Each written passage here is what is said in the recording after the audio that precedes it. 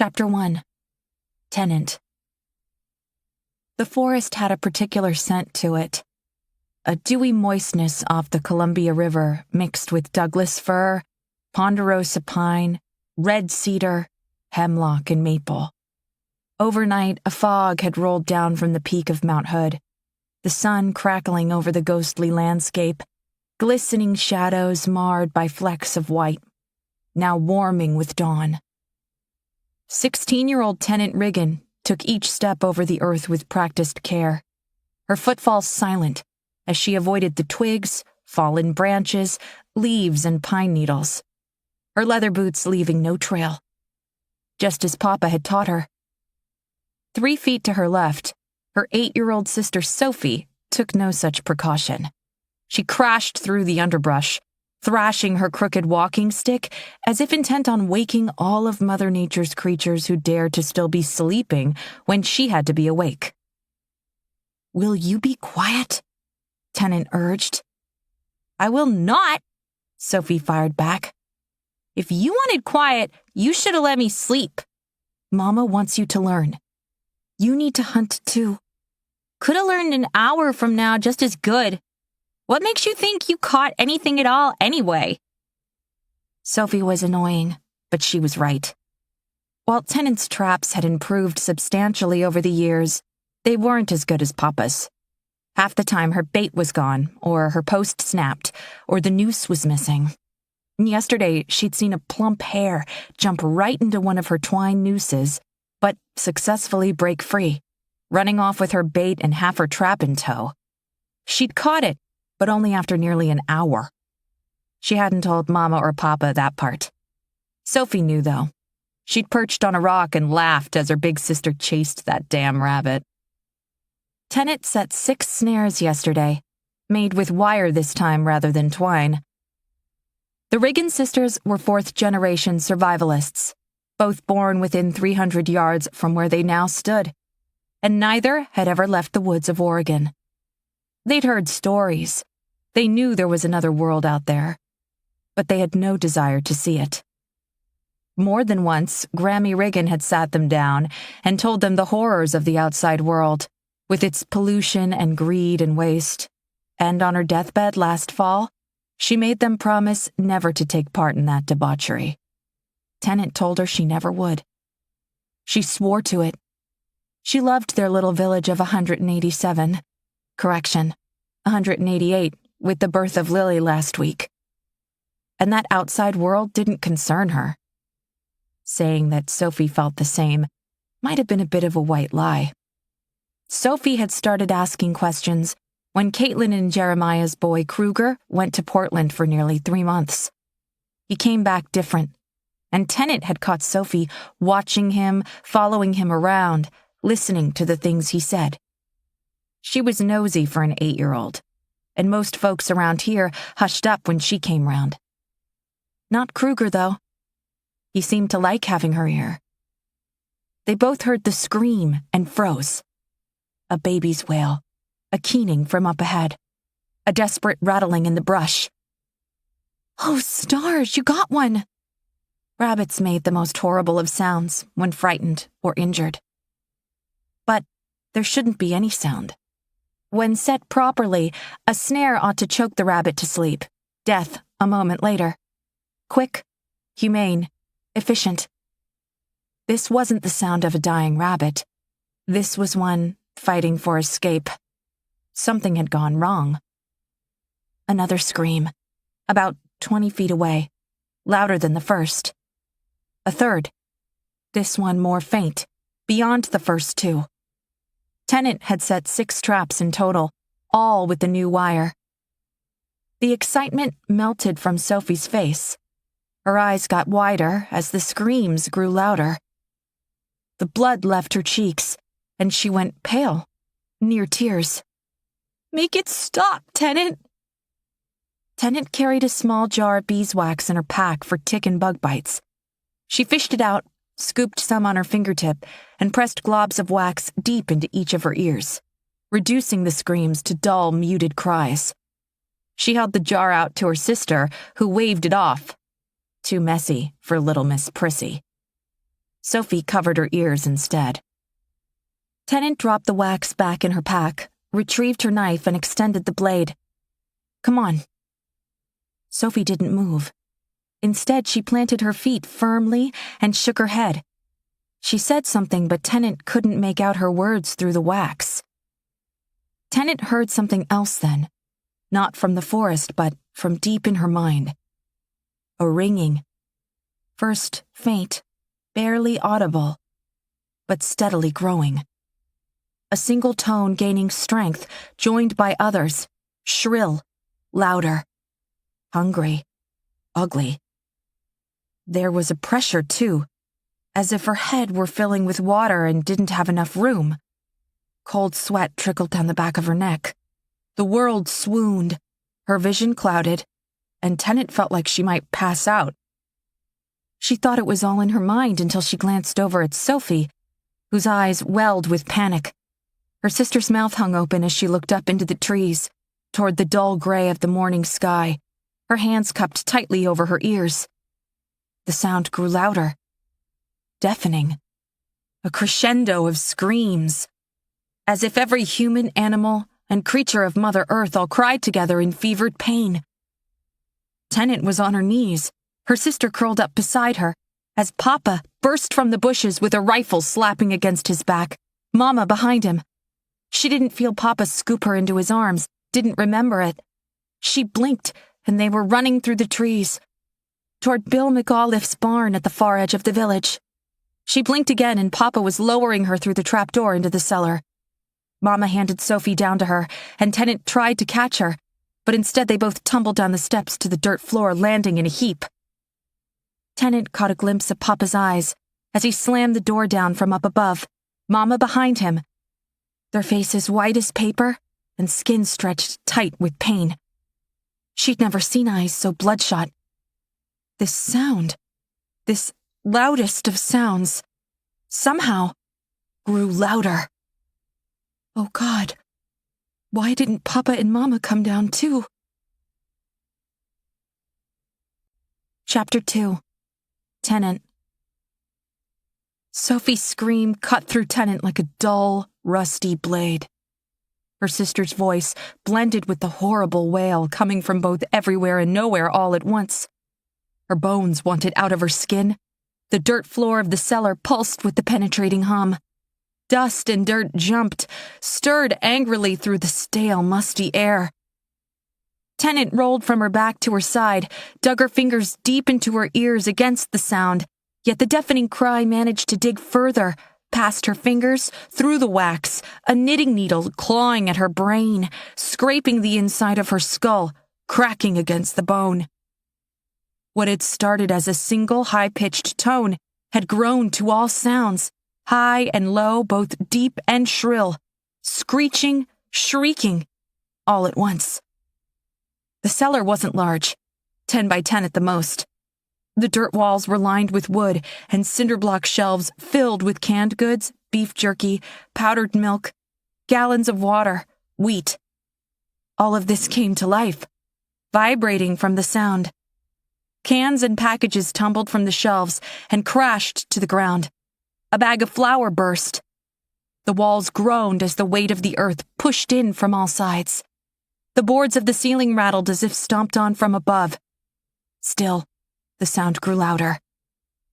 Tennant had no idea she was screaming, too, until she ran out of breath and choked on the air. Dirt, dust, flour, all filling her lungs at once. She coughed it back out, forced herself to stand, clawed at the cellar door. Why had Papa locked them in? They'd die down here. And Mama and Papa out there. On the ground at her feet, Sophie's hands and arms wrapped around her head, her knees pulled tight against her chest. Blood dripped from the corners of her eyes, from her button nose, seeped out from between her fingers over her ears. Thick, congealed blood, dark red, nearly black. One of her hands shot out and wrapped around Tennant's ankles and squeezed so tight the pain brought her back down to the floor. The sound grew louder. Tennant wanted to hold her sister, but her arms and legs no longer obeyed her. Her heart drummed against her ribs, threatened to burst. She couldn't get air, each gasp no better than breathing water. Her eyes rolled back into her head. Her vision first went white, then dark, as the walls closed in. The cellar no better than a grave. Chapter 3. Tennant. When Tennant woke, her eyes fluttered open on muted darkness. Light crept down from above, leaking from between the cracks in the ceiling boards, flickering over the dust hovering in the air, finding her on the floor, on her back, her right leg twisted awkwardly beneath her. Utter silence. The silence so complete, Tennant thought she could no longer hear at all. Then she remembered the wax in her ears and clawed it out, sat up, gathered her senses. Sophie? Tennant had experienced earthquakes before. Two she recalled vividly, and neither had left the cellar in such disarray. Most of the shelves had collapsed. Those still in place were bare. The ground littered with their contents. Canned berries and jams had exploded, their sweet scent mixing with the dust, shards of glass everywhere. The once familiar room looked foreign to her. She spotted Sophie tucked into the corner, crouched, rocking side to side on her feet. Matted hair and blood covered her face. Her eyes were wide but unfocused. Her lips moved in some silent conversation. Tennant shuffled through the debris and went to her. Every muscle in her body ached, as if she'd spent the day in the cornfield or baling hay. When she reached out to Sophie, her sister didn't respond to her touch, only continued to mumble, although Tennant couldn't make out the words. Her eyes were bloodshot, like Mama and Papa's. She was horribly pale, too, cold to the touch. Sophie? Can you hear me? Her sister didn't respond. Tennant wrapped her arms around her, tried to stop her from rocking, but her sister continued to move side to side. Tennant leaned in closer, brought her ear to her sister's lips. Sophie's incoherent mumbling was barely a whisper. Tennant didn't know what her sister was saying, but there was urgency to the words. Her head nodded as she spoke, her eyes flickering about the room without really looking at anything at all. Tennant snapped her fingers. Nothing. She slapped her. She didn't want to, but it did work. The rocking stopped. Sophie sucked in a breath and went rigid, her gaze fixed on her sister. Tennant pressed her palms to Sophie's cheeks. You okay? Sophie stared at her for a moment, confused. Then, her hands went to her ears, her fingertips digging inside. Tentatively at first, then more fevered, aggressive. Tennant grabbed her wrists and tried to make her stop, but she was so strong. Both their hands came away bloody. Sophie screamed, and that only made things worse.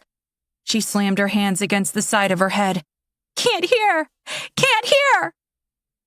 Tennant tried to pull her arms away, but Sophie just slapped at her, banged the sides of her head again, each blow more harsh than the last. No, no, no! Sophie, stop! Smack. Smack. Smack. She started rocking again, faster than before. Left to right, right to left, back again. Smack, smack, smack. Sophie pushed her back, sending Tennant tumbling across the floor into a barrel of cornmeal. She had to get them out of there. She knew Bill McAuliffe kept an axe down here. Normally it hung on the wall in the far right corner, but now she found it on the ground under a pile of powdered milk cartons. Tennant hefted the heavy axe and scrambled up the steps to the trap door. With the blade facing up, she gripped the handle with both hands and swung up at the door. She aimed for the hinge but struck the wood about 4 inches off center. She repositioned and swung again. On the third hit, the first hinge snapped. The second hinge took 5 blows. The door fell in, and sunlight streamed down through the opening. Dropping the axe, Tennant went back down into the cellar and grabbed Sophie's hand. Come on. At first, she thought her sister would fight her, but instead, she was on her feet. She pushed past Tennant and raced out into the open air. Wait! Tennant hollered after her, bounding up the steps. There shouldn't be daylight.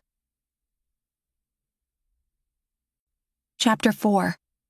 Tennant. The McAuliffe barn was gone. Tennant found Sophie standing where the barn door had been, her back to her. The roof of the old building was missing, the walls nothing but a crumbled ruin. Cracked and splintered boards littered the ground, hay tossed about wildly. Only a single post remained, sticking awkwardly out from the earth, no longer straight, but like a finger pointing east on a bent knuckle. The air was still, filled with unsettling calm. Tennant crossed over to her sister, each step heavier than the last, as she realized what Sophie was looking at. Their village was gone, too. Leveled. Not a single structure still standing.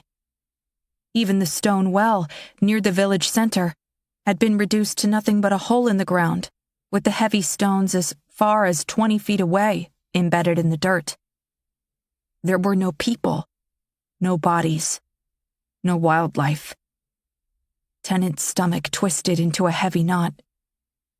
Papa had told them about tornadoes, but he also told them they were rare in Oregon. She had never seen one, but nothing else could explain this. Her hand was on Sophie's shoulder, and she must have squeezed too hard. Her sister shook her off, slowly started rocking again. Left to right, right to left. A dog barked across the emptiness, and Tennant's head swiveled toward the sound. Zeke. She found herself walking toward him in a half-daze, towing Sophie by the hand. They found the yellow Labrador cowering in the remains of their home, nothing more than a shivering puddle of fur pressed against the flattened hearth of their fireplace, the chimney a pile of rubble beside him. Tennant fell to the ground and buried her face in his body. "Hey, boy. It's okay. It's okay." At first, he didn't seem to notice her. Then, he tentatively lifted his head and licked her cheek. Sophie remained standing, her feet moving in place, her gaze lost in the direction where their room should have been. Beyond that, to the empty space of their parents' room. She choked back a sob. "Where are Mama and Papa?" Zeke whimpered and buried his face in the crook of Tennant's arm. "How did you escape this, brave boy?"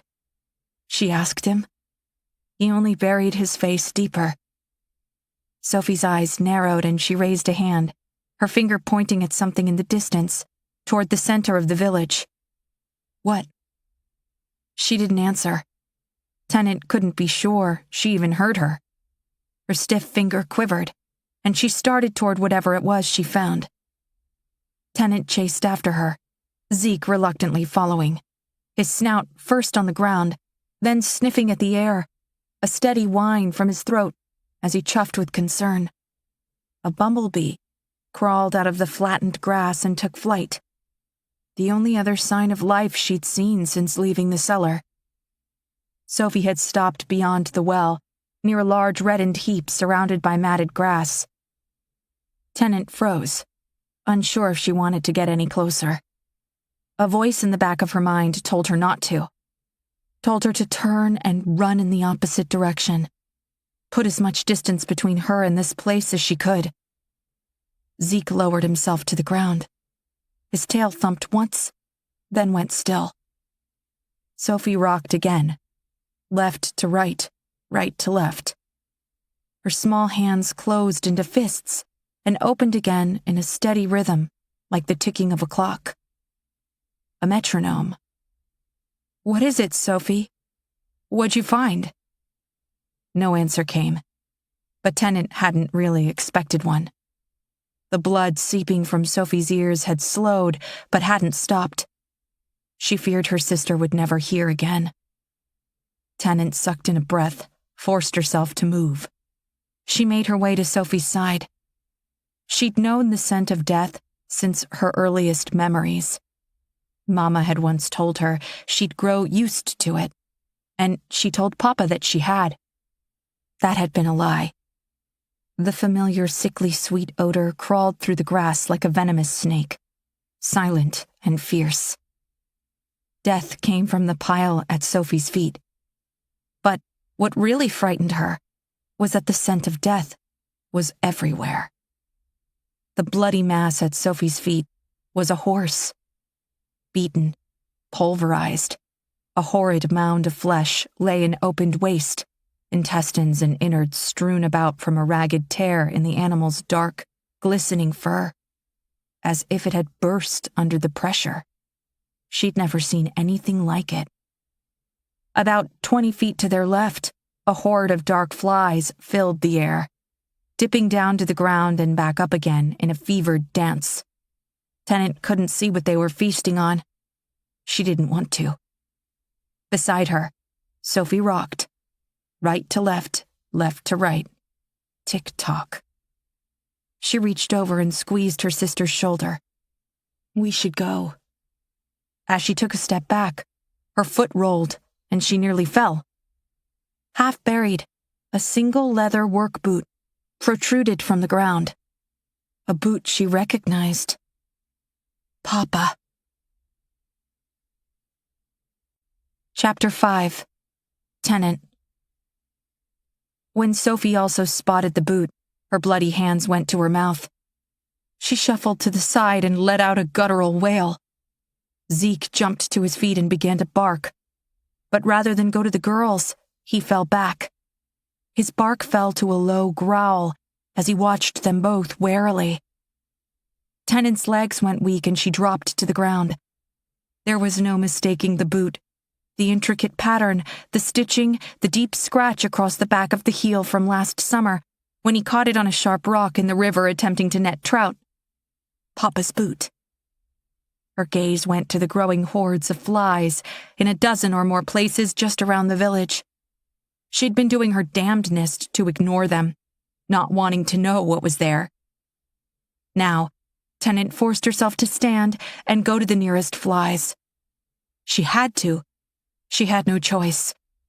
When she came close enough to see it was a goat, the air left her lungs and didn't want to go back in. "It's not Papa, Sophie. It's only his..." Sophie took off, darting across the center of the village toward the trees on the opposite side. With a single huff, Zeke went after her, a blur of yellow. Tennant ran after them both, and although Sophie's legs were only a fraction of the length of hers, her little sister somehow managed to pull ahead. She crashed through the bushes and underbrush with complete abandonment without any regard for the sharp branches and thorns biting at her skin, smacking her in the chest, arms, and face. Sophie pressed on at a pace so quick, Tennant lost sight of her altogether.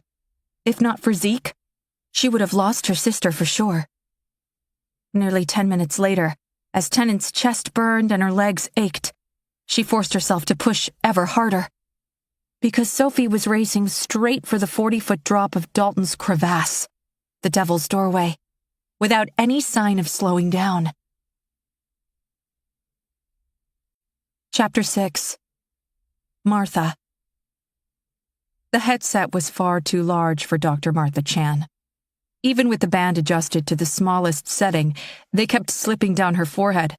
She found herself holding them in place, alternating from her right hand to her left and back again whenever her arm got tired.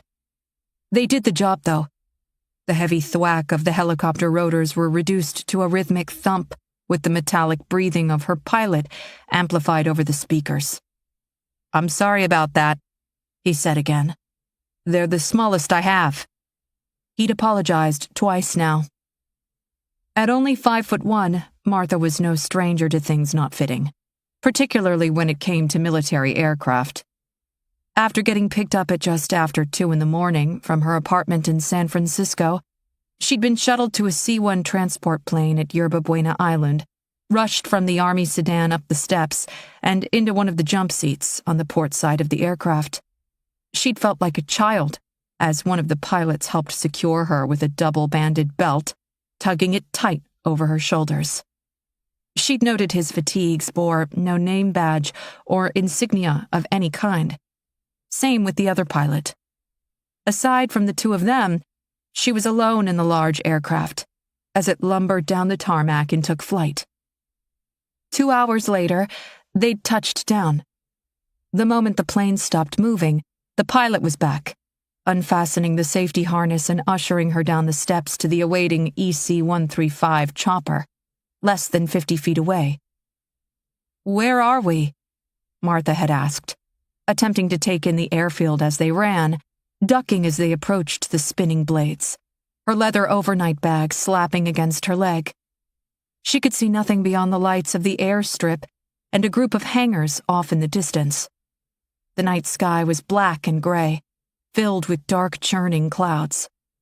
Even the moon had abandoned her. "I'm not at liberty to say, ma'am." The 2 large headphones had been sitting on the back seat of the helicopter. She'd put them on and adjusted the microphone as her escort closed and locked the door, then ran back toward the plane. Her new pilot had looked back at her and nodded toward a large manila envelope on the seat beside her. "Ma'am, please place your cell phone in that envelope. I was told to collect all communication devices before I'm permitted to go airborne." He glanced at her Apple Watch. "That too, please." Martha frowned. "The watch isn't cellular. I just use it to track my fitness information." "Please, ma'am. I have orders." She sighed. She knew better than to argue with military personnel. He'd sit here for the next 2 weeks and wait on her before he'd violate orders. None of these guys seemed to think for themselves. She supposed that was appealing for some, but not for her. Mark, her ex-husband, would be the first to tell anyone willing to listen that Martha was a control freak of the highest degree. In the final months of their marriage, they'd had blowout arguments over things as ridiculous as who got to control the television remote. Understandable, considering his choice in programming was shit. But the arguments didn't stop there. They'd managed to find a way to fight about damn near everything. Fighting may have been the only thing they were good at. 2 strong-willed Type A personalities under the same roof were bound to end bad. Always did. The twins held them together that last year. Without those 2, they would have called it quits a long time ago. Christ, the twins. This coming weekend was her turn to take them. Nobody had told her how long she'd be gone this time. They never did. A 2-hour flight in the transport plane from the airbase in San Francisco could put her anywhere in the western United States. Idaho, Utah, Arizona, maybe Wyoming, Colorado, or New Mexico. Even Baja, although she hadn't seen any sign of the ocean. She had no way of knowing what direction they'd flown. She didn't like not knowing where she was. She liked communication blackouts even less. Martha powered down her phone and smartwatch, dropped them into the envelope, and handed it up to the pilot. The chopper was airborne a few minutes later, soaring through the night. From the window, she studied the distant skyline. "What city is that?" The pilot glanced out the window, then at her in the mirror. "I'm not at liberty," she waved a hand and cut him off. "Not at liberty to say, I understand." They flew in silence for 30 minutes. The pilot was the first to speak. "You're not military?" he asked. "Are you some kind of doctor?" "What makes you think I'm not military?" "Your clothes, that leather bag, the way you're gripping your armrest. My military passengers tend to sit back and enjoy the ride, happy for the downtime. You look like you're ready to jump. Civilian." Martha released the armrest and nudged her headphones back up on her head. "Doctor, yeah." "Where'd you go to school?" "I did my undergrad in biology at UC San Francisco, then 4 years at Hopkins studying trauma surgery. After that, I got my psychology PhD from Berkeley." She was looking out the window again. "Are those mountains down there?" He ignored her. "That's a lot of school." "I like school." "Kids?" Martha nodded. "Boy and a girl. Twins. Emily and Michael." "How old?" 8. "Good for you." Light started to creep up over the horizon. They were heading east. I've got a little boy. Name's Tim after his grandpa. He's going on 13 now." The pilot showed her a photograph of a boy with a mop of white hair holding up a fish. "Tighten up your belt, we're about to land."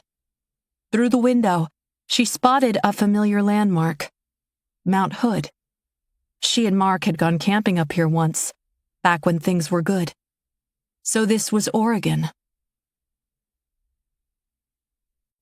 Chapter 7. Martha. The EC-135 touched down in the grass about 30 feet from two other helicopters, and a 50-ish man in a tan uniform with dark olive pants ran out from the porch of the cabin, one hand holding his hat, the other shielding his eyes as the blades kicked up dust and dirt. Martha took off her headphones and fumbled with the latch on her belt. The man opened her door and shouted over the engine noise. "I'm Hoyt Rayburn with Forest Rangers. Welcome to Zigzag Station. Can I help you with that?" He snatched Martha's bag from the seat before she had a chance to answer and helped her out of the chopper. They were halfway to the cabin when the helicopter shot back up into the sky. Martha turned and frowned. "He still has my phone and watch."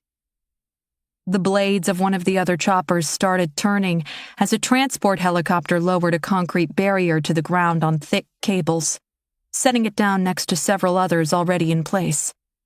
There were people crowded around, directing the work. The noise was deafening. "What?" Rayburn shouted back. "Never mind."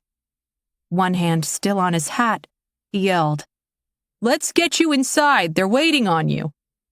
Another truck pulled up, some type of military transport. A few men jumped out the back and began unloading rolls of chain-link fencing. Martha followed Rayburn up the steps and into the building. He closed the door behind her, took off his hat, and brushed the dust off.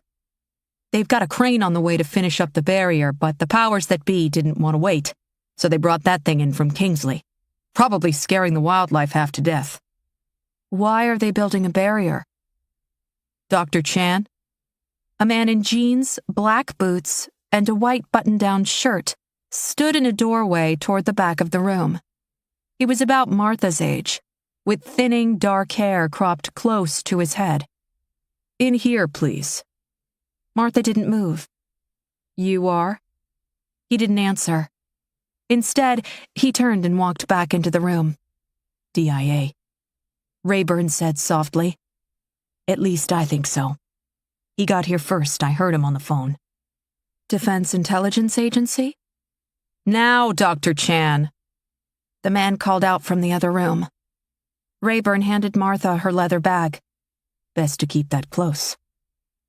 Zigzag Station was larger than it appeared from the outside. The walls of the main room were lined with educational displays, photographs of local wildlife with detailed descriptions and histories stenciled beneath protective plastic. Martha imagined this was the kind of place schoolchildren visited on field trips. There was a counter off to the far right, covered in pamphlets and brochures for local tours and outings. There were several vending machines, too, stocked with water and soda, candy, and energy bars. Although the exterior of the cabin was covered in siding, the interior was made up of exposed beams and white oak, most likely sourced locally. There was a fireplace, but it didn't look like anyone had used it in some time, more for show now. As she stepped through the doorway at the back, 3 more people looked up at her from around a large oak table. 2 men and a woman. One man wore a suit. The second was in a sweatshirt and jeans. The woman wore a tank top and yoga pants, her hair pulled back in a ponytail. Martha pictured a crew similar to the one that collected her, picking this woman up from the middle of a morning jog somewhere. Without a word, they all looked back down at the large stack of papers in front of each of them. The man from the DIA pointed toward a vacant spot. Another pile of pages there, a black ballpoint on top. "Please take a seat, Dr. Chan.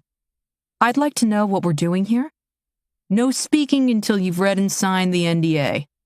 You'll need to initial each page in the bottom right corner as well." Martha frowned. "NDA? I have top secret clearance." The man in the suit fought back a grin and flipped to the next page of his papers.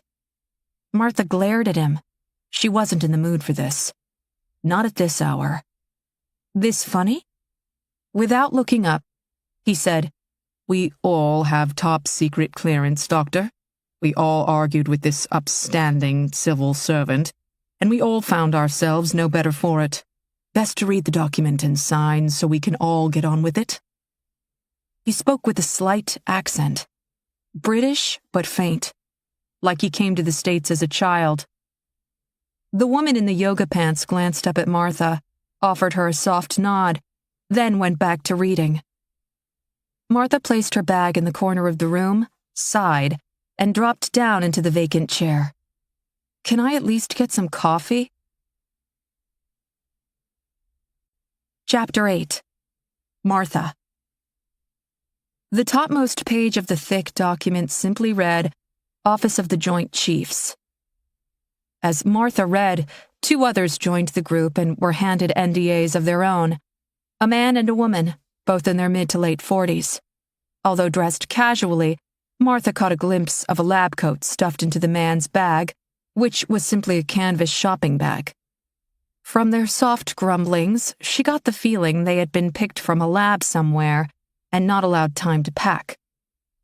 37 minutes passed before the last person slid their NDA across the table to the man from DIA. He placed each of them carefully in an oversized leather briefcase, snapped the locks, and set it behind him on the floor against the wall. Martha leaned forward in her chair. "Now can you tell us what this is all about?" He studied each of their faces in turn, then looked down at his watch. "Shortly. We're waiting on one more." "Introductions, then," the man with the British accent said. "I'm Sanford Harbin with NOAA." "A climatologist?" Martha asked. Harbin nodded. "Interesting. I'm Martha Chan, a civilian liaison with the military for medical crises, and a PhD in psychology at Berkeley." "Dr. Chan. Pleasure. I read a paper you wrote about a decade ago on the negative psychological effects of overpopulation in first, second, and third world populations," Harbin said. "I read that paper too." The man in the white sweatshirt and jeans said, "My name is Russell Fravel, astrophysicist. I'm with Garner out in Boulder." Fravel, an African-American, his hair graying at his temples, studied her from behind round, silver-framed glasses. "You estimated the planet could sustain 9 to 10 billion people at maximum. A bold statement, considering many others post numbers nearly double that. Some accused you of attempting to start a panic, considering we're close to hitting your number." Martha shifted uncomfortably in her chair. "I'm Dr. Brianna Hoff, planetary biology," one of the latecomers said. She pointed a thumb at the man to her right. "This is Dr. Brian Tomes, geology. We're both with NASA in Houston." "NASA?" This came from the young woman across the table in the tank top and yoga pants. She pursed her lips, mulled this over. "A climatologist, an astrophysicist, geologist, biologist, and a shrink? All brought together by the Department of Defense? My money is on alien invasion." Martha tilted her head at her. "And you are?" "Dr. Joy Reiber, Department of Agriculture. I was set to give a speech today in D.C. and couldn't sleep, so I figured I'd get a little exercise." She jerked a thumb back at the man from the DIA. "Mr. Holt kidnapped me near Washington Mall. She glared at him. "You showed me some bogus badge and rushed me into a van with 2 of your cohorts. I damn near maced you." Harbin looked up at him. "Mr. Holt, is it?" Holt cleared his throat. "Keenan Holt, State Department." "Are we being invaded by little green men, Mr. Holt?" Harbin's accent made the statement sound even more absurd than it was, yet nobody laughed. An alarm went off. Holt's watch. He silenced the beeping, checked the time, and glanced over at the door with a frustrated sigh. Best to just get started. From a shelf behind him, Holt retrieved a laptop, which he set on the table. The screen came to life when he opened it. He sorted through some emails, located one. I'm going to play a statement for you. I need you to pay close attention. He clicked on an attachment, and an image of an older man, bald, wearing a gray suit and red tie, filled the screen.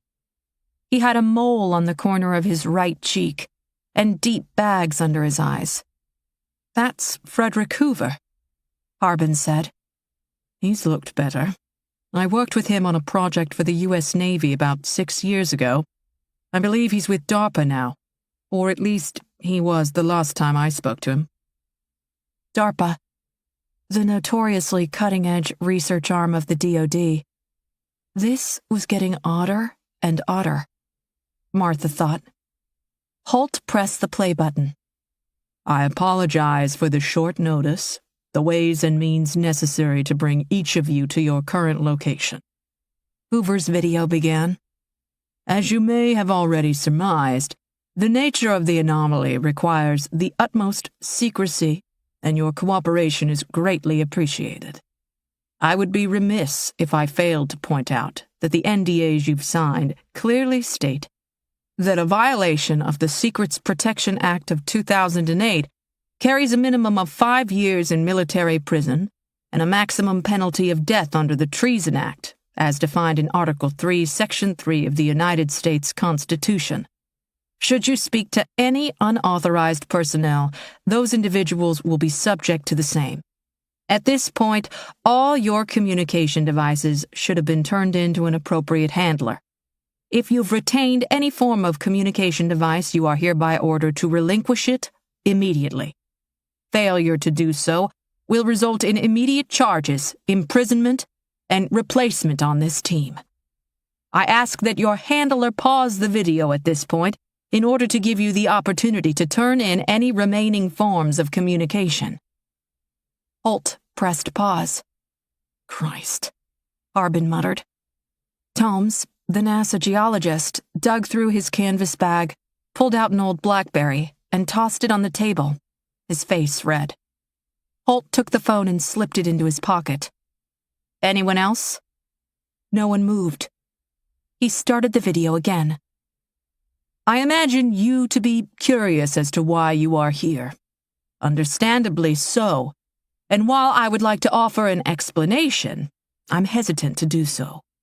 I fear sharing our current theories and analysis of the anomaly may prejudice your own opinions and theories, and we prefer you approach this situation without such handicaps, at least for your initial exposure. We will reevaluate upon debrief. In a moment, you will be transported to the anomaly. We ask that you do not consult one another until after your individual debrief and return to base. We'd prefer to hear your individual thoughts before you compare notes. At that point, the video ended. The anomaly? Reiber repeated portentously. Martha didn't like this one bit. Why a taped message instead of a live conference? Seems like just a way of avoiding questions. Brianna Hoff, the other NASA scientist, leaned over the table and pointed at the screen, where the email was still open. Look at the CC list here. Joint Chiefs, White House, about a dozen addresses with NSA. Holt reached over and closed the laptop before she could read the rest. Your point of contact will be me. If necessary, I'll initiate a conference with members of the distant team. Our handler, Harbin said with an edge to his voice. Correct. Since when does the Defense Intelligence Agency run scientific ops? Martha said. Oh, this is clearly a military concern, not scientific. Fravel pointed out. I never said I was DIA. Holt locked the laptop in the leather briefcase with the NDAs. We're wasting time. I need everyone in the choppers. You can leave your personal belongings in this room. We've got a 2-hour window. Martha watched him leave and head out the front door of the ranger station. Nobody moved. After about a minute, Tomes tapped his pen several times on the table. I don't know about the rest of you, but I'm curious. He got up and followed Holt. Me too. Ryber stood as well, tucking her tank top down with her left hand. Martha noted some kind of tattoo on the small of her back, but couldn't make out what. Martha got up. The rest did as well. Outside, she eyed the concrete and chain-link barrier going up around the perimeter, nearly half done now. More trucks had arrived while they were inside. Harbin was studying it too. He leaned close to Martha, whispered in her ear, "If they're taking us to this anomaly in helicopters, clearly a distance from where we stand, aren't you the least bit curious as to what they're trying to keep out of this little slice of heaven?" Chapter 9. Tennant. Dalton's crevasse broke the forest in half, stretching nearly half a mile north and south, and nearly 20 feet wide at the center. It was a ragged, angry crack in the earth, nicknamed the Devil's Doorway. Papa had said it was formed by a long, dry, ancient river, or maybe an earthquake. Mama told her God had gotten angry and tried to tear the mountain in half. Both had claimed it had no bottom, and anyone who slipped off the edge would fall forever. Tennant and Sophie had spent hours throwing rocks over the side, listening for them to hit bottom, but they never did. 2 footbridges crossed the expanse, one about a quarter-mile south, the other to the north. Sophie didn't stop. She didn't even slow. The sight of that edge seemed to invigorate her. While Tennant found herself gasping for breath, Sophie only seemed to gain energy and speed. Her tiny legs moved with ungodly energy and purpose. As they approached the crevasse, Zeke's barking grew insistent, panicked, filled with whines and cries. He tore through the tangle of branches, slipped on some leaves, regained his footing, and bounded after Sophie. He reached her about 15 feet from the edge, getting under her feet, trying to trip her up. This slowed her, if only a little. Tennant ignored the burning in her legs and chest, and forced herself forward. She cut through the last of the trees, closed the distance, pushed off a rock, and leaped at Sophie. Her fingers brushed the back of her sister's jacket, rolled over the fur at the bottom, and slipped off the top of her jeans. Tennant's shoulder cracked against the rocky earth, and a sharp, white pain cut through her vision. Her outstretched hand closed around Sophie's ankle, and she yanked her leg out from under her. Sophie fell forward, dropped hard on the rocks, and went still. "Sophie!" Tennant cried out, scrambling to her hands and knees, less than a foot away from the edge. Gravel and earth crumbled away, fell down into the black. Sophie was awake but stunned. She stared up at Tennant with those terrible bloodshot eyes. Zeke shuffled back several steps, watching them, a low growl in his throat. There was blood on her sister's face, the sides of her head, on her neck. Not from the fall, but from her mouth, ears, and nose.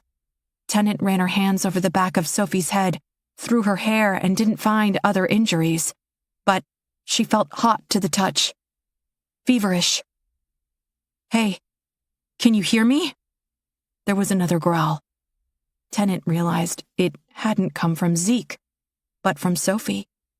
Her eyes narrowed, and her tiny hands reached up, scratched at Tennant's face, punched her chest. She managed to get a hold of Tennant's braid and yanked her head sideways with incredible strength. How was she so strong? Adrenaline? Tennant grabbed her wrists, pinned them to her sides. The girl struggled like a wild thing caught in one of her traps. "Stop, Sophie, stop!" Tennant wrapped her arms around her in a tight hug and pulled her close, like Papa. Sophie went limp, buried her face in Tennant's shoulder, and began to sob. Yet, when Tennant loosened her grip, Sophie tried to slip away toward the crevasse again. She brought her knee up and caught Tennant in the gut, knocking the wind out of her. She tried to dive for the edge.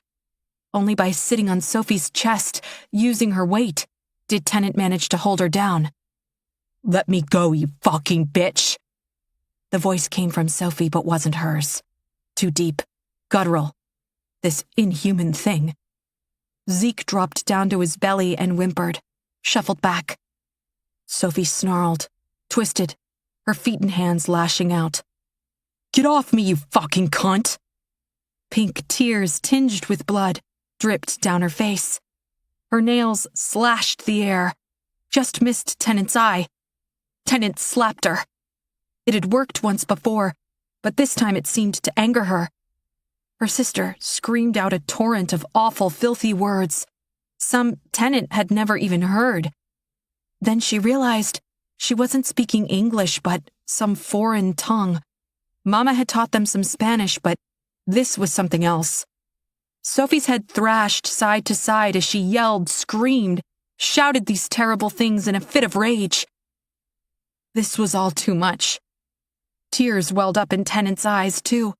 She found herself crying with her sister, trying to hug Sophie, even if she didn't want to, as she tried to fight her off. Glancing back in the direction of their village, Tennant hoped someone would come out of the woods. Mama, Papa, someone, anyone. But nobody did. She'd never felt so alone. Chapter 10. Tennant. Tennant used the spare wire in her pack to secure Sophie's hands behind her back. She also wrapped her belt tight around her sister's legs just above her knees, forcing her to move at a slow shuffle. Even so, the moment Sophie was back on her feet, she dove for the edge of the crevasse again. Had Tennant not been there to grab the hood of her coat, she would have surely gone over. Most of the words leaving her sister's mouth were incoherent gibberish and angry curses. But for one brief instant, when Tennant had pulled her back and slammed her down into the rock again, Sophie had looked to the west and pointed, a single name rolling off her tongue. Anna Shim. Tennant hadn't seen anyone and didn't know anyone by that name. When she called out, nobody answered, but Sophie had continued to gaze off in that direction, her disturbed eyes fixed. From the maps Papa had shown her, Tennant knew there was nothing that way but wilderness for 100 miles. She supposed there could be campers, maybe even hunters or poachers, but most of those folks tended to stay on the west side of Mount Hood.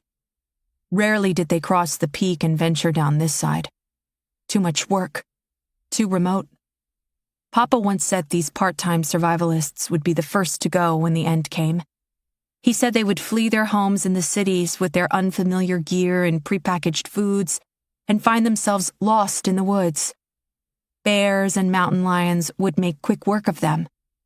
But then the villagers would find their gear and put it to good use. Anna. Sophie murmured again, her red eyes still on the west, staring beyond the crevasse, off into the trees. There's nobody out there. Still holding her sister's hood, Tennant gave it a tug. Come on, we gotta go back. She wasn't sure if Sophie could hear her or even understand her. She'd snapped her fingers near her sister's ears several times and gotten no response. When she spoke to her, the words seemed lost on her, meaningless. Zeke was more responsive. Sophie started rocking again, left to right, right to left, swaying back and forth. Tennant gave her a push back in the direction of the cellar. Papa and Mama had put them there for a reason. That's where they needed to wait. She tried not to think about the boot or the look on their faces. She told herself Papa and Mama would be standing there over the cellar door, angry that they'd left, and she was fine with that. They could be as angry as they wanted, as long as they were there. Sophie didn't move at first, only rocked in place.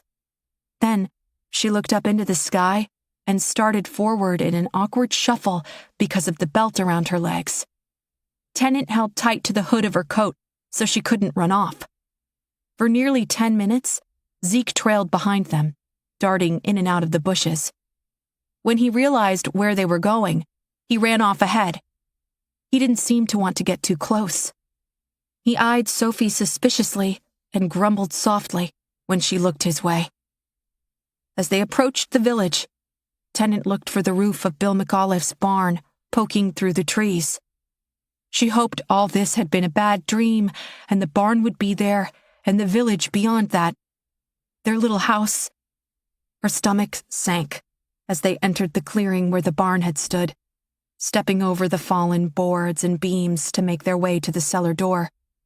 The air buzzed with flies, stank of death. No sign of Papa or Mama. When Tennant opened the trapdoor, Sophie took a step back. With her hands and legs bound, she wasn't sure she could get her sister down the steps if she fought her. She couldn't untie her, though. No way. About a dozen feet away, Zeke took a seat where the barn door had stood. Tennant snapped her fingers at him and pointed down into the hole. Maybe Sophie would follow him down. Zeke only looked back at her. He lowered himself to the ground and rested his snout on his paws with a soft whimper. Tennant cursed at him and knelt on the ground in front of Sophie. Papa and Mama will be back for us, so we need to wait here. Do you understand? Papa will know what to do. She reached up and stroked her sister's tangled hair. It was damp with sweat, sticky with blood. You need to rest. You're getting sick. A gurgle rose from Sophie's throat, but she said nothing. She didn't so much look at Tennant as through her. She was facing west again. There's food down there. Water. Aren't you hungry? Tennant tried to edge her toward the cellar, toward the steps. Instead, Sophie's arms jerked, her shoulders wrenched. She yanked at the wires binding her hands. Don't do that. The gurgle turned to a deep growl. Sophie jerked again. Her entire body spasmed. You're going to hurt yourself! When Tennant looked at her sister's hands, she realized Sophie must have been tugging at the wire the entire time they walked. Her wrists were covered in bloody welts. Sophie yanked again. The metal dug in even deeper. Don't! Untie. Now. She breathed in that ugly voice, pumping her wrists. Blood trickled down over the wire, a drop landing in the dirt at her feet. Tennant reached for her sister's arms, not to untie her but to hold her still long enough to get a better look. At first, Sophie let her, but when she realized she wasn't removing the wire, she pulled away. Tennant saw enough, though. She'd have to replace the wire with something else, maybe rope or cloth, something softer. She'd need bandages, ointment. Untie! Sophie charged her. Shoulders hunched, she leaped forward in a blur. At last check, the 8-year-old only weighed 55 pounds, but when she slammed into Tennant, it was with the force of a small truck. The air burst from Tennant's lungs, her feet went out from under her, and she fell backward with Sophie on top of her. She huffed angrily, glared at Tennant with those red, puffy eyes, then reached for her own head, grabbed a handful of hair, and yanked it out. The bloody clump fell from her fingers, fluttered through the door in a stringy strands of blonde. The two of them dropped through the open cellar door and rolled down the steps, landing hard in a heap on the earth floor, gritty dust pluming up around them. Chapter 11. Martha. With 2 pairs of bucket seats positioned opposite each other, the passenger compartment of the EC-135 held 4 people. Martha Chan and Sanford Harbin sat next to each other, facing Russell Fravel and Joy Reiber. Keenan Holt, Brian Tomes, and Brianna Hoff were in a second chopper following behind them. They were airborne within a few minutes of boarding, and although Martha could see the pilot's lips moving, she could no longer hear him through the headphones. Apparently, he was speaking on another channel. She had hoped to gather additional information. Locations, size of deployment, general chatter. You could learn a lot listening in on an open radio channel. All those voices speaking to one another sometimes forgot you were there. Any child could tell you the best information was always gleaned from adults speaking in hushed voices, one room over, thinking you were asleep. Who do you suppose was late to the party? Harbin said, his voice thin over the headphones. It seemed the passengers were all on the same channel at least. Martha turned to see a pensive look on his face. What? Our lovely handler, Mr. Holt, said we were expecting one other person. Someone he wanted at that little dog and pony show, but not someone he felt important enough to wait on. Joy Ryber pulled the elastic band from her hair, gathered her blonde locks together again, then replaced it. That shit was hiding something. Beside her, Russell Fravel chuckled. DIA hides everything. That's their job. If you caught him with his pants down and his pecker in his hand and asked him what he was doing, he'd tell you he was brewing coffee and make you believe it. We've got to assume everything he's telling us is utter bullshit and piece together whatever is happening on our own. He's just as likely to feed us disinformation as the truth. Ryber frowned. Why bring us all this way and lie? How can they expect us to determine anything without all the relevant facts? Harbin nodded in agreement with Fravel, then told Ryber, we're here to find all the jigsaw pieces scattered about. Someone else has been tasked with putting the puzzle together. Most likely Frederick Hoover, the man in that video message. That's the only way to explain the involvement of DARPA. You said you knew him? Martha pointed out. Harbin nodded again, and I know how he works. In that video, he looks tired, run down. When he's on a project, particularly something time-sensitive, he goes all in, to the point of self-neglect. I've seen him go days without sleep or a shower. He doesn't eat unless someone reminds him, doesn't shave. Whatever's going on here, he's been working on it for several days at this point. Maybe longer. An alien invasion, Ryber said flatly, looking at Fravel. That's why you're here. Fravel waved a dismissive hand at her. I've spent my entire adult life staring up into the cosmos, and I can tell you with relative certainty if there was someone else out there close enough to stop by and visit. We would have found them by now. This is something else. Then why bring in an astrophysicist? He shrugged. No idea. My work focuses on the study of a star's life cycle. I can't imagine how my particular skill set is useful here. Besides, if something as far-fetched as an alien spacecraft approached this planet, I would have heard about it through a colleague. We have a worldwide network and tend to share data. Even the Chinese and Russians are cooperative. We try not to let politics dictate our work. Harbin leaned forward. There must be a reason each of us is here.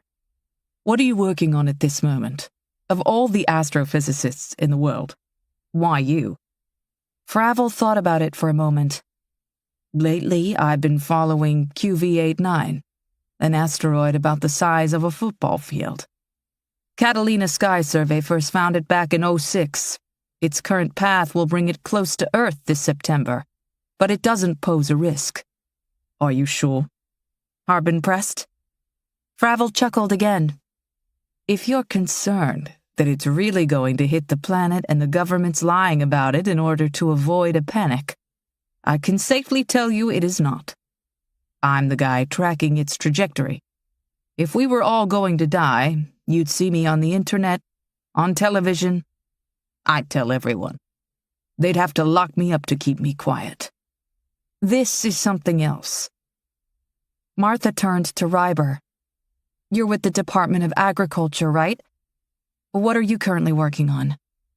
Ryber glanced out the window, then back to Martha. I study pollination, specifically how it's impacted by the decline in the world's bee population. That's what my speech today was supposed to be about. She let out a sigh. God, I hope I don't lose my grant over this. In a few hours, several hundred academics are going to gather at the Babson in D.C., and I'm clearly not going to be there. The timing of this couldn't be worse. She looked out the window again. If we're in Oregon, I don't think this is about bees. The closest large-scale decline in honeybee population is north of here, in Washington, a good 300 miles away. I must have been dragged here for another reason. Harbin's eyes were back on Martha. And you? The focus of the paper I read was overpopulation. That's hardly a problem out here. What's their interest in you? Much of what Martha did was classified. She weighed what she could tell him. I'm typically brought in to help deal with the psychological effects of large-scale medical emergencies. Bird flu, SARS, Ebola, coronavirus. Lately, I've been focusing on isolated measles outbreaks. Like Dr. Reiber said, Washington State would be the closest. I'm not aware of anything in Oregon. What about you? Harbin sighed. For the past 3 years, I've been studying the impact of fluctuating tides on coastal urban centers. We're heading in the opposite direction of the ocean right now. I can't think of a single reason for the powers that be to rush me out to this place. Martha looked back out the window at the landscape below. There was no denying the beauty. Deep green forests, icy blue lakes, wild, still relatively untouched by the barbarism of humans. The land below them looked so peaceful, serene. As they flew by the peak of Mount Hood, she couldn't imagine what could possibly be happening. She saw it then, and gasped. Oh, God. Chapter 12. Martha. Sanford Harbin leaned over Martha and looked out her window. Well, I find that very odd indeed. Across from Martha, Russell Fravel adjusted his glasses and peered out his own window. He spoke slowly, processing his thoughts as he said them aloud. Difficult to say from this height, but I'd estimate the width to be around 20 yards. Looks like it starts at that crevasse and peters out somewhere in the woods. He glanced over at Harbin. You're right. Very odd. Why would they bring us in to investigate tornado damage? There's not a single meteorologist on the team. We didn't bring in a meteorologist because what you're looking at wasn't caused by a tornado, a voice said over the radio. Halt. You could learn a lot listening to an open radio channel. All those voices speaking to one another sometimes forgot you were there. Damn it. Joy Reiber blew out a frustrated breath. If you brought me here for a tornado, It's not a tornado, Holt insisted. The average width of a tornado's path is 300 to 500 yards. Obviously, this is nowhere near that wide. I've been told the width of this path isn't on par with the destruction left behind. If this had been a tornado, the estimated wind speed necessary to create this damage would be around 250 miles per hour. That would make it an F4 on the Fujita-Pearson scale. The minimum width of an F4 is 0.3 miles. That's a little more than 500 yards. Our path is no more than 20 or 30 yards wide. A tornado of that size would be considered an F1, with wind speeds of no more than 112 miles per hour. Not strong enough to leave this kind of damage. Like I said, this wasn't a tornado. Harbin was shaking his head. I don't think you could make that determination from this swatch of land. An average is just that, an average. I've read about F4s and even F5s with maximum wind speeds that didn't conform to the norm.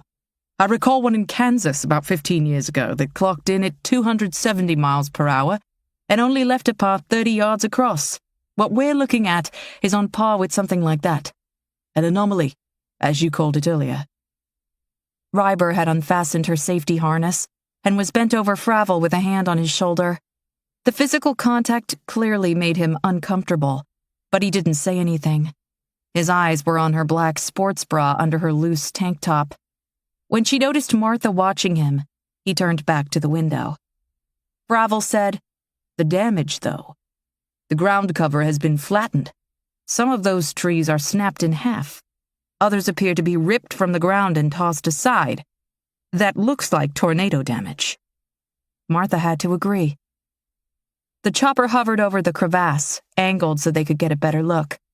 As Fravel had said, the path was about 20 yards wide, nearly a straight line, virtually everything within that path either flattened or gone altogether, as if someone had run a wide bulldozer through the tall redwoods in preparation for a road. In the cockpit, the pilot spoke silently into his radio, then pulled right on the stick and slowly began following the path through the woods, hovering no more than 20 feet over the ancient trees. It's damn near a straight line, Harbin said to nobody in particular. No variation in the width. Ryber pulled a pair of field glasses from a black mesh storage bin beside her seat and peered down. This happened recently. I'd say within the past several hours. How can you tell? Martha asked. There's no discoloration in the fallen trees or flattened shrubs. Everything's still bright green. Harbin glanced at her. How long exactly? She shrugged. Hard to tell from this height, but to me, the fallen trees appear no different than the live ones. Discoloration begins immediately on branches separated from the trunk the moment they lose their water supply. I'd guess more than 2 hours, but less than 6. Harbin said nothing to this, only frowned. Martha understood what he was getting at. They started pulling our team together before this happened. He nodded. That means they either anticipated this event or caused it. Fravel finished his thought. The helicopter followed the path for nearly a mile before coming upon a large clearing. From the far end, another helicopter took off and buzzed past them, most likely heading back toward base camp at Zigzag. The ground was teeming with people, some in yellow hazmat suits. Various types of equipment stood, some of it still in cases. A large white tent occupied the far corner of the clearing. Harbin said, We've got the leveled remains of several buildings down there. Houses, maybe? Some kind of colony? Probably preppers. I've hiked Mount Hood, came out here with a boyfriend about 5 years ago, Ryber said. These woods are full of doomsday preppers, survivalists, naturalists, thousands of people living off the grid. They break from society and make a life out here. Some even raise families. Martha thought of her twins back home. I can't imagine raising children out here. Look there. Fravel was pointing toward the east. We've got another path. Not as wide as the first one we saw. I've got 3 more on this side, Ryber said. They converge below, in the clearing. Harbin glanced at each of them, then pushed the microphone on his headset closer to his lips. Holt, are you still with us? Yes, Doctor. Multiple paths through the woods, all converging here, like streams feeding a river. Equal damage on all. Is this what you meant? Why, you're certain it wasn't a tornado? Yes. Harbin went on. They come together here, consolidate, then continue to that crevasse, and there, correct? Correct. What's at the bottom of the crevasse? Holt fell silent for a moment. Then, we'll discuss that back at Zigzag. In a moment, we'll sit down. I'd like to remind you of your instructions. You're welcome to study anything you find, but we'd like you to keep your opinions to yourself until we debrief. You'll have 1 hour and 47 minutes on the ground. Chapter 13. Martha. Martha shielded her eyes from the rising sun. Where are Tomes and Hoff? The 2 from NASA? Harbin asked. Martha nodded. Weren't they right behind us? Their helicopter had set down on the far end of the clearing, about 10 yards from another one. A half-dozen more tents were going up. There were more people here than Martha had first thought. Holt was on a sat phone, pacing, about 10 feet away. He covered the mouthpiece. You'll see them back at Zigzag. He pointed at one of the newly erected tents. That's you. You'll find all the gear you need already inside. 1 hour, 45 minutes, then back in the chopper. Martha still had no idea what specifically she was supposed to do here. She opened her mouth to ask him, but he had paced off in the other direction, back on his call. I really don't like that guy. Harbin didn't answer. His face had gone white. He was staring at the ground. What is... Martha followed his gaze and felt something drop in the pit of her stomach. Oh my God. Harbin glanced at her, then knelt. He took a pencil out of his pocket and tenderly picked at what he had found. I think this is a chicken. Was a chicken. Martha lowered herself beside him and fought back the urge to vomit. It's been pulverized, flattened. By what? With the tip of the pencil, he pried a couple of the feathers up. The ground was saturated with fresh blood. Look at that. That was its beak. Bones are mush, like roadkill that's been on the highway for a week, ground down to damn near nothing. Martha looked around. This isn't a road. I don't think you could even get a vehicle out here, nothing substantial. We're in the middle of that path we saw from the helicopter. He raised a hand and pointed west. Look at the ground. Branches, twigs, grass, decimated. Like something carved a trench through the wilderness. Ryber walked over and pointed at a small group about 30 feet away, all dressed in yellow hazmat suits. That team. They're using Geiger counters. If they're worried about radiation, why weren't we given suits? Holt's not wearing one either, Harbin pointed out. I think if there were truly a concern, he'd be the first to put one on. Ryber turned and looked toward the east, followed the path as far as she could see.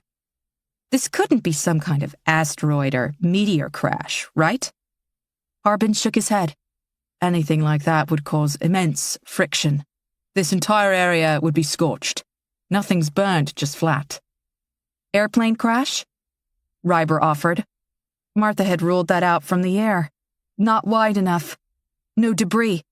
And Harbin's right about the scorch marks. We'd see that with an aircraft, too. Then there was the smell. Martha had been to crash sites before. The scent of death drifted through the air here, but it wasn't right for an aircraft. Not the sickly sweet odor she remembered. This was more like meat that had turned. She wandered over to the edge of the anomaly, amazed at how obvious that line was. The flattened earth, the damage to the trees and brush, all of it ended in a perfectly straight line, like a wall. Small branches to thick trees snapped off. She felt that was important. They weren't sheared or cut. They'd been broken. Some of the branches had blood on them, sticky, nearly dry. Flies buzzed about, hungrily collecting what they could. Dr. Chan! Martha turned. Harbin was standing near the tent Holt had said was theirs. He gestured her over and disappeared inside. She found him with Russell Fravel, both staring up at a topography map taped to a whiteboard, a satellite photo next to it. Notes were written along the right side in blue ink. Black plastic cases lined all the walls, the covers open, an electron microscope, 4 laptops slotted into foam in another, collection containers and labels in the third, audio and video recording equipment, measuring tools, a Geiger counter similar to the one the other team was using, a relative crapshoot of scientific instruments. Nothing specific to the task at hand. Ryber had crouched next to one of the cases. She was studying the outer shell. This one is Navy. That one over there is from NTSB. She frowned and looked back out the mouth of the tent. If this isn't a crash, why would NTSB be here? Martha and Harbin both shook their heads. Ryber considered this for another moment, then removed a small video camera from the case, snapped off the lens cover, and switched it on. She panned the room, studying the image on the display. Night vision and FLIR built in. Nice. FLIR? Harbin asked blankly. Forward-looking infrared radar, Ryber said without looking up. Thermal imaging, great for mapping hot and cold spots. Fravel motioned Martha over and tapped on the satellite image. This was taken 3 weeks ago. I count 17 different structures, clearly some kind of settlement. These larger buildings look like bunkhouses or maybe some type of central meeting space.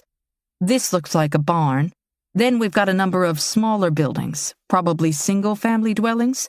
Most have chimneys. He pointed at a cluster of shadows next to one of the larger buildings. Those look like ATVs to me.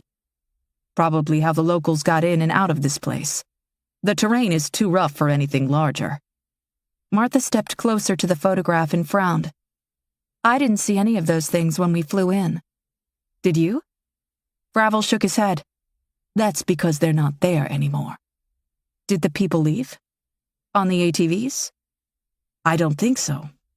I only count 4 vehicles in this image. It's possible they had others parked somewhere else, but by all accounts, this was a fairly large settlement, at least 100 people. No way they all got out at once. Then where did they go? Fravel shrugged. Maybe they left on foot? He drew an imaginary circle around their current location on the topography map. Plenty of places to hide out here. Maybe they're watching us right now. No way they survived if they didn't hide. He went back to the satellite image. Look at this. With his fingertip, he indicated something round near the center. That's a well. Stepping to the mouth of the tent, he said, That well. Martha followed his finger to a hole near the center of the clearing.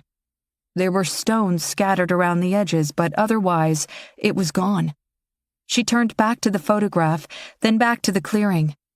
There were several buildings near the well in the photograph, but she didn't see them anymore. Where did these go? They've been completely leveled, Fravel said. He indicated one of the buildings.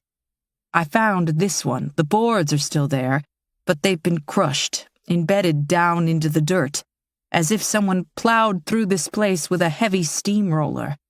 From the chopper I saw additional debris in the woods, along the length of the anomaly. At first glance, it appears something rolled into this village, carried everything away, and crushed the disintegrating pieces. To me, this looks like flood damage without the water, pressure and force.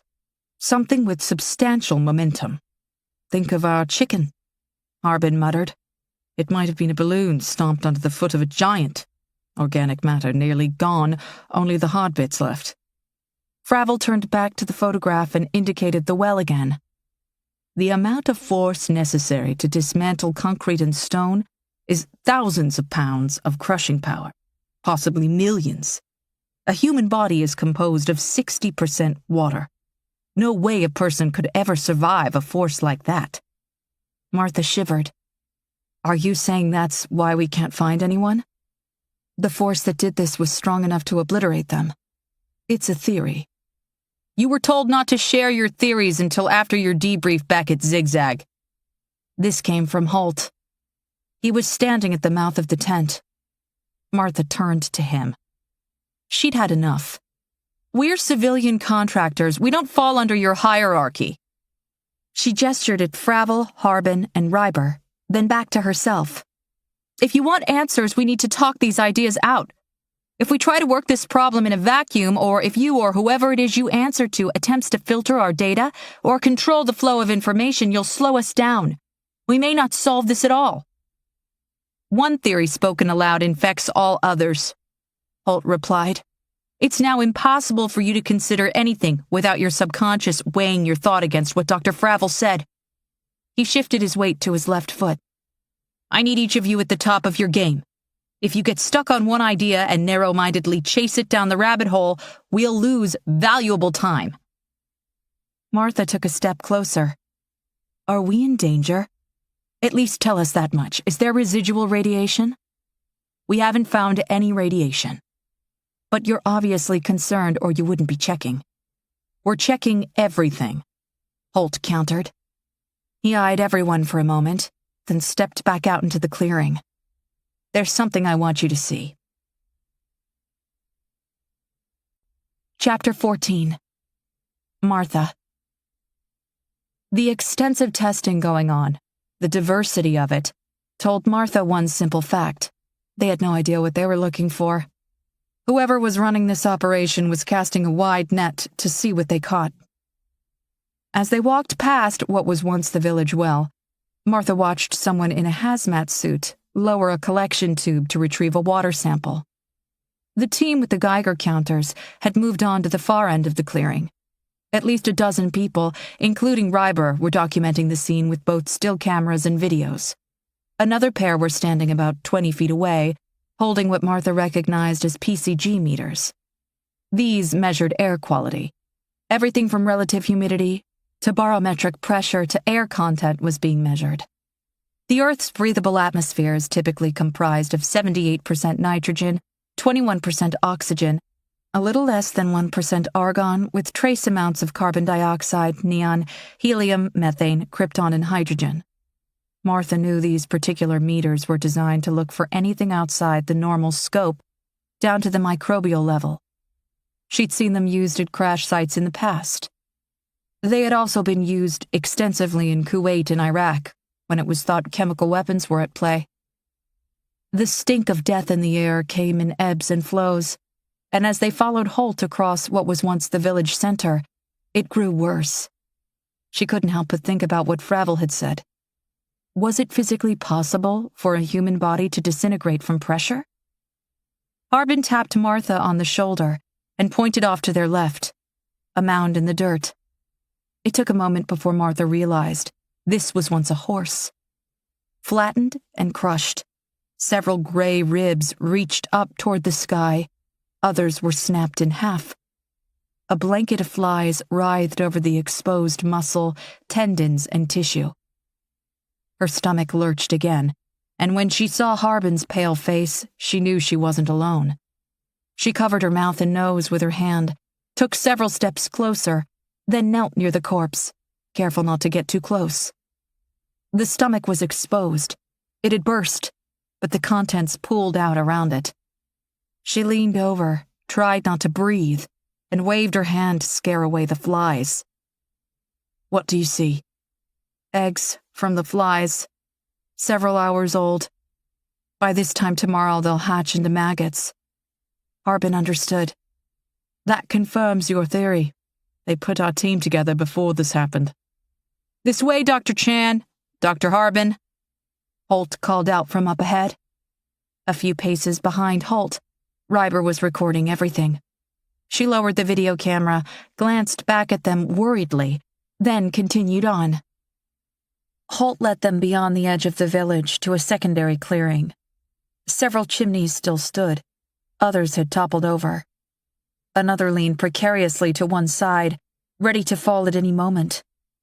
Debris covered the ground. Logs, boards, the remains of furniture and clothing. At least 24 people clambered around the scene.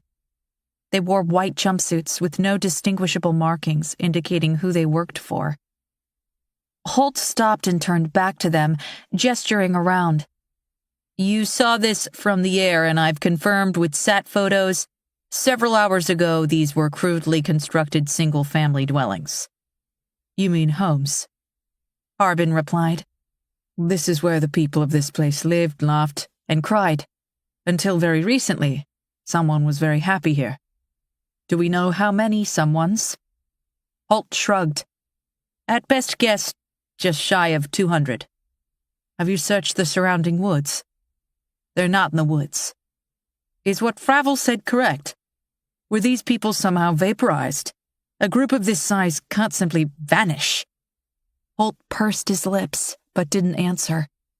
"Was there some sort of crash here? Or do you suspect some kind of weapon?" Harbin pushed. "I have orders. I'll be able to disclose more when we return to Zigzag."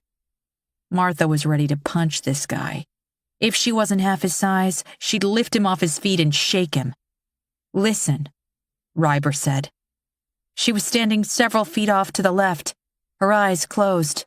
The camera was dangling from her hand but still recording. The group fell silent for a moment. Then Holt said, "I don't hear anything." "Exactly. No birds, no wildlife at all. Only insects." "They got spooked, ran off. Understandable, under the circumstances." "Yes," Joy Reiber agreed. "But they haven't come back. Animals are quick to return to their homes once the danger has passed." "I need all of you to focus," Holt interrupted. "We have 43 minutes left before we need to head back."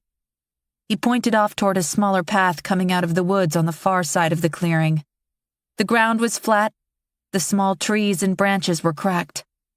"We saw that from the air. We're calling them feeders. There are several smaller anomalies coming in from the woods and converging at this point. Upon convergence, the anomaly appears to grow exponentially in size and continue on from here, destroying these homes, and moving on to the village where the destruction intensifies. From there, it appears to continue back into the woods, growing in size until it reaches the crevasse, where it ends." Martha took several steps toward the feeder, various pieces of timber and glass crunching under her feet. The cracked branches were green, fresh. Harbin asked, "Could this be some type of seismic activity?" "We ruled that out early on," Holt replied. "We've got small fault lines all around this area, but they don't coincide with the feeders or the main line of the anomaly." Ryber panned the camera from where they stood to the feeder, then traced the path as far back as she could, expertly working the digital zoom button. "I think all of us keep going back to natural events. Understandable. But there's nothing natural about any of this. This is either man-made, some kind of weapon, or something else." Harbin stifled a chuckle. "Your little green men?" Ryber ignored him and continued to record. "This is what I wanted you to see," Holt said. Martha glanced over at him. He was standing next to the remains of a wall, splintered siding lying flat on the ground, cracked down the center. At one point it had been white, but the paint was faded and chipped, half peeled away. Written across, spanning nearly the entire piece, were 2 words in large, blocky letters. Deaf. Deaf. Harbin cleared his throat. "Is that blood? Someone wrote it with blood?" Holt took a pen from his back pocket, knelt down, and used the tip to point at the first word. "See how the dirt has been brushed away? Someone brushed the dirt away, then wrote the words." Harbin finished his thought.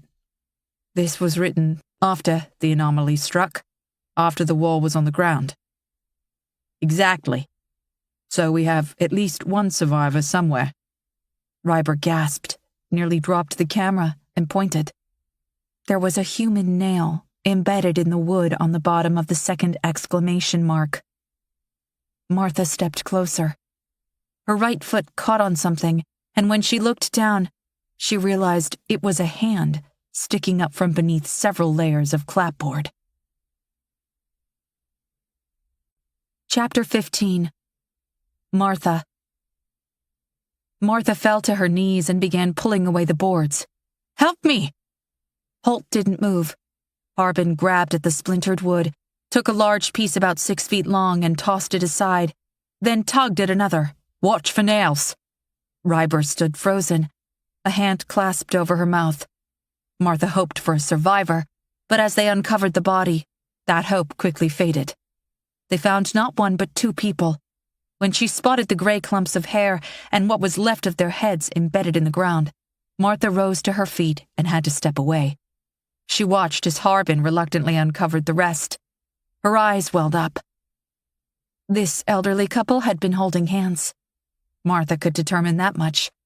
But otherwise, she found it impossible to determine where one body ended and the other began. Their ruined clothing, sopped with dark, pulpy blood, twisted with the crushed remains of their flesh. She'd seen bodies at crash sites. She'd witnessed the life leave someone while working in the ER back at Hopkins.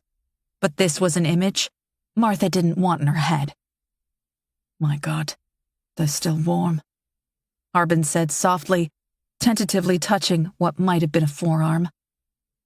Ryber, who hadn't moved, slowly raised the camera and pointed it at the bodies, spoke in a timid voice. Switching to thermal. She studied the screen for a moment, then turned to Martha.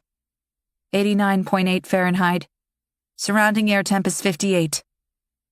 Martha chewed the inside of her cheek, did the math. The human body drops about 1.5 degrees every hour after death until it reaches air temperature. Accounting for the low air temp, I'd put time of death around 4 hours. Harbin stood back up and looked out over all the fallen homes. "Ryber, what is the distance on that camera?" "For thermal?" He nodded. "I'm not sure," Ryber said. "I'd guess about 50 feet. He waved a hand toward the clearing. "Can you?" She was already raising the camera. Moving slowly, she panned from left to right, then back again. She went rigid. Her eyes grew wide as she repeated the motion again, staring at the small screen. "I've got heat sources everywhere. At least 24, maybe more." She looked up. "Under the debris." Nothing over 90 degrees. Dead. Everyone. Holt put 2 fingers in his mouth and whistled. 2 men in white jumpsuits stepped out from the remains of a house about 40 feet away and looked at him. When he pointed down toward the bodies at their feet, they both nodded. The one on the left reached down, pulled a black bag from a nearby pallet, and unfolded it. A body bag. An entire pallet of body bags. He didn't approach them, though. Instead, he laid the bag out flat near his feet, while the other man produced a small shovel and began to scoop. Martha's stomach lurched. She turned swiftly, away from the others, took several steps and tripped over a pipe. She fell hard to the ground, landing awkwardly on her left arm, her head smacking against the damp earth. Her vision went white for a moment, and as it cleared, she spotted the remains of a cradle lying on its side a few feet away. A swaddled blue blanket had fallen out. From within the folds, 2 icy blue eyes stared back at her. A baby, lifeless. Martha shuffled backward, scrambled to her feet. Holt's eyes went from her to the swaddled blanket, lingered there a moment. "I'll have someone." Martha didn't hear the rest. She turned her back on him, staggered to about 20 feet away, and sucked in several deep breaths. "Get your shit together, Martha," she told herself. She didn't, though. At the thought of a baby out here, she lost it. She buried her face in her hands and tried to hold back the tears, but there was no stopping them. She sobbed. Martha wanted nothing more than to get back on a plane, get to her twins, and hug Emily and Michael for the next week, not let them out of her sight. She felt a hand on her shoulder and realized it was Joy Ryber. "I'm sorry. I don't usually," Martha stammered. Ryber shushed her. "It's okay, I get it. I've got a little girl back home." It wasn't okay, though. As a trauma surgeon, she'd seen much worse. Emotions had no place in an operating room, no place in a disaster, certainly no place here. Several more minutes passed before she was able to pull herself together. When Ryber led her back to Harbin and Holt, the blue swaddled blanket was gone. Harbin gave her a soft nod before turning back to the words written in blood on the cracked wall. "Deaf. Deaf." "I'm at a loss," he said more to himself than the others. Looking to Holt, he asked, "Anything else like this?" Holt shook his head. "Nothing yet." Kneeling down, Harbin's finger hovering above the words, he slowly traced each letter. The desperation, fright, certainty they would die, these are the last 2 words this person or persons chose to communicate. The fact that they had time to write the message, and to write it in blood, tells us something that's possibly more meaningful than the words themselves. Holt frowned. "I don't follow." Martha understood. She wiped her nose with the back of her hand. If you're standing in the middle of a tornado, you don't have time to stop and write a message. By the time you realize you're in danger, it's too late to react.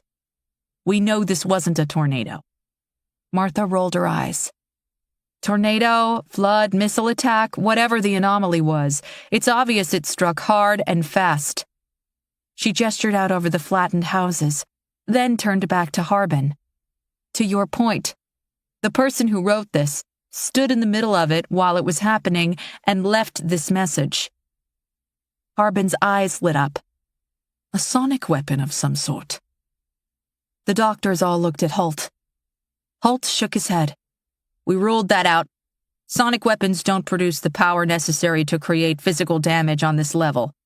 At their strongest, they burst eardrums, cause pain, disorientation, bring on nausea, or discomfort. They might shatter glass, but they're not capable of punching a hole through a piece of plywood, let alone down a tree or a building." Harbin said, "You're speaking to U.S. technology. What about the Chinese or the Russians? Some foreign actor? Is that why Frederick Hoover is mixed up in this with his cohorts at DARPA? Is this something experimental? Maybe satellite-based?" "I've been assured by people much smarter than me that sonic weapons, both current and future, are not and will never be capable of delivering the damage we're witnessing here. Frankly, if they were, we'd see a military push to replace conventional weapons. Chemical weapons, nuclear, even most conventional. They leave a residual aftermath. This is what? Martha asked. Harbin huffed. Clean. He was going to say clean.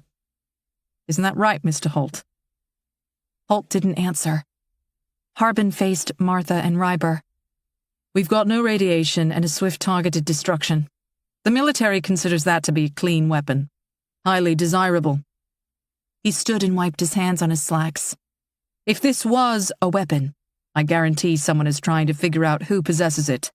If it wasn't a weapon, Hoover and those at DARPA are interested because they want to know if it could be turned into one. Lovely, Ryber muttered. She'd filmed the entire exchange. A group of Army Rangers, 3 men and a woman, approached them, stepping carefully over the debris. To Holt, the woman said, Sir, we've got something. Chapter 16. Martha. Walking along the center of the anomaly, Martha and the others followed the 4 Rangers toward the large crevasse they saw from the air. She found it amazing how cleanly the damage cut through the forest. She was quickly reminded of the violent devastation when they came upon the remains of a barn. One support beam stuck up out of the ground like an old crooked finger, scratching at the sky. Hay was scattered about. If there had been animals inside, there was no sign of them now. Martha found the silence unnerving. Not a single bird chirped.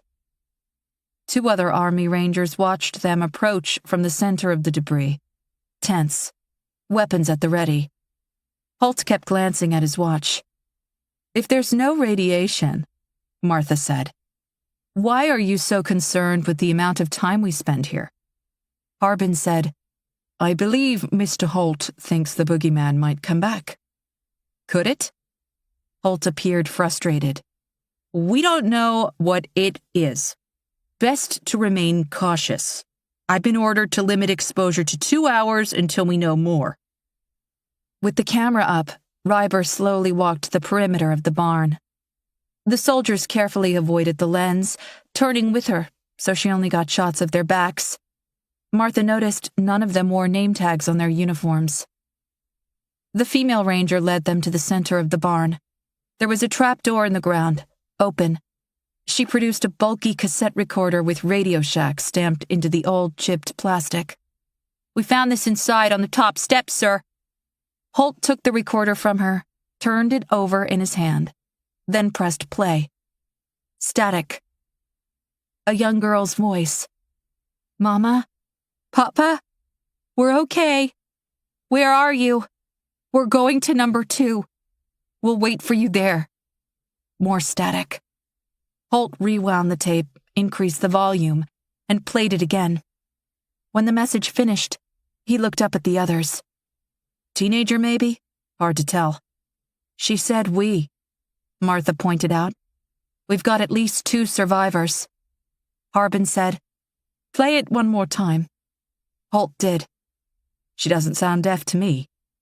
You can't always tell, Ryber said. I knew a girl in college who'd only been deaf for 2 years, and her inflection and tone were perfect.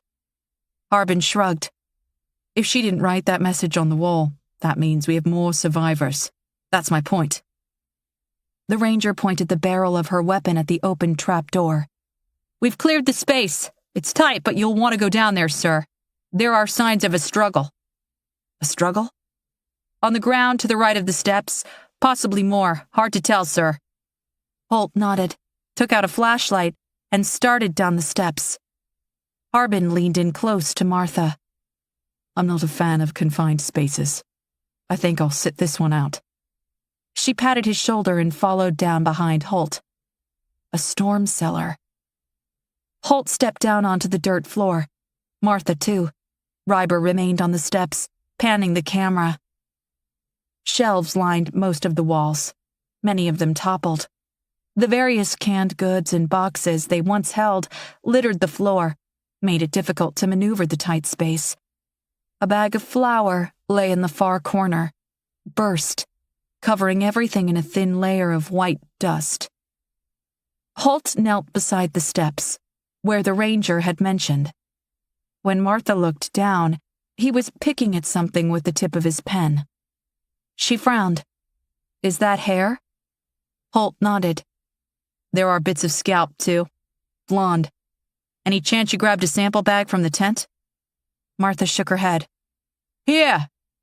Arbin tossed one down to him from the opening above. Holt carefully bagged the hair, slipped it into his pocket, and stood, looking around. Tough to say if all this damage was from some type of fight or the anomaly itself. Why would someone fight? Holt walked over to one of the toppled shelves and studied what looked like blood on the edge of the board. Tense situations tend to bring out the worst in people. Maybe they saw this as a safe space, and there wasn't enough room for everyone who tried to get down here. He found more blood on a can of corn on the floor. He picked it up with the tips of his fingers and held it in the flashlight beam. Blood happens in an accident. People get hurt. Hair doesn't come out in clumps unless someone or something pulls it. His watch began to beep. Holt glanced down at the display and tapped a button to silence the alarm. Time to go. Martha didn't move. "We can't leave. We've got a survivor out there, a young girl." Holt gestured for Ryber to go back up, then started up the steps behind her. 2 hours, max, that's my orders. "I'm not going to leave a frightened little girl out in the woods." From above, Holt called back. "Not your problem, Doctor. You're here to determine the cause of the anomaly, not search and rescue. The Rangers will find her." Turning to the soldier at the top of the steps, he said, "Is he here yet?" "Less than a minute out, sir." Holt scribbled something on a piece of paper and handed it to the woman along with the old cassette recorder. Turning to his right, he said something Martha couldn't make out, then pointed down at her. 2 other soldiers appeared up above, looking down from the trapdoor. The 2 who had been guarding the barn. "Less than a minute out," Holt repeated. "It's covered, Dr. Chan. Get your ass on the chopper, or I'll have these fine gentlemen carry you." "You wouldn't." "Try me." Martha hesitated another moment, then cursed under her breath and huffed up the steps. Chapter 17. Fraser.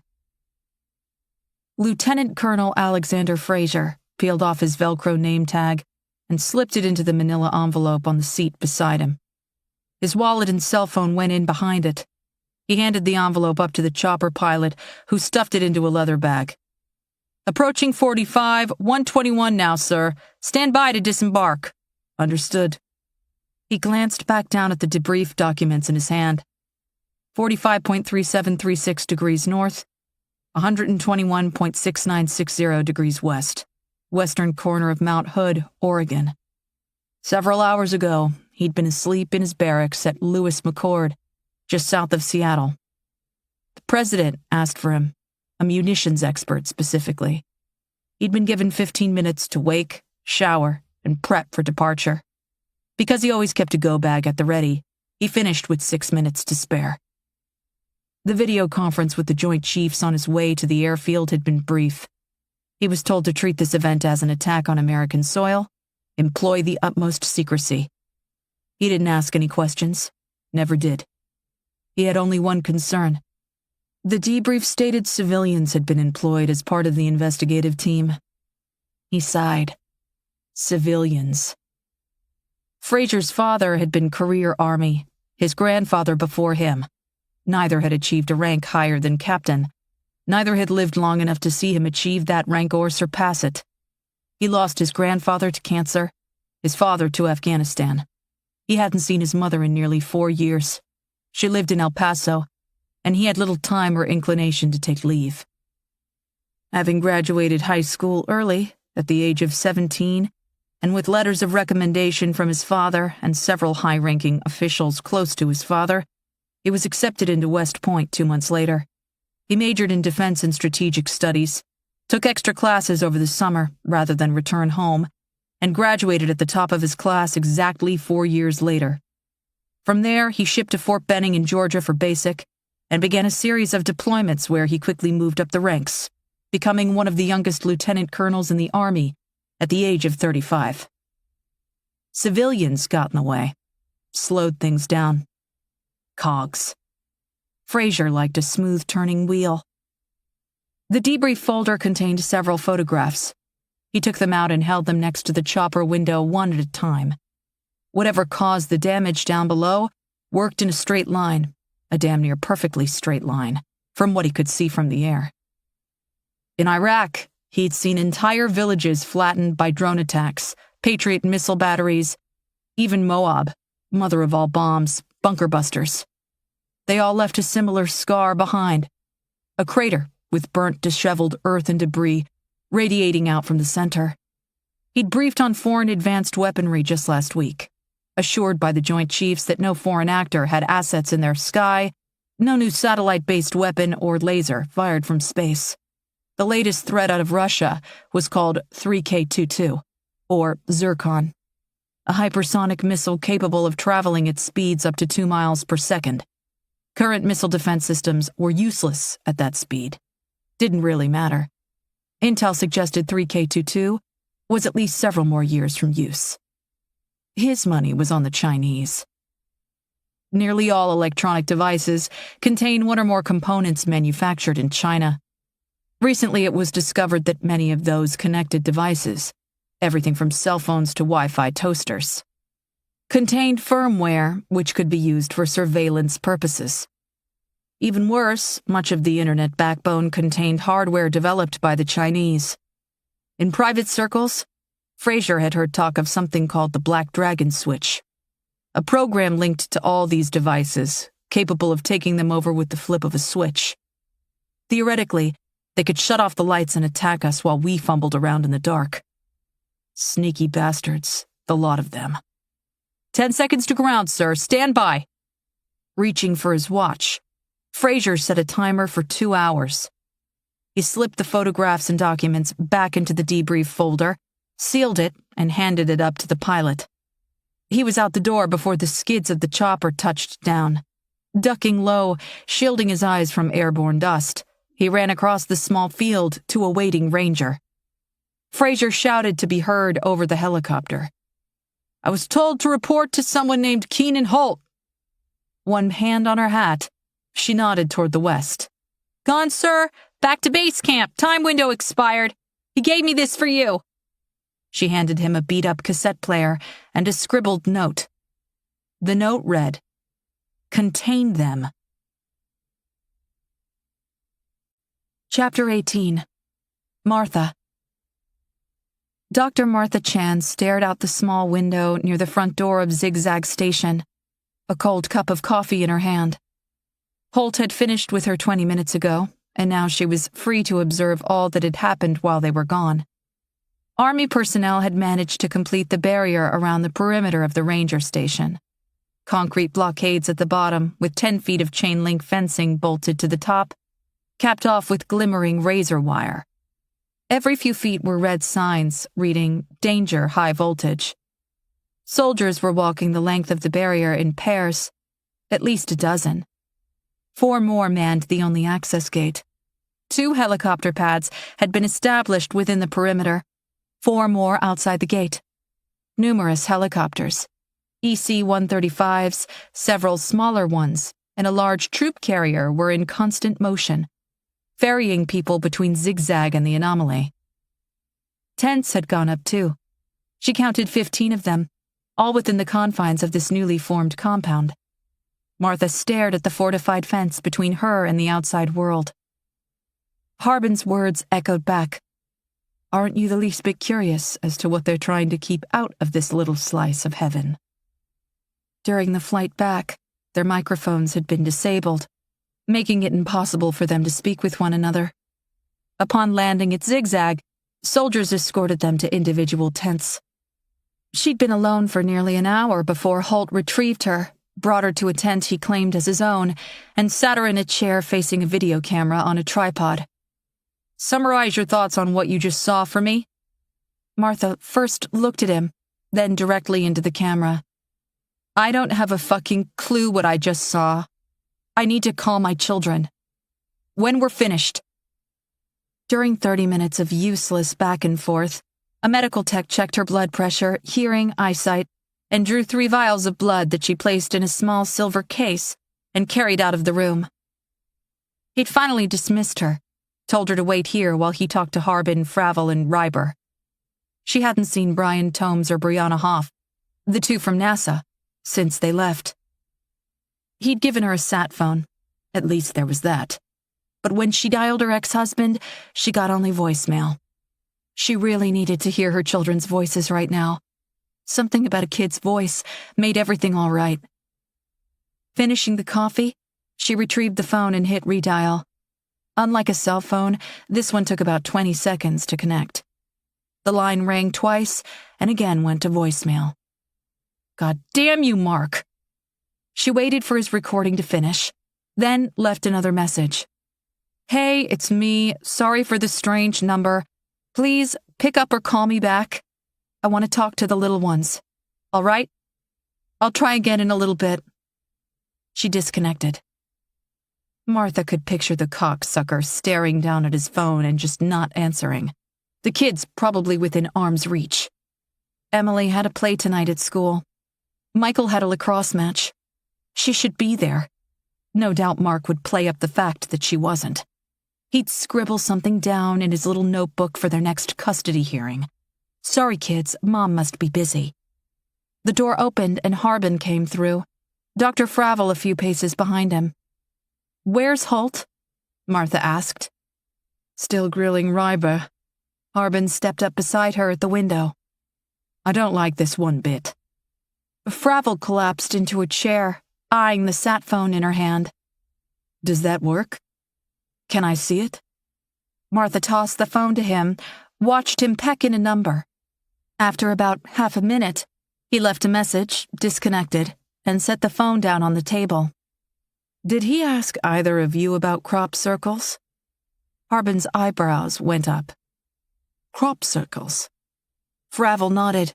"You know, patterns cut into fields of wheat and corn." Martha and Harbin both shook their heads. Fravel went on. "He showed me pictures of several different ones around the world, but he focused on one in particular near Steens Mountain, about 350 miles from here. It was this giant Hindu symbol called a Sri Yantra Mandala. 2 Air National Guard pilots spotted it from 9,000 feet on a routine patrol on August 10, 1990. They flew this route daily and swore it wasn't there the day before.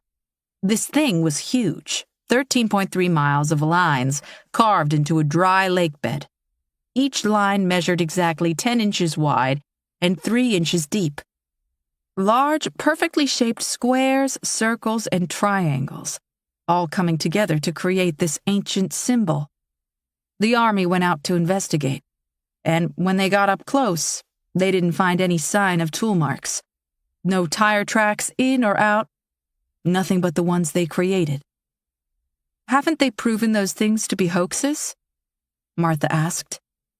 "Kids using boards to stomp down the crops, that kind of thing?" Fravel leaned back in the chair and spread his hands. "Some, sure. But the file he showed me was marked top secret. He has close-up photos of the lines, 10 inches wide, 3 inches deep, 13.3 miles in total. No visible tool marks." Holt asked me, "When a group of astrophysicists are locked in a room together at a conference and the alcohol is flowing, what theories come out?" "And what did you tell him?" Harbin asked. Fravel shrugged. "There's a small group of people who think they could be messages, labels, tags, branding, whatever you want to call it." "Made by who?" "Are you really going to make me say it? There are no aliens. It's a statistical improbability." Harbin clucked his tongue. "You have to admit, there are similarities between crop circles and this anomaly. Think about what happens when you press your hand down into the sand at the beach. You may be able to compact it some, but most will displace. A depth of 3 inches is significant." The anomaly shares signs of immense pressure, the perfectly straight lines of a geometric shape, even the smaller feeder lines we saw converging with the main line. These are all similar to crop circles, but much larger. Fravel said softly. Harbin nodded. Much, much larger. Fravel's eyes went wide as he considered this. Outside, a large helicopter came in low and fast. It set down on one of the newly constructed pads near the far corner of the compound. Holt appeared at the mouth of a tent nearby, shielding his face from flying dust. Brian Tomes jumped out of the helicopter, followed closely by Brianna Hoff. She spotted Holt, quickly stormed over to him, and punched him square in the jaw. Chapter 19. Martha. Martha shot out the door and ran toward Holt and the two NASA employees, Harbin and Fravel behind her. When they reached them, Hoff was beating on his chest with her fists. Holt had one hand on his nose and was attempting to block her blows with the other. Tomes had his arms wrapped around her waist and was trying to hold her back. Martha grabbed Hoff by the wrist, but she was surprisingly strong. Her clothing and protective gear was stained with blood. Tomes, too. This bastard lied to all of us, she spat out, her face red. He told us he didn't know what happened to the rest of the people from that village. Holt took his hand away from his nose and looked at his fingers. There was a little blood, but not much. She hadn't broken it. I never said that. Back at the landing pad, a ramp opened on the rear of the helicopter. Two soldiers in green fatigues walked out carrying a black body bag. They crossed the small field and disappeared into the mouth of one of the tents. A small sign near the door read medical. A moment later, two other soldiers appeared, went to the helicopter, and retrieved another. From where Martha stood, she counted at least a dozen more similar bags inside the chopper's cargo hold, stacked floor to ceiling. All eyes went back to Holt. Hoff fumed, her face bright red. There must be 1,000 people down there. Down where? In that crevasse, she replied. Me and Brian, we rock climb. He just had us rappel down the side into... Tears welled up in her eyes. What the fuck was that? She lunged at him again, nearly broke free from everyone. Holt stood his ground and wiped his hands on his pants. I'm just following orders, same as everyone else here. You have a problem, take it up with Washington. That's a bullshit excuse and you know it. You could have warned us. Martha held up her palms. Let's all calm down. Brianna Hoff gave Holt one more icy glare, then shrugged off the others and stomped off to the side, wiping her nose and eyes. We couldn't get to the bottom, it's too deep. But there are bodies everywhere, impaled on the rocks, caught up in cracks and outcroppings, pieces and chunks of flesh on the walls. She looked down at her blood-stained gloves, peeled them off, and tossed them on the ground. The soldiers walked past them carrying another bag. They vanished in the tent. Harbin eyed Holt. You said there were about 100 people in the village. How can there be 1,000 down there? She's exaggerating. Fuck you! Hoff shot back. Holt lowered his voice and spoke slowly. There's no way to know how many are down there. Like she said, the crevasse is too deep. We've tried thermal, but the crevasse was caused by a fissure. The escaping heat screws with the sensors. We pulled out 27 so far, brought back half. The others are in a chopper behind us. We'll retrieve as many as possible. In the meantime, I need to file a progress report in 20 minutes and someone is bound to ask me for a cause of death. I intend to have an answer. He started for the tent. Dr. Chan, you're a medical doctor. You're welcome to join me. I want the rest of you back in the ranger station. You've been debriefed. You're free to discuss your findings. I've been authorized to share additional details with you. I'll be there shortly to fill in the blanks. Where's Ryber? Harbin asked. Studying vegetation and ground samples taken from the anomaly site. He called back over his shoulder before disappearing inside. Martha looked back at the others. Harbin offered her a soft nod and silently mouthed the word, go. She turned and went after Holt. Chapter 20. Martha. Inside the tent, Martha found Holt in a small antechamber, changing into scrubs and a mask. He tossed a set to her, sealed in a plastic bag. "Put these on." She tugged the scrubs on over her clothing and followed him through a narrow hallway, lined with a series of heavy plastic curtains, each weighted and sealing automatically behind. The temperature dropped between each, and when they stepped through the last one, she estimated the air to be in the 50s. The tent was much larger than it appeared from the outside, at least 60 feet in diameter, with halogen lights hung from the cables strung across the ceiling, bathing every inch in bright white. Several operating areas had been set up in the center of the room. Lined on the floor to the left of several large support poles were black body bags, far more than the ones that came in on the helicopter with Tomes and Hoff. Each bore a number written in blocky letters on white tape. The highest number she spotted was 106, but they didn't appear to be in any kind of order. Martha followed Holt to a man huddled over one of the tables. 3 blinking video cameras were positioned on tripods, angled down toward the center. She expected introductions, but none were made. Even in the chilled air, the man's forehead glistened with sweat. He'd been working a while. He glanced up at them for a moment, his eyes fixating angrily on Holt, then turned back to the table. "This is the 6th one I've examined so far. A male, 30s or 40s, subjected to extreme trauma. Nearly every bone is broken, his rib cage is damn near pulverized, scapula is dust." He shuffled down the table and pointed at the remains of his leg. "The femur is the hardest bone in the human body. Look at it. It's a splintered mess. This man was crushed, all of them were." "Was he pulled from under one of the houses?" Martha asked. The man looked up at Holt again. "Has she been cleared?" Holt nodded. "Dr. Chan came in this morning from San Francisco under special request of Frederick Hoover. She's toured the site and been vetted. You're clear to speak freely." He sighed and looked at Martha. "I'm Dr. Fitch from Grace in Seattle. Got here a few hours ago." He moved back to the head of the table. "Look at the skull," he said. "See these breaks?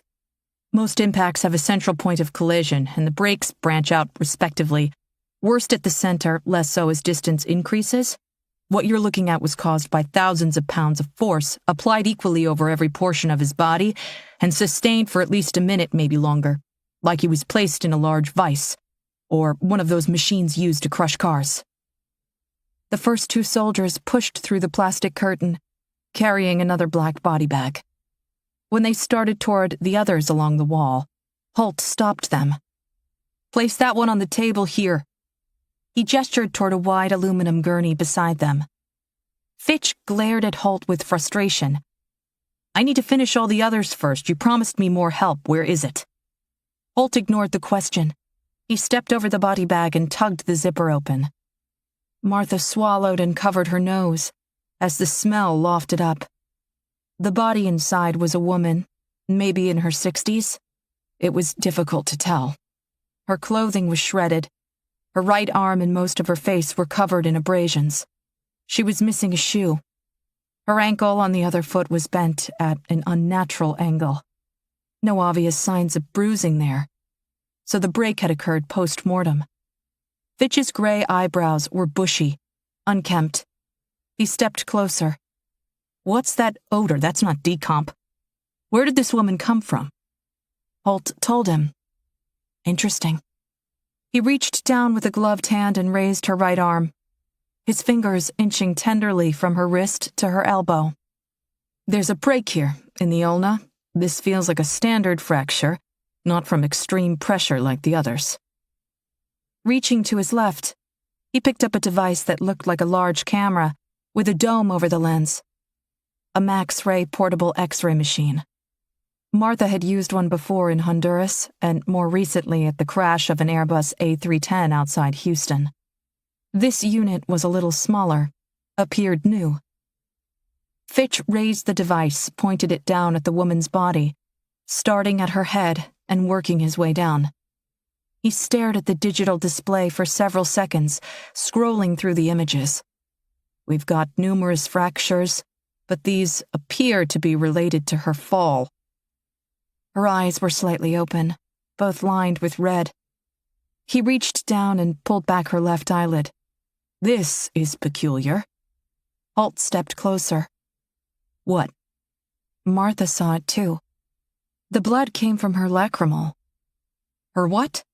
Her tear duct. Fitch said. This woman was crying blood in the moments before she died.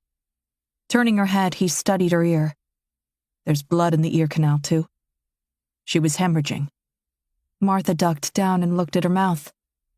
Here, too. Fitch pressed a finger into her cheek and frowned. Did it again. From there, he moved down to her neck, his fingers walking down the line from her chin to her clavicle. He peeled off one of his gloves and did it again. He looked up at Holt. When did this woman die? We'd estimate within the last 4 to 6 hours. This seemed to confuse Fitch. He located an infrared thermometer on the table at his side, pointed it at the woman's forehead, and pulled the trigger. A red dot appeared on her forehead. He frowned at the display, scanned her again on her neck, then her arm, and also an exposed portion of her thigh. I'm getting a consistent temperature of 102.8. If she's been dead that long, her temperature should be much lower, not feverish. He cocked his head at Martha. What does that odor smell like to you? Be honest. Martha didn't want to say it out loud, but she did anyway. Barbecue. Cooked meat. I've smelled it at crash sites. It's familiar, but I don't see any burn marks on her body. She found a box of gloves, pulled on a pair, took up a pair of scissors, and began cutting away the woman's clothing. They found signs of hemorrhaging at all orifices. Leaning in close, she smelled the woman's skin. I think the odor is coming from her sweat glands. It's consistent across the woman's body. Holt, who had remained silent through most of this, finally said, What does that mean? Martha looked at Fitch, who simply shrugged his shoulders. She told Holt, This woman's body temperature rose significantly prior to death. She was cooking from the inside out. Chapter 21. Tenant. The smell of baked beans drifted up out of the small pot on the propane stove and seemed to inch up the walls of Fallout Shelter No. 2, to the heavy crossbeams holding the ceiling up, and back down to the dirt floor, like a sentient investigation of their new surroundings. Tennant fully understood baked beans and cooking odors were not alive, but it helped her to think of them that way. If Papa were there, he'd tell her to use the creative portions of her brain, turning this into a little game. An adventure, even. Curled up under her feet, Zeke's tail thumped against her ankle. He'd remained close since they got here, insisting on physical contact. If she moved a foot or two in either direction, he shuffled over and pressed against her, his soft whimpers saying all that needed to be said. Sophie, you can have the bacon if you want it, Tennant said over her shoulder, slowly stirring the beans. I know that's your favorite part. Mama had told Sophie manufacturers used the least desirable bits of swine in these cheap cans, parts better left unknown. That didn't seem to sway her in the least. Do you want the bacon, Sophie? Behind her, Sophie let out a soft grunt. This was followed by a guttural sound, deep and angry. Zeke whimpered again and pressed his snout down into the dirt. Tennant's everything hurt, her nose most of all. When they got here, she found the first aid kit and took 6 ibuprofen tablets. Then she located a small hand mirror and set the brake herself. Papa had taught her how, but he'd shown her on Tabby Mexler after Tabby fell out of a tree and busted hers good. Waiting a day or more could mean you'd have to not only reset the brake, but also crack newly formed cartilage and bone, break the bone again, just to put it right. She'd done it fast, pressing her palm on the left side, then giving herself a hard slap from the right. She felt the damaged bone grind and lock into place. She'd heard it, too, a deep crunch in her head. The pain came a moment later, and she fell into the corner and screamed for nearly 5 minutes, until the pain returned to a dull throb. Of course, all this took place after she secured Sophie. Inside number 2, Tennant found some more rope and tied her sister to the wooden bench in the back corner. Her grandpa had made the bench out of an old oak tree that had been struck by lightning. She knew it weighed a ton. She remembered hauling it here with Mama, and there was no way Sophie would break the arms or legs, even if her fever was making her stronger. She was burning up. Tennant didn't have a thermometer, but there was no question about a fever. 100-something for sure. And it was getting worse. A thick sheen of grimy sweat glistened on her skin, but when Tennant tried to give her medicine to bring her temperature down, her sister refused to open her mouth. She clenched her teeth and jerked her head from side to side, until Tennant finally gave up. When Mama and Papa got here, they might have to take her down to the stream. Tennant remembered 2 springs ago, when Abigail Crothers' flu turned feverish, and she didn't respond to the meds. She had to be carried, thrashing and fighting, down to the spring near Borden Hill.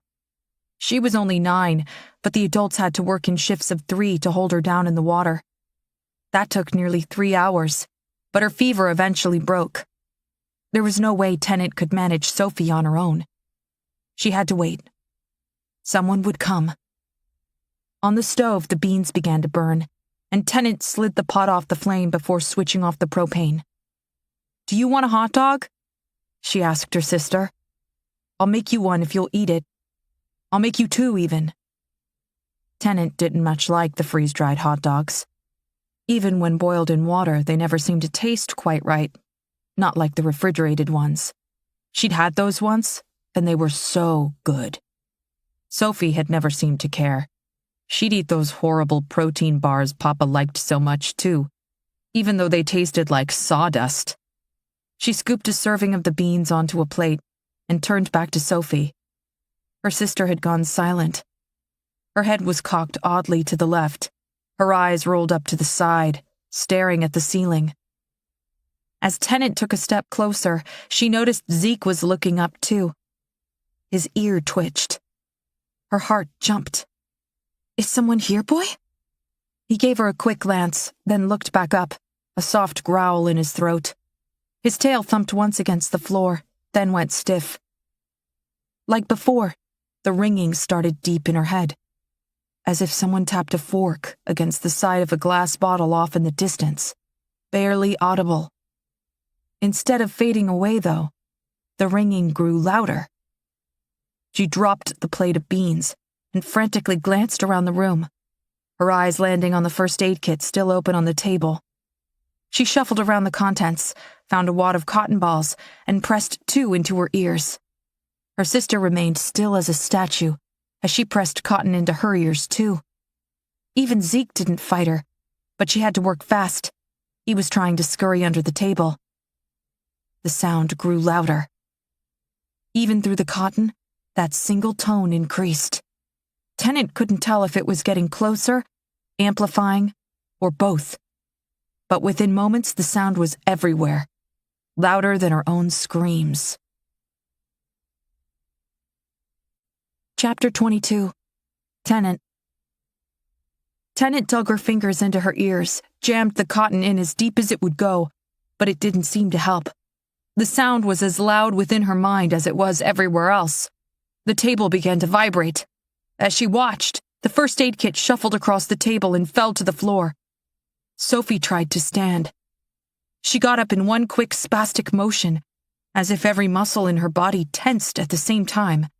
The rope around her hands, arms, legs, and feet all went taut, and somehow she managed to lift Grandpa's heavy bench off the ground for nearly a second before the weight of the thing won out and pulled her back down.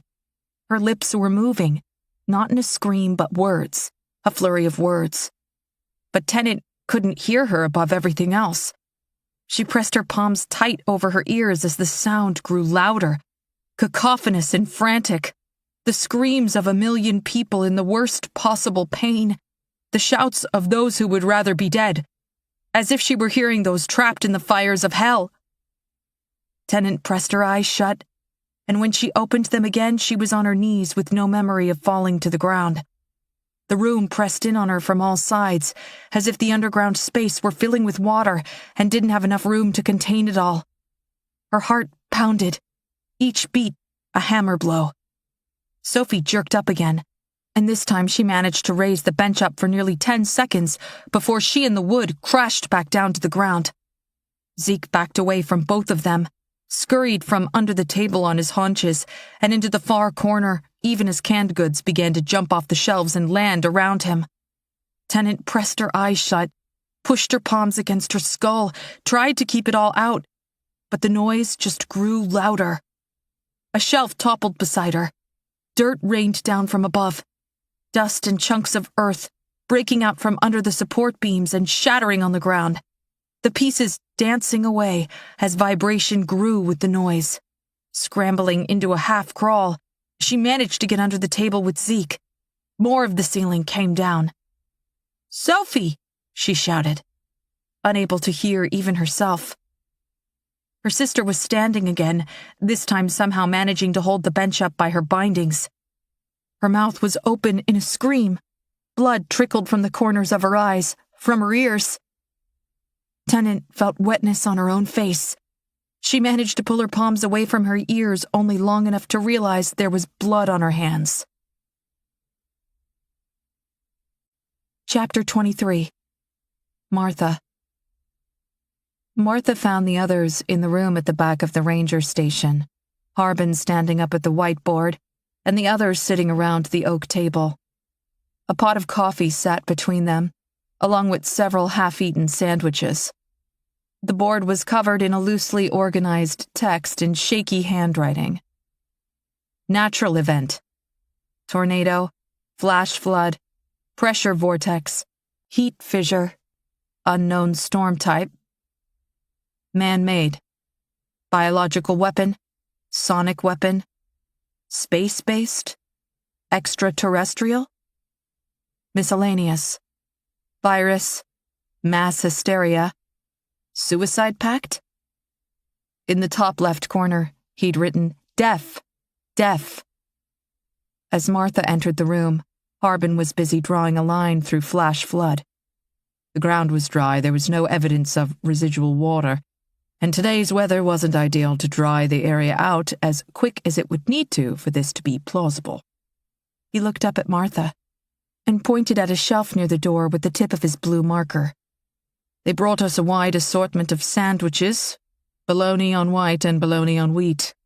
They taste like someone made them a week ago and just remembered they left them in their car. Better than nothing, I suppose."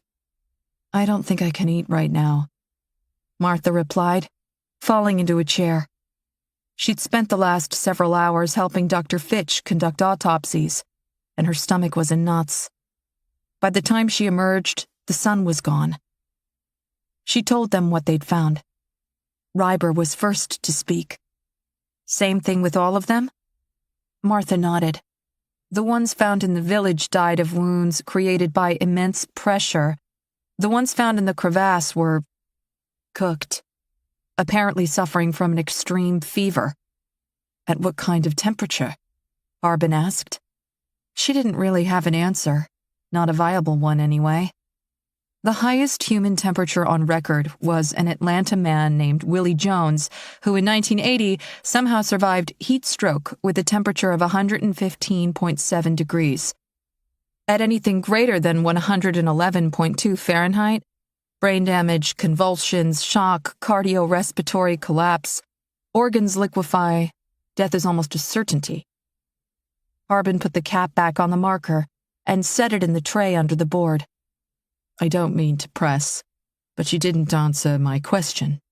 What temperature would be necessary to facilitate the damage you found in the autopsies?" Martha looked at the faces around the table, not sure she wanted to say it aloud. 120? Maybe 125.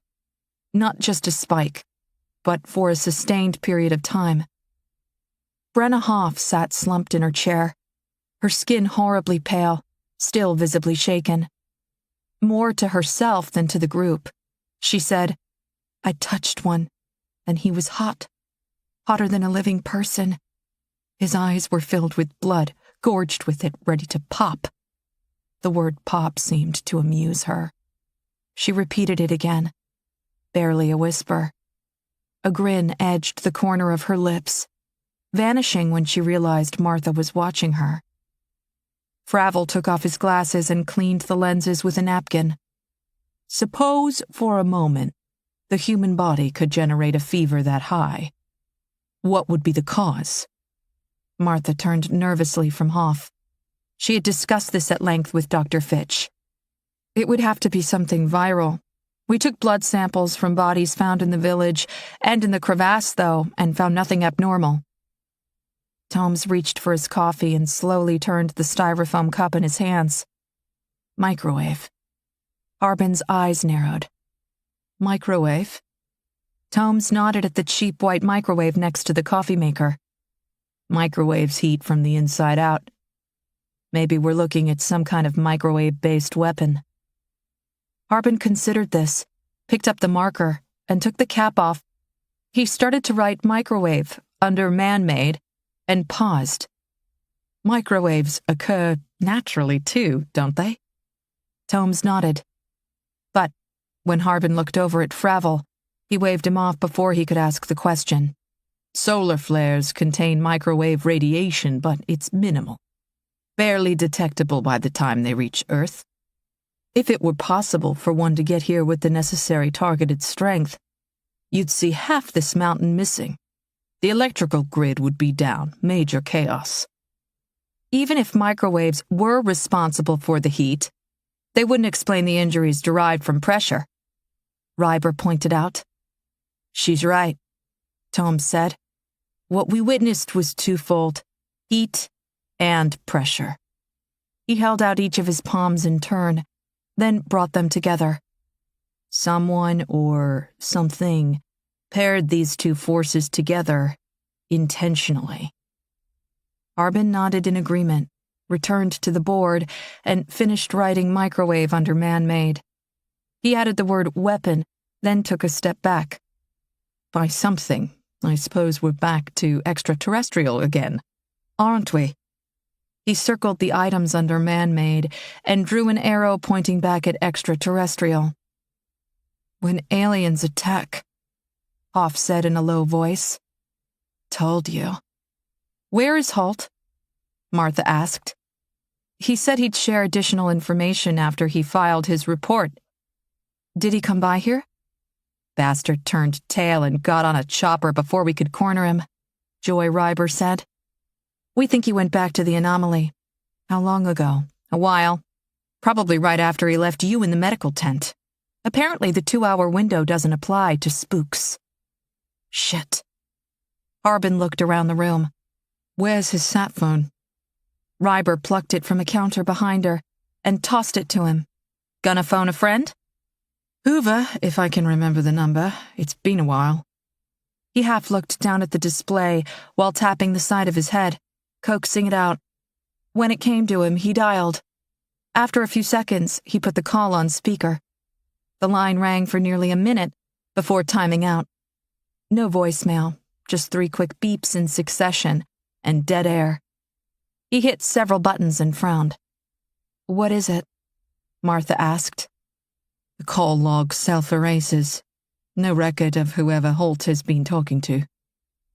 Martha looked over at the corner where Holt had set down his briefcase earlier, but it was gone. He took it with him, Harbin said, following her gaze. Figures. What about that forest ranger, Rayburn? I haven't seen him since we got back. Tomes gestured toward the newly built wall outside. My guess? There's no place here for a civilian without clearance. They probably sent him packing after he showed them how to turn on the lights. Martha let out a sigh. She'd liked Rayburn. Harbin returned to the board and studied all they had written down. We've listed known items when our answer is clearly an unknown. Fravel rubbed his temples. Known is all I've got. I left my crystal ball back in Boulder. I need sleep, Hoff said, her eyes on the dark window. Nobody told us where we should sleep. What time is it? Holmes glanced at his watch. Analog. Apparently he'd been allowed to keep it. Nearly 11. Zigzag had gotten oddly quiet, Martha noted. The constant thump of helicopter rotors was gone. Even the buzz of people around the tents seemed to have slowed. Only the patrolling soldiers along the perimeter appeared to be out. I need a shower, Ryber said, still wearing her jogging clothes from morning. I saw a tent earlier tagged as latrine. Showers and sleeping quarters can't be far. She stood and stretched. I don't know about the rest of you, but tomorrow I'm done. Fuck Holt, fuck all of them. Hoff got up too. Hear, hear. The others began to stand. Fravel said, There's a shower in the back of this building. Down the hall and to the right. Still looking up at the board, Harbin cleared his throat. Let me leave you with one last thought. Something Dr. Chan pointed out to me earlier. Whatever we saw today, Holt's anomaly, took place after they rounded all us up. That means they either caused it or had reason to believe it would happen. Because it happened before? Fravel speculated. Harbin nodded. And could happen again. Chapter 24. Fraser. Without making a sound, Fraser held up his closed left fist. The 5 Army Rangers behind him immediately froze. Back at 45121, he'd listened to the recording. He'd then been shown the storm cellar carved into the ground at the center of what had once been a barn. He'd studied the footprints in the cellar's dirt floor and had casts made. The voice on the tape had been female, young, probably a teenager. The larger of the 2 sets of prints most likely belonged to her. The smaller ones were clearly a child between 4 and 8. The 2 had fought. There were clear signs of a struggle. That struggle had continued up the steps, through the remains of the barn and out into the forest. The younger of the 2 was either being dragged along or shuffling her feet. Her steps were too close together to be considered a normal walking gait. He'd gathered the small team and followed the tracks into the woods. The note from Holt was in his uniform's breast pocket. Contain them.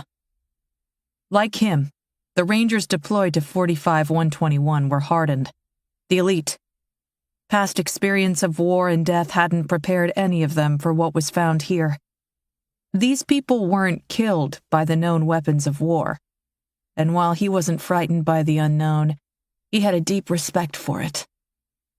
He'd been told more than 100 people from this village were missing and believed dead. The cause still unknown. Information indicated there were only 2 survivors, the 2 girls he now tracked. If not a contagion, what kind of threat could 2 young girls possess? He was under no illusion children couldn't be as dangerous as adults. In Iraq, he'd witnessed a 12-year-old girl walk up to a Humvee with an explosive vest hidden beneath her clothing and detonate. But what happened here wasn't caused by a bomb, not one he recognized anyway. He'd seen enough of this so-called anomaly to know that. Unknown. Children. Fraser stared down at a bloody rag in the path. Looked like it had once been part of a shirt. The 2 girls had followed the anomaly west for several miles, then veered north. The girls weren't simply wandering through the forest. They had a destination in mind, though their path was nothing more than footfalls. Aside from the girls' prints, he found a handful of tracks from adults, taking care not to leave evidence. He had yet to find any kind of booby trap, but he was fairly certain they were out here. According to his GPS, the bloody rag at his feet was nearly 3 miles from the center of 45-121. The village. But their route had taken them nearly perpendicular with one of the feeder trails. Even though he couldn't see it through the thick woods, he estimated they were no more than a 1/4 mile from that particular trail, slowly converging with it. When he touched the cloth with the tip of his finger, he found the blood to still be tacky, no more than a few hours old. He turned to the ranger behind him. Any heat signatures? Holding the small scanner at arm's length, she slowly panned the surrounding trees. "Too dense, sir." "What about from the air? Can we get one of the choppers to scan?" The communications officer stood next in their single-file line. He shook his head. "The tree canopy is preventing SATCOM. No line of sight. I can try again if we find a clearing or higher ground." Fraser nodded and turned back to the bloody rag. From his pocket, he retrieved a plastic Ziploc bag. He placed the rag inside and put it back in his pocket. The girl's tracks continued north. Standing, he raised his M4 carbine rifle again and continued after them. Chapter 25. Martha. Martha rolled onto her back, and her cot let out a soft squeak. Although the temperature couldn't be more than 60 degrees, her clothing was soaked with sweat, and while she didn't remember falling asleep, she must have. Through the tent window, the moon had crossed nearly half the sky. Thin beams of light cascaded down, bluish-white, the heavens dotted with stars never visible in San Francisco. She tried to forget all the horrors she had seen today, the unnerving knowledge that Holt had not yet returned. Focus on the beauty of nature instead. It wasn't working. Ryber snored softly from the cot beside her. Off, one over, her body jerking slightly as she outran some monster in dreamland. Fravel, Harbin, and Tomes were in the next tent. Their names, all 6, were written on white tape on the doors. Women in one, men in the other, both tents side by side. They'd searched a number of the other tents, too, and found them empty. Before disappearing into the mouth of the men's tent, Harbin had leaned over to Martha and said, "I counted 6 different helicopters earlier. There's only one here now. Where are the others?" Martha rolled back onto her side. Zigzag was accessible by road. It was meant as a way station for tourists, after all, but she hadn't seen a single non-military vehicle since she arrived here. She wondered what they were telling the carloads of adults and children as they approached the roadblock, what excuse they offered before ruining their weekend plans of camping and hiking. Martha forced her eyes to close. When she did, icy blue eyes stared back at her from beneath a matching blue swaddled blanket. Icy blue eyes surrounded by the pale, cold skin of a dead child. The baby's mouth opened, let out a horrified cry. Eyes open. Christ. She was exhausted. Her body needed rest, but her mind wouldn't let her. If it wasn't images of death, her thoughts filled with the girl who had made that tape, wandering in the woods. She thought of her own kids, Emily and Michael, alone and scared out there. From the sound of her voice, this girl couldn't be much older. Martha remembered a Stephen King book she'd read years ago. The Girl Who Loved Tom Gordon. Little Tricia McFarland lost in a New England forest, a Wendigo on her heels. From somewhere in the corner of her half-conscious brain, her mind reminded her that Tricia's Wendigos thrived out east, not here. We have our own monsters here. Sometimes they have baby blues or matted gray hair. Oh my, how they screamed before. Her heavy eyes snapped open yet again, and this time she sat up with a frustrated sigh. Hoff and Ryber both continued to sleep. Oh, how she envied them. Pulling on her hiking boots, she crossed over to the mouth of the tent, peered out, and saw no one. With one more glance back at the 2 sleeping women, Martha slipped out into the night air. Chapter 26. Martha. Martha found Harbin sitting on a crate outside his tent, smoking a cigarette. There were 3 more crashed butts on the ground near his feet. He'd been there for a little while. He watched her walk over with a tired eye, slid to the side, and patted the space next to him. I suppose we should worry about those who are able to sleep, after what we've seen today. I think I'll dodge those demons just a little bit longer. He dropped the cigarette to the ground, stomped it out, and removed another. He offered one to Martha, but she declined. I gave them up in college. Wise girl. Lighting the tip, he held the smoke for a moment, then let it slowly drift out from the corner of his mouth. With his free hand, he gestured off to their left. I found Holt's tent. He's 3 over in that direction, but aside from a muddy pair of socks balled up in the corner, there was no sign he even set foot in there.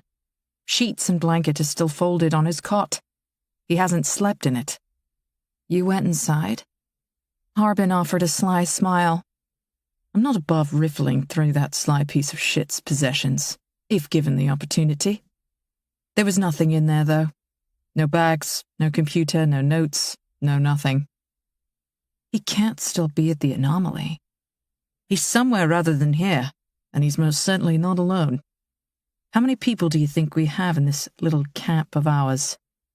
Martha thought about this. Maybe a couple hundred?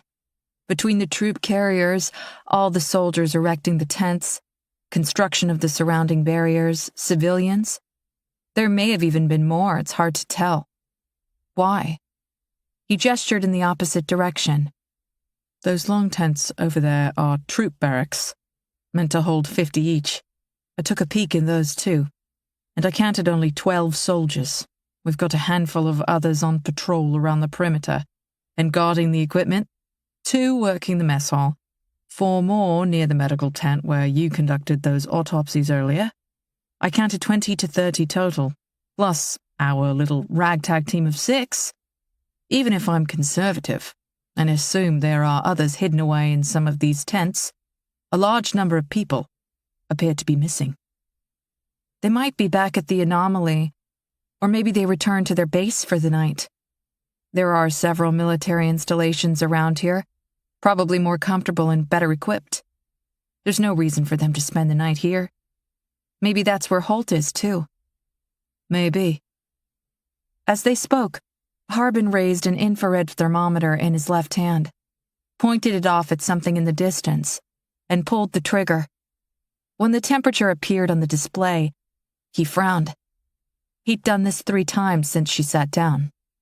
What is it? These are accurate from a distance, right? I've never used one before. Martha held out her palm. May I? He handed the device to her. It was heavier than the one she had at home. This is military grade.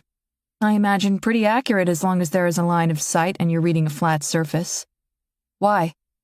He nodded forward and to the left. Point it at that tent over there, near the ground. Martha followed his gaze, pointed the thermometer, and pulled the trigger. The display read 52 degrees. Now the tent directly to the right of that one, also near the ground. Harbin instructed. This time, the display read 102. For reference, she then pointed the thermometer at the ground a few feet in front of them. That read 63 degrees. Harbin retrieved the thermometer from her and shielded it with his hand as 2 guards on patrol walked silently by. He didn't speak again until they rounded the corner and disappeared from view. When he did, he lowered his voice. While you were conducting autopsies, I took some time to acquaint myself with our camp. I found a nice, quiet spot and watched the helicopters come and go, unloading their cargo. I counted 257 body bags before I was collected by Holt's people and told to wait in the ranger station. 257? Harbin nodded. That didn't add up. Holt said there were only about 200 people in the village. Could he have been wrong? He doesn't strike me as the kind of man to get his facts wrong. Then where did the others come from? Harbin didn't have an answer for that. He looked back at the tents.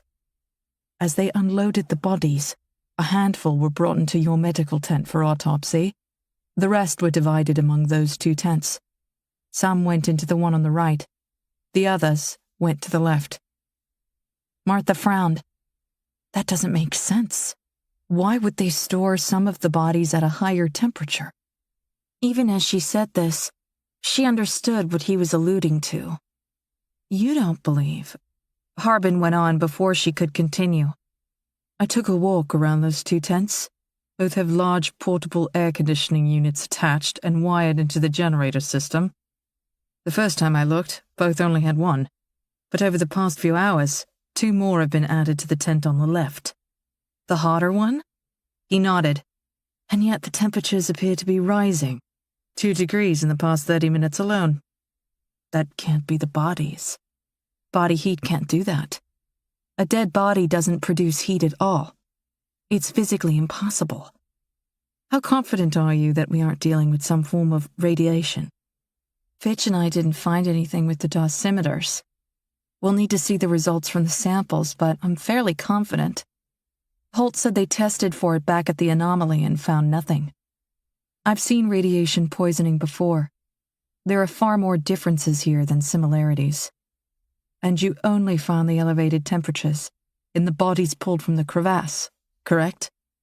She nodded. The ones found in the village were crushed, but body temp was consistent with estimated time of death. Where is Dr. Fitch now? I'm not sure. Harbin sighed, raised the thermometer again and pointed it at the tent. He tilted the display toward her. 103. Still climbing. Martha stood and started toward the 2 tents. What are you doing? I want another look at those bodies. Chapter 27. Tennant. When Tennant woke, she sucked in a breath so hard she choked on it. She rolled to her side and clutched her knees to her chest, as each gasp tried to claw back out from the inside with savagely sharp nails.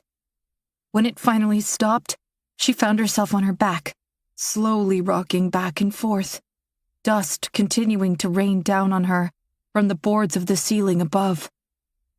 At first she thought she was deaf, but then she remembered the cotton she'd shoved in her ears when that sound returned. When was that? Minutes ago? Hours? She had no idea. She didn't know how long she'd been out. With the tips of her fingers, she pulled the clumps of cotton from her ears and dropped them on the floor. Both were soaked with blood. The silence became a dull ring. The camping lantern had fallen from the storage shelf and was half buried under a bag of rice in the corner of the shelter. Dust seemed to hover in the now still air, hanging silently in the gloom of the light. Tentatively, she touched each of her ears, then her nose. Although her fingers came away moist with blood, the actual bleeding appeared to have stopped. Her nose still ached something awful from the hit Sophie had given her earlier, but even that felt a little better. Under the table, Zeke faced away from her. At some point, the cotton had fallen from his ears to the dirt. He burrowed his belly into the ground and thumped his tail with a nervous tempo.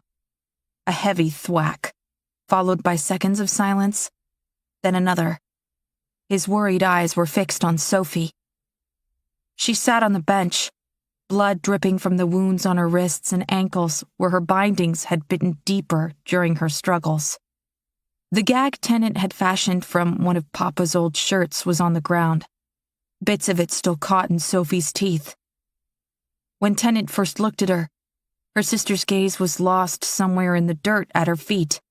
Her chin pressed against her chest as she glared down, but she somehow felt Tennant watching, and her head came up with one quick jerk, a twist of her neck, fast and hard, filled with the protests of grinding, clicking bones. Her head then slowly tilted to the left until her ear nearly touched her shoulder. A single drop of blood fell, this stringy thing of red, and dripped down the side of her arm.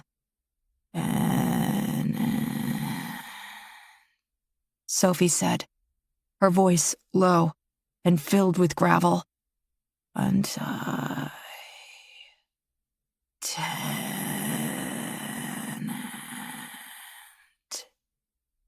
The words dangled from her lips. When Sophie jerked both her wrists up with a loud crack, her binding slapped against the bench and Tennant jumped back. Zeke's tail thumped, and he let out a soft whimper. Sister, love you Tenant. Untie, sister. The cotton Tenant had shoved into Sophie's left ear oozed out onto a thick gob of dark blood and fell onto the corner of the bench. Blood ran from her sister's nose and eyes, too, thin lines against her horribly pale skin.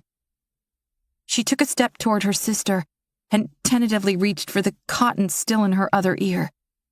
A grin edged the corner of Sophie's mouth. Her tongue darted out, snake-like, and lapped up a bit of the blood trailing down from her cheek.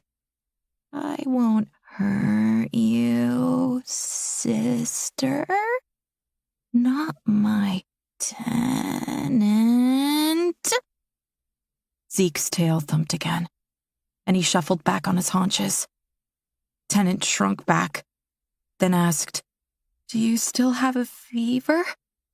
As the words left her mouth, Tenant realized how high and wobbly her own voice sounded. She was stronger than that. Mama and Papa had taught her to be much stronger. Unwilling to give in to fear, Tenant took a step closer to Sophie and held her hand out.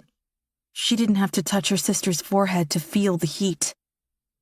Tenant had killed a deer the week prior with a shot from her bow, the arrow piercing both lungs, just as Papa had taught her.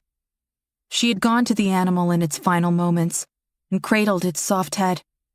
She had found herself looking into the deer's eyes as she stroked its neck, her other hand on its heart. She felt the wild beats slow and fade away to nothingness. Mama had once said, if you paid close attention, you'd see the spirit rise to the heavens in the moment the eyes shift from the living to the dead. And Tenant believed she had. As she looked into her sister's eyes, they seemed to be caught in the instant right before that moment, as if her spirit wished to escape, but found itself tethered to her body, much like Sophie was tethered to the bench. You have pretty hair, Tenant, Sophie said softly in that thick voice. Braid my hair like yours. Spittle rolled off the side of Sophie's lip and hung from her chin, thick with mucus and tainted with flecks of blood. Her sister smelled. She smelled not only of the sweat and dirt of the day, but something else. A scent Tenant recognized. A smell that had no place on the living. Tenant found herself unable to move, her hands and feet frozen in place. Untie me, and I'll brush your pretty hair, Sophie went on. 100 strokes on the left, 100 more on the right. Will leave your hair so soft and light. Mama used to say this when she was younger, as she drew a brush through her hair, counting aloud with each stroke. Hearing the words from her now felt wrong, tainted. Sophie grinned at her, that horrid grin, as she watched her with those dead eyes. Tenant managed to shake her head.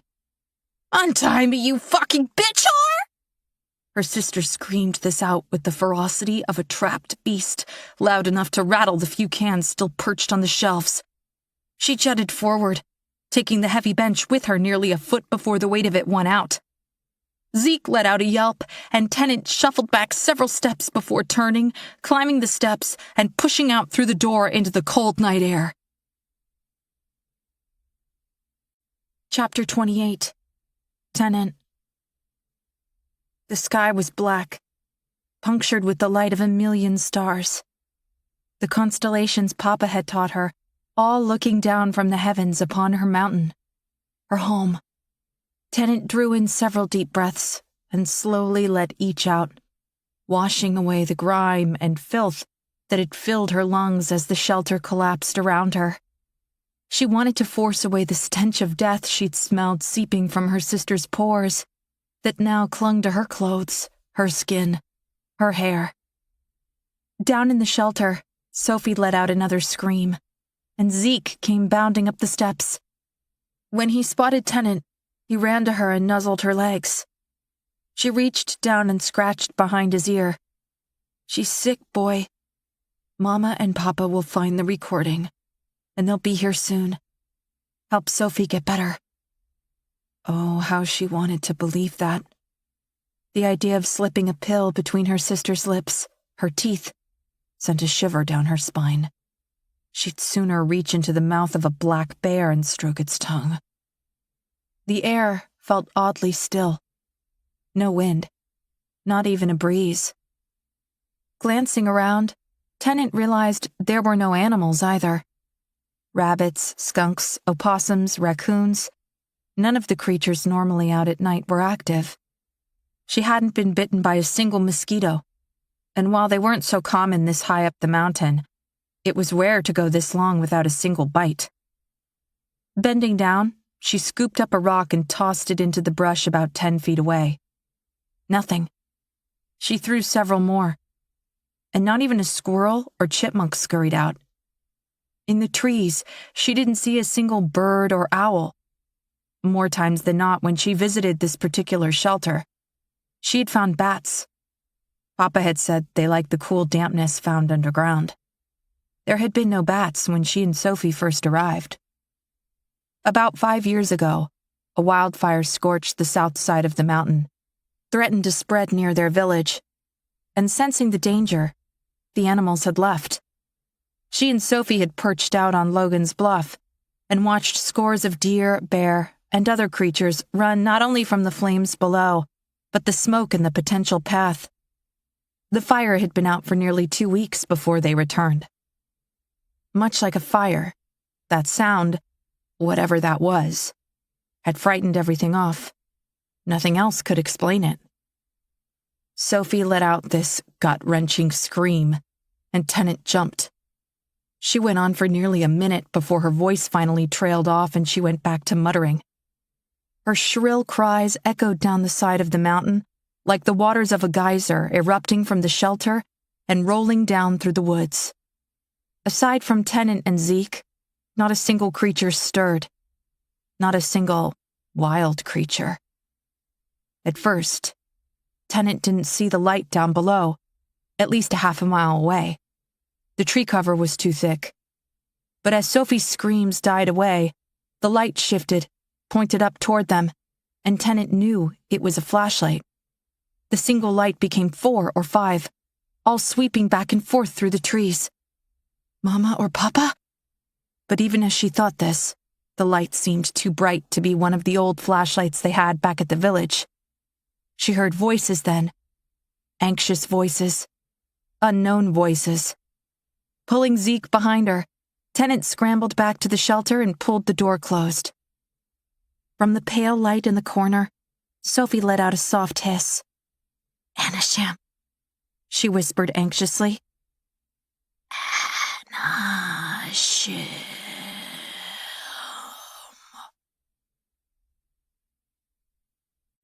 Chapter 29. Martha. Martha and Harbin found 2 guards positioned outside the medical tent. Both stepped into their path, blocking the entrance. Before either had a chance to speak, Martha said, "I'm looking for Dr. Fitch."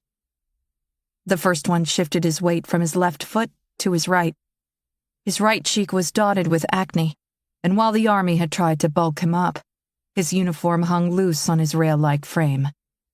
"I don't know a Dr. Fitch, ma'am." Like the other soldiers, neither guard wore a name tag.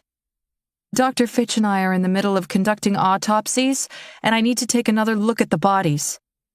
The second guard raised a small tablet and took a photo of her, then tapped the screen. After a moment, he showed the screen to the first soldier, then looked back at her. "Dr. Chan, correct?" Martha nodded. "I'm afraid your authorization window for medical has expired." He paused for a second and frowned. "Frankly, you should be resting. You're scheduled to return to the anomaly in 3¼ hours. "I am?" The soldier stared at her, blank-faced. "Nobody told me." Do you need help locating your bunk? Martha took a step closer. Like I said, I conducted several autopsies earlier with Dr. Fitch. I need to confirm something. She gestured toward the tent. In there. The soldier raised the tablet again, this time pointing the camera at Harbin. After scrolling down the screen, he said, Dr. Harbin isn't greenlit for medical at all. I suggest you speak to your handler or commanding officer. Where can I find Keenan Holt? Martha asked, her heart thumping at the sight of the younger soldier tightening his grip on his weapon. I don't know who that is, ma'am. Nodding at the tablet, Harbin spoke. Does that contain a record of everyone at Zigzag? Again, the soldier's face went blank. He didn't answer. Harbin offered a disarming smile and nodded at the tablet. We hate to be a burden, but Holt is our handler. We need you to direct us to his current whereabouts. Rather than run a search on the tablet, the soldier lowered the device back to his side. I'm sorry, ma'am, I'm afraid I can't do that. Martha took another step closer, rolled back her shoulders, and did her best to make all 5'1" of her tiny frame look intimidating. If you prefer, I can contact your commanding officer. The powers that be went to a lot of trouble to get both Dr. Harbin and me here, and you're preventing us from following through on our orders. The soldier took a step closer, his chest nearly touching hers. Intimidation tactics only work in the movies, ma'am. I won't let you into this tent without authorization, period. If you continue to harass me, I will have you brought to the brig until this can be sorted out. I strongly suggest you return to your quarters. Just tell us where Holt is, Martha pushed. Please, we'll get out of your hair. He gave Martha a frustrated glance, sighed, and went back to the tablet. After several clicks, he said, Mr. Holt returned to the anomaly at 1632 and hasn't returned. The younger soldier shuffled slightly at the statement, but said nothing. Martha opened her mouth to ask another question when automatic weapons fire cracked somewhere near the east side of the camp. Chapter 30. Martha. That came from near the helicopters, Harbin said, turning to the east. From the radios attached to both soldiers' belts, a voice said, Unauthorized movement, Sector 5, 2, maybe 3 bogies. Harbin grabbed Martha's arm. Come on. Together they ran between the tents through the camp. Dr. Fravel was standing outside his tent, shirtless in a pair of sweatpants, his eyes swollen with sleep. He stared at them as they ran by. The soldiers reached the helicopter pads, weapons at the ready. 3 more were on a platform looking out over the wall toward the forest beyond the grass surrounding Zigzag. One of the soldiers on the platform leaned out over the razor wire, the barrel of his weapon trained on something off in the woods.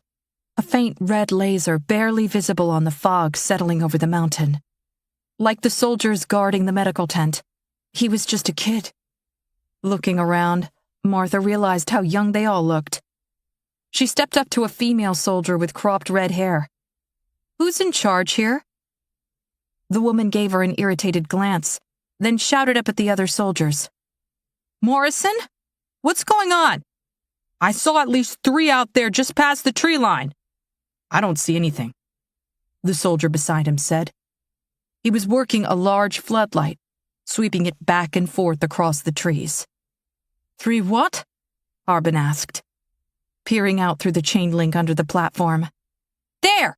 Morrison shouted before pulling the trigger and releasing another 3 shots in rapid fire. You're firing on U.S. soil! Martha shouted out. He ignored her.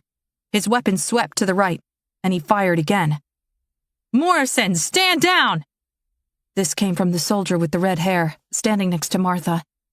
He glanced down at her, eyes wild and face white, then turned back to the woods and raised the gun again. Morrison! The soldier next to him on the platform placed a tentative hand on his shoulder and said something Martha couldn't make out. Morrison didn't move at first. His frantic gaze remained fixed on the trees. Then his finger slowly lifted from the trigger, and he lowered the weapon. The red-headed soldier looked up at the man operating the light. Ebbs, you see anything? Negative, ma'am. To another soldier about 20 feet down the platform. Griffin? Without looking away from the woods, he shook his head. I think it was deer, Sergeant. I saw 3 of them run off. Sergeant? Martha repeated the words softly. She gave Martha a quick glance, then scowled back at the other soldier who fired the shots. Damn it, Morrison, take 30. I don't want you back on the wall until you've got your head straight. Raising her voice. The rest of you spread out and stay sharp. We're not here to bag the local wildlife. Nobody touches another trigger unless there is a confirmed threat.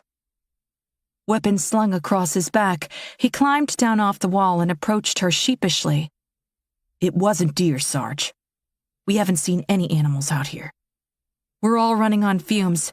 I should have pulled you an hour ago. Take a break, get some food in you, and come back in 30.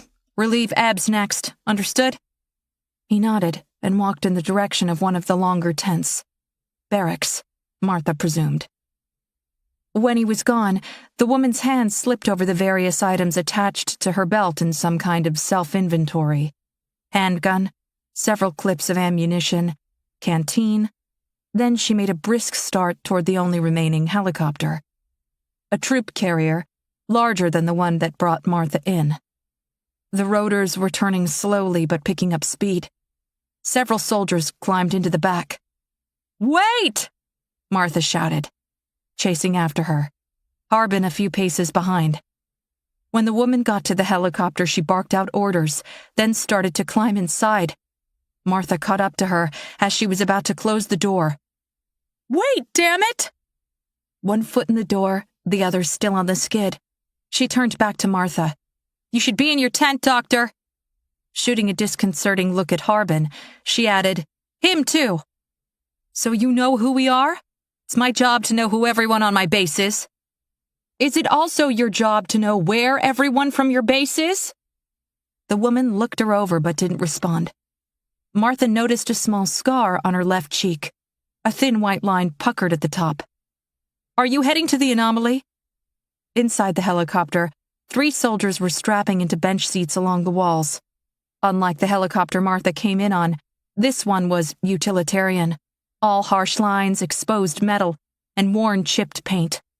Once buckled in, they tossed an oily rag back and forth, checking their weapons and wiping down various parts in some practiced ritual Martha didn't follow. The red-headed sergeant looked in on them. I want all of you fully loaded and ready to move the second we've got boots on the ground. No less than 3 spare clips and plenty of water. I don't know how long we'll be gone. She then turned back to Martha. She seemed to be weighing several options as her eyes bounced from Martha to Harbin and back again. We're trying to find Keenan Holt, Martha said. He's been MIA since this afternoon. I can't help you. We were brought in to investigate the anomaly, and now it feels like we've been left up here to fend for ourselves, 0 resources or useful information. Martha shot her finger out and pointed back toward medical. I've got a tent full of dead bodies that seem to be getting hotter with each passing second. That's not possible, but it's happening, and it's happening fast. The only person who seems to have any idea what's going on is at the anomaly. I need to talk to Holt, and I need to talk to him now. You're not authorized to go, Martha cut her off. I'm scheduled to go back in a few hours. Check if you don't believe me. You either take us there or I'm done. I'll head back to San Francisco and bust this wide open. See how the Army reacts when carloads of reporters show up outside this little prison you've built live streaming video around the world. The sergeant's gaze didn't falter.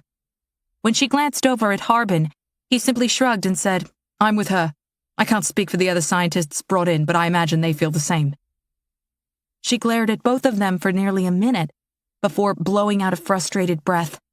Get in. We should already be in the air. Chapter 31. Fraser.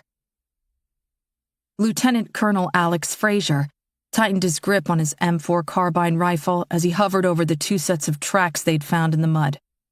Clearly children. One older, one young. The younger one might be injured, maybe from the struggle back in the shelter at the old barn. If not for the shuffling trail left by the younger girl, the older child would have proven a worthy adversary, maybe even a challenge.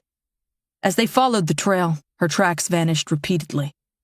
She'd had training, was purposely placing her footfalls on leaves, branches, and rocks in an attempt to conceal her path. Then they heard the scream. In the mountains of Afghanistan, he'd learned from the best. The Taliban had used sound, perfecting the ability to project off the harsh surfaces, generating noises in one place and bouncing it to others in order to set up elaborate ambushes that had taken the lives of more than one of his friends. And when the girl's scream shot at them from the mountain up above, he followed the sound back up through the trees, off the cliffs, until he was certain he'd pinpointed the source. All of this happened in less than a second, and a moment later, he and his team were hoofing it up the side of the mountain, unwilling to let these two children pull ahead of them. Then they found the tracks. The tracks led them farther up the mountain. They followed the tracks slowly, with caution, until they came upon a small clearing where they abruptly vanished. Fraser signaled for his team to stop and dropped to one knee. The tracks didn't stop. They'd been brushed away and covered with leaves, branches, and pine needles, carefully concealed, reminiscent of the Taliban. Fraser lowered his night vision goggles, flicked them on, and studied the surrounding area. No movement. He switched to infrared and looked for heat signatures. He expected to see rabbits, deer, birds, tiny blips of red from the wildlife no doubt watching him. But there was nothing. Earlier, one of his men had pointed out the eerie quiet of the forest, as if all the wildlife had vanished, and at first he'd written that off. Now, he was beginning to wonder if those animals knew something he didn't. At the center of the clearing, surrounded by greens, yellows, and blues in his goggles display, was a square outlined in a faint line of red. Heat. The square was about 3 feet in diameter, and when he switched back to standard night vision, he found it virtually invisible. Nothing but dirt and dry leaves about 6 feet to the right of a large ash tree. He switched back to IR, the square visible again. This was either a trap set in the clearing, or a trap door with another underground bunker or cellar, much like the one they'd found under the barn. Number 2. There was no sign of the girls anywhere in the clearing. Contain them. With a series of hand gestures, Fraser instructed his team to position themselves around the outer edge of the clearing, weapons trained on the center. When the others were in position, he slowly edged forward, his M4 also trained on the opening. His boots barely leaving the ground, he rolled his foot from toe to heel with practiced care as he inched forward. If this shelter was as large or larger than the other one, he could very well have been standing over them right then. His Kevlar armor protected his head and torso, but if the girls were armed, a single shot fired from below would rip right through him. One little sound to give away his presence. One panicked pull of the trigger. When he reached the edge of the structure, he found the hinges of a door on one side, then located a rusty handle. He signaled his team into position, all weapons trained on the door. Fraser let his own M4 hang down his back, gripped the handle with his right hand, and raised his left fist into the air, using his fingers to silently count down from 5. Chapter 32. Fraser. At 0, Fraser moved fast. He yanked up on the door, threw it back. As he crashed down to the earth and tumbled away, he expected the harsh crack of one or more shots, braced for the pain of one of those shots hitting him. Gravity took over and he was at the edge of a clearing in an instant and back on his feet a moment later. "Don't move!" someone shouted. "Drop it!" another yelled out. There was a clatter from down below, a muffled gasp. Several of his team scrambled closer, the red beams of their laser sights slicing the dark and disappearing down into that hole. Nobody fired. "Clear! Clear! Clear!" One by one the team sounded off. Silence. Fraser stepped up to the opening and peered down inside. A girl of about 14 or 15 stared back up at him. A hunting knife was on the ground at her feet. Her face was covered in dirt and crusted blood, black and blue beneath. Looked like her nose might be broken. Her dark braided hair hung matted and filthy. Her once white shirt was torn in several places, caked with dirt and stains. She wore baggy jeans, at least a size or two too large, cinched at the top with a rope in place of a belt. She stared up at him with a fire in her eyes, burning with a mix of fear and distrust. Contain them. We're not here to hurt you. Her eyes darted from the red laser dots slipping over her chest to the soldiers up above, then to Frasier before she took several steps backward, attempting to fade into the dark recesses of that pit. Wait, no, don't move. It's okay. Frasier held out his left palm to her. His right hand reached around his back and wrapped around a stun grenade. He looped his index finger through the pull ring and teased it about halfway out. Can you step back out into the light, honey? She was trembling. But he didn't think it was from fear, more likely adrenaline.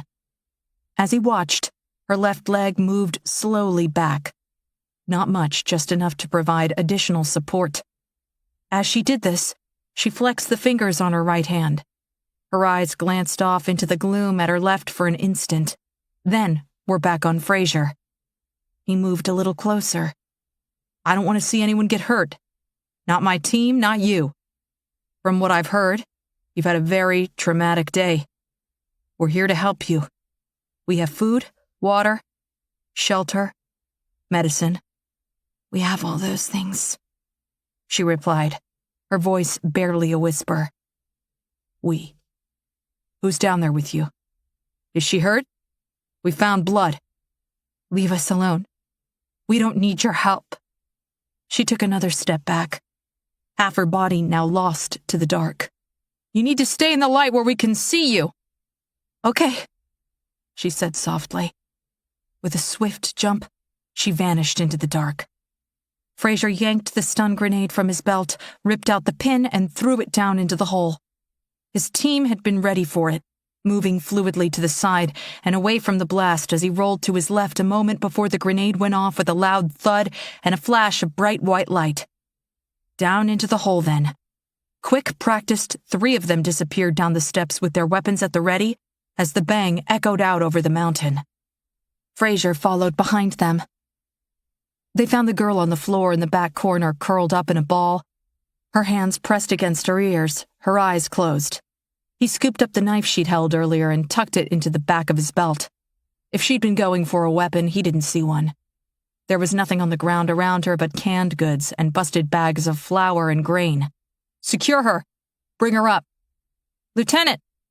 He turned, followed the soldier's flashlight beam to the opposite corner of the shelter, and felt the hair on the back of his neck stand. Another girl. She was tied to a bench, blood dripping from the wounds on her wrists and ankles, where she had tried to break free. Her hair and clothing were caked with muck and more blood. It trailed out from her ears, nose, even around the corners of her eyes. That wasn't what threw Frasier, though. It was the expression on her face. The stun grenade was on the ground near this girl's feet.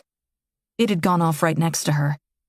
By all accounts, she should be incapacitated like the other girl. She wasn't, though. Instead, a slight grin played at the corners of her lips. There was a shimmer in her bloodshot eyes, and he didn't like that at all.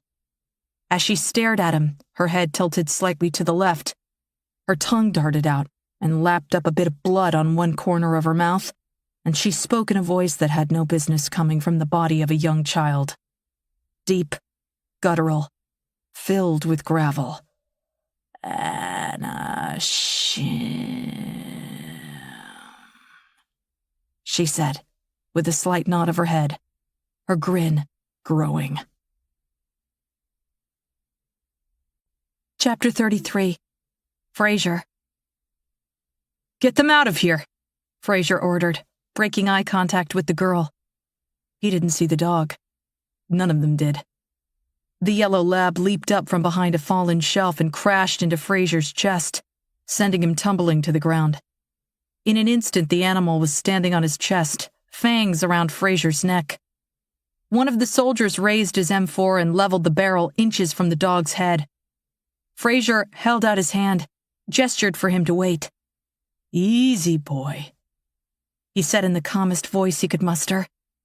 The dog's teeth pressed into his flesh, but didn't break the skin.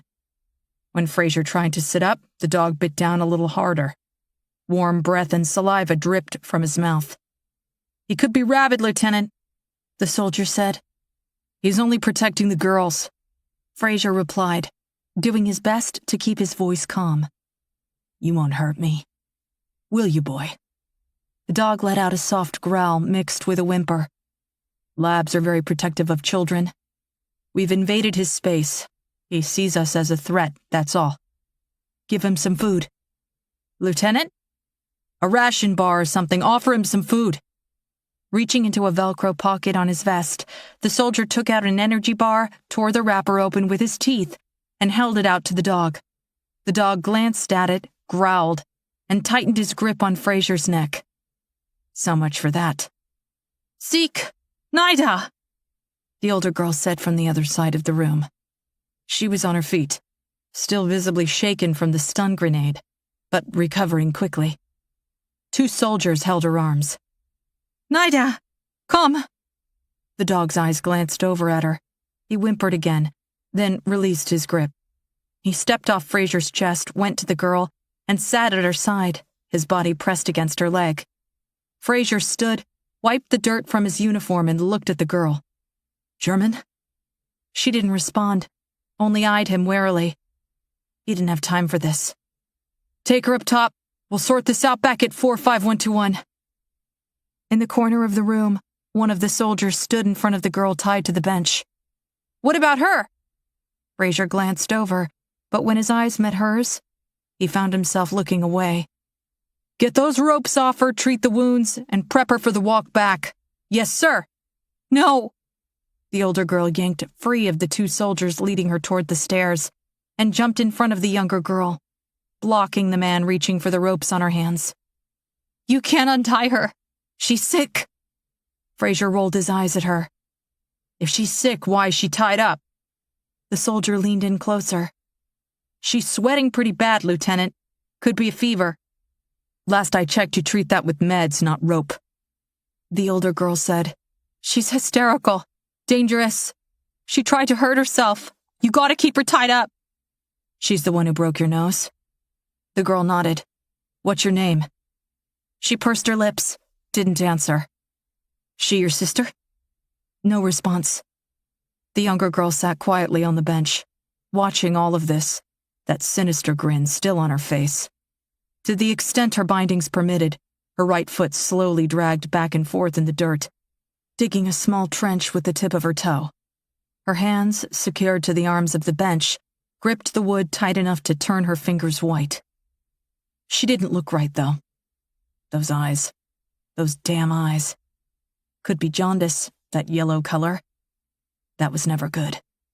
Sweat trickled down from under her matted hair, through the caked blood and grime. The collar of her shirt was stained pink with it. She couldn't be more than 7 or 8. "What does she have? Sick with what?" Again, the older girl didn't answer. "Is it contagious? Do you have it?" This time, she shook her head. Would she even know? Would she tell him? Contain them. Turning back to the soldier. "Clean up the wounds as best you can. Get her ready to move in 5 minutes." He brushed past the older girl and stomped up the steps. "We've got 8 clicks back to 45121. Everyone prep to move out!" Chapter 34. Martha. A large floodlight lit up the ground below them as their helicopter climbed up and over Mount Hood and dropped back down the other side. As they swept over the trees, rocks, and foliage, Martha found the sight strangely surreal, as if she were watching on television rather than through the narrow window at her side. Harbin sat next to her on the bench seat. They hadn't spoken since taking off. The sergeant, Martha had learned her name was Riley, and the other soldiers sat on the opposite bench. Weapons now resting in their laps, barrels pointed down. "Approaching 45121, the pilot's voice announced over their headphones. 45121? Apparently the anomaly had a new name. Sergeant Riley's lips began to move, and Martha realized she and the other soldiers were speaking on a different frequency. As if reading her mind, Riley reached to the dial next to her head, gave it a fast turn, and faced Martha and Harbin. "When we land, I want both of you to stay in the chopper until I give the all clear, understand?"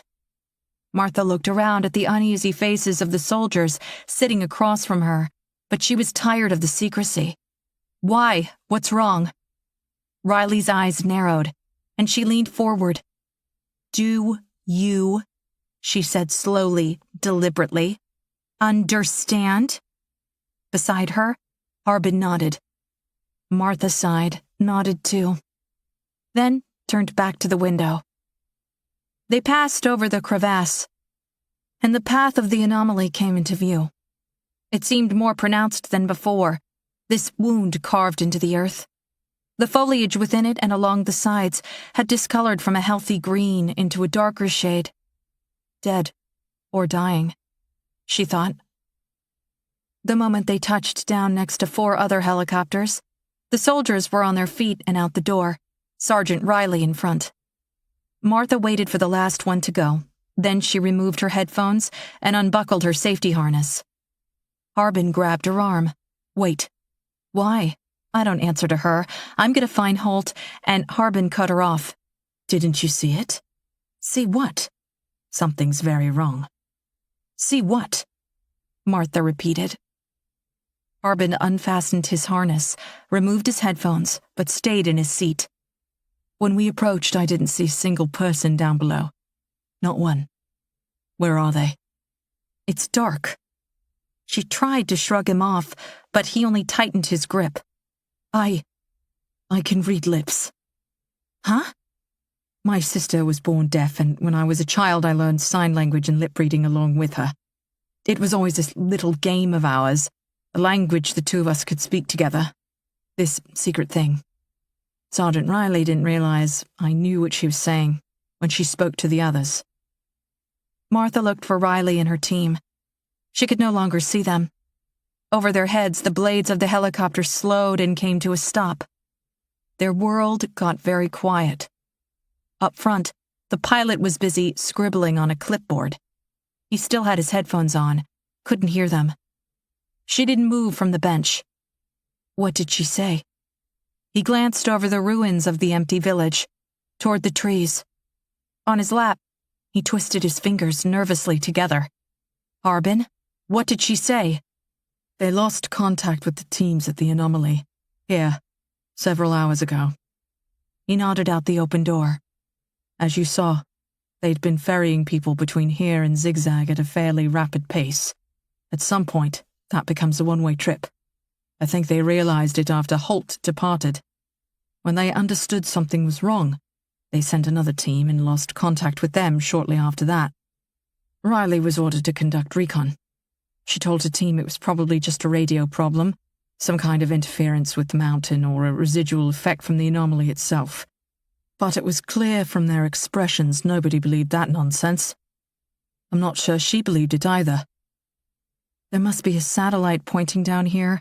Military NSA, probably a dozen satellites." Harbin just shrugged his shoulders. "How many people are missing?" Again, he shrugged. 84. This came from the pilot. Both Martha and Harbin looked up at him. Neither had seen him take his headphones off. Martha's mouth fell open. 84? He nodded. 68 personnel already on the ground. 4 in the EC-135 your friend Holt hitched a ride on. 12 more in the other recon chopper. Radio contact has been a problem since we got here. Something to do with all the iron in this mountain. They've had us all moving at such a fast clip, unable to really talk to one another. Nobody realized there was a problem until the chopper stopped making the return trip." He had a gun in his hand. Martha hadn't noticed it at first. Some kind of semi-automatic. As he spoke to them, his finger moved cautiously over the trigger guard.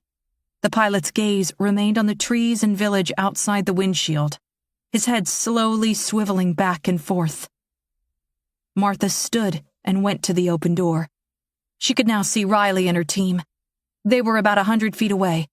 the beams of flashlights mounted to their guns slowly moving through the remains of the village. She realized most of the tents were no longer standing. Cases of equipment were strewn about. It must have rained here, too. Everything looked wet. "We should wait here," Harbin said again from behind her. Martha knew she couldn't do that. She stepped down out of the helicopter, her shoes sinking into the muddy ground. Chapter 35. Martha. The air was oddly still and smelled sweet. Not necessarily from wildflowers, or even the rain. More like someone had coated everything in a mist of antifreeze.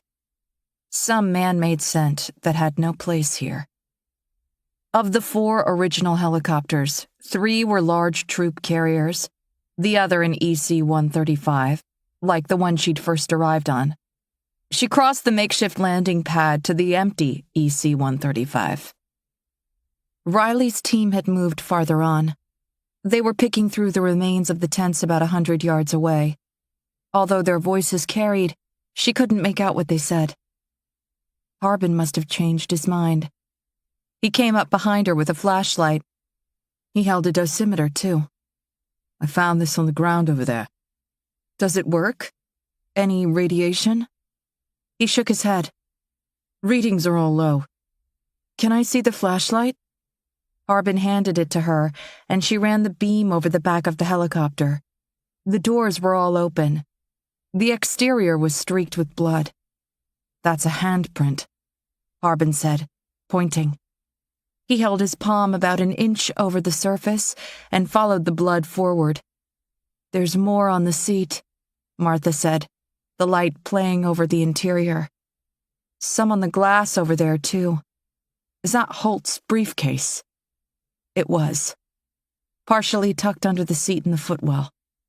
Martha pulled the leather briefcase out and tried the latch. Locked. "We'll take this back with us." She handed it to Harbin. Harbin dropped the briefcase between them with an audible gasp. "What is it?" His face had gone white. He pointed down at the bag. "There's a fingernail embedded in the handle." Martha pointed the flashlight and saw that he was right. Her stomach crawled, and she had to look away. "We should go back to the helicopter and wait for Sergeant Riley." "I can't do that. Whatever is happening here is well beyond whatever we were brought in to investigate. You have a family, for God's sake. You shouldn't be here." Images of Emily and Michael popped into Martha's head, and she realized they were the reason she needed to be here. Whatever this was, they had to stop it. She needed to stop it. That's how she kept her children safe. Martha left the briefcase on the ground next to the EC-135 and proceeded to check the other helicopters, Harbin following behind her at a deliberately slow pace. She found more streaks of blood. The windshield on one of the troop carriers was spiderwebbed with large cracks. She couldn't imagine what kind of force was necessary to break the glass on a military aircraft. She'd finished with the last helicopter when Harbin said, "Have you noticed the ground?" Martha pointed the flashlight beam down.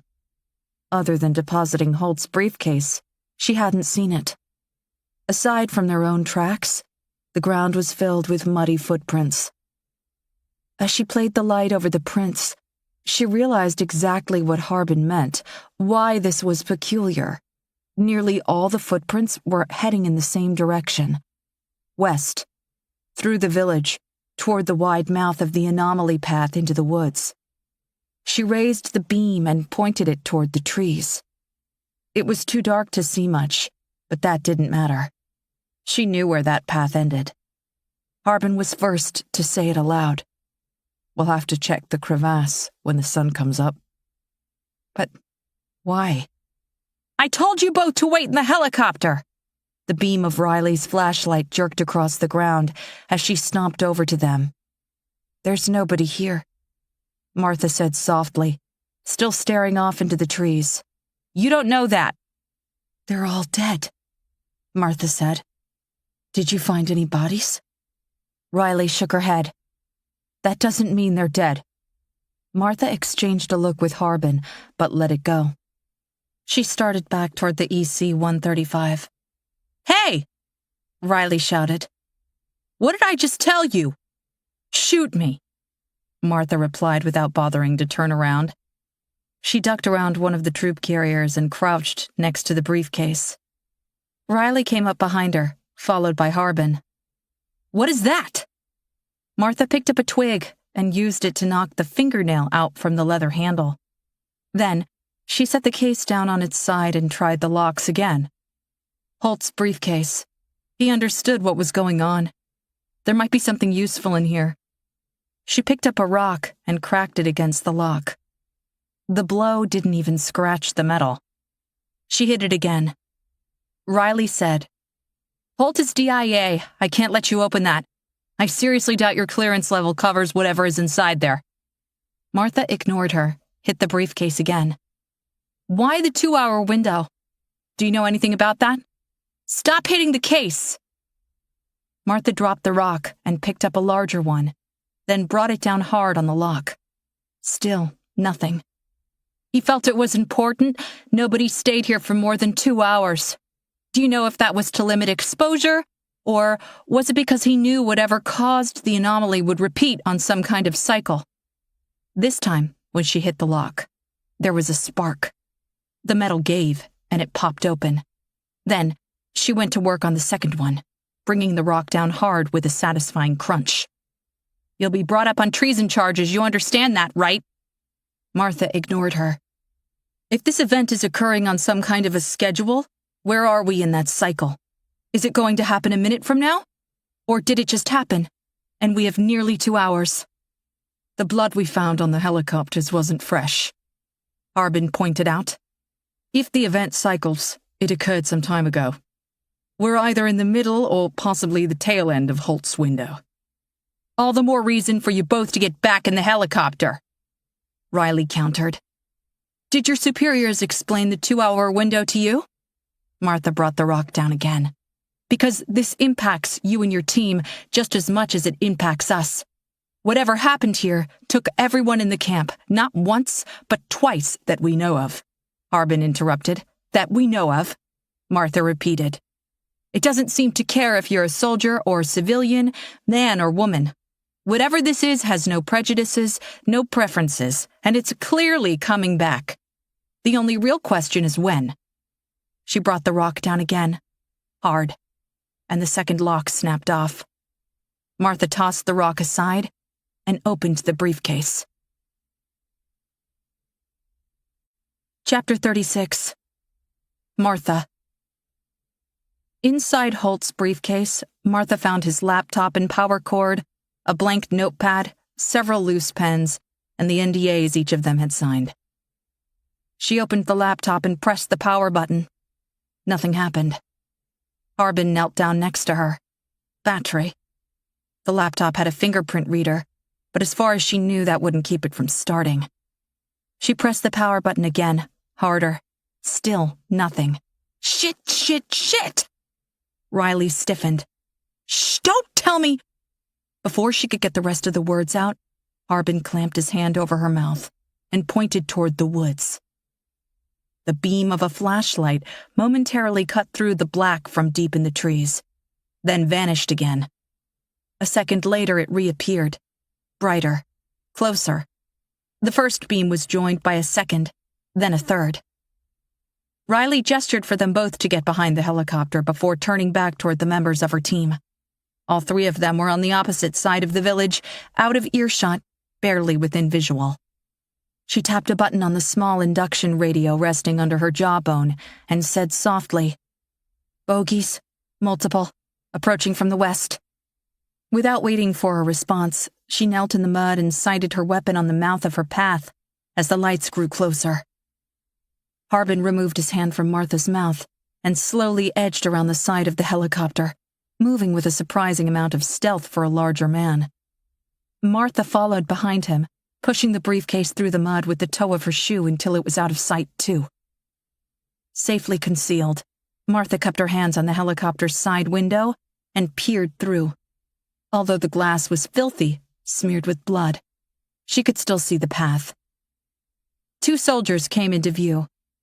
Only visible for a moment before they turned off their flashlights, Martha didn't recognize either of them. In the moment before those lights flicked off, both raised their weapons and pointed them in her general direction. She thought she caught the outline of several others behind them, but she couldn't be sure.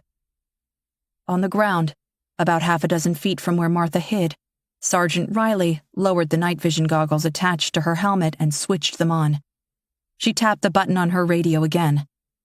"Do you have visual?" Martha couldn't hear the other side of the conversation, and she found that frustrating. If someone answered, she had no idea what they said. As her eyes adjusted to the dark, she saw at least 4 soldiers near the mouth of the path now. 2 had crouched down low. The first 2 remained standing, their weapons sweeping slowly over the devastated expanse of the village. Riley unsnapped a small box from her belt and heaved it into the bushes. It landed about 12 feet from the others, and all weapons quickly turned in that direction. She pressed another button on her radio. "This is Sergeant Christine Riley with the United States Army. Identify yourself." Her voice didn't come from where she crouched in the mud, but instead from whatever she'd thrown, some kind of amplified speaker. One of the soldiers, who had been crouching in the path, rose and turned his flashlight back on. He flicked the beam on and off twice and shouted, "I'm Lieutenant Colonel Alexander Fraser. Lower your weapons. We're coming in." "Understood." Riley got to her feet and let her gun fall to her side. She pressed the buttons on her radio again. "Stand down." From the opposite end of the village, flashlight beams began to blink back on as Riley's team came into view again. They'd spread out and assumed a defensive stance. Martha and Harbin stepped out from behind the helicopter. Riley crossed the open field and spoke to the one who'd identified himself as Lieutenant Colonel Fraser. He was tall, at least 6'4", wide shoulders. He towered over her. Again, Martha couldn't hear. "Can you read their lips? Like you did in the helicopter?" Harbin shook his head. "Too far away. My eyes aren't what they used to be." Riley had her arm out, gesturing toward the remains of the village as she spoke rapidly. No doubt telling him about the missing people. Who knew what else? No more secrets. "Screw this," Martha said, before stomping out across the field toward the 2 of them. At first, she didn't see the stretcher held by 2 other soldiers about 20 feet back. Nor did she see the teenage girl held still by 2 more soldiers. It wasn't until she got close that she realized both were secured with zip ties and gagged. Martha turned, ready to run back to the helicopters, but Riley and Fraser stood, blocking her path. Chapter 37. Martha. Martha planted her feet firmly and pointed back behind her. "Why the hell are those 2 children tied up?" Sergeant Riley held her palm up. "Calm down, Doctor." Her eyes narrowed. "I want both of them released immediately." "It's not that simple," Riley said. Lieutenant Colonel Fraser stared out at the empty village, his eyes darting from the structural debris to the ruined tents and destroyed military hardware. He looked over at the helicopters and then at abandoned vehicles, several ATVs and a Humvee. He turned back to Riley. "You're telling me every single person who was in this camp is missing?" Riley reluctantly nodded. "We lost radio contact yesterday. Several teams were dispatched, and we lost contact with them too. Frankly, I was told you and your team were missing as well." He waved a hand absently behind him, toward the girls. "We were in the woods searching for those 2. Found them about 8 clicks out, hunkered down in a shelter. We lost contact too, and assumed it was due to the terrain." Fraser didn't seem like the kind of person who got rattled easily, but he clearly was. He took off his helmet and ran his hand over his short hair. "What the hell happened here?" He said this last bit more to himself than to anyone else. Martha watched as he knelt and got a closer look at all the tracks, then turned and stared back in the direction they'd come. Martha shook her head and said, I want those girls untied." She started toward them, and a tall soldier with arms like tree trunks blocked her path. His broad chest might have been a wall. When Martha tried to go around him, he sidestepped. "Get the hell out of my way!" Without looking up from the footprints, Fraser said, "Those two may be the only survivors of this thing, and the younger one appears to be running a fever. She may be infected with a related condition. The older one drew a knife when we attempted to rescue them. She's dangerous. I'm under orders to get them both back to quarantine. They're children. Irrelevant." Harbin had taken all this in without saying a word. He stepped closer to Riley and Lieutenant Colonel Fraser, the dosimeter still in his hand. "If you're worried about a contagion, why aren't any of your men wearing protective gear? They've made direct contact. A drop of blood, a sneeze, a brush against the sweat covering that feverish child. Any one of those things can easily transmit a virus, yet you've taken no steps to protect yourself or your team. Why is that?" Fraser ignored him, continued to study the footprints. "You've already been told it's not contagious, haven't you, Lieutenant? We found no sign of a virus or any contagion, for that matter, during our autopsies back at Zigzag," Martha pointed out. Harbin held up the dosimeter. "And it's not radiation." With the barrel of his gun, Fraser traced the outline of a boot print in the mud. Martha couldn't see his face. "I'm a medical doctor," she pointed out. "At the very least, I can stabilize the sick one. If they're the only two still alive from all this, you'll want to keep them that way." This seemed to give him pause. He stood, his back still to her. After about a minute, he turned to the soldier blocking Martha's path. "Let me see the sat phone." The soldier detached the phone from his belt and held it out to him, unwilling to move from Martha's path. Fraser took the phone, extended the antenna, and walked off toward the helicopters as he dialed. Harbin gestured for Martha and Riley to step closer. "There's a second elephant in the room," he said quietly. "We've been here for nearly an hour. Unless someone understands Holt's reasoning for 2-hour windows, I suggest we board one of the helicopters and figure out our next step back at Zigzag. Maybe examine the children there. I seriously doubt we're the least bit safe here." Riley eyed him for a moment, then looked down at her watch. She blew out a frustrated breath. "Give me a minute." Martha watched as she walked over to Fraser, barely visible in the dark, the phone pressed to his ear.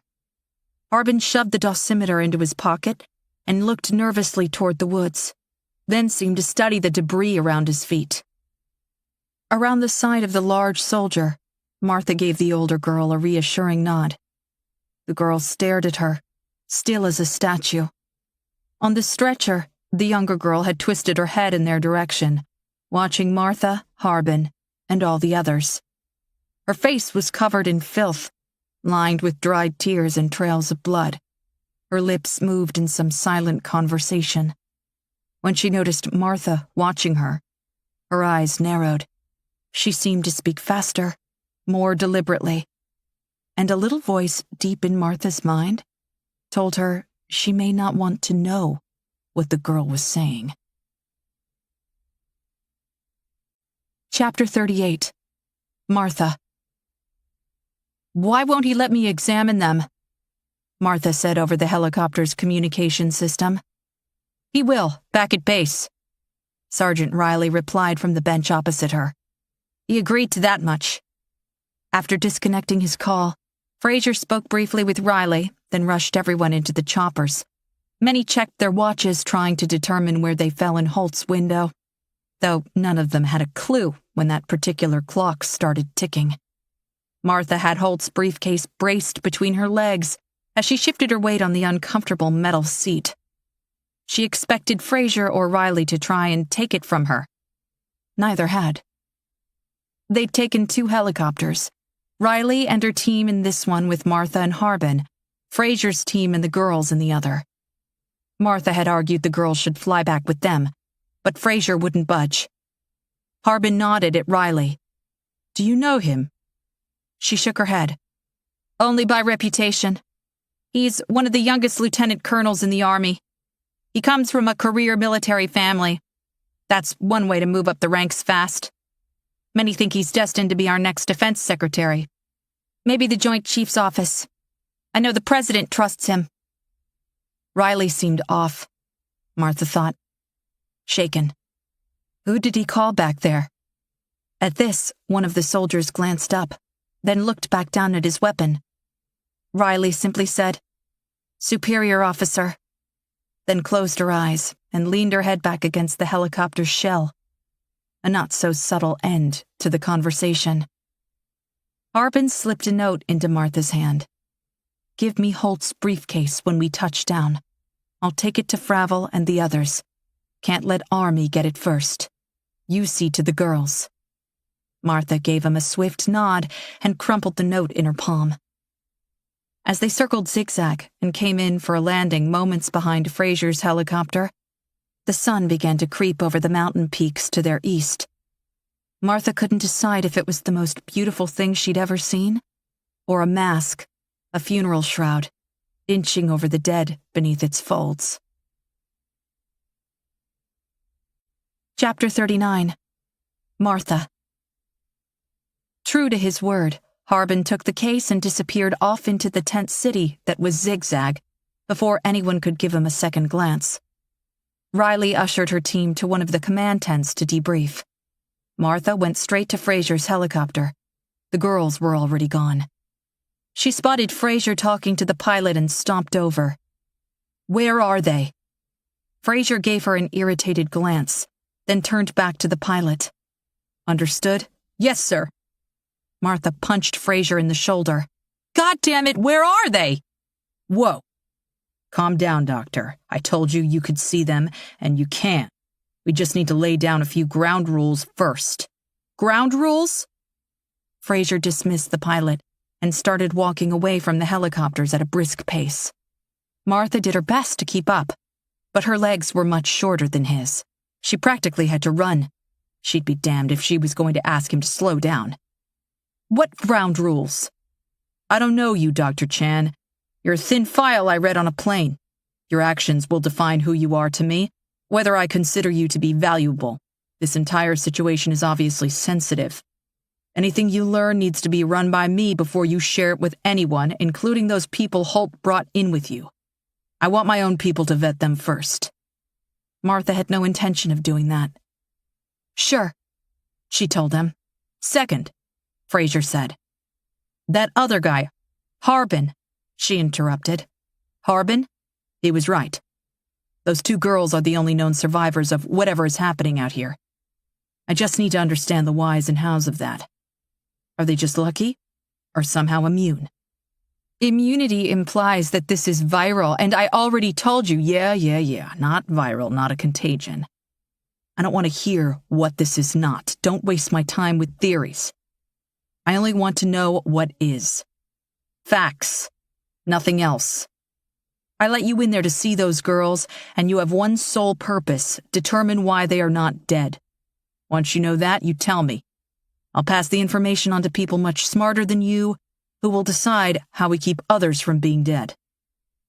Martha stopped walking and glared at him. He went on several more feet before turning back toward her. "I'm sorry, did I offend you?" He paused for a second, then added, "Let me be perfectly clear. You see two girls. I see rats in a lab necessary to solve a problem. Do we understand each other?" There were a million things she wanted to say to him, but instead, she only nodded. "Good." He started moving again, crossed the barrack tents, and led her to medical. 3 guards were posted out front now, and Martha noticed 2 others on the side of the tent, installing another air conditioning unit. When she started for the door, he held out a restraining arm. "This tent is off limits." He pointed to a smaller tent across from them. Another guard posted at that one. "You'll find them in there. Everything you need should be inside. If not, ask the guard, and he'll see that you get it."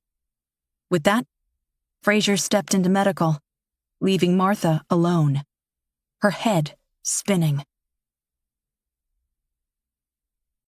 Chapter 40. Martha. Unlike the tent across the path, with its prefab plastic sign labeled medical, someone had hastily written Exam 1 on a strip of white tape and placed it above this tent's opening. The guard standing beneath the sign offered Martha a soft, "Ma'am," and stepped aside, holding the flap open for her. Another guard was stationed inside, his gun loosely trained on the tent's 2 occupants. Although it was cool under the thick canopy, his shirt was damp with sweat. He pointed the barrel at the ground as she came in, then raised the weapon after she passed. "Is that necessary?" "Orders, ma'am." "Orders," Martha muttered. The tent's interior was only a fraction the size of medical, maybe half the space of her sleeping quarters. Several black plastic crates lined the leftmost wall, their open lids revealing a wide assortment of medical equipment and supplies. In the center of the room was one of the aluminum examination tables she'd used earlier, freestanding halogen lights erected on each end, bathing the shiny metal in harsh light. The younger girl, still secured to the stretcher, had been left on top. She twisted as Martha entered, a bob of matted blonde hair moving with her and slapping against the table. Her fingers, arms, and legs all appeared tense, stretched as if caught in a jolt of electricity, the cords of muscles and veins testing her thin body and skin.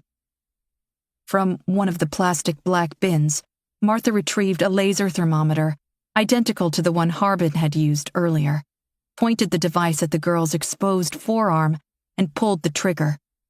The display read 103.6. Not good.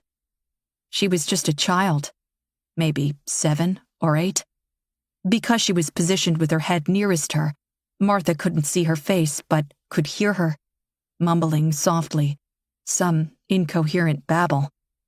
She appeared to be crossing back and forth between a delusional state and alert, each turn lasting only moments, oblivious to the pain brought on by her injuries. Not uncommon with a fever this high. The soldiers had wrapped the young girl's extremities with cloth before tightening the plastic ties, and while those strips were soaked with blood, it became painfully clear she'd be much worse if the girl had been secured without them. Tugging, pulling, twisting. This relentless movement making matters worse. She'd have to get the temperature under control. The older girl sat in a folding chair in the back corner, her bound hands in her lap. She had looked up as Martha entered the room but hadn't said anything. Both girls were covered in bruises and scratches. They smelled as if they hadn't bathed in days. Their clothing was frayed and worn, threadbare, the colors muted to nothing but dull beige and grays. Martha couldn't imagine living out here, removed from civilization. The simplest of conveniences and medical care, far enough out of reach, they might not even know such things existed.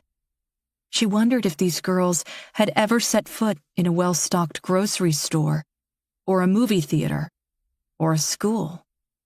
Had they been out here their entire lives? As subtly as she could, Martha pointed the thermometer at her and pulled the trigger again. A little red dot appeared at the base of her neck. 98.4. The older one tried to jump from the helicopter right after takeoff, the guard said. Lieutenant Colonel Fraser caught her by the belt, one foot hanging out like she thought she could fly. Martha set down the thermometer and went over to her.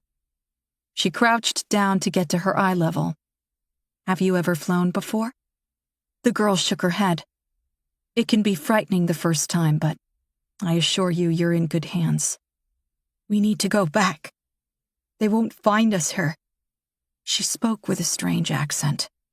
Not quite Canadian, nor the familiar sound of a typical Northwest American. Her vowels were slightly more pronounced, drawn out. Other words sounded clipped.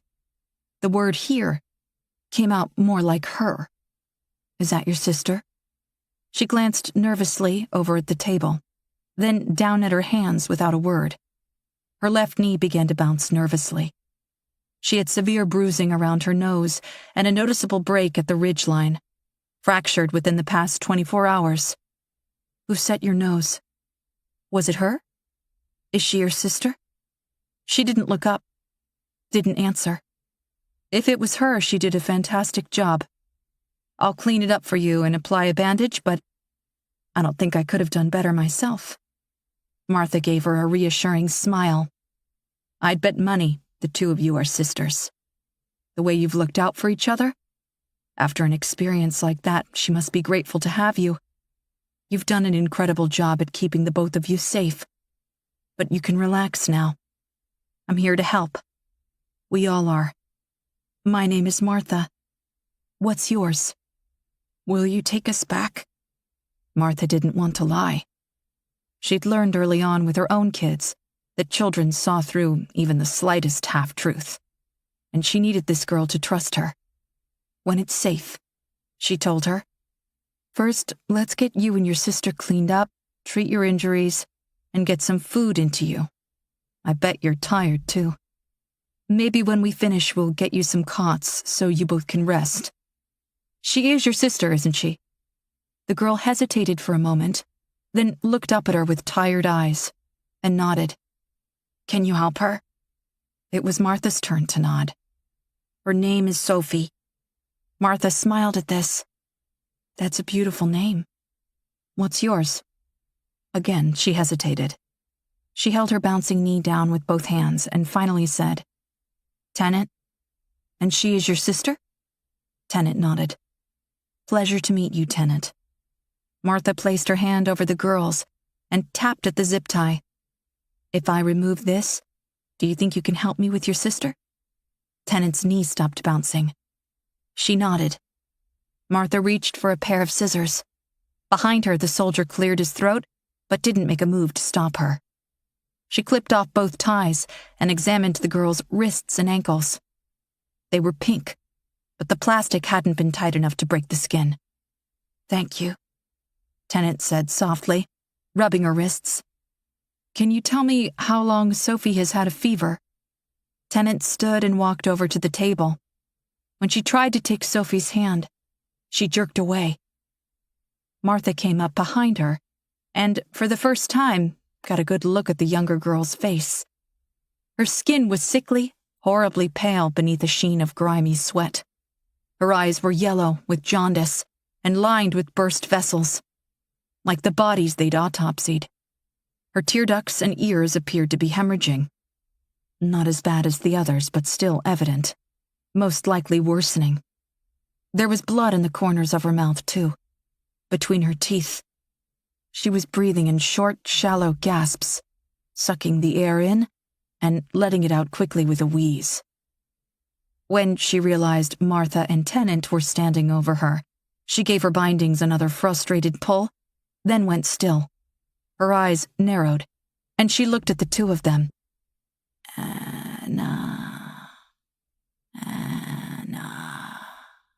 Anna Shim. Who's Anna Shim? I don't know. She just keeps saying it. Can you help her? Martha took her temperature again. 104.1. Climbing. To the guard, she said, I'll need some ice and a vessel I can submerge her in, like a bathtub. A bathtub? Just tell Fraser. He nodded and spoke into his radio. Sophie's back arched. Her arms and legs shot out, testing the limits of her bindings. Fresh blood appeared where they met her skin through the damp cloth. She held there for an impossibly long time, then collapsed back onto the stretcher, wasted and defeated, only to jerk up a moment later. Can you help her? Tennant asked again, in a voice that sounded much younger than her years. Martha nodded and quickly began rifling through the medications, bandages, and other supplies. She tried not to think about the bodies in the other tent, the ones growing hotter. Chapter 41. Martha. An hour later, Martha sat at the table in the small room at the back of the Zigzag Ranger Station, with Harbin, Russell Fravel, and Joy Ryber. Holt's laptop sat between them. They'd powered it up and tried so many different passwords the system now required them to wait 1 minute between each attempt. They had no idea what it could be. Harbin had even gone back and searched Holt's tent in hopes of finding something that might provide a clue, but even the muddy socks he had found the last time were gone. Brenna Hoff was out in the main room watching the door. When they came to take her back to the crevasse, she'd refused. Brian Tomes had reluctantly gone. Martha pretended not to hear when Harbin pointed out the laptop's fingerprint reader, told him to keep it in mind if he found Holt's body. Tomes had simply nodded, as if this request were no more obscene than pick up a gallon of milk at the store. Then he walked off toward the awaiting helicopter. Sergeant Riley had boarded that one too. They'd last seen Fraser on the opposite side of the camp, where they appeared to be reinforcing the newly constructed wall. When the timer on the laptop ticked to 0 and the password box reappeared, they consulted the list of possible passwords they'd made on the whiteboard. Try Patriot again, but replace the letters with numbers and symbols, like P@TR10T, Reiber suggested. Fravel shrugged, keyed in the word, and hit enter. The box flashed red, and the timer reappeared. 59 seconds. How many doctoral degrees do we have in this room, and not a single hacker? Harbin balked. We're not going to get in with blind guesses. Ironically, Holt is probably the only one who would know how to bypass computer security. I imagine that's a skill they teach when they hand out their magic decoder spy rings, Reiber said. Fravel pushed the laptop back several inches and scratched at a stain on the table with his fingernail. If I had a USB drive and access to the internet, I could get in. Well, we have neither of those things, Harbin muttered. The clock ticked back down to 0. Fravel keyed in another word, hit enter, and the timer reappeared. What did you try? Spook, but with zeros. Martha went to take another sip of her coffee and realized her mug was empty. Before she could get up, Harbin took hers along with his and walked over to the coffee maker for refills. Nobody else was drinking coffee. When he sat back down, he said, Tell us about the girls. Martha hadn't stopped thinking about them. I had to sedate the younger one, Sophie. Then I got an IV in her with a mix of saline, high-dose NSAIDs, and antibiotics. The ice helped. I managed to get her fever down to 102, but without knowing the root cause, I feel like I'm stalling the inevitable. I found nothing abnormal in her blood work. Her current state aside, she's actually remarkably healthy. So is her sister.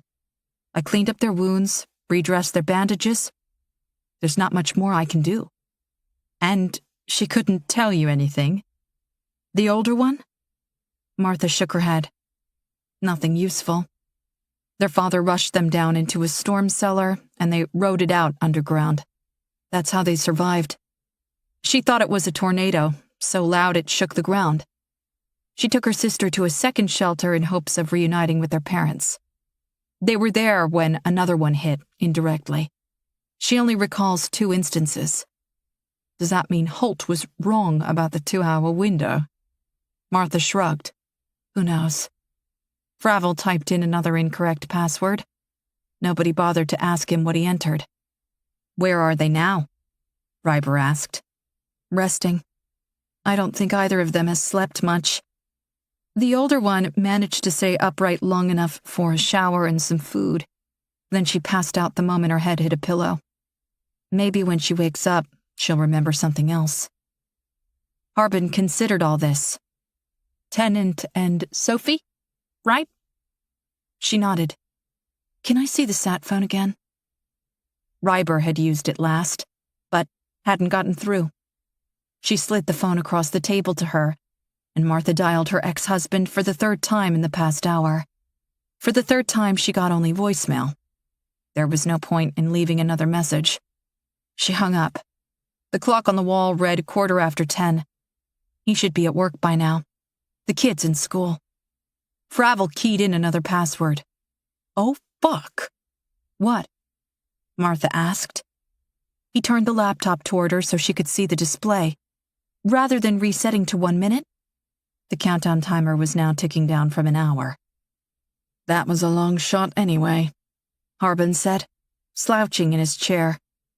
Ryber brushed a loose strand of hair from her eye. Any idea why the younger girl has been affected and not the older one? Again, Martha shrugged. If this were viral, I'd look for immunities in Tennant. Possible inoculations she may have received earlier in life that her sister had not, like chicken pox or measles. But that's not the case. I sequenced Sophie's blood and compared it to Tennant's and a sample from both sets of victims in the tent. I didn't find anything out of the ordinary. No common thread, either. Tennant said her sister was with her all yesterday morning, right at her side, and yet somehow she was affected and Tennant was not. Unless the symptoms are late to present in Tennant. Harbin pointed out. Maybe age is a factor. During the autopsies yesterday, Dr. Fitch pointed out the bodies we found in the village leaned more toward the extremes, either infants or the elderly. The ones in the crevasse, the ones with the fever-like symptoms, seemed to be the healthiest, most virile of the group. Wouldn't Tennant fit that definition more so than his sister Sophie? Martha took another sip of coffee and nodded. If we go by age alone, yes. That made me wonder if there was some other inherent difference. Something that hasn't presented or isn't apparent. Like a genetic marker. Do you have the testing equipment? Harbin asked. Gotta love the army, Martha said. I asked for something, and 10 minutes later they wheeled in a brand new Nova Seek 6000.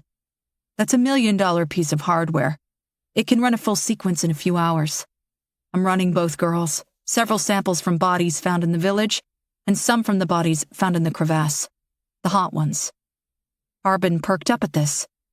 So he let you in that tent? Martha shook her head. He had the samples brought to me. Said Fitch collected them yesterday. They're not letting anyone in that tent. From the other room, Hoff shouted, Soldier coming toward us, coming in fast! She ran back in and fell into one of the empty chairs. Ravel scrambled to his feet, unplugged the laptop, and shoved everything into the cabinet above the coffee maker. Chapter 42. Martha. Why just us? Why not the others? Martha asked as she and Harbin followed the soldier through the camp, leaving the others in the Zigzag Ranger station. You'll have to ask Lieutenant Colonel Fraser, ma'am. He led them to Fraser's tent and held the flap open for them. Fraser was on a sat phone, sitting behind a folding table set up as a desk with a laptop and several stacks of folders and notepads. When they entered, he hung up the call, set the phone aside, and gestured toward 2 chairs. Sit. Everyone should be here, Martha said. Sit, Fraser said again, the irritation clear on his face. Harbin gave her a glance that seemed to say, let's hear him out, then lowered himself into one of the folding chairs. Martha sighed and fell into the seat beside him. Fraser eyed them both for a moment, then slid a piece of paper across the desk. Martha leaned forward.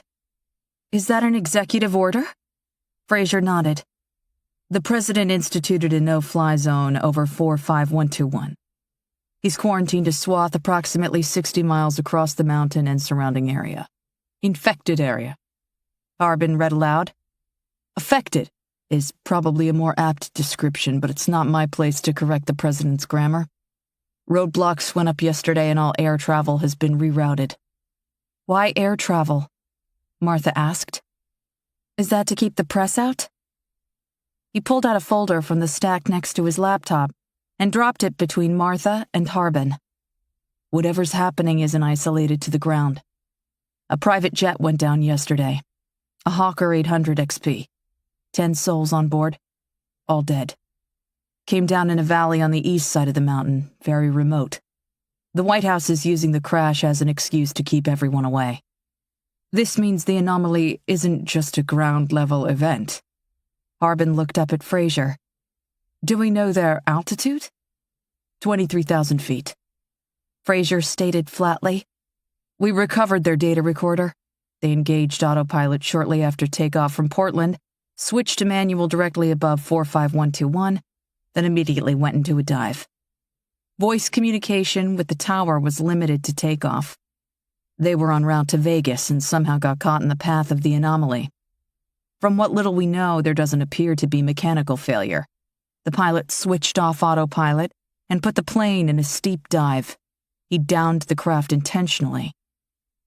Harbin had the folder open and was flipping through a series of photographs. The plane shot nearly straight down and hit the ground nose first. There was hardly anything left. How did the data recorder survive this? No idea. They found a fully intact suitcase as well. Martha had seen that sort of thing before at other crash sites. Even in near-total destruction, the strangest items sometimes survived with very little damage. She'd once investigated a downed 737 in Malaysia, and someone found an undamaged bottle of Moet buried under the remains of a wing. Harbin asked, "If a plane got caught in the anomaly, does that mean we are, in fact, dealing with a satellite-based weapon?" Fraser smirked at this. "Satellite-based? Who told you that?" "We were speculating yesterday." Fraser shook his head dismissively. "According to some report out of USGS, the anomaly originated from below, not above. They traced seismic readings down nearly 2,900 kilometers. 2,900 kilometers? That would put it nearly to Earth's core. That can't be right." "Yet it is, according to them anyway." "Who is USGS?" Martha asked. "United States Geological Survey," Fraser said flatly. "Another team Holt brought in." Harbin said, "We need to speak to Frederick Hoover." "Not possible. Not right now." Before Harbin could respond, Fraser turned back to Martha. "What can you tell me about the girls?" She repeated everything she'd told the others earlier. Fraser listened, stone-faced. When she finished, he said, "So you've learned nothing. This takes time. We don't have time." Martha closed her eyes and pinched the bridge of her nose. She was getting a headache. "Do you have any kind of record of the people who live on the mountain?" Tennant said her sister keeps asking for someone named Anna Shim, but she has no idea who that is. She said there was nobody in their village by that name.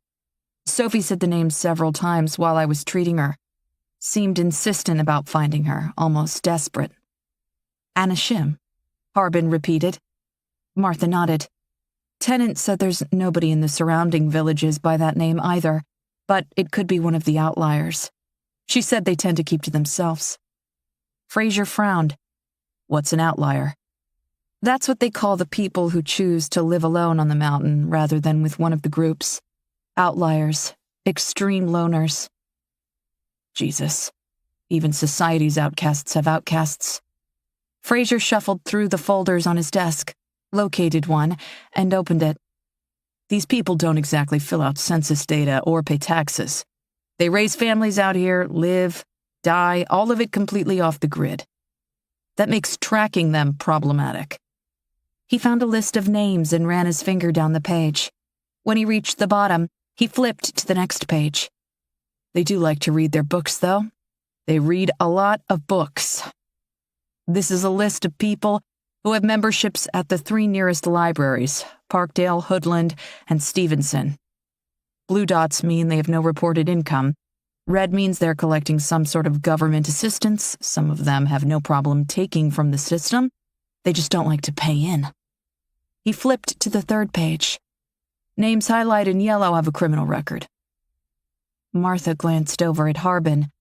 He'd closed the folder on the crash and was staring at the cover, his mind elsewhere. His index finger tapped against his temple, as if trying to coax out a thought. Fraser finished the last page and sighed. "Several Annas, but nobody named Shim. Doesn't mean much. She could be out there somewhere. Or it could be some make-believe imaginary friend." Harbin broke from his reverie and looked up at Fraser. "What's going on with the bodies in the medical tent? Why are they getting hotter?" "Who says they're getting hotter?" Martha leaned forward, frustrated. "You need to stop holding back." Someone knocked on the frame of the tent. Fraser looked up. Yes? A soldier stepped inside and quickly saluted. Sir, we've had another attack. Where? Barton, a small town about 50 miles east of here. It's bad.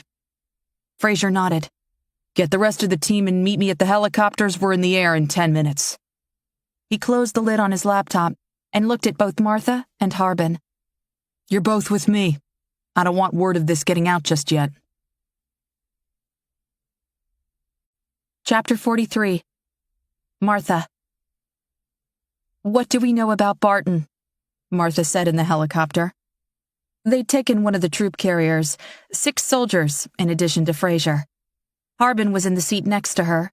She'd had just enough time to grab some medical supplies and throw them in a bag and check on the girls. Tennant was still sleeping. Sophie was awake but unresponsive, her eyes fixed on the ceiling.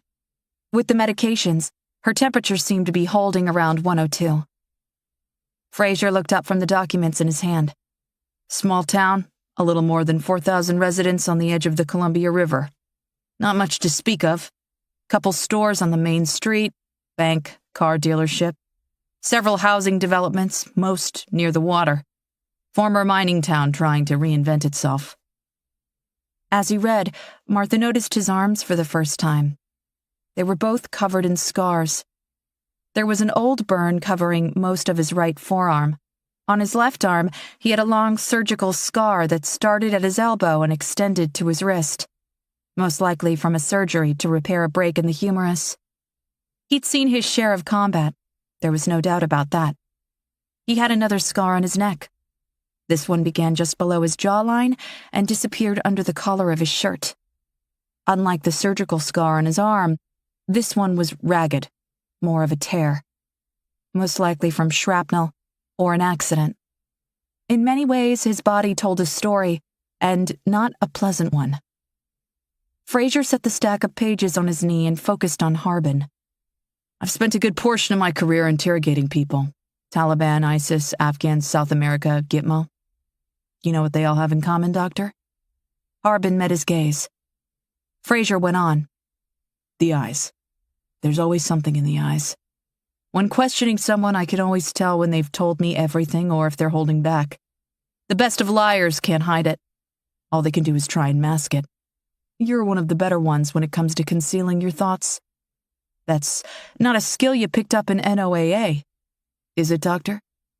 A thin smile edged Harbin's lips. Did you come to that conclusion on your own, or read something in my file? A little bit of both. What's he talking about? Martha turned to Harbin, her eyes narrowing.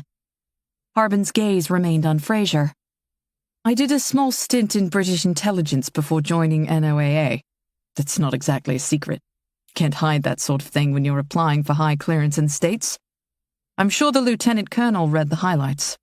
My past service may very well be why I was brought in here. The good doctor was in training to be a spy, Fraser said. Harbin waved him off. Hardly. I was barely an analyst. Even in my 20s, I didn't have the fortitude for fieldwork. One of my professors at Cambridge felt I had brain for the analytical and made several phone calls on my behalf. Before I knew it, I found myself working for Her Majesty.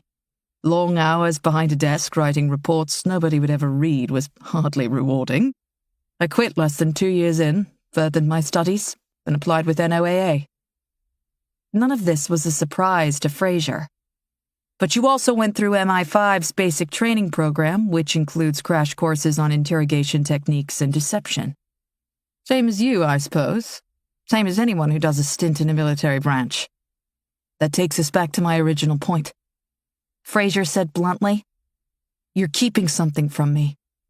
Harbin gave Martha a quick glance, then turned back to Fraser. I'm not sure it's worth mentioning, so I haven't, that's all. Now Martha was curious. What is it? Anna Shim. You know who she is? How could he, though? He'd seen the same information she had. Less, really. Not a who. A what? Harbin paused for a beat, then said, I think she may be trying to say Anna Shim, not Anna Shim. I don't think it's a name at all. What is Anna Shim? Fraser asked. I only know the word because I studied the Tanakh years back, the Hebrew Bible. I studied the Torah as well, but I always found the Tanakh particularly fascinating because it was the foundation for so many of our modern religions. And again, this is probably nothing, which is why I didn't. Martha cut him off. Harbin. Harbin looked down at his hands. Anashim in ancient Aramaic means people. People, Fraser repeated flatly. If that little girl is receiving any type of education at all out here in the middle of nowhere, I seriously doubt it includes some long-dead language. Harbin held his hands up. Like I said, it's probably nothing. Over the communication system, the pilot said, "Sir, we're approaching Barton. 2 miles out, taking us down to 1,000 feet. Fraser unbuckled his harness, braced himself on the frame of the helicopter, and crossed over to the door. He yanked up the release handle and pulled it open.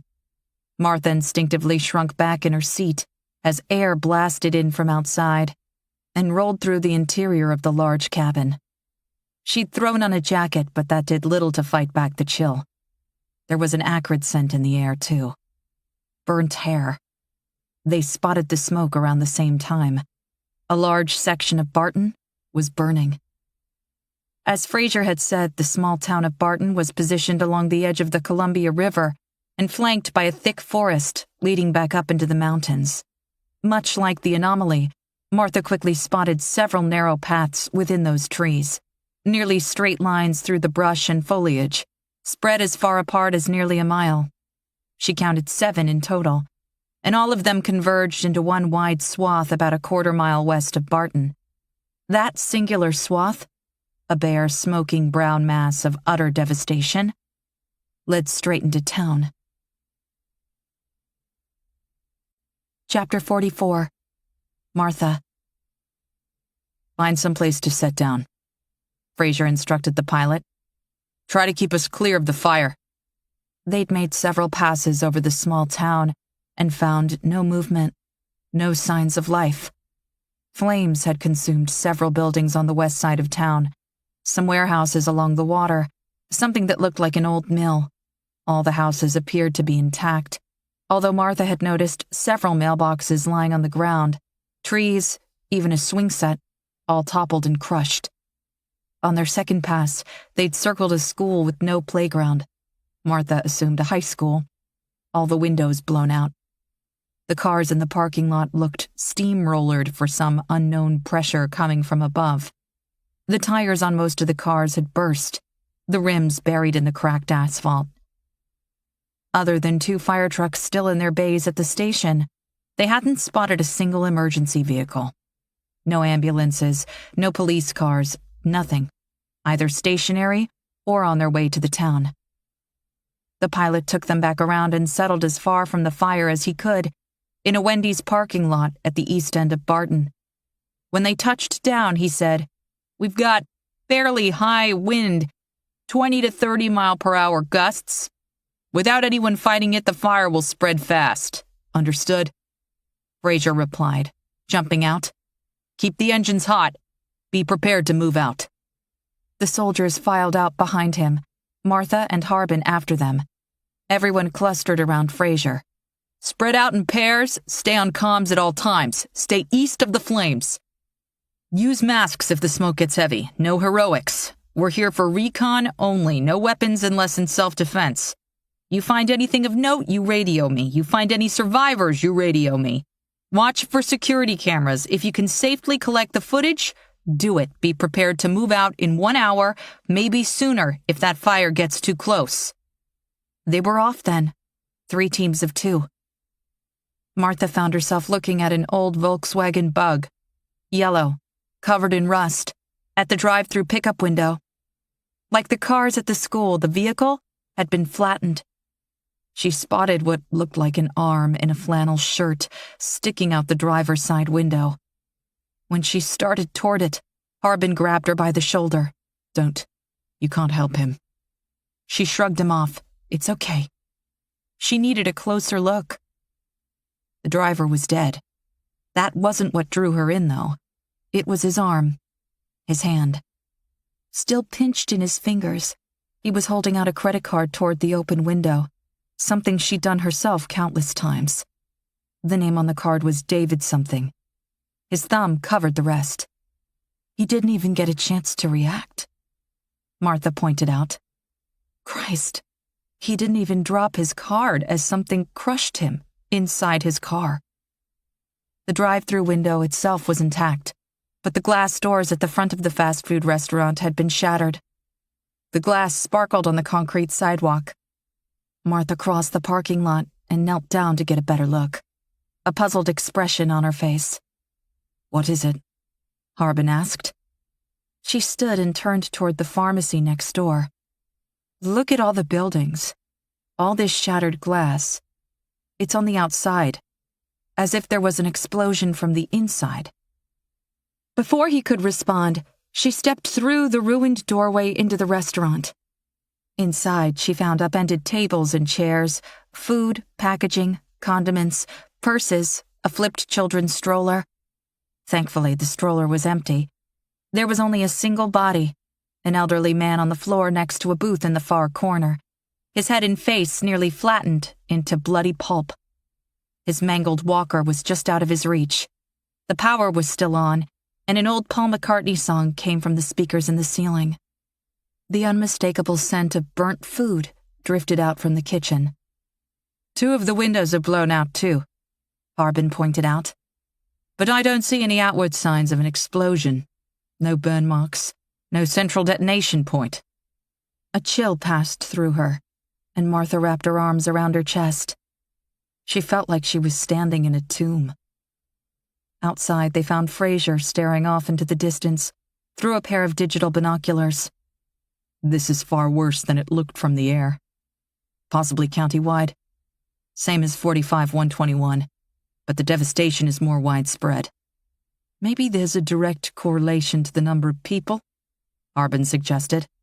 Larger population may mean more damage. Fraser considered this.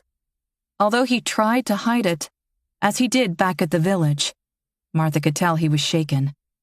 There was a man under that tough veneer. She wandered across the intersection. There were 3 more bodies on the sidewalk. 2 women and a man, all older. Martha took out the laser thermometer and pointed the device at each of them. Body temperatures are all in the low 90s, normal for people who died in the past few hours. Elderly again, Harbin pointed out. That's consistent with what Dr. Fitch told you they found in the village.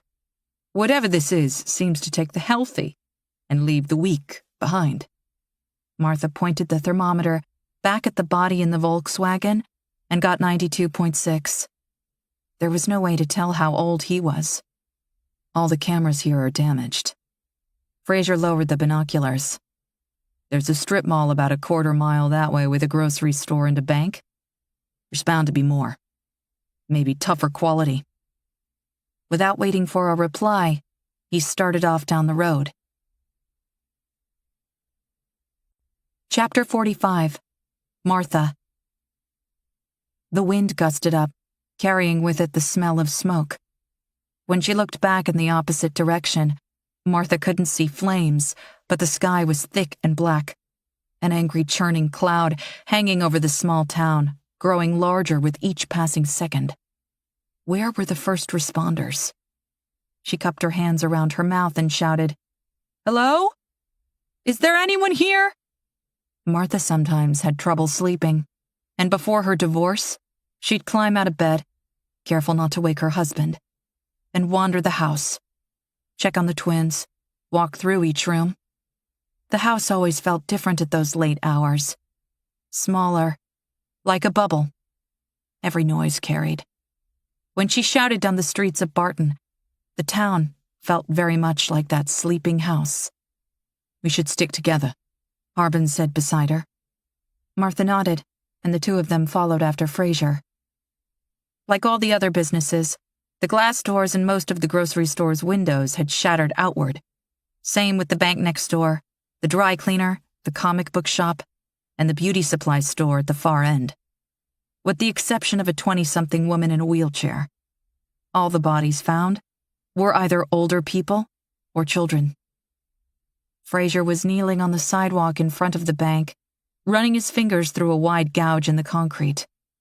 The remains of a camera were on the ground next to him, nothing but a ruined pile of plastic and glass. He looked up, toward the corner above the door. Martha followed his gaze. The mounting bracket was still up there, but the metal was twisted with gleaming silver around the edges. Frayed wiring dangled from a hole in the brick behind the bracket. Someone, or something, had torn the camera out. "That's at least 8 or 9 feet, right?" he said to her, his attention back on the gouge. "At least," Martha agreed. "What do you think that is?" He slowly shook his head. "Even if someone destroyed the camera, it was recording up until the moment they pulled it down," Harbin said. Fraser got to his feet and stepped over the broken glass into the bank. There were 4 other cameras in various positions around the interior, but on closer inspection, they realized the lenses were shattered. The anomaly had destroyed everything inside made of glass. They found the security system and recording equipment in an office near the back. The desk was upended. An ergonomic chair was lying on its side, up against the wall. A hole punched through the backrest. The armrest had been torn off and was in the hallway. Half a bagel, slathered in cream cheese, sat on a credenza. Although the security monitor was spiderwebbed with cracks, it still worked. Fraser replaced the chair and sat in front of the equipment, studied the controls for a moment, then clicked through several screens on the attached computer. Looks like they had 8 cameras in total. The system is still recording, but there's no signal coming in. He brought up a menu, found a series of time-stamped files, and began clicking through them, working back from the most recent. He'd gone back more than 2 hours before the black boxes on the screen came alive. "There," Harbin blurted out. 2 hours and 23 minutes ago, Fraser said. The timestamp in the corner of the monitor read 12 minutes after 8 in the morning. Most of the shots were of the bank's interior, and other than a security guard crossing the frames, the bank was empty. Most likely they didn't open until 9. Using the mouse, Fraser clicked on the exterior camera above the door. The image zoomed in, filled the entire monitor, and sound came through the speakers.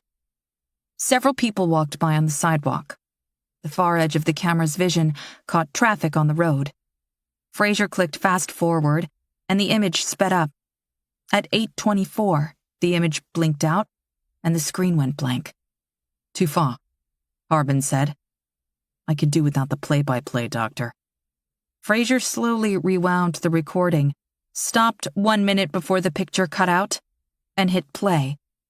A man and a woman approached the door. Fraser turned up the volume. They were talking about the football game that had aired the night before. The woman produced her keys, unlocked the door, and the pair slipped inside. A man jogged past the camera. An SUV drove by. Fraser turned up the volume a little more. A brunette in a white blouse and tan skirt appeared, tried the door, found it locked, checked her watch, then cupped her hands over the glass and knocked. She glanced back over her shoulder impatiently, then turned back to the door. She must have seen someone inside. She smiled and waved.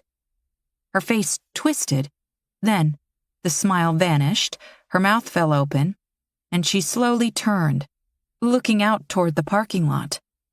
"Do you hear that?" Martha asked. Fraser and Harbin both nodded. A hum, slowly growing louder. "What's she looking at?" "We can't see because of the angle of this camera," Fraser replied. The hum grew louder. The woman on the screen took several steps away from the door, more of an unconscious shuffle. Someone screamed. The squeal of tires. A man's voice shouted something incoherent. The hum grew louder. The security system's speakers reverberated with it, this deep bass. More screams, more shouts.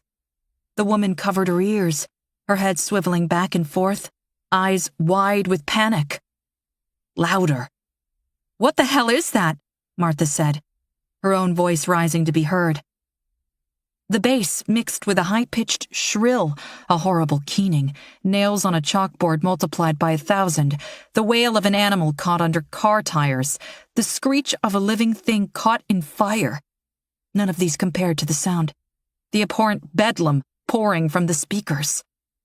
Fraser reached over and lowered the volume. It did little good, though. The sound continued to grow louder. Martha found herself covering her ears, but the sound oozed through her fingers, crawled into her head, scratched at the interior of her skull like an ice pick scraping at the soft tissue of her brain. On the screen, the woman dug her palms into her ears and fell to her knees. The image went black. "The lens is shattered!"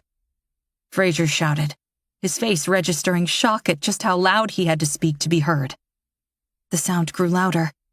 He turned the volume down even further, but it did little good.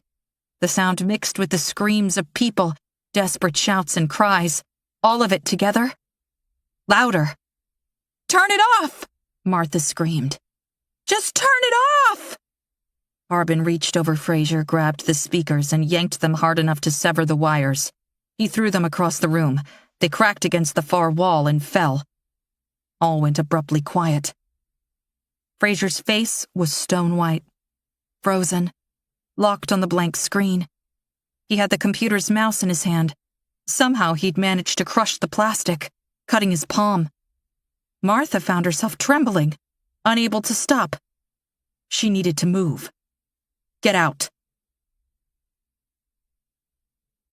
Chapter 46. Martha. "It's the sound," Martha said. She had an oxygen mask over her mouth, but that did little to keep her from coughing. The mask was too large and kept slipping down her face, obscuring her vision. Her eyes burned with the smoke. The attached tank was clipped to her belt.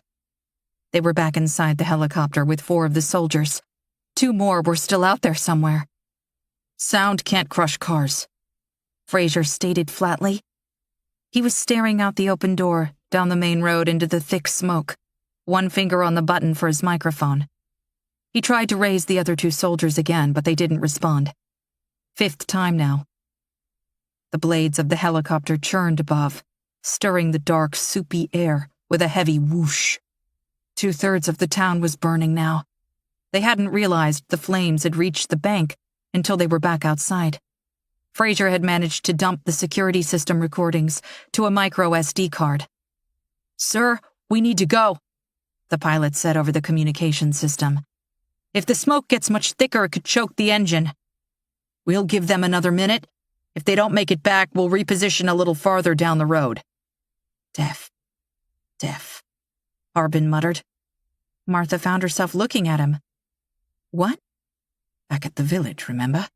Someone wrote the words, 'Deaf, deaf' on that wall in blood, after the anomaly hit." Martha didn't follow. "So the sound made them deaf?" Harbin shook his head. "I think they were able to write it. I think they survived the anomaly because they were deaf. They lost their hearing before it hit. They lived because they couldn't hear the sound." Fraser tried to radio the soldiers again, but got nothing. He continued to stare into the fire, half-watching Harbin. "If someone was deaf, how would they know there was a sound at all?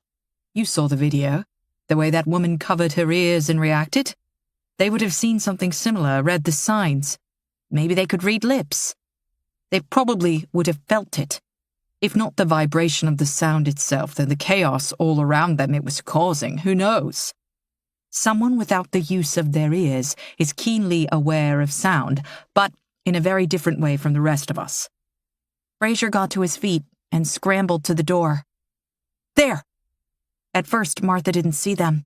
The smoke was like a living wall, a mix of black, white, and grays, rolling over the cracked blacktop, and around the sides of the buildings, a tide rolling in over a desolate harbor, a sea of death.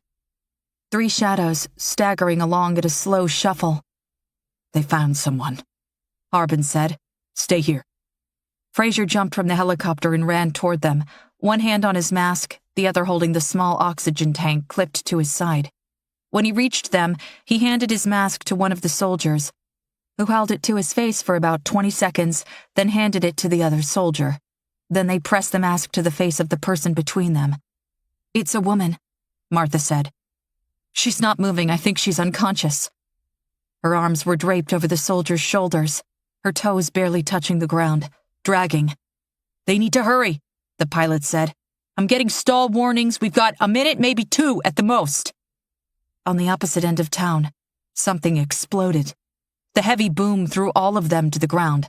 Black smoke belched up along with a rain of debris. A gas station, maybe? Too big to be a car. Fraser was the first to scramble back to his feet. He picked up the woman's limp body and draped her over his shoulders, continued toward the helicopter with heavy steps, the other 2 close behind him. When he reached the door, Harbin and Martha helped get the woman inside, pulled her to the center, as Fraser and the others climbed in and collapsed on the floor. Go! Fraser called out over the comm, before launching into a coughing fit. Martha pulled the 2 remaining oxygen masks down off the wall, handed one to Fraser and the other to the soldiers beside him. Fraser gave her a grateful nod and pressed the mask to his face. Hold on, the pilot said. Martha tightened the straps on her harness and wrapped her fingers around the thick nylon, gripped them as tight as she could. The moan of the engine grew deep as the blades above increased speed. Another alarm sounded, this one filling the cabin with red and white flashing lights. The helicopter began to rise, lurched, and dropped back down to the ground. Smoke's too thick, the pilot groaned. The engine's not getting enough air. Outside the door, the street was aglow in orange and reds, the sun lost behind black smoke and floating soot. The fire was less than 50 feet away, the flames crawling toward them, inching up the walls of a pharmacy and the side of Wendy's, engulfing the bookstore across the street. Up front, the pilot frantically flicked several switches, adjusted something to his left, then tugged at what must have been the throttle. The engine noise went deep again. They rocked and lifted slowly off the pavement. When the motor sputtered, they dropped several feet. He increased speed. The engine screamed in protest, but they continued to rise. They were at least 100 feet in the air when the engine sputtered again, and they dropped at least 10 or more. Martha felt her stomach slam against her heart.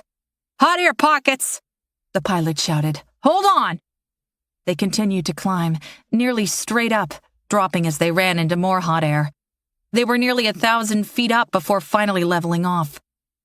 The moment it was safe to do so, Martha unsnapped her harness and crouched down over the woman on the floor. She's not breathing. Chapter 47. Martha. Should she be in restraints? Joy Ryber asked, looking down at the woman on the cot.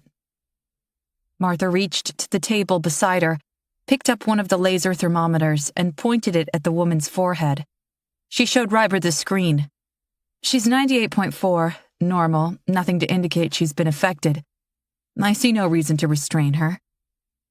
After CPR, Martha managed to stabilize the woman in the helicopter, and while she remained unconscious, her breathing and heart patterns had leveled off. When they arrived back at Zigzag, Fraser had her transported to Martha's tent. Medical was still off limits, and Martha didn't think it was a good idea to put her in with the girls. The soldiers said they found her on the steps of a recording studio located in the basement of a house 2 blocks off the main street. Like most of Barton, the house was engulfed in flames. She'd been semi-conscious, unresponsive, most likely in shock and suffering from deep smoke inhalation. There was a nasty bump on the back of her head, probably from a fall. Martha had placed her on oxygen, an IV to get her fluids up, and a steady drip of trazodone, a serotonin reuptake inhibitor, in case she had a concussion. She was maybe in her early to mid-20s. Her shoulder-length blonde hair was tipped in pink. Her left ear had 6 piercings, while her right had only 1. She was wearing tight, black leather pants and a thin white tank top. I think we should restrain her. Ryber pushed. At least until she's awake and we know what we're dealing with. What if she's traumatized or hysterical? She could hurt herself. Martha didn't see the point in arguing. She shuffled through the medical supplies they'd brought her, found 4 padded Velcro straps, and secured them around the woman's wrists and ankles. Better? Ryber nodded.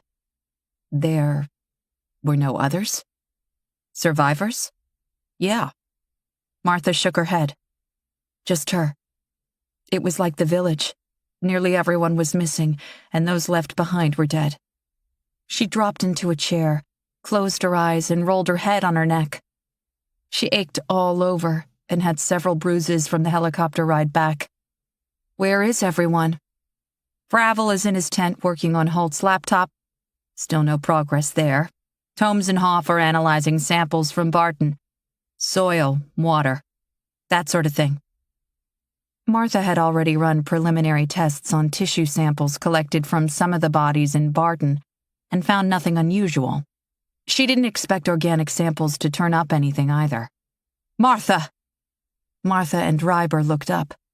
Harbin came through the open doorway of her tent, his face red and dripping with sweat. It's the girls. Fraser played a copy of the recording. Before she could respond, he was gone again, racing back the way he'd come.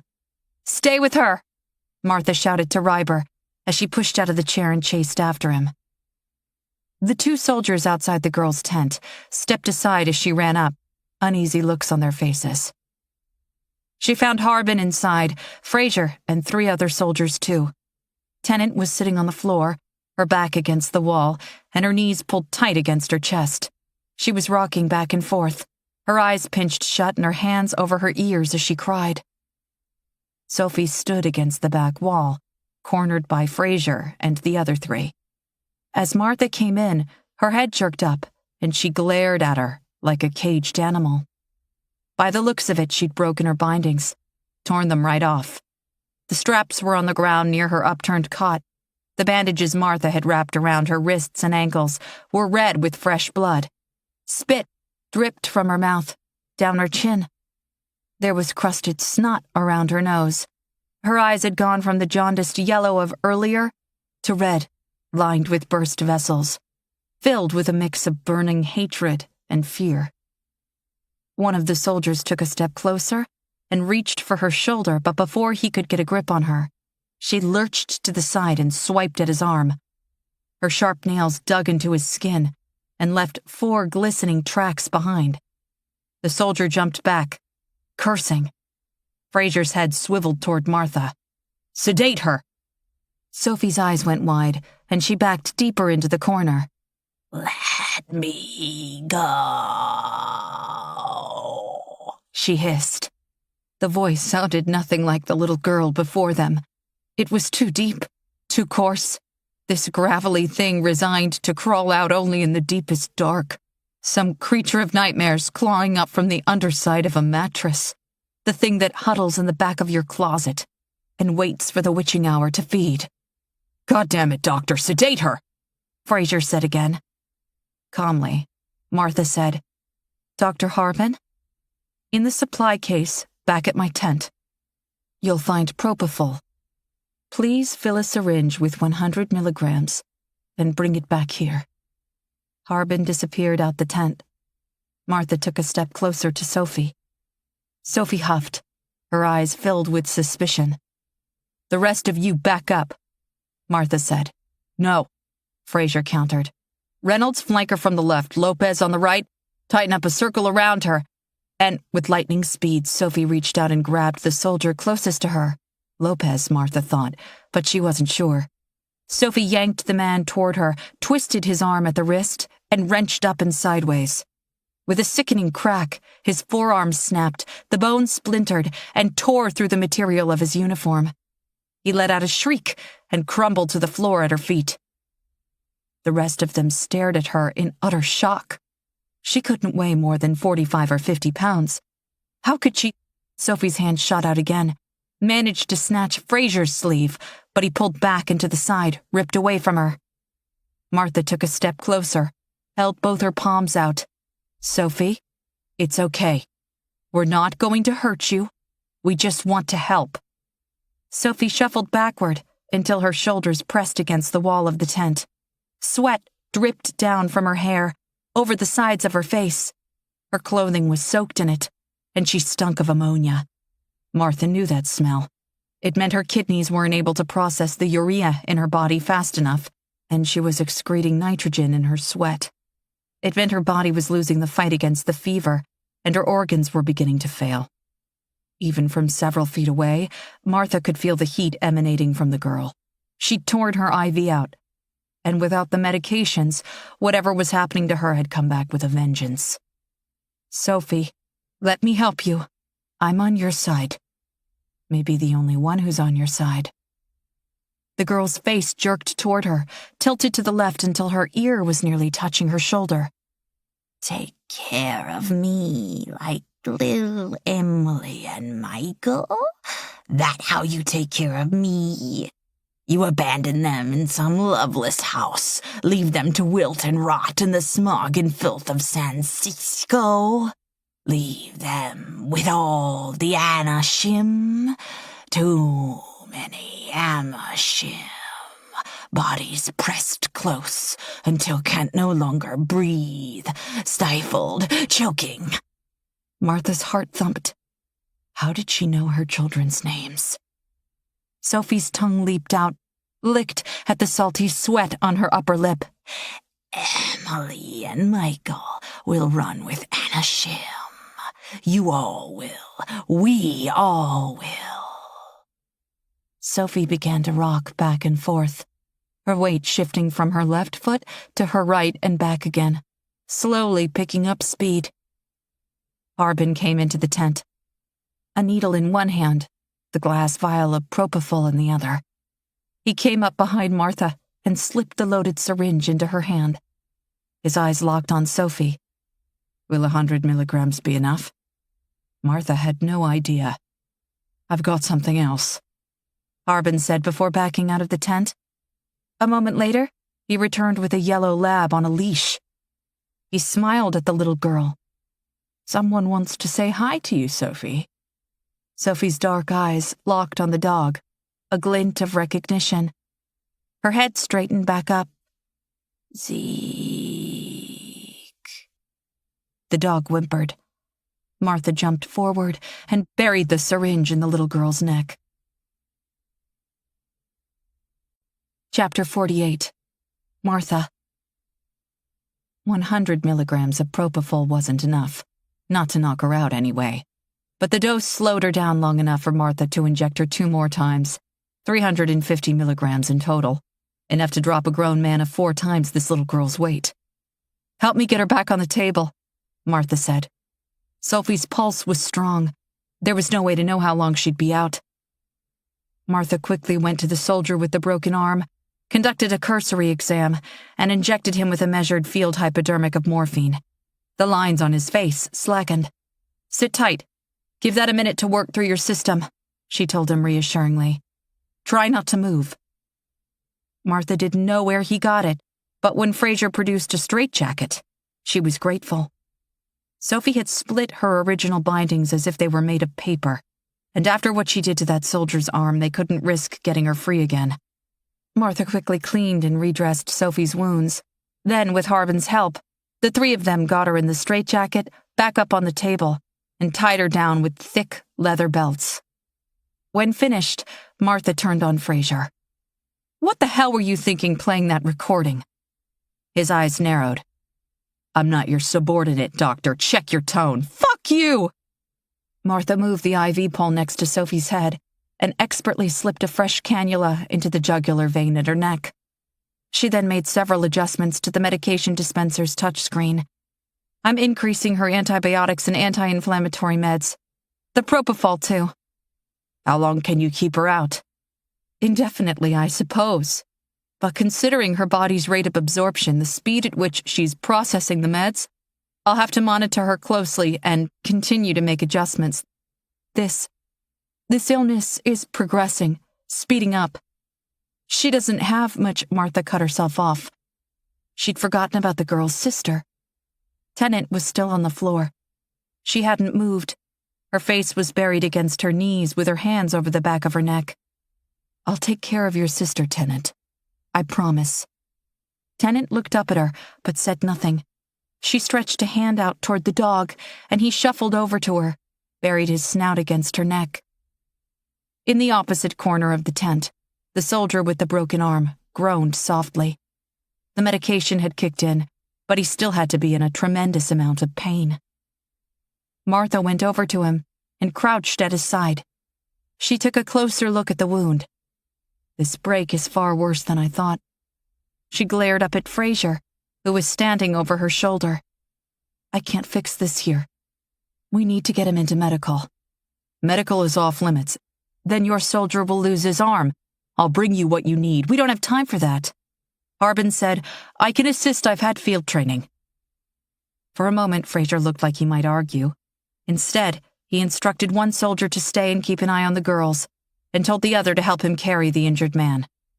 Follow me, he told Martha and Harbin. The soldiers outside medical gave them a wary glance as they carried the other man past them and into the tent. Inside the antechamber, Martha and Harbin quickly changed into scrubs, latex gloves, and a mask before pushing through the curtains into the chilled air of the main theater. Fraser and the other had placed the injured man up on one of the open tables. There was no sign of Fitch inside, nobody else either. The scent of bleach and ammonia filled the air. The various tables and instruments had all been scrubbed clean. The space shined as if it had never been used, if not for the body bags lining both walls. There were more now. Many more. The highest visible number written on a bag was 257. As she stepped closer, she realized the ones on the right all bore higher numbers, marked with red stickers, than the left. She tried not to think about it. She had to treat the injured man. I need you and your people out of here. This will require surgery, and just by being here, you're a potential infection risk.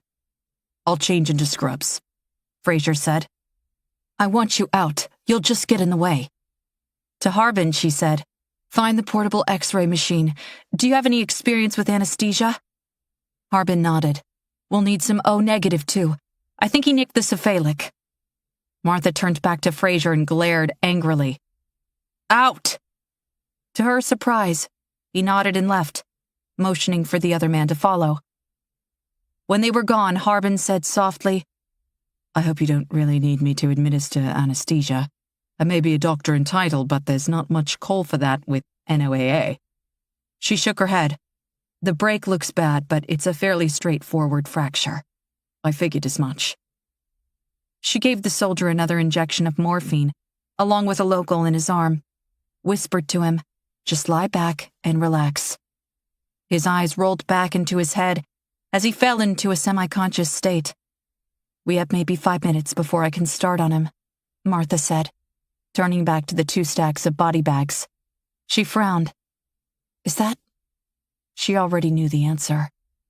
Steam was rising from the body bags stacked on the right. Chapter 49. Martha.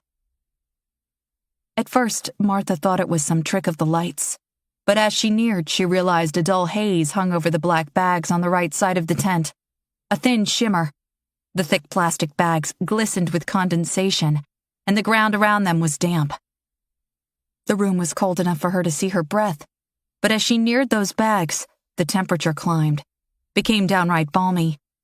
From the instruments near one of the exam tables, she retrieved an infrared thermometer, pointed it at one of the bags on the top, and squeezed the trigger. A little red dot appeared on the moist plastic. The display read 105. Martha frowned and pointed the thermometer at another bag. This one 2 rows down from the top, in the middle row of 5. The temperature read 103. She tried several others, and the lowest temperature she found was 101. Try the ones on the left, Harbin suggested. She took several readings. The other body bags ranged in temperature anywhere from 61 to 79. Pointing the thermometer at the ceiling, she got a reading of 57. The ground measured at 52.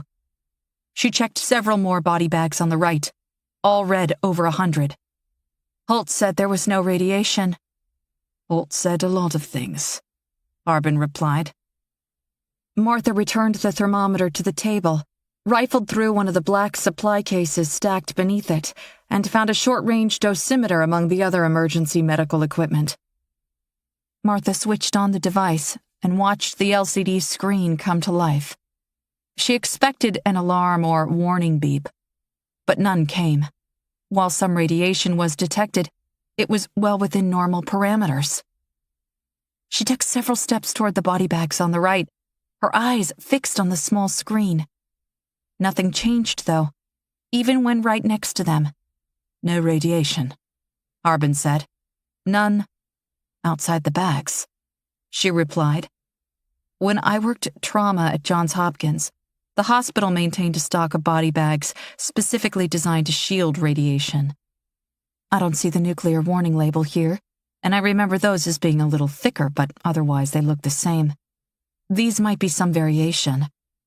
Martha reached for the zipper on the closest bag and hesitated. The plastic felt warm and wet. The dosimeter still read nothing out of the ordinary. Martha tugged down the zipper. Steam rose up from the opening in a dense cloud, crawled over her mask, and slipped over her exposed skin on the sides of her face, her forehead. Even through the mask, she smelled it. This putrid odor, a mix of seared flesh and sulfur, rot and sour earth. All at once, she was reminded of red tide, walking along the beach as a child only to find thousands of dead fish along the shoreline, baking in the sun.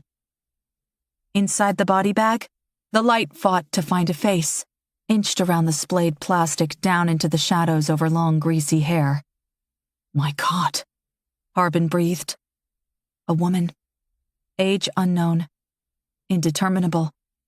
Her eyes were open, but there were no pupils, no irises, nothing resembling an eye at all.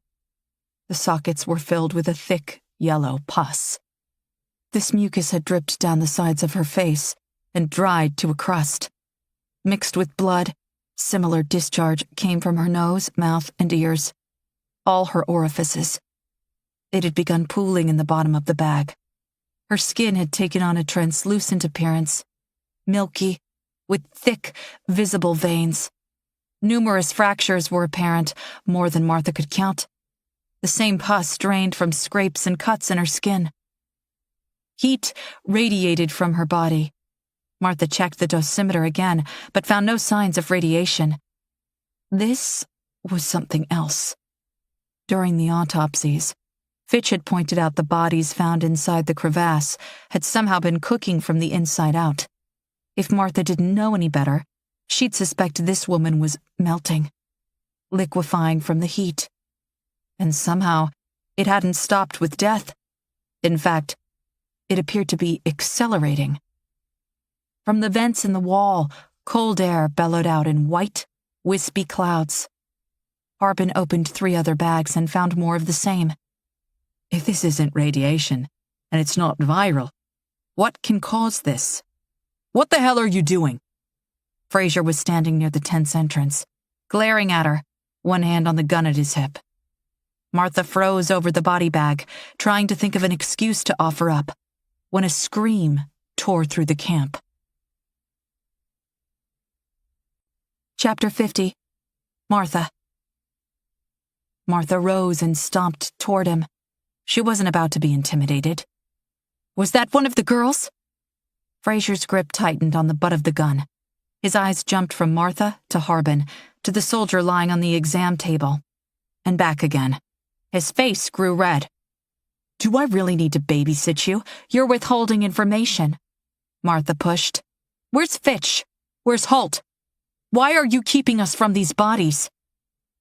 Fraser stepped up to the exam table and looked down at the semi-conscious soldier. You're allowing one of my men to suffer so you can snoop around. I thought doctors were supposed to have ethics. I'm waiting for the medications to take hold. Martha fumed. Don't try and twist this into something it's not. So snooping is what?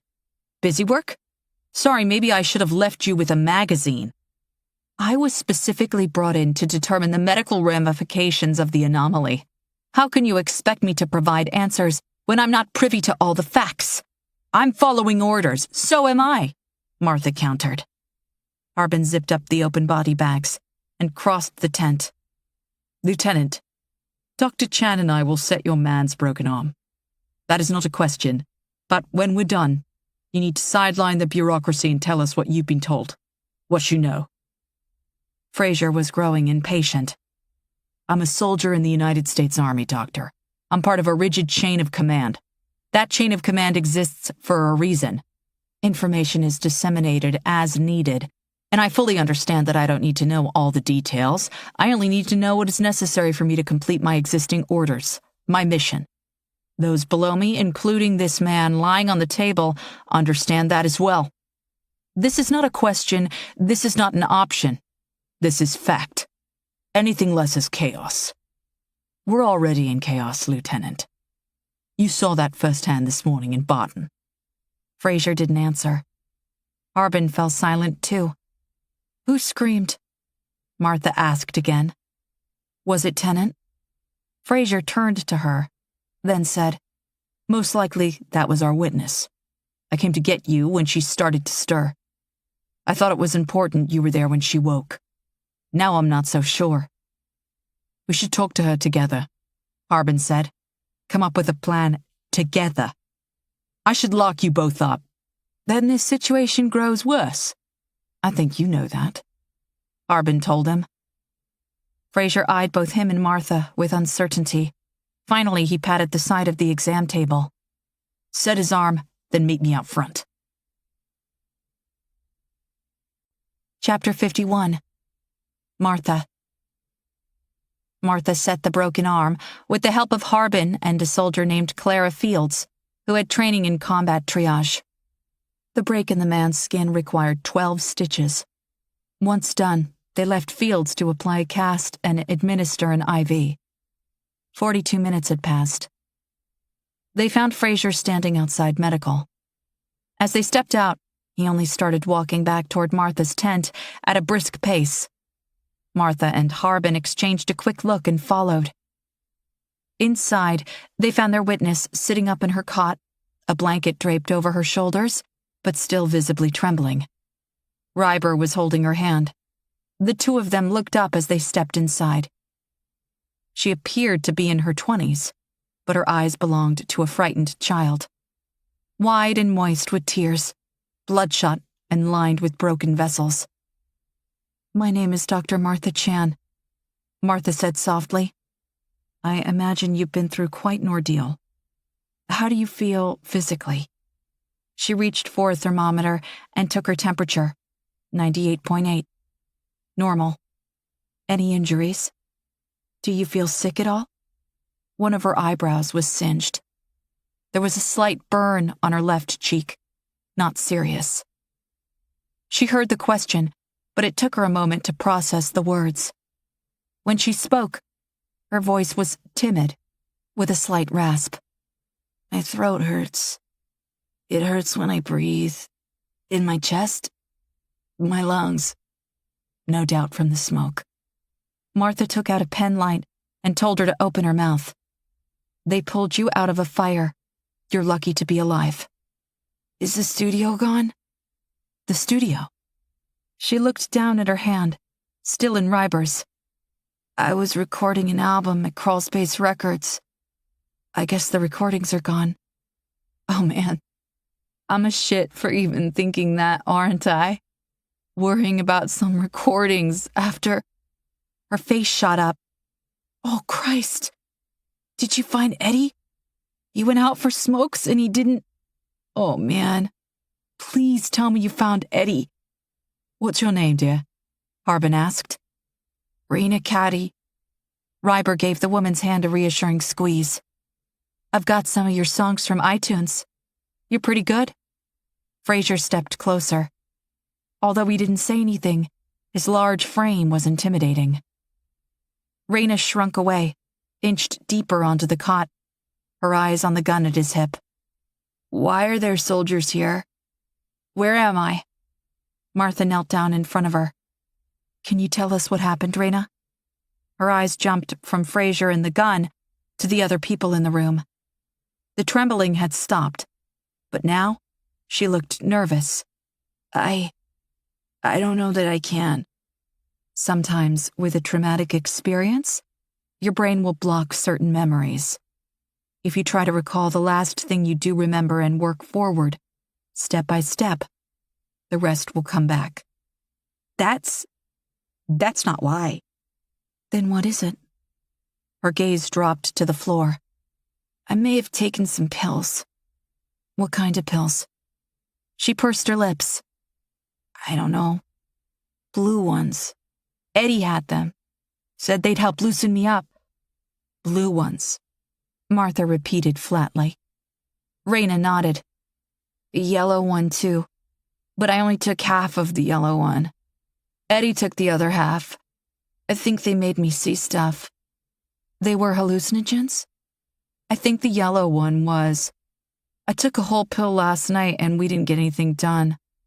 The room kept moving, like the walls were breathing.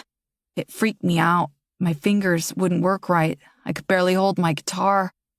That was too much, so Eddie told me to only take half. Fraser loomed in silence. Raina looked up at him. Can he arrest me? No, Harbin replied. He can't do anything to you.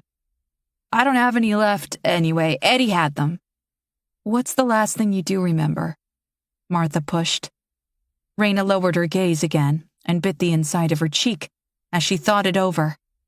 Wasn't real. It couldn't be. What wasn't? Maybe I should have only taken a quarter. Ryber squeezed the girl's hand again. It's okay. Just tell us. The memory must have replayed in Raina's mind, because her face went white and she started to tremble again. Her back stiffened. We took the pills. Then Eddie realized he was almost out of smokes. He said he wanted to run to the store before they kicked in. I was down in the basement, listening to the track we recorded the day before yesterday. I wasn't happy with the bridge and wanted to come up with something else. I started to get really thirsty. Really thirsty. So I went upstairs to the kitchen to get a glass of water. I don't think the pills hit me yet, because other than the thirst, I felt okay. No moving walls or nothing. So I went upstairs, and I was standing at the sink, and I saw it through the window. She paused for a second, then shook her head. That had to be when the pills kicked in. What exactly did you see? She looked up at Martha. A stampede. What? Like cattle? Raina shook her head. Not animals. People. Chapter 52. Martha. Raina shivered again and seemed to shrink. Her eyes darted around the room but looked at nothing in particular as her brain tried to process the thoughts flooding back. When she spoke again, her voice sounded so small. It was like a river, a giant mass, all moving together. Thousands of people just running, practically on top of one another. They were packed so tight and fast. Oh man, they were fast.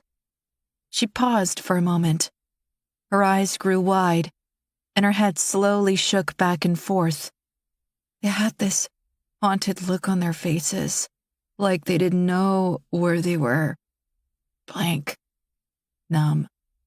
Like sleepwalking. Mechanical, emotionless. Some of them looked really tired, but they just kept going. Oblivious to the pain, exhaustion. They had to be tired. Nobody can. Oh God. What? Ryber said softly. Raina's eyes filled with tears. One of them tripped, an older woman. She collapsed and went down right there in front of Eddie's window, right in front of me. The others didn't even slow down. They ran over her. She disappeared. Under them, there were so many. They didn't slow down for anything. Cars, yards, fences, other people moving too slow. If something or someone was in front of them, they went right over the top. Her voice fell off again. Martha could see her growing agitated, her pulse quickening, the early signs of PTSD settling in. When she started speaking again, Raina was no longer talking to them, but more to herself, thinking aloud. I remember looking out the window at them, watching this unfold. They were completely silent. The window was open. I could hear the sounds of them running all those feet. And holy shit, was that loud. But the people themselves, they didn't make a sound. Not a single gasp, grunt, or cry. And that was the weirdest part. How quiet they all were. It didn't seem real. Raina looked up at Martha. That had to be a hallucination, right? From the pills? Images of the trampled bodies back at the village flooded Martha's mind. The elderly couple still holding hands. The baby in a carriage. Not just the bodies, but devastated buildings, shacks, and other structures. The stones around the well. The paths through the trees, the brush. Could all of that really have been caused by people? Doctor. Raina interrupted her thoughts. It wasn't real, right? Martha looked over at Harbin. She expected him to be watching Raina, but instead his eyes were fixed on Fraser. Fraser caught her glance and subtly shook his head. No. Doctor? Martha's gaze hung on Fraser for another moment, then returned to the girl. Most likely it was the pills. Do you mind if I take a blood sample? It may help us identify what you took. Raina nodded. Martha found a needle in the medical kit and wiped Raina's forehead with an alcohol swab. Raina turned away and cringed when the needle went in. If it was real, where were they going? What were they running to? A murky silence settled over the room. Nobody had an answer for that. It probably wasn't real, Ryber told her, offering a reassuring smile. Probably not, Fraser finally said before turning to Martha and Harbin. Doctors, a word with you outside. Martha pressed a cotton ball to Raina's arm and wrapped it tightly with gauze.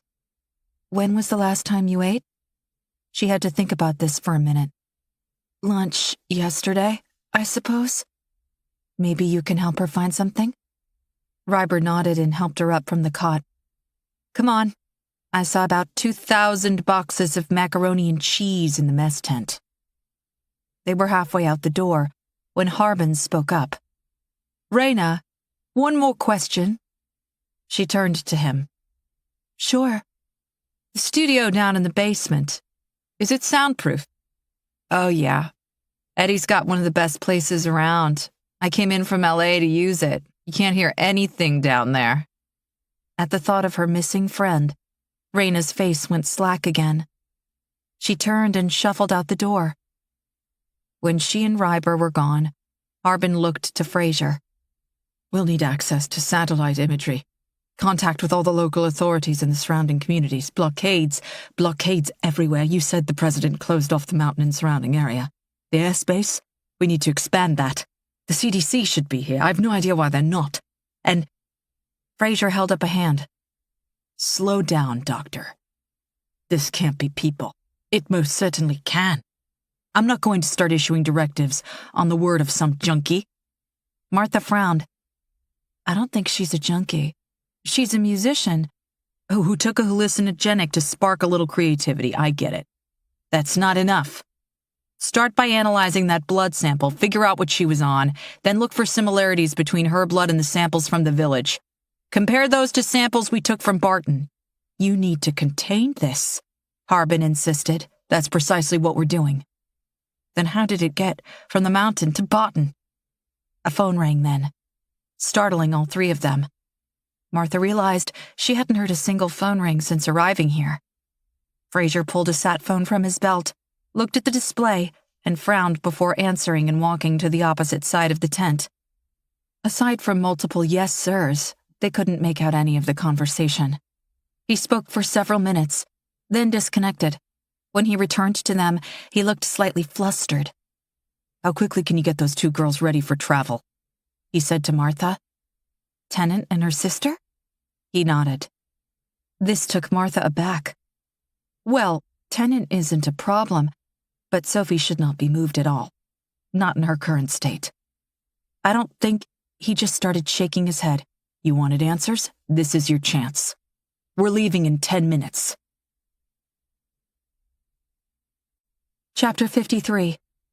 Martha. Fraser didn't tell them where they were going. Immediately after takeoff, the helicopter banked north, crossed over the Yakima Indian Reservation, and leveled off at about 4,000 feet following the mountain range. She knew they'd crossed over into Washington, but beyond that she wasn't sure. That had been nearly 2 hours ago. Tennant sat beside her, strapped into the bench seat, her hands gripping her safety harness, knuckles white. Her eyes were fixed on her sister, strapped to a gurney secured to the floor and still unconscious. Martha had increased Sophie's sedatives and checked her vitals about every 10 minutes. She'd managed to keep the girl's temperature in check, hovering around 100, but her blood pressure was through the roof, and she was breathing in long, hard gasps. Harbin sat across from them, next to Fraser.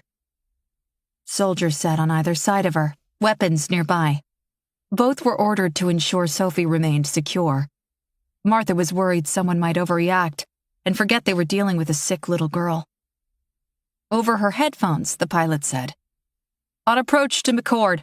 Prepare for landing East Field." "Lewis McCord Air Force Base," Harbin said, turning toward one of the windows.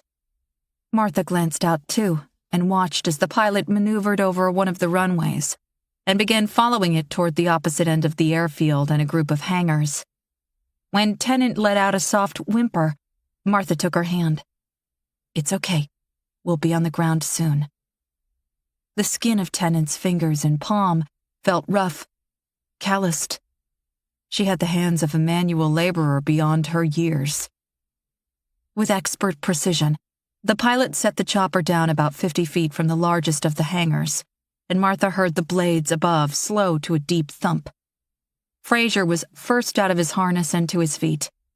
He told the two soldiers, "Take both girls to 185. They're expecting you. Doctors, you're both with me." "What's 185? I need to stay with Sophie and monitor." "It's okay, doctor. I'll take good care of her." Martha turned toward the voice. Dr. Fitch was standing at the helicopter door with two orderlies. He looked tired. Wind from the blades above twisted and tossed his hair. He was holding it out of his face with one hand. There were heavy bags under his eyes. "I've been kept apprised of her current situation. I'll get her situated and you can join us when you're through." Before she could respond, he nodded at the orderlies. They jumped up into the helicopter and went to work on the straps holding Sophie's gurney to the floor. Tennant's hand tightened in Martha's. "I'm staying with Sophie." Martha gave Fitch a quick look, and he nodded. She pressed a hand to the side of Tennant's face. "I'll be there soon. Okay?" They all climbed down out of the chopper, and Martha watched as they wheeled the gurney away, Tennant at her sister's side, the soldiers close behind. "They're waiting on us," Fraser said impatiently. "This way." He led them toward a side door on the hangar. The large overhead was closed. A Marine officer was stationed there, which Martha thought was odd. "Isn't this an Army facility?" "Not today," Fraser replied. The Marine officer produced a retina scanner, raised the device to Fraser's face, and pressed a button. He studied a small display on the other side, then motioned him through. He then scanned Harbin and Martha. Martha was curious where they'd gotten their retina data. Nobody else had scanned her. She hadn't agreed to anything like that. When finished, the Marine pointed at a door near the end of the hallway behind him. "Through there, sir." Martha and Harbin followed Fraser down the hall, through the heavy steel fire door, into the main bay of the hangar. Martha gasped. The light blue and white hull of the giant aircraft glistened under the halogen floodlights mounted in the girders of the ceiling. On the tail of the Boeing 747 was the number 28,000 printed in large block letters directly below the American flag. The door was open. Wide, retractable steps protruded to the concrete floor.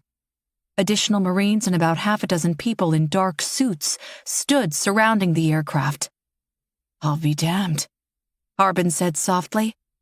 "I'll be damned," Martha repeated as her heart thumped in her chest.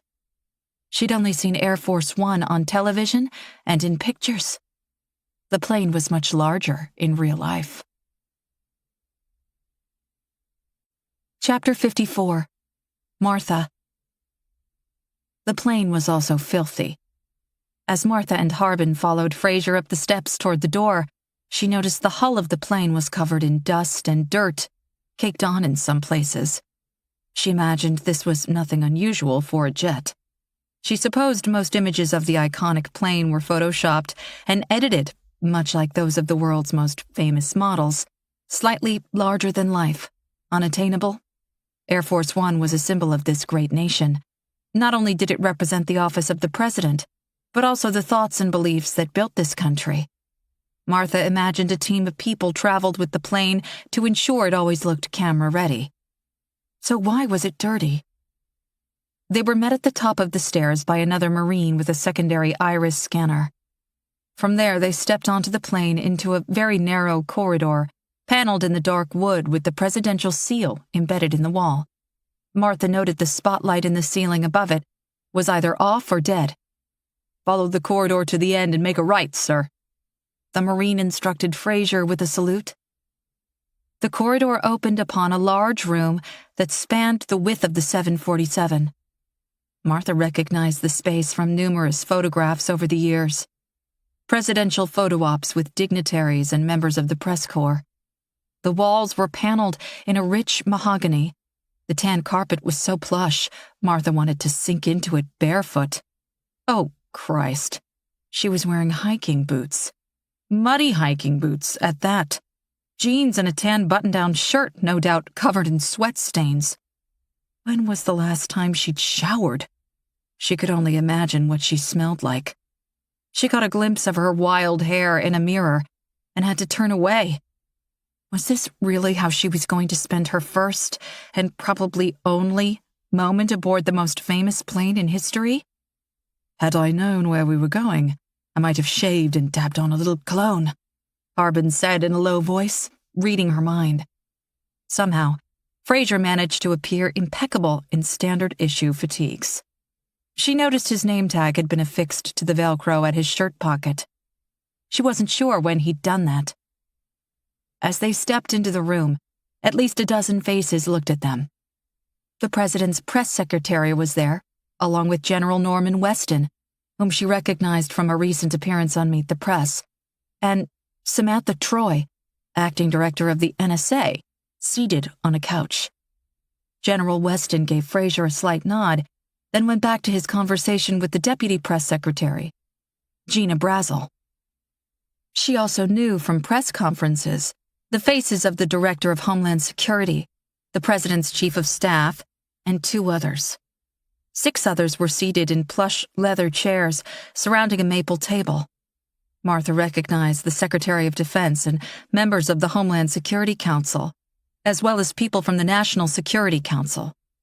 They all looked tired. The lines of their faces and dark circles under their eyes told Martha a good many people hadn't slept recently. When a man in khaki pants and a navy blue shirt stepped out of a door at the back of the room, the first thought that went through Martha's head was, "He's much shorter than I expected."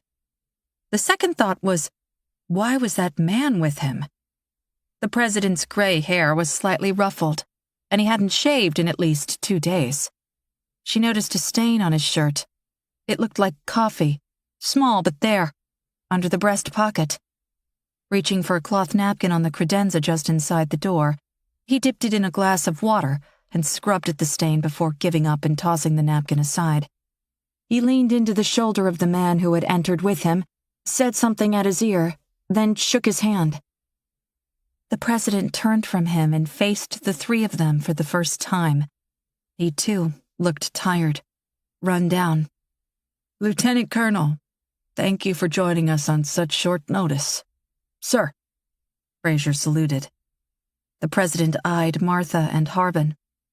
"These were Holt's people?" The use of "were" was not lost on Martha. Fraser nodded. "There are 4 others, but I only had time to personally vet these 2. This is Dr. Martha Chan and Dr. Sanford Harbin. I apologize for our appearance. We came directly from the field." "Pleasure to meet you, sir." "Sir," Harbin said. He reached across the table to shake the president's hand. The president turned back to Fraser. "The survivors from Mount Hood? They're with Dr. Fitch right now in 185. The president considered this, then nodded. Good. Good. Find some place to sit. We need to get started." As they took seats and moved closer to the table, Martha tried to get another look at the man who had entered with the president. Dressed in a deep scarlet cassock and white rochet was Cardinal Manuel Kitzmiller, the highest-ranking member of the Catholic Church in the United States. Chapter 55. Fravel. Dr. Russell Fravel yawned, sat back in his chair, and admired his handiwork. After nearly 24 hours of bad password attempts, he'd given up on that approach. He knew the fingerprint scanner was a waste of time, too. On a whim, he tried placing a piece of cellophane tape over the scanner and pressed down with his own finger, but that didn't work. So much for the crap he'd seen in the movies. Knowing Holt most likely used his fingerprint to unlock the laptop brought on another problem. The fingerprint scanner eliminated the need for a memorable password. The laptop was as secure as the front door to Fort Knox. When that thought had popped into Fravel's head, he'd had a revelation. What if he didn't use the front door? Like most buildings, computer systems were designed to keep people out, but did little to restrict the movements of those already inside. This thought paired with another. Unlike the movies, government employees were subject to budgeting constraints and the slow movement of bureaucracy. Computers and operating systems were sometimes 5 to 10 years old, laughable when compared to the average teenager's gaming PC. Even agencies like the NSA, who wrote much of their own operating code, were forced to run it on outdated equipment. When Fravel realized this, he'd rebooted Holt's laptop and paid close attention to the opening sequence. When the password box came up almost immediately, before the operating system itself loaded up, he had his answer. This meant both the fingerprint reader and password were handled by the laptop's BIOS, or the hardware itself, not the operating system. From a design standpoint, this would seem extremely secure, and it was, unless you had a screwdriver and a few spare parts. In one of the Army's black plastic supply cases, he found a set of screwdrivers. From the lab where Tomes and Hoff were working, he commandeered another laptop and an external hard drive with a USB connection. Back at his own tent, he went to work. He removed the screws from the back of Holt's laptop and laid each of them out on the table in the order removed in case he'd have to put things back together. He lifted off the cover, set it aside, and located the small solid-state hard drive. Only 4 screws held the drive down. He took those out, too. He then dismantled the external hard drive he'd taken from the lab, removed the SSD from the enclosure, and replaced it with the drive from Holt's laptop before putting the enclosure back together again. Fravel then booted up the spare laptop, logged into Windows, and plugged the external hard drive containing Holt's drive into the USB port. An Explorer window appeared, neatly listing the contents in folders organized in alphabetical order. All of this took him less than 30 minutes. Fravel leaned forward in his chair and studied the various folders. There was a large one called Linux RD27, with the operating system, then hundreds of small folders. Some had names that made sense. Others appeared to be random sequences of letters and numbers, most likely encrypted. He clicked through several of the folders and found nothing but gibberish. He'd been afraid of that. Even though his little hack had granted him access to the data on the drive, Holt's operating system had encrypted the information, leaving it unreadable. He searched about a dozen other folders and found more of the same. Fravel caught himself cursing as he clicked through folder after folder, file after file, and got nothing but error messages. Then he opened up a new window and typed *.mp4 into the search box. The asterisk was considered a wildcard character, and MP4 was the standard file extension for video files. He clicked on Advanced Search and checked off a box to search the entire drive. Nearly 200 videos came up in the search. He sorted the results by date and double-clicked on the first one. The video of Frederick Hoover with DARPA, the one Holt had played for them when they first arrived, began. Fravel minimized the window and took a closer look at the search results. The video wasn't stored in one of the encrypted folders, but instead appeared in a temp folder. Suddenly, it made sense. When Holt played a video, the encryption software wrote a local copy into the temp folder without encryption, so the operating system's video player could play the file. Data in temp folders was as the name suggests, temporary, routinely overwritten as space was needed. This file, and a few hundred more, had not been overwritten yet. Fravel copied all of the files to his laptop, then began to play them, one at a time. What he was seeing. His heart began to thud against his ribs. He felt the blood rush to his face. His skin prickled with it, and he had to remind himself to breathe. This couldn't be true. This was physically impossible. Yet, Frederick Hoover laid it out in this matter-of-fact tone, as if he were communicating a recipe or driving directions. The man's face was utterly emotionless. He watched 3 more videos before he had to stop. He couldn't keep this information to himself. He needed to tell the others. Tomes and Hoff were in the biology tent. Ryber was with that girl they'd brought back from Barton. He wasn't sure where Doctors Chan and Harbin were, but he'd find them. This couldn't wait. Not another second. Fravel scooped up the laptop and external drive and ran out of the tent. That was when he heard a strange sound. A low hum, quickly increasing in volume. Chapter 56. Martha. "We don't have a name for it," General Weston began. "Frankly, I'm not sure I want to name it. I want to locate and eradicate the cause before we get to the point of requiring a name." The interior lights of Air Force One dimmed, and a large video screen came to life on the wall at the fore of the cabin with the presidential seal emblazoned at the center. "For the record, what you are about to see has been classified echelon, meaning discussion must be contained to people within this room. Your understanding and acceptance of that was detailed in the paperwork each of you signed for the Joint Chief's office." The general raised a remote and pointed it at the screen. The presidential seal was replaced by grainy footage of a parking lot with a ramp leading up into a garage in the far corner. "This is a shopping mall in Herndon, Oregon, about 30 miles outside of Barton. You've all read the lieutenant colonel's report." Several murmurs rolled through the group. The timestamp in the corner of the screen read 6 minutes after 11 in the morning. About half the lot was full, and several cars moved through the frame.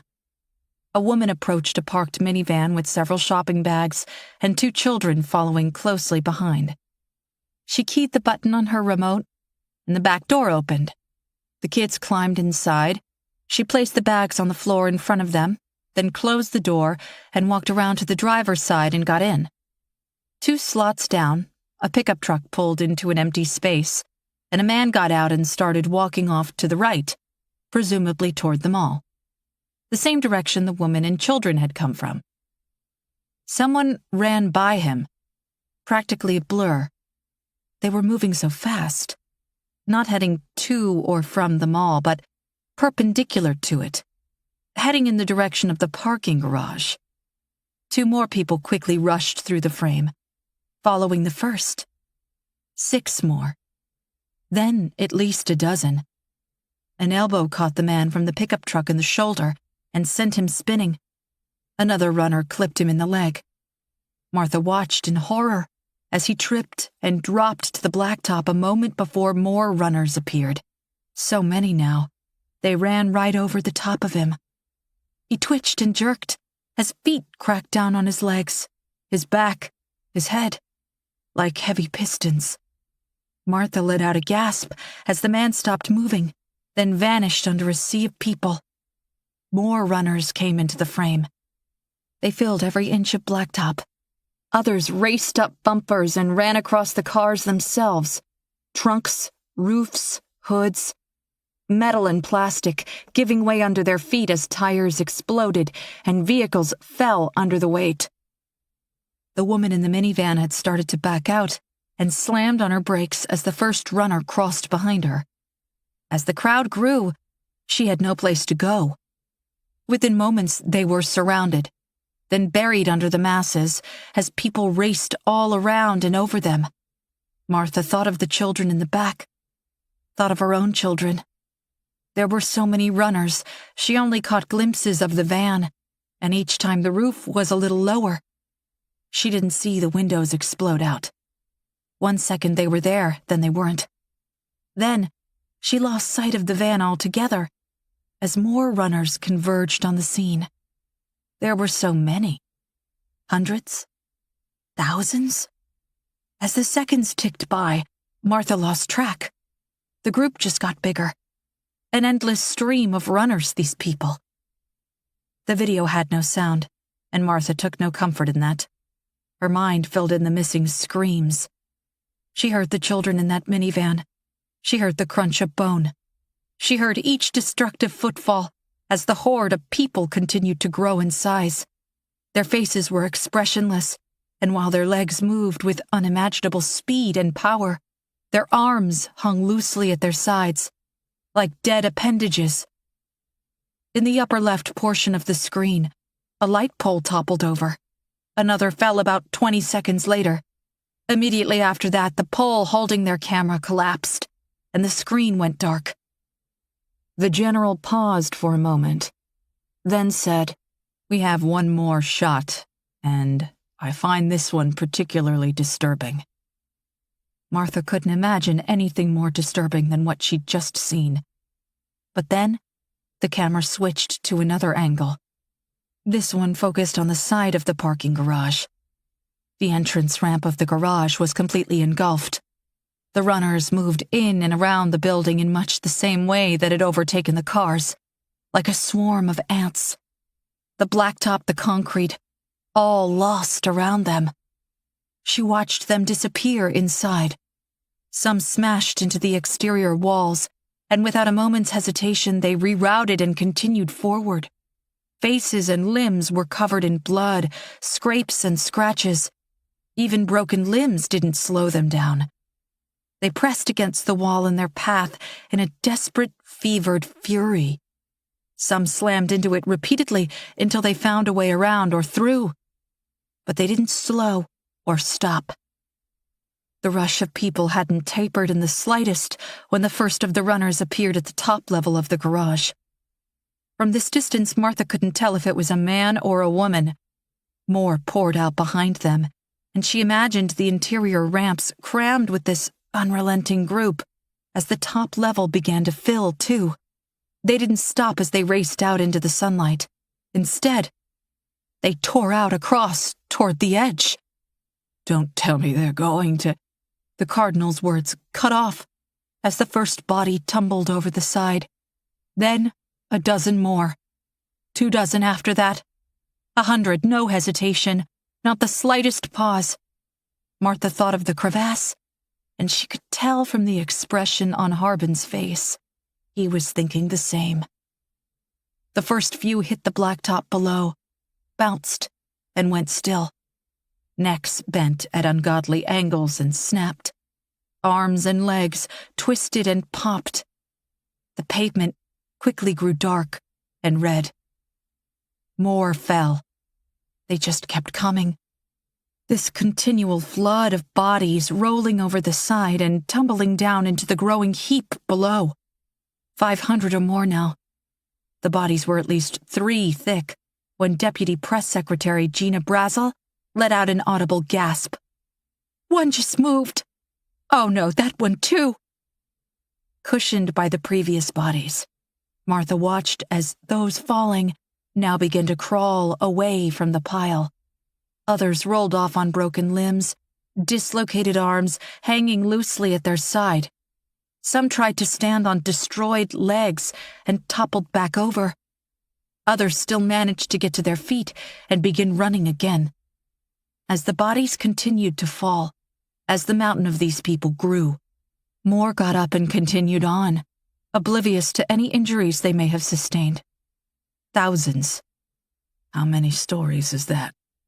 The president asked in a low voice. Not enough, the general said before switching off the video. Chapter 57. Martha.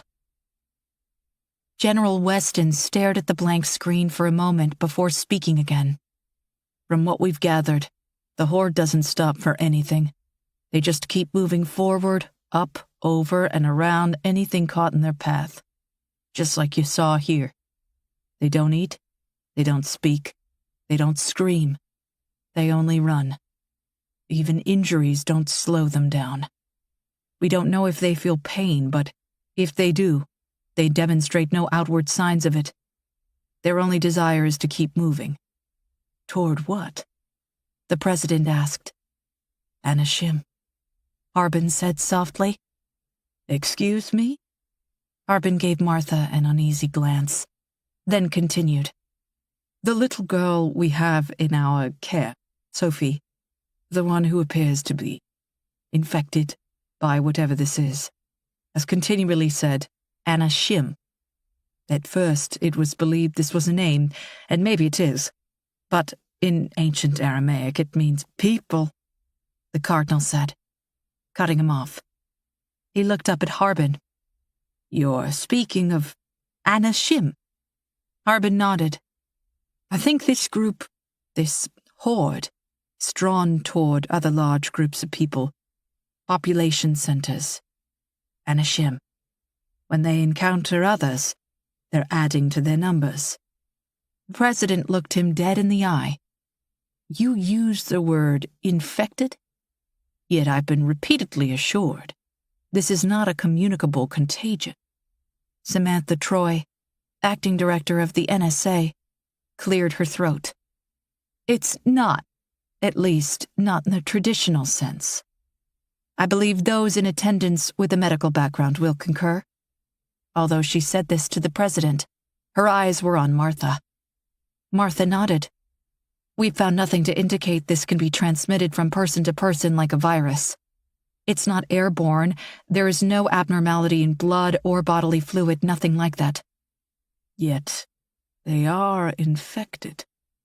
The president mulled over this for a moment, then said softly, This can't be a goddamn sound, especially something generating from below the surface.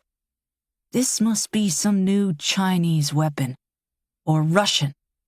We're missing something. At the curse, several eyes fell on the cardinal. Martha wasn't accustomed to the president speaking so frankly, different from television. Apparently the others weren't either. Harbin looked over at the general. Can you play the beginning of the first video again? When the minivan begins to back out of the parking space. The general raised the remote and brought up the file, then hit play. As the woman loaded her children into the vehicle, Harbin said, Watch the top right of the screen, as people start to run across the frame, and maybe slow the image down a little bit if you can. This happens quickly. When the first of the runners darted by the back of the minivan, the general slowed the video to half speed. Keep your eye on that man in the dark leather jacket leaving the mall. Martha didn't see him at first. He was far off in the distance, nearly hidden behind other cars and a light pole. As more runners entered the frame below, the man dropped the bag he was carrying and doubled over, pressing his hands to his ears. A moment later, he rose again and started running back toward the mall. Is he going for cover? Secretary Brazel asked, puzzled. Harbin shook his head. He's joining the others. He's running. He looked back to the general. Rewind it again. This time, watch the cars around him. The video sped backward, then restarted. As the man doubled over, the windows in the car next to him blew out, spraying the ground and glass. "Okay, pause," Harbin instructed. The image froze. He stood and walked over to the monitor and drew an imaginary circle. We noticed in Barton, the sound increased in volume until glass shattered, including the security camera lenses. I was curious why this particular video didn't cut out as that one did. You can see it here. I think it's because the camera that shot this footage is too far away. If you look really close, you'll see all the vehicles around this man blew out and the damage extends in a radius of about 4 or 5 cars deep around him, then it stops. Other cars in the lot remain untouched. Are you saying he was targeted? The president frowned. Harbin shrugged. Either that, or he was caught in some smaller random event than the one that affected the horde. Like an aftershock with an earthquake? Harbin nodded. A weapon from Russia or China still makes the most sense to me. Samantha Troy said, "Sir, we've got every available satellite listening in on that part of the world, and there's been zero chatter regarding any type of weapons test. Our assets are squeezing their contacts. All due respect, if a capable weapon existed, we would have heard about it. The development process alone would have spanned years. There would have been some type of testing phase, something would have slipped out. This is unlike anything in development here or abroad." "Well, here we are," the president said flatly. "Somebody created it." The cardinal leaned forward and looked down at his hands. The president blew out a breath and turned to him. "Do you have something you'd like to add?" "You know what I think." The cardinal's voice was soft, yet gruff. He spoke in deep, measured tones. The president shook his head, more annoyed than in any type of agreement. "I'm not willing to go there. I may be a man of faith, but I'm not ready to point an accusatory finger up at God. This is not the work of our Lord," the cardinal replied. "But I do believe we are experiencing the start of some sort of cleansing. A new flood to wash the planet clean of our filth. Forgive me if I'm not ready to climb aboard an ark." The cardinal gestured at the walls of Air Force One. "I believe you already have." The president closed his eyes and rubbed his temples. If they're not eating, not drinking, how long can they keep this up? Won't they burn out? Even if the weaker ones start to drop off, it won't matter if they keep adding to their numbers. The horde is growing far faster than it's dying. The general replied. They're moving at a good clip, too. An average of 10 miles per hour. That puts them in Gresham in a little over 6 hours. Portland after that. He paused for a second, choosing his words carefully. Sir, without a complete understanding of how this infection is spreading, we can't risk them reaching a large populated area.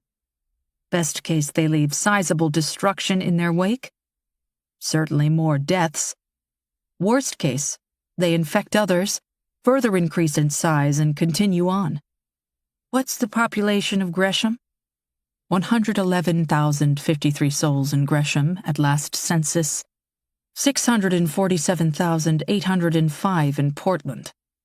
What's the size of the horde now? The general hesitated before answering. We're estimating their size to be approaching 100,000. There's no way to get an exact figure. Jesus! 100,000? Yes, sir. You understand what you're implying, right? This time, the general didn't hesitate. Yes, sir. I'm telling you we need to consider options to either reroute or eliminate this group before it's given the opportunity to expand. I see no other solution. A cure, the president shot back. That's our other option. We cure those who are infected and inoculate those who are not. In 6 hours? He was right, Martha thought. Even if this were a virus and she had the cure on hand, 6 hours wasn't enough time to produce the quantities they would need to inoculate that many people. The room fell silent for a long moment. Sir, if we're going to mobilize in time, you need to issue the order within the next hour. the general pushed. The president brushed this off, stood, and went to one of the windows. I need a minute. Several others got up and stretched, talked in small groups. The cardinal rose and came over to Harbin and Martha. His voice low, he said, Anna Shim is mentioned in the Old Testament as well. But you already knew that, didn't you? Harbin gave a grave nod. Harbin had told Martha earlier, but he hadn't been serious. At least, she didn't think he was. He had told her in the Old Testament, Anna Shim was a demon. Chapter 58.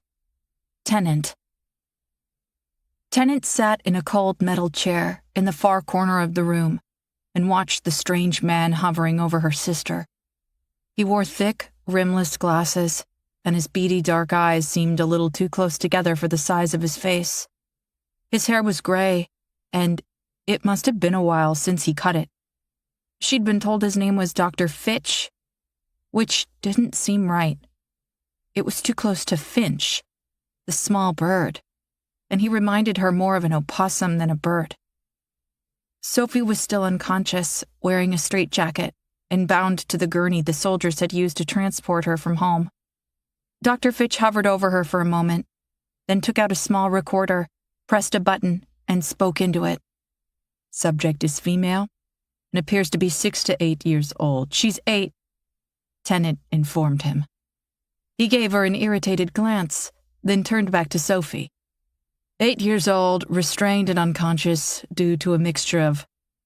He reached for the clear plastic bag hanging from a pole over Sophie and read off some long words Tennant didn't recognize.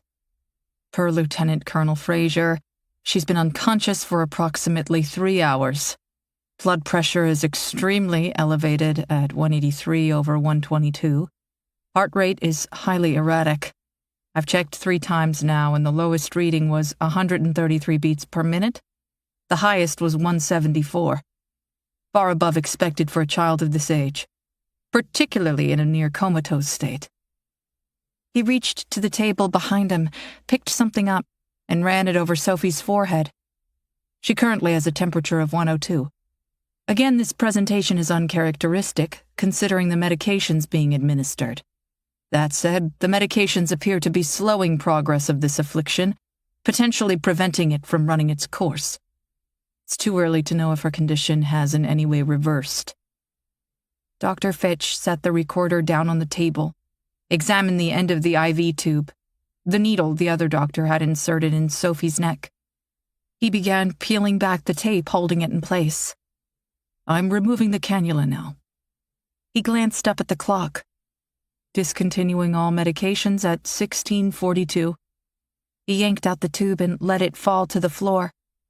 Several drops of liquid came out and shimmered on the white tile. Tennant jumped up in her chair. What are you doing? She needs that to get better. The doctor reached behind him and clicked off the recorder. Your sister is lost, young lady. Dr. Chan made a valiant effort to save her, but it's not working. All she's doing is holding back the inevitable, prolonging your sister's suffering. At this point, the best use of your sister will be in allowing her condition to run its course, document the progression, and utilize the resulting information to prevent this infection from spreading to others. Best use of my sister? Tennant repeated the words. Let them fall off her tongue as she contemplated their meaning. Yes, Dr. Fitch repeated. Best use. He clicked the recorder back on and began speaking again, but Tennant didn't hear what he said. She couldn't hear much of anything behind the blood rushing in her ears. Tennant lunged at him. She was across the room and on his back in less than a second, a feral thing. She went for his neck as Papa had taught her when defending herself, but before she could strike, she felt strong arms snake around her waist and pull her back. Tennant had no idea how the 2 soldiers got in there so fast, but they had. They yanked her away from the doctor and slammed her down to the ground. Both her arms were pinned, and she couldn't move.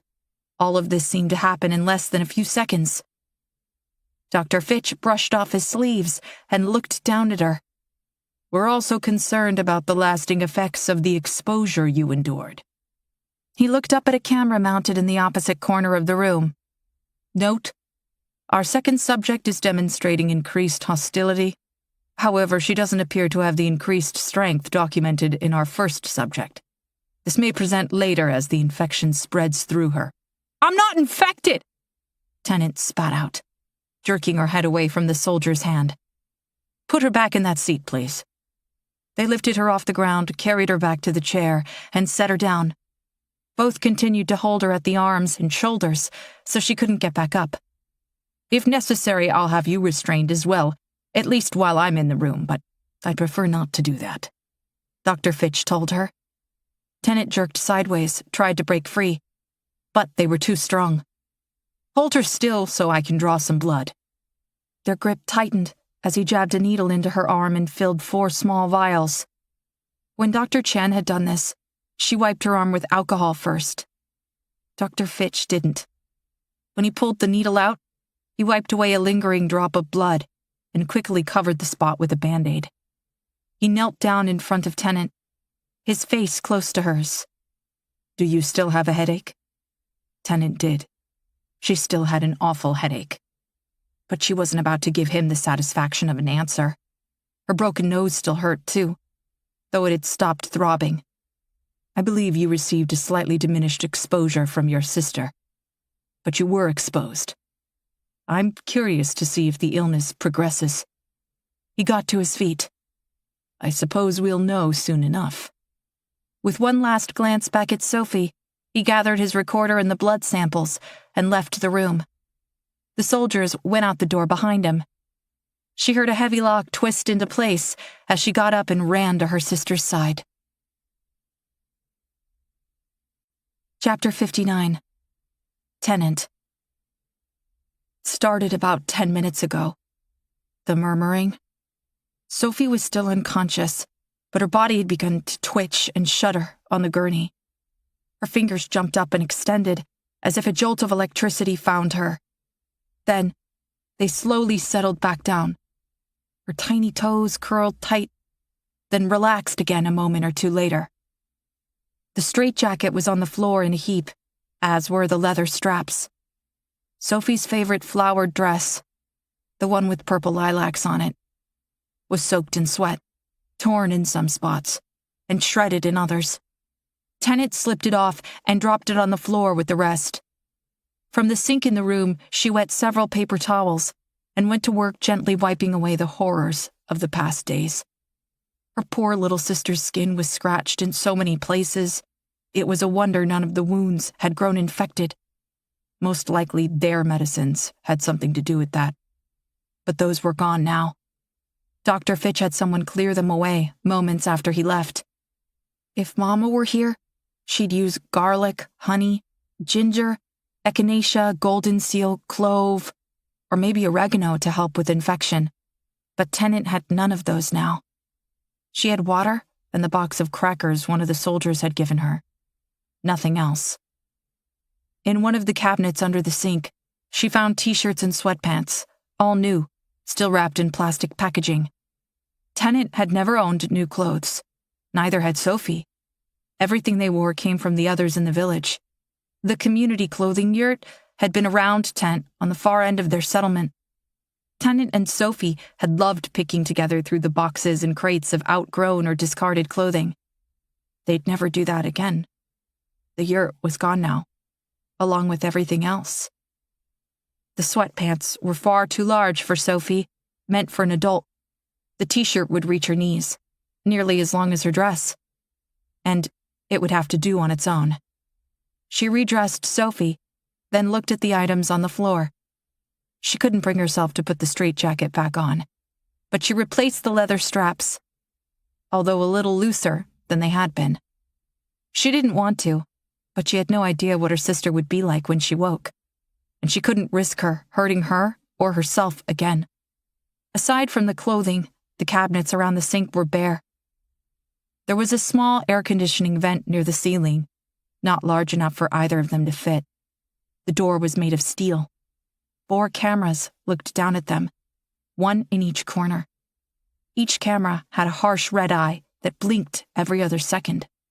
She tried not to look up at those. Sophie's skin felt warm, but not hot like earlier, and Tennant told herself that was good. She was still sweating, though. Not as bad, but still. Hopefully that was her body forcing out the poison, fighting this nasty, evil thing growing within her. "Help me, Tennant. I die. I to die. You watching me to die." The words drifted up from Sophie's lips so quietly. At first, Tennant thought she imagined them. Then, Sophie's eyes opened, narrow slits, as if unable to look out upon the harsh lights from above. "Sophie?"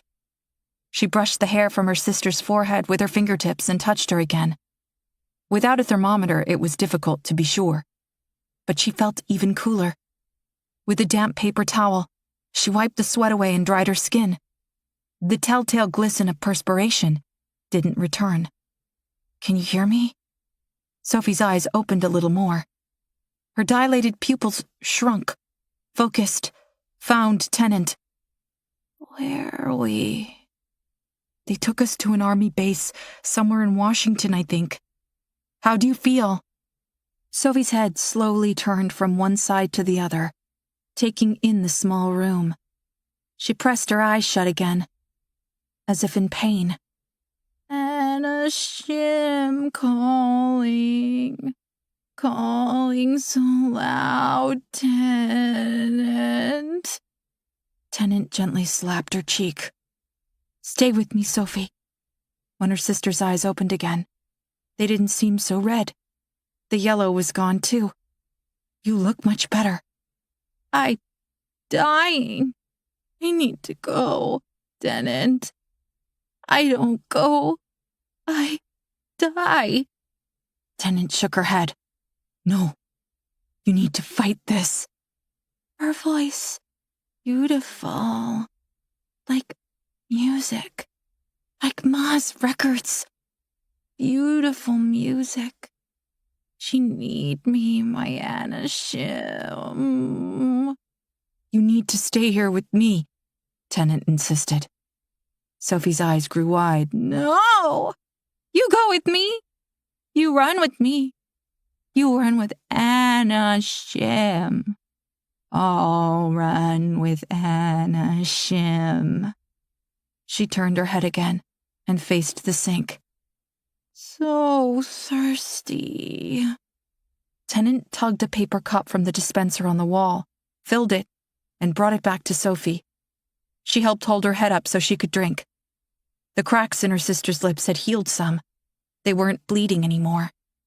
Sophie tugged at the leather straps on her arms. "Take these off. I know I'll hurt you. Not no more. Okay now." She did seem much better. But Tennant wasn't sure she could trust her. There was no place for her to go, though. They were locked in. No doubt soldiers right outside the door. More beyond that. Tennant unfastened Sophie's right wrist, let the strap fall to the side of the gurney. When her sister made no move to hurt her, she undid the left one, too. Sophie rubbed both her wrists as Tennant undid the straps on her ankles. Sophie rolled to the edge of the gurney and sat up. She flexed her feet and rolled her head on her stiff neck. Her gaze settled on one of the cameras. She slowly turned and found the others, then smiled at Tennant. "We poke their eyes out now." Chapter 60. Tennant. Sophie slid off the edge of the gurney and dropped to the floor. She padded across the tile on her bare feet and looked up at the underside of one of the cameras. The fingers of her tiny hands flexed and curled into fists. She slowly shifted her weight from her left foot to her right and back again, her body swaying. Tennant could hear her breathing, this thick, raspy sound, as phlegm and mucus caught in her throat. All went suddenly silent. In a blur, Sophie's knees bent and she leaped. How she was able to jump so high was lost on Tennant, But somehow her sister shot nearly straight up, curled her fingers around the wiring between the camera and the wall, and tore it out as her weight brought her back down to the floor. The second camera, the third, the fourth. They all came apart with equal haste, and by the time Tennant's eyes found Sophie again, she was standing at the sink, shuffling again, right to left to right, agitated, growing faster. Sophie leaned in, gripped the water pipe under the sink, and yanked it free. A metal ring and chunks of plastic blew out across the floor as water sprayed out with a loud hiss from the damaged pipe, soaking her and her new clothes, spilling out over the tile. All of this played out in a matter of seconds, and Tennant found herself standing in a growing puddle of water. She watched as it sprayed out across the room, reached the walls and door. Would it fill the room? Would they drown? Sophie crossed back over to the gurney and stood behind it, her fingers wrapped around the cold steel, her eyes on the door. She screamed this horrible, gut-wrenching, shrill cry, with no end, no pause for breath, no break at all, only a horrible shriek that caused the hair on Tennant's arms to stand on end. The door handle jiggled, the door swung open, one soldier quickly surveyed the room, while a second had his eyes down on the ground, watching the water lick at his shoes a moment longer than he probably should have. Sophie's grip tightened on the end of the gurney. She pushed the heavy metal table forward on wobbly wheels and barreled into the first guard, catching him in the gut. He slipped and tumbled back into the second guard, who tried to grab the wall for support but missed. They both fell to the floor in a clatter of guns and limbs, the gurney rolling over the top of both. Sophie vaulted up onto the gurney and rolled off the opposite side into the hallway. With a quick glance in both directions, she was gone. "Wait!" Tennant cried out after her. She was halfway out the door when one of the guards grabbed her by the ankle. She kicked him with her free foot, connecting with his jaw, then stomped on his forearm. He yelped, released her, and she ran off after her sister, moving as fast as she could but not fast enough. She almost missed Sophie turning right at the end of the hallway and disappearing from sight. She yelled again as she ran, but that did little good. Her sister moved with impossible speed, a wild animal free of the noose with hunters at its back. Tennant rounded the corner an instant after Sophie burst through a metal fire door at the opposite end. Two more soldiers were on the floor in the hallway, one on his back, the other on her side leaning against the wall, both stunned and wide-eyed at whatever they'd just seen. Tennant managed to get around them and to the door before either recovered. As she pushed through the outer door, the cool evening air lapped at her. Although the sun wouldn't set for several more hours, thick rain clouds choked the sky and blotted out the light, casting everything in a gray haze. Tennant looked wildly about and spotted Sophie, nearly 60 yards away, running alongside a low concrete building. Her long, wet shirt slapped against her skin. Rather than sway at her sides, her arms were perfectly straight, held down and back. Her fingers were splayed out, as if reaching for the ground. A loud siren came to life somewhere nearby, then another farther off. Footsteps clattered on the tile behind her. A soldier shouted, "Don't move!" Tennant did move. She darted off after her sister, ahead of several people running behind her. Growing up on the mountain, spending most of her time outdoors, she knew she was physically in good shape, probably better than any of the soldiers. But she also knew if she looked back, she might trip or falter. Her sister was at least 80 yards ahead now, the distance growing. Tennant sucked in air, willed her body to work harder. The muscles in her legs burned, her chest hurt.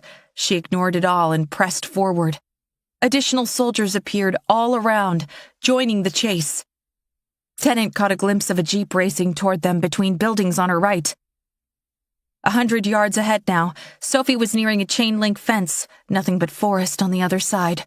Tall redwoods and thick brambles. The fence had to be at least 10 or 12 feet tall, maybe more. It was topped with spools of razor wire, and even from this distance, the large red and white signs warning of electrocution were visible, posted every 20 feet or so. Sophie hadn't slowed at the sight of the fence, but somehow managed to speed up, and all Tennant could think about was how she had jumped up so effortlessly and destroyed the security cameras. She'd either die trying to get over the fence, or even worse, she'd make it and disappear into those woods. She'd lose her sister forever. The Jeep blew by Tennant on her right, at least 5 people inside, maybe 6. When the driver caught sight of Sophie up ahead, he gunned the gas and the engine roared. They overtook Sophie, skidded to a stop at the fence line, and the soldiers scrambled out. They formed a line and knelt down. Their guns went up, each pointed at her sister. Tennant tried to scream, but she was so out of breath, nothing came out but a stuttered gasp. A second Jeep raced by. Sophie neared the fence, 60 yards, 40 yards. The second Jeep came to a stop next to the first. 20 yards. Sophie sped up. Somehow she managed to find more speed, and Tennant knew she was going to try and jump over. 10 yards. The first shot was the loudest. Although the bullet didn't strike her, Tennant felt the blast in her chest as if it had. 3 more guns went off a moment later in quick succession. Tennant watched in horror as Sophie's legs came out from under her and she tumbled forward. She hit the blacktop hard and rolled, her tiny body twisting awkwardly as her head cracked against the ground with a sickening thump. This time, Tennant did manage to scream. She yelled so loud her vocal cords felt as if someone sliced them with a razor blade. She closed the distance and fell to the ground next to her sister. Sophie wasn't moving. Dr. Fitch climbed out of the second Jeep, holding a stopwatch. 36 minutes. That's all it took for this little girl to not only recover from the sedatives in her body, but to escape a high-security facility and reach a potential exit. That's remarkable. He turned to a woman next to him. She was holding something that looked like a ray gun from a science fiction comic. How fast? The woman studied a display on the back. 37 miles per hour at the end there, and she was still picking up speed. She looked up at the doctor, her mouth hanging open. The fastest person on record is Usain Bolt, 28 miles per hour in the 100-meter. This is extraordinary. Tennant stopped listening. She scooped Sophie up into her arms and pulled her close to her chest. They hadn't shot her with bullets. Instead, her body was riddled with darts. Chapter 61. Martha. Martha and Harbin watched the new video for the umpteenth time and tried to wrap their heads around what they'd seen. They were in a small conference room 2 buildings over from the hangar where they'd met with the president. Fraser was still aboard Air Force One with the others. They'd been told neither of them had a clearance level high enough to remain for the conversation currently taking place. This new video had come in about 10 minutes before that over a secure satellite feed. And it had everyone spooked, including her. They'd tracked the horde from the shopping mall in Herndon, Oregon, to another town about 10 miles away.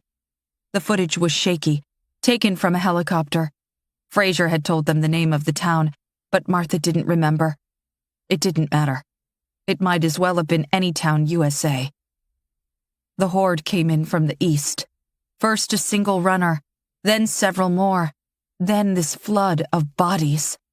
Men, women, children, pressed so tightly they looked like a single organism, bursting out of the woods into the street. They didn't slow for cars, signs, poles, buildings, nothing. When they encountered an obstacle, they either ran through it, over it, or trampled, whatever it was. If someone tripped, if someone got caught up underfoot, they were dead, crushed. The more Martha watched the video, the more she was convinced dying was better than the alternative, joining those who ran. When she froze the picture, she could see the utter exhaustion in their blank faces. The drawn tight skin of severe dehydration, the yellow jaundice of failing livers. Some ran with broken limbs. One man ran on a bloody stump, his foot gone. Yet somehow, they were unable to stop, unable to slow down, and they moved with incredible speed. These people would run until their bodies failed them. While this was terrifying, it wasn't the worst part. She had rewound the video and played it side by side with the one from the shopping mall several times before she realized the worst part. Harbin leaned in closer. "My God, you're right," he said softly, It makes no sense. How can this be happening? Martha had no answer, only watched the video play out again. As the horde encountered people from the town, those people joined the runners. Unlike the previous video, there was no hesitation, no panic. They simply dropped whatever they were doing and began to run. Within seconds, the giant mass swallowed them whole and grew that much larger. They're just joining the others. No sound as a trigger, Harbin said more to himself than to her. His finger traced the screen, hovered over glass storefronts and car windows. Unlike the previous video, most were intact here. Anything broken appeared to have been caught up in the path of the horde, not shattered by the sound as a precursor. We don't know what they're hearing on the ground, Martha pointed out. All you can hear is the damn helicopter in this footage. Remember what Fraser told us about the private jet over Mount Hood, though? They were in the path of the sound and went down. How was the helicopter able to fly over? The only thing that makes sense is the problem is evolving. The horde itself is now infecting people, not just the sound anymore. Maybe the horde is generating the sound? But even as she said this, Martha saw a flaw in her logic. They had a chicken and egg scenario. The sound came before the horde, right? There was a loud knock at the doorway. Martha and Harbin turned to find Fraser standing in the opening, the lights above him casting him in shadows. He stepped into the room, his face long and tired. He looked at them both and slid a tablet across the table. It's out. The media has footage. I'm not sure where they got it. They don't know what to make of it, but images are popping up everywhere. Martha gave Harbin a sidelong glance, then pulled the tablet closer. On one of the news sites, the headline read, "Crowd Storms McDonald's." And there was a short video clip taken from a camera at the drive-thru. This wasn't the Volkswagen they'd found in the drive-thru in Barton, but somewhere else. When Martha clicked play, a rush of people came into the frame. They ran around the side of the cars, up and over. The employee working the window had her arm extended when they appeared, holding out a bag. Her arm got caught in the rush and snapped backward, cracked against the window frame. She fell back into the restaurant and out of sight. From the speakers of the tablet, the noise shrilled out, quickly growing louder. Martha's fingers fumbled over the mute button and switched off the sound. A moment later, the image went dark, most likely due to camera damage. The video stopped, and she hit the back button on the browser. The screen filled with search results. Hundreds of stories. Many of the headlines claimed it was a hoax, like some kind of flash mob gone wrong. A few others used words like unprecedented and disturbing. Others simply said, "What happened?" A local network out of Eugene got it first. CNN after that. It's everywhere now. They're not sure what to make of it, not yet. Fraser explained. Aside from the clip you just watched, there are 3 others, all taken from security cameras. That seems to be slowing things down a little bit. There's no cell phone footage, nothing from camcorders or other devices, only fixed security cameras. Why is that? Then Martha understood. The answer was in the video she had just watched with Harbin. Anyone close enough to film the horde joined the horde. The sound was captured in the video, that noise. Harbin said, "It's muted, distilled, but still painful to listen to, even as a distant recording, at least for me. I can still hear it, like a ringing in my ears, and this pressure, similar to the beginnings of a migraine." "Same here," Martha said. Fraser nodded. Dr. Fitch ran some earlier tests based on the recording we brought back from Barton. The noise brings on severe physical discomfort in everyone who hears it. He documented psychological changes in blood pressure, heart rate, and brain activity.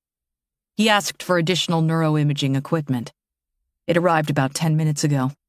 He believes the sound induces a reaction similar to one we might feel the moment before a car accident or similar traumatic event. But rather than this being a limited reaction, a microsecond or two, it's prolonged. The body continues in this heightened state the entire time it's exposed to the noise. Martha considered this, but it didn't make sense. The body couldn't keep that up. It would be fatal, like running a car on nitrous for too long. The engine burns out. Harbin pulled the tablet closer and scrolled through all the stories. This isn't just the news networks. People are sharing the videos on all the social media sites, probably peer-to-peer with text messages and email too. If recordings have this detrimental impact, what will happen when people are exposed to it repeatedly from all these different sources? Fraser sighed and tapped his fingers nervously on the edge of the table. We're not sure yet. Dr. Fitch is hoping he'll learn more after extended exposure with the 2 survivors from Mount Hood. Martha's face flushed with heat. He's experimenting on the girls? He's supposed to be treating them. Lieutenant Colonel Alexander Fraser was a large man. He towered over Martha, but when she stood up and started toward him, he took a step back. He held both his hands up. Dr. Chan, this is an epidemic. We need to fully understand exactly what... She glared up at him. Take me to them. Now. Chapter 62. Tennant. Sophie! Tennant screamed out her sister's name for the dozenth time, unsure if she could even hear her. They pulled Sophie from her arms back near the fence and took her away in one jeep, while soldiers held Tennant back and drove her off in another one. Instead of returning to the room that looked like a doctor's office, they'd brought Tennant to someplace that looked like a jail cell. There was a small cot in the corner, bolted to the floor and wall, a stainless steel sink, and a toilet with no lid. Dim light streamed in from a small window up in the corner, a window that was far too narrow for her to slip through. Not that she could, even if she did fit. A steel mesh was embedded in the glass, and there were bars on the outside. The walls were cinder block, painted white, and the door was heavy steel. There was a camera, but unlike the other room, this one was built into a box in the wall and covered in thick plastic or glass. Tennant glared up at it. Where is my sister? What did you do to her? She knew someone was watching, probably that doctor, but she hadn't seen him since they took Sophie away. They'd implanted something in her neck, too, under the skin, about the size of a grain of rice. The surrounding skin felt hot to her touch, inflamed, angry. Tennant, can you hear me? This was the doctor's voice. It came from a speaker in the wall near the camera. Where is Sophie? Your sister is fine. She's doing wonderful. You'll be permitted to see her soon, but first there are a few things we need to check. If you cooperate, this will go much easier, much faster, and I think we'd all prefer that. Of course, if you feel the need to fight us, you may. I suppose I understand why you would want to, but that will really just make things worse for the both of you. I want to see my sister. Here we go, he said. Then the noise came. Although it came from the same speaker up in the wall for Tennant, the noise only seemed to start there. Like water from a faucet, the noise poured out of the metal grill, splashed off the walls, ceiling and floor, and quickly surrounded her. Tennant found herself backing up, but there was no place to go. When she reached the wall, she turned around and pressed her forehead against the cinder block, pressed her palms tight against her ears. The noise only grew louder, seeped around her fingers, inched down into her ears and scratched at her brain. Through the increasing volume, she heard the doctor's voice. Can you describe what you're feeling? Sophie! If you cooperate and tell me what you're feeling, I'll let you see your sister. I promise. His voice was so calm and quiet. She wanted to hit him. She wanted to beat him to a bloody pulp. The sound grew louder. The doctor said, "Your pulse rate is elevated, but not beyond what I would expect under the circumstances. With your sister, we noticed substantial changes in neural oscillations. Are you familiar with brainwaves? There are 4 different kinds: high amplitude, low frequency delta, low amplitude, and high frequency beta. With your sister, we found increases in all 4, similar to receiving an electric shock. Is that what this feels like to you? Like getting an electric shock? Are you able to concentrate? Can you focus on the sound of my voice and respond, or is exposure making that an impossibility?" When she didn't answer, he said calmly, "I'm going to increase the volume again. Stand by." Tennant sucked in a breath. The pressure around her head increased, like someone had a leather strap around her skull and was slowly tightening the band. She dropped to the ground and pressed her body into the corner on her knees. Her eyes were squeezed tightly shut. Tennant was afraid if she opened them, they'd pop. "Please stop." "Soon. You're doing wonderfully." "I can't." "Can't what? Are you able to respond to my voice?" "Yes." "Please stop." "That's excellent, thank you." The noise stopped. When Tennant finally opened her eyes, she found herself lying on the ground, on her side. She didn't remember how she got there. Her nose was bleeding, her ears too. The blood wasn't fresh, though. It was tacky, partially dry. "You passed out 12 minutes ago," the doctor said. The lights of the room seemed horribly bright. Tennant forced herself to sit up. All her muscles ached as if she'd spent the last day working in the gardens or hauling water. The doctor said, "If I were to open your door, let you out, what would you like to do first?" Tennant glared up at the camera, at the speaker. "Please let me see my sister. You promised." The red dot blinked. "Soon." Chapter 63. Martha. Dr. Fitch looked up as Martha stormed into the room with Fraser close behind. "Ah, Dr. Chan. I think you'll find this very—" She tried to lunge at him, but Fraser held her back. He'd been expecting it and grabbed her around the waist. "You said you'd remain calm," Fraser said from behind, twisting around and pressing her tight against a wall. Her feet were barely touching the ground. "This is me being calm." Martha quickly took everything in. Dr. Fitch was standing at a long desk with 2 other people, both dressed in scrubs. Nearly a dozen large monitors glowed around them, displaying vital signs, the words Subject 1 and Subject 2 in bold white letters at the top. 2 other monitors had a video feed, Tennant in one room, Sophie in another. Tennant was huddled down on the ground. "What the hell are you doing?" Martha growled. Dr. Fitch's eyes went nervously from her to Fraser, then back again.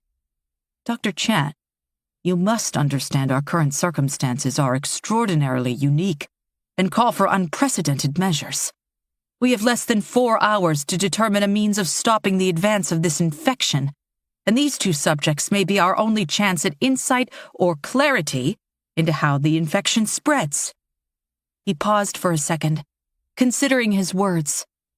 "I know this isn't an infection in the traditional sense, but that's the simplest way for me to describe what's happening to those I report to, so I've taken to calling it that.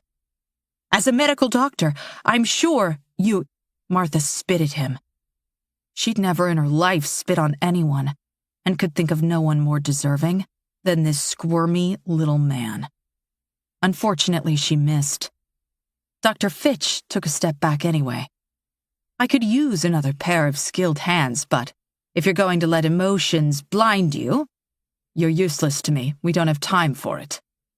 From behind her, Fraser whispered, "He's got the president's ear, and I'm under orders to follow his instructions. If you want to help the girls, you need to control yourself." Martha fought the urge to kick Fraser, break away, and take another rush at Fitch. but she knew he was right. They'd haul her out of here, and she'd never see those two girls again. Finally, she relented and nodded softly.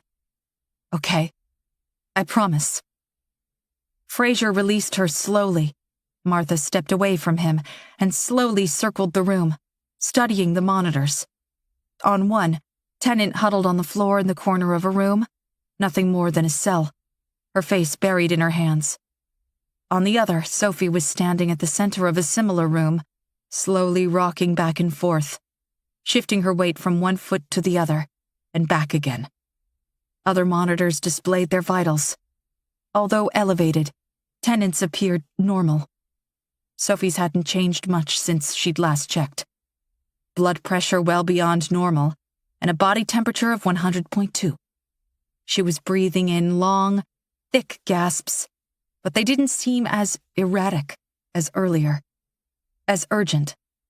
What are her current medications? Dr. Fitch remained at a distance, eyeing her warily. Nothing. I felt it was important to observe her without any external interference. You mean you felt it was more important to let this infection run its course rather than attempt to save this girl's life, Martha stated. While the medications you administered may have appeared to hold the infection at bay, I think they may have been doing more harm than good. With each dose, I noticed a marked increase in her body's reaction, as if the infection stepped up to combat the medications. Her liver, kidneys, all vital organs were being taxed beyond their capabilities to near failure.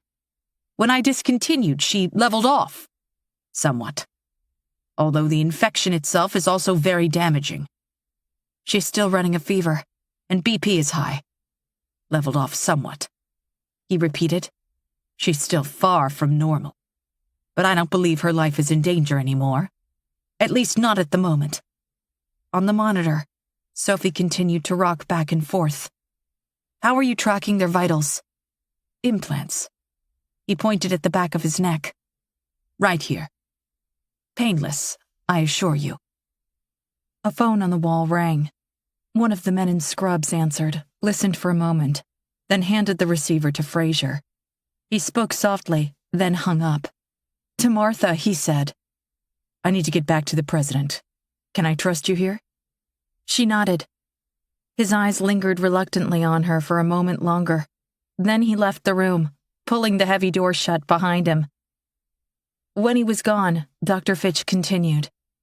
I asked for an fMRI machine less than an hour ago. It's a Corian level 4.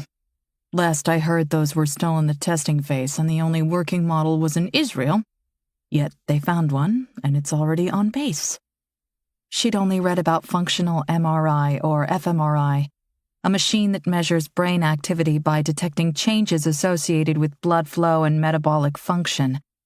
It would allow them to monitor the effects of the noise on brain chemistry itself, even beyond the three-dimensional picture they would see with traditional MRI or a CAT scan. He crossed the room and tapped several keys on one of the keyboards. You need to watch this. Martha stepped over to the monitor. An image of Tennant filled the screen. The timestamp read about 15 minutes earlier. Fitch asked, Are you familiar with anti-phase technology? Martha shook her head. It's the core principle behind noise-canceling headphones. You take a sound, any sound, and invert the phase, basically create an opposite or negative version of the sound, then play it back at the same amplitude as the original. The two cancel each other out, so neither can be heard. What you're about to see is a recording of us playing the noise you recovered in Barton. We've implemented anti-phase technology, so the subject can hear it, but we can't.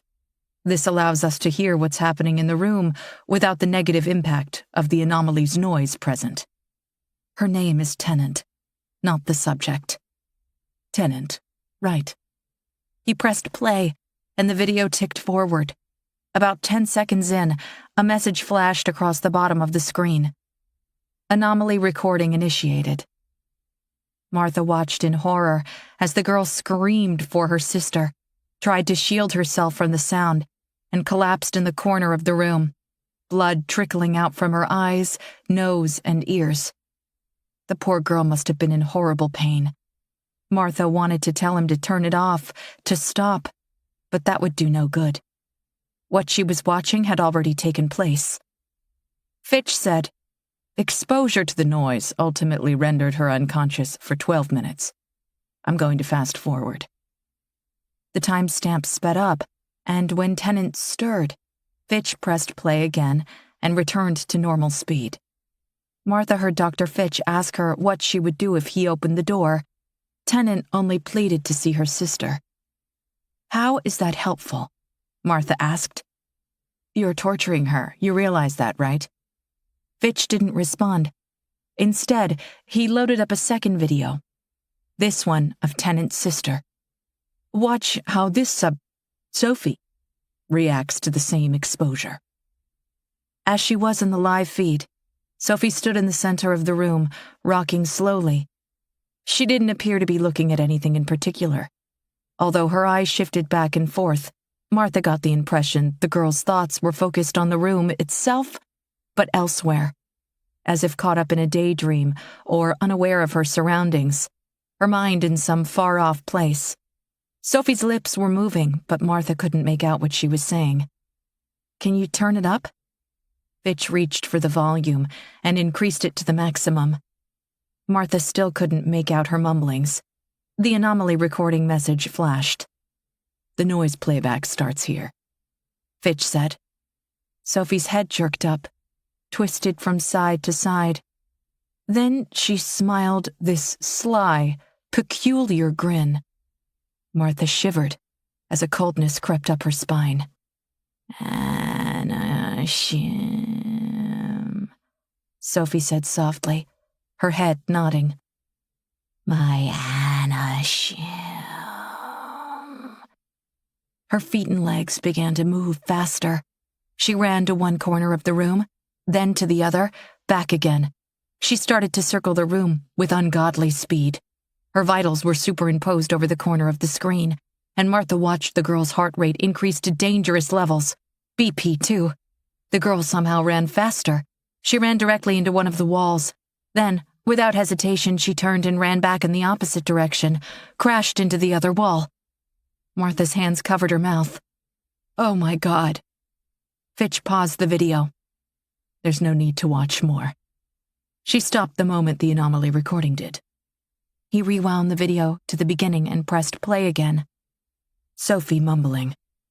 Best we can tell, she's rattling off names in quick succession, he explained. He stopped the video and returned to the live feed. Still is. We think they're names of the infected, but we have no idea how she would know them. At least 5 match residents of Barton. He removed his glasses and wiped the lenses with his tie, then put them back on. It's too early to be sure, but I believe the older one may be building up some kind of tolerance with each exposure. Similar to receiving a flu shot. Her body is adapting, learning to fight back. While the sound itself is highly unsettling and painful to her, her physiological responses appear to be lessening. Her sister has obviously adapted as well, but in a very different manner. Frankly, I find her reactions disturbing. He added, I think all of this may be related to their initial exposure. Something about their initial exposure was different from all those who simply joined the horde. Martha couldn't watch the videos again. All she could think about was her own children back home. The growing horde. Finally, she said, I need to see them.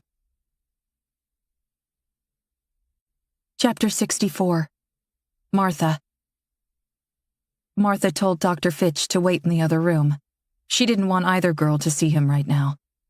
When the door swung open, Tennant shrunk deeper into the corner, away from the opening, her eyes frantically glancing around. Martha got the unsettling feeling she was looking for some kind of weapon. Martha held her hands up and slowly stepped inside. I'm so sorry, Tennant. I had no idea he would do that to you. I never would have left you and your sister alone with him if I had. Tennant's eyes narrowed, and she glared at her as she scurried deeper into the corner. They shot Sophie! You said we'd be safe! From what I was told, Sophie attempted to escape and they sedated her, Martha said softly. Had she reached that outer fence and somehow got through it or over it, she'd be gone right now, maybe forever. I'm sure it was difficult for you to witness that, but they saved your sister. She's not well. You don't want to lose her, do you? I want to go home. Tennant fired back. I want to take Sophie and go back home to Mama and Papa. To the mountain. They won't know how to find us. They don't even know where we are. We were safe at the mountain. Your sister was dying, Tennant. I know it may not seem like it, but those soldiers saved your lives. The treatment your sister received, that saved her life. Whatever happened back at the mountain to your village, it happened again, multiple times. If you were still there, you would have gotten caught up in it. You'd be gone now, both of you. You're safe here, with us, with me. How do you know it won't find us here? Martha didn't know, and she didn't want to lie to this girl. I don't. Then let us go home. Martha eased down onto the floor and sat beside her. Can I show you something? Tennant nodded. One of the orderlies handed Martha a laptop. She lifted the screen and angled it toward Tennant. I'm not supposed to show you this, but I'm going to anyway. I don't care what they do to me. I want you to understand what we're dealing with. I think you're old enough to understand. What's happening right now is bigger than just you and your sister. Bigger than all of us. You may find it difficult to watch, so if you need me to turn it off, just tell me, okay? Tennant nodded. Martha spent the next 10 minutes showing her all the video footage they had accumulated, including the one from Barton. With that one, she left the sound on and made careful note of Tennant's reaction. Fitch had been right. The noise didn't seem to bother her as much as it affected both her and the orderly standing in the room. When the final video ended, she let the silence hang in the room for a moment before speaking again. We don't fully understand why, but you and your sister weren't affected by the anomaly the same as all these other people. Both of you seem to be building up a tolerance, although in very different ways, and understanding that tolerance could provide someone like me with the information I need in order to help all the other people who have been affected. When Tennant finally spoke, she sounded much younger than her 16 years. You think Mama and Papa are a part of that group? Martha thought of the crevasse. All the bodies they'd pulled out of that hole were now baking in a tent back at Zigzag. She looked down at her hands, because she couldn't say this part to the girl's face. What needed to be said? They very well might be. Others from your village, too. If you help me, I may still be able to help them. This was probably a lie, but Martha had no choice. She needed this girl to cooperate. What happens if they reach Gresham? The army will never let them reach Gresham. Martha turned to her. We don't have much time. Tennant seemed to consider all of this. While her concern fell primarily with her sister and her family, Martha could tell she understood the bigger ramifications of what was happening. Okay. Martha felt a flood of relief wash over her, because there was one other thing she hadn't told Tennant. If Tennant and her sister didn't help voluntarily, the president and those in charge would most likely instruct Fitch to continue anyway. Martha got to her feet and reached a hand out to Tennant. Let's go see your sister. Sophie was 2 doors down. 3 soldiers were positioned outside her door, and they grew noticeably tense when Martha asked them to step aside so they could go in. She knew Fitch had been watching her speak to Tennant on the monitor, and she was certain he had also talked to these soldiers. Luckily, he was smart enough to stay out of sight. Martha had no idea how Tennant or Sophie would react if either girl saw him, and she really didn't want to find out. There was no time for that. Sophie was still standing in the middle of the room, still mumbling names. She looked up at them as they entered, her hands balled into tight fists. Tennant. Tennant went to her and threw her arms around her sister's neck. Sophie let her, but didn't reciprocate. She kept her arms at her sides, her eyes filled with suspicion and locked on Martha. Tennant leaned closer and whispered in her sister's ear. Martha couldn't make out the words, and she found herself looking up at the camera, wondering if the same person who had been reading Sophie's lips was also deciphering what Tennant just said. When Tennant stepped away from Sophie, the younger girl blinked several times. She unclenched her fists, flexed her fingers. In the hallway, Martha had swapped out the laptop for a tablet. The screen detailed vitals for both girls, fed by the implants in the back of their necks. Tennant had told her the headache she'd felt immediately after exposure to the noise had faded away. According to her vitals, aside from a slightly elevated blood pressure, she was normal. Sophie's temperature had stabilized around 102. Martha reached for Sophie's hand. She let her take it, didn't pull away. "I'm going to help you," Martha said. Chapter 65. Fraser. The feeling aboard Air Force One was thick, palpable. Although the plane was spacious, Fraser couldn't help but feel claustrophobic, trapped inside the cylinder. He'd been here, stationary, for the better part of a day. He kept looking at his watch and thinking about the 2-hour time limit Holt had imposed on the scientific teams. During his initial briefing, he'd been instructed to limit excursions near 45-121 to 2 hours as well. Nobody had told him why. As a soldier, he hadn't asked, only followed his orders. To no one in particular, he asked, "What time did Air Force One arrive here on base?" The president looked up at him, exhausted. His eyes had sunk deep into their dark sockets, his hair ruffled and unkempt. General Weston didn't look much better. Neither did Samantha Troy, the acting director of the NSA. She was on a phone in the corner of the room. The president's deputy press secretary had excused herself to one of the bedrooms to fight off a migraine. Shortly after, the president had ordered nearly everyone else out of the room, too. Along with Lieutenant Colonel Fraser, only the 3 of them remained. The rest had moved to other portions of the plane and regrouped, most in the guest and press areas, near the rear of the aircraft. The president offered his private office to Cardinal Kitzmiller. He was in there now with that scientist from the NOAA, Dr. Harbin. The president said, "We arrived at 1300. Why? Concerned about the window? Should I be?" General Weston exchanged a look with the president, then waved a dismissive hand. "You're on board the most secure aircraft in existence, housed within one of our country's best defended bases. There is nothing to worry about." Fraser said nothing. General Weston continued. "The fact that we've been here for more than 4 hours is testament to that. I only bring it up because I was told to adhere to a 2-hour window when first deployed. If you're not concerned, then I won't be either. I've been assured this aircraft is 100% soundproof.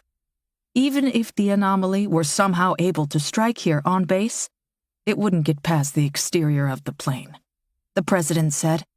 "Aside from that, we know where the Horde is and where they're going." Fraser nodded. Several satellites had been repositioned and were transmitting images of the Horde in near real time to one of the monitors on the wall. At their current speed, they would reach Gresham in a little less than 4 hours. The military had been deployed and had attempted to evacuate some of the smaller towns and cities along the way, but that had done little good. The moment the Horde encountered them, the soldiers broke from ranks, joined the Horde, and began to run. They were lost. Further deployments were kept at a 10-mile distance from the Horde, but that proved ineffective as well. As civilians were evacuated and relocated, the Horde shifted direction, adjusted just enough to target the new location. The Horde somehow sensed large groups of people and was drawn to them like a moth to flame. Forcing people to relocate to evacuation centers only created more viable, condensed targets. Grew the Horde faster. Airlifts were the only way to get people out of harm's way, and there was no way to transport all those in their path. Even if they could, it wouldn't keep the Horde from reaching Gresham or another large city. At best, they'd only slow them down. In just the past 2 hours, the size of the Horde had increased to at least 120,000. The towns left in its wake had been decimated. Sir, I know this isn't what you want to hear, but I don't see any alternative but some type of clinical strike, General Weston said. You mean kill them, General? The president fired back. Let's not sugarcoat. Don't call them actors, don't call this a theater. I want you to be perfectly clear. You want to kill American citizens. I see no other alternative. He stood and went to the monitor. Eagle Creek, Dover, Springwater, each of these towns will add another 3,000 to 4,000 to their total number. There are dozens more little towns just like these between the Horde's current location and Gresham. We continue to feed it, the monster just grows stronger. Soon the size will become completely unmanageable, and a strike will be off the table too. We need to act while we still have a window. Thin their numbers, weaken this beast. Hypothetically, you do that, the president replied. Let's say you wipe out every last one of them. How does that prevent the anomaly, that sound, from striking again? We could have a new horde in a matter of hours. You commit mass genocide and we're right back here again looking at the same scenario, looking at killing more Americans. We buy time, Mr. President. We secure several more hours and possibly come up with another solution in those hours. Right now, this is all we've got and we need to act. In the corner of the room, Samantha Troy hung up the phone and looked back at them grimly. Attempts at discrediting the reports in the media and online aren't working. We're picking up chatter from intelligence agencies. They're beginning to see this as a threat. Everyone in the room understood what this meant, but the general spelled it out anyway, in an attempt to drive his point home. If we wait much longer, someone other than you may decide a strike is necessary to protect their own population. You think China or Russia would start a war over this? Samantha Troy said, They've both repositioned satellites to get a better look. Israel, too. Several European countries as well. It's too early to fully understand how they'll react, but I think the general may be right. If these other countries are having similar discussions to ours, realizing the horde could reach unmanageable proportions after absorbing the population of a major city, and they feel we haven't acted adequately to resolve the problem, they may decide we're unable or unwilling to solve the situation. That's when they're most likely to act. Do whatever they feel is in their own best interest, sir, General Weston interrupted. If one of them acts, I can guarantee they won't do so with the precision we're capable of. Loss of life would most likely be far larger. We'd see collateral damage well beyond those who are infected. The president rose and went to one of the windows, looked out into the hangar. Dr. Fitch wants to catch one. And what? Waste more time studying it? General Weston scoffed. He's got both those girls in a cage and hasn't learned anything. Without turning, the president replied, He feels those girls weren't infected at the same level as the others. He thinks that may lead us to a possible inoculation. He also thinks the entire group is acting with some sort of hive mind, and the only way we can fully understand that mind is to capture a member of the horde. He wants to approach this from two directions, an inoculation from the girls and stop the horde from within. Take out the hive. We have less than 4 hours, the general reiterated. There is no time. The president didn't reply, only stared out the window. Chapter 66. Martha. Martha stood on the tarmac with Harbin and several others and watched Air Force One climb into the sky and disappear from view. Something about that moment made her feel desperately alone.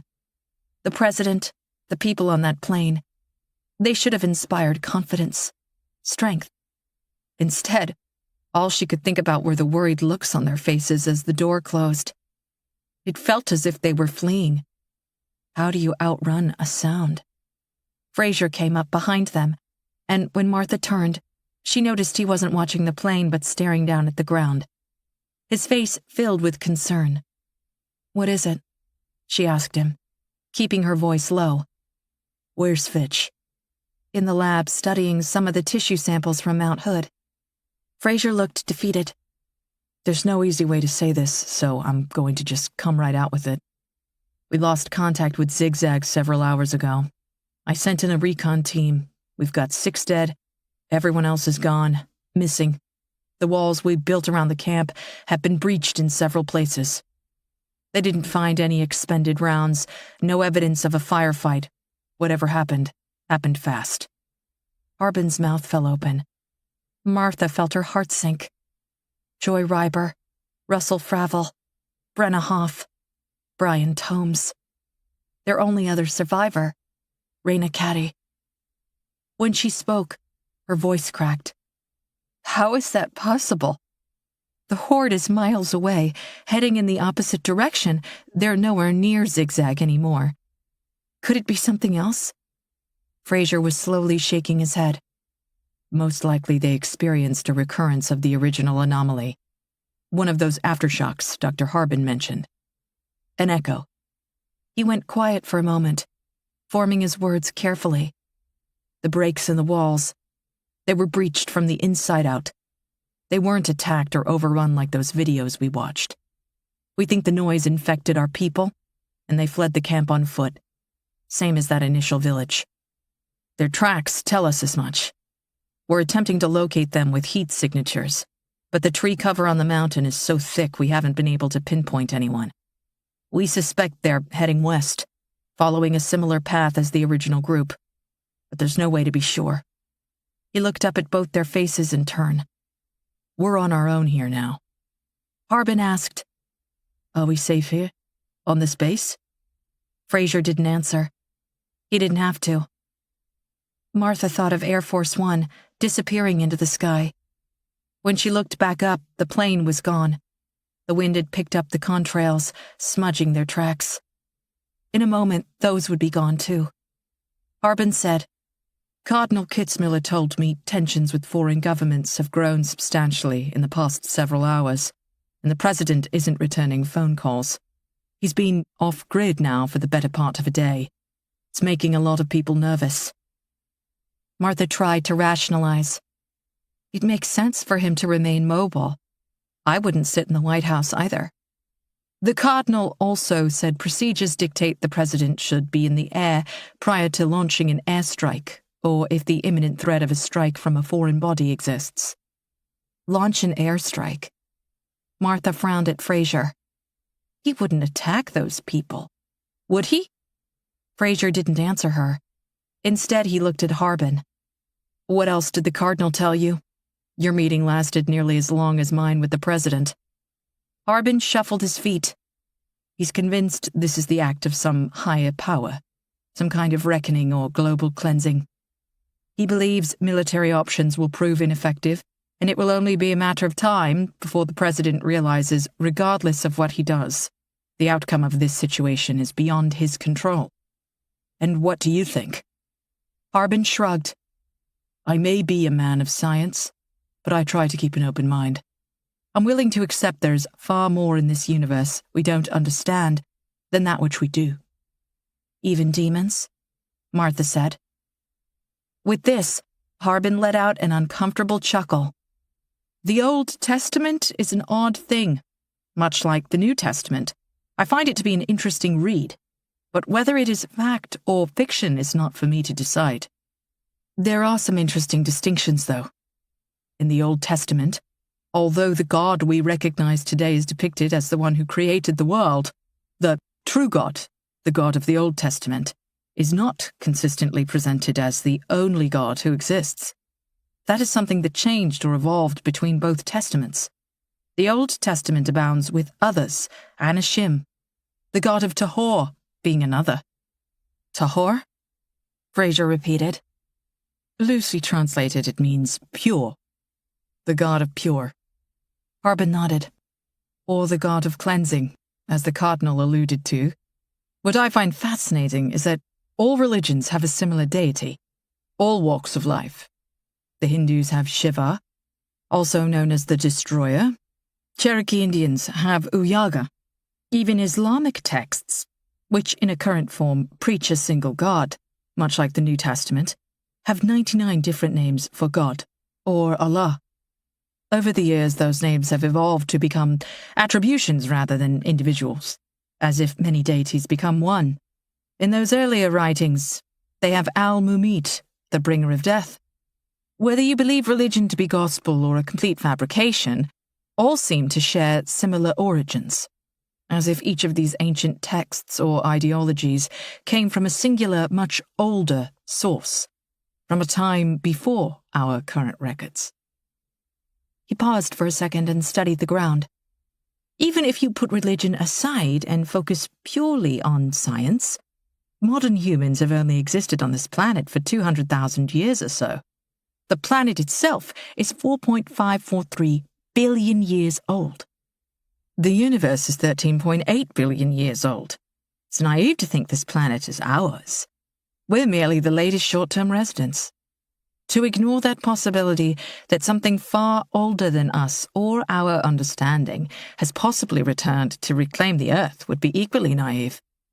That is what the Cardinal believes as well. That is what he is communicating to the President. He sighed. None of this provides answers. Only more questions. And it's answers the President needs right now, if we have any hope of avoiding a military solution. Behind them, about halfway down the tarmac, 2 large helicopters with twin blades came to life. Troop carriers. The blades quickly gained speed with a loud and steady whoop, whoop, whoop. The President authorized me to try and capture one of the horde. Fraser said flatly. Fitch convinced him we need a live sample. Someone fully infected, not half-baked, like that little girl. Sophie. Sophie, right. He repeated her name, but his mind was elsewhere, no doubt thinking about what he was about to attempt. In 4 hours, that horde will reach Gresham and potentially double in size. This may be our last chance to try and control this. Martha stood in silence, not sure what else to say. She wasn't sure they ever had this under control. As Fraser turned and started toward the helicopter, Harbin shouted over the growing noise. Are you sure about Zigzag? They're all gone? Fraser stopped mid-step, turned half toward him, and nodded softly. Chapter 67. Fraser. With a top speed of 196 miles per hour, the 2 Boeing CH-47 Chinook helicopters made quick work of the distance between McCord Air Force Base and the horde, now just a little more than 2 hours outside the city of Gresham, Oregon. Strapped into his seat in the lead chopper, Fraser's hand drifted down to the item in the pocket of his fatigues. His recon team had recovered the small hard drive back at Zigzag. If not for the crushed remains of a laptop above it in the dirt, it might have been lost completely. Air Force One had been gone by the time his team had returned and given it to him. He told himself that's why he didn't turn it over directly to the President and his superiors on board.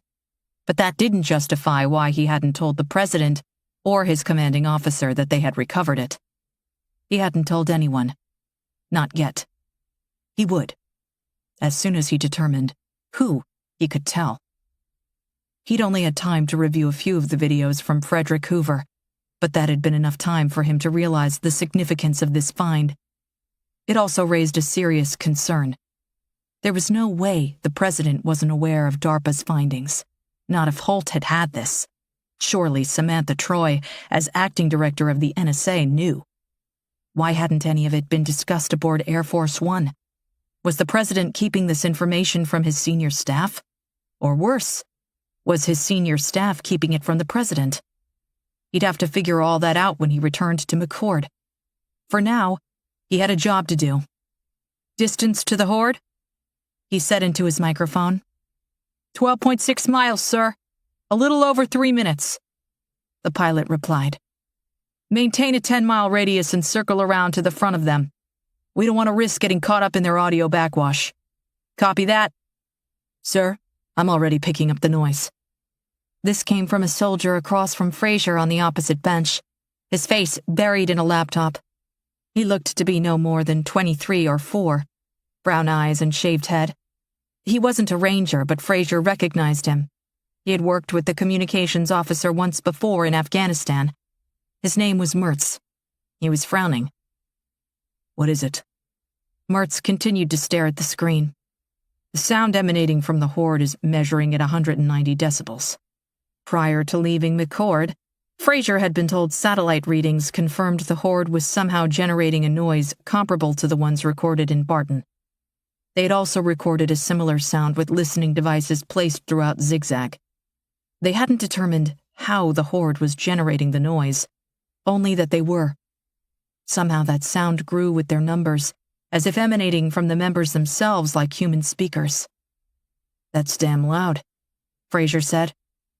Mertz hesitated, then said, "Theoretically, no sound on Earth can exceed 194 decibels due to a natural limit. Air pressure can't drop below a vacuum, so the loudest possible sound would be a pressure wave oscillating between vacuum and +2 atmospheres. To the best of my knowledge, that's never occurred naturally, only in a lab. For this group of people to somehow create a sound so close to physical limits is, well, unheard of." He picked up the modified headphones sitting beside him on the bench and studied the speaker inside one of the cans. "I'm not sure these will be 100% effective. I've been assured they will be. They're using antiphase. That means they have to produce a sound of equal and opposite levels in order to cancel it out completely. At best, these max out at 120 decibels. That won't be enough. We'll still hear something. But it will limit our exposure, correct?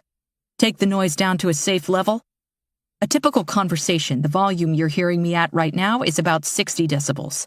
A chainsaw is around 120. What we'll hear will fall somewhere in between. I'm not sure what would be considered a safe level. Will this be loud enough to damage our hearing? No. Will it be loud enough to infect us? That I can't answer." There were 9 Army Rangers on each helicopter, 6 teams of 3, each in heavily armored body gear. Hard men who had seen their share of combat. While none said anything, they'd all heard this entire conversation, and several looked uneasy. It was one thing to face a known enemy on a battlefield, look them in the eye, a tangible target. These soldiers were being asked to capture American citizens while combating a sound, an intangible, invisible thing. Fraser looked down the length of the helicopter's interior. He studied each of their faces. "All of you were briefed before we left McCord. You know exactly what is at stake, and you know what we've been asked to do. The technology is what it is. This is the best we've got. It's all we've got. That said, if any of you are having second thoughts and don't want to participate, I understand. We can sit down right here and let you out.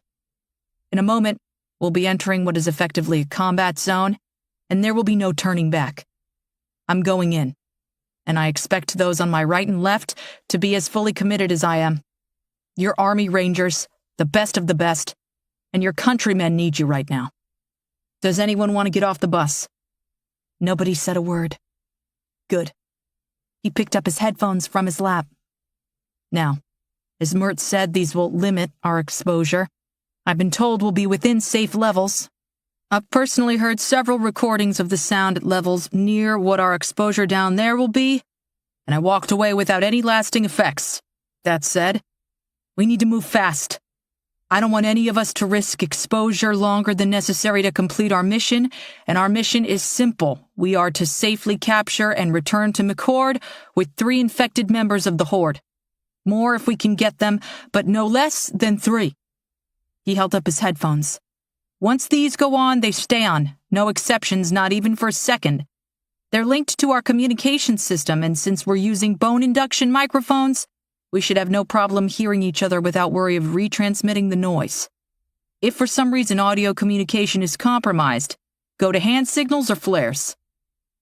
Fraser allowed that to settle in, then set down the headphones and picked up his weapon. "Each of you has been provided with a new Dart G2 Excalibur assault rifle. This is the most powerful and accurate gas-based RDD projector ever built. While it may feel lighter than the weapons you're accustomed to carrying, make no mistake, it is effective, accurate, and versatile. They've been modified to hold 5 darts. Each dart is loaded with 10 cc's of midazolam. That is 3 times the recommended dosage to take down a 200-pound human. From shot to drop should be no more than 10 seconds. Do not use more than one dart on a single target. He set down the gun and unclipped a large black cylinder from his belt. It looked like a heavy flashlight, and held it up. Your secondary weapon is a Lantham net gun. This device will deploy a 10x10 net a distance of 15 yards, possibly farther, but at the cost of accuracy. You've got 4 shots total. Use them sparingly. He returned the net gun to his belt. Work in teams of 3. Dart, zip tie, prepare for transport. Fast, efficient, in and out. When you've got one, launch a green flare and the chopper will come to you. If for some reason you need emergency evac and communications aren't working, launch a red flare. When Fraser looked up, he realized none of them were watching him anymore. All eyes were on the port side windows. He stood and looked out. Even from a distance of more than 10 miles, the horde was clearly visible. A wide stampede, sending thick plumes of dust up into the air. It was enormous. They picked a location that was fairly flat and open, flanked on one side by the Sandy River on the north, a heavy tree line to the south, creating a choke point. Over the open comm, Fraser said, "Chopper 2, hold back. Follow our lead. Maintain your cargo until I give the order to go to ground. We're going to take a run at this first." "Understood." To the pilot of his chopper, he said, "Circle around the front. Keep your distance at no less than 2 miles. Each team will rappel out on the north shore of the river. I want to keep the water between our men and the horde. 3 groups, 1/4 of a mile between each. I don't want you in the thick of things until absolutely necessary." The pilot nodded, then swapped out his headset for the same noise-canceling model the soldiers had. Chapter 68. Fraser. The Chinooks circled around to the front of the seemingly endless horde and dropped each team of 3 2 miles ahead of the mass of people. Fraser watched the last soldier go out the door, then he moved to the edge, snapped into the line, and jumped. The moment he was on the ground and free of the line, the helicopter pulled up and right and banked away, increasing its distance. The second Chinook shot by and followed at a height about 1,000 feet above the first. Fraser's body armor was heavy but surprisingly flexible. It didn't limit movement as much as he'd expected. He checked his rifle, then unsnapped the decibel meter from his belt and activated it. The device was linked to the others. Team 1, 43 dB. Team 2, 31 dB. Team 3, 28 dB. The ambient noise level was 36 decibels where he currently stood with the 2 Chinooks still trailing off in the distance. He heard none of it through his headphones. "All teams stand by. This is Team 1, we have visual," Fraser said. "Keep the water between you and them. Take your shots carefully. Just tag 'em and bag 'em. Don't attempt to secure or remove your target until it's clear to do so. Wait for the rest of the horde to run by if necessary." "They're close. Less than a 1/4 mile. We're at 61 decibels now." Fraser glanced down at his meter and watched their level tick up to 72, then 81. It continued to climb. The other teams as well. He was at 41. "This is Team 2, we see them. Team 3 here, us too." Fraser could see the dark cloud of dust now, as if 1,000 wheels were driving across the dry dirt. I can't hear them, but I feel the ground vibrating. We're reading 120 decibels. When Fraser looked back at his meter, Team 1 had ticked up to 141. All readers were over 100 now, including his own, at 106. "Do you guys hear it? It's like someone screaming over a deep hum." "Stay focused," Fraser said. "My nose is bleeding." Fraser wasn't sure who said that. "Mine too," someone else said. "Stay focused," Fraser repeated forcefully. "Team 1, what's their distance?" There was no response. "Team 1?" He looked down at the meter. There was no longer a reading for Team 1. Team 2 was at 168 decibels. Team 3 was at 134. "Team 1, do you copy?" "This is Team 2. They're crossing the water." Fraser quickly said, "How's that possible? It's too deep." "Do you have visual on Team 1?" No line of sight on Team 1. They're just running into the water, trying to get to this side. Trying to get to us. Holy hell, this is loud. Hurts. If someone falls, slips, the others are just running over them. The bodies are just building up, creating a bridge. We need evac. This isn't going to... A red flare went up. Fraser wasn't sure if it came from the first team or the second. The pilot broke in over the communication channel. Lieutenant Colonel, are we a go for evac? Fraser pulled the binoculars from his belt and scanned the horizon, but couldn't see anything. He'd been dropped behind a slight bend in the river, and the trees blocked his view. The sky had grown dark, though. Thick dust swirling above the tree line. Sir, they're crossing the water. The voice cut out. To the helicopter pilot, Fraser yelled, Chopper 1, evac, pick me up last, get our men out of there. We need to try something else. Affirmative, stand by, on approach. Without hearing even a hint of the heavy aircraft, Fraser felt the large Chinooks shoot up from behind him and fly over. It flew in low and fast, no more than 50 feet off the ground. The displaced air swirled and nearly knocked him off his feet as it zipped by. He held steady and watched the chopper disappear behind the bend. Another red flare went up, arched over the trees and faded away. All teams sound off! Team 3 here! A voice shouted. Nothing else.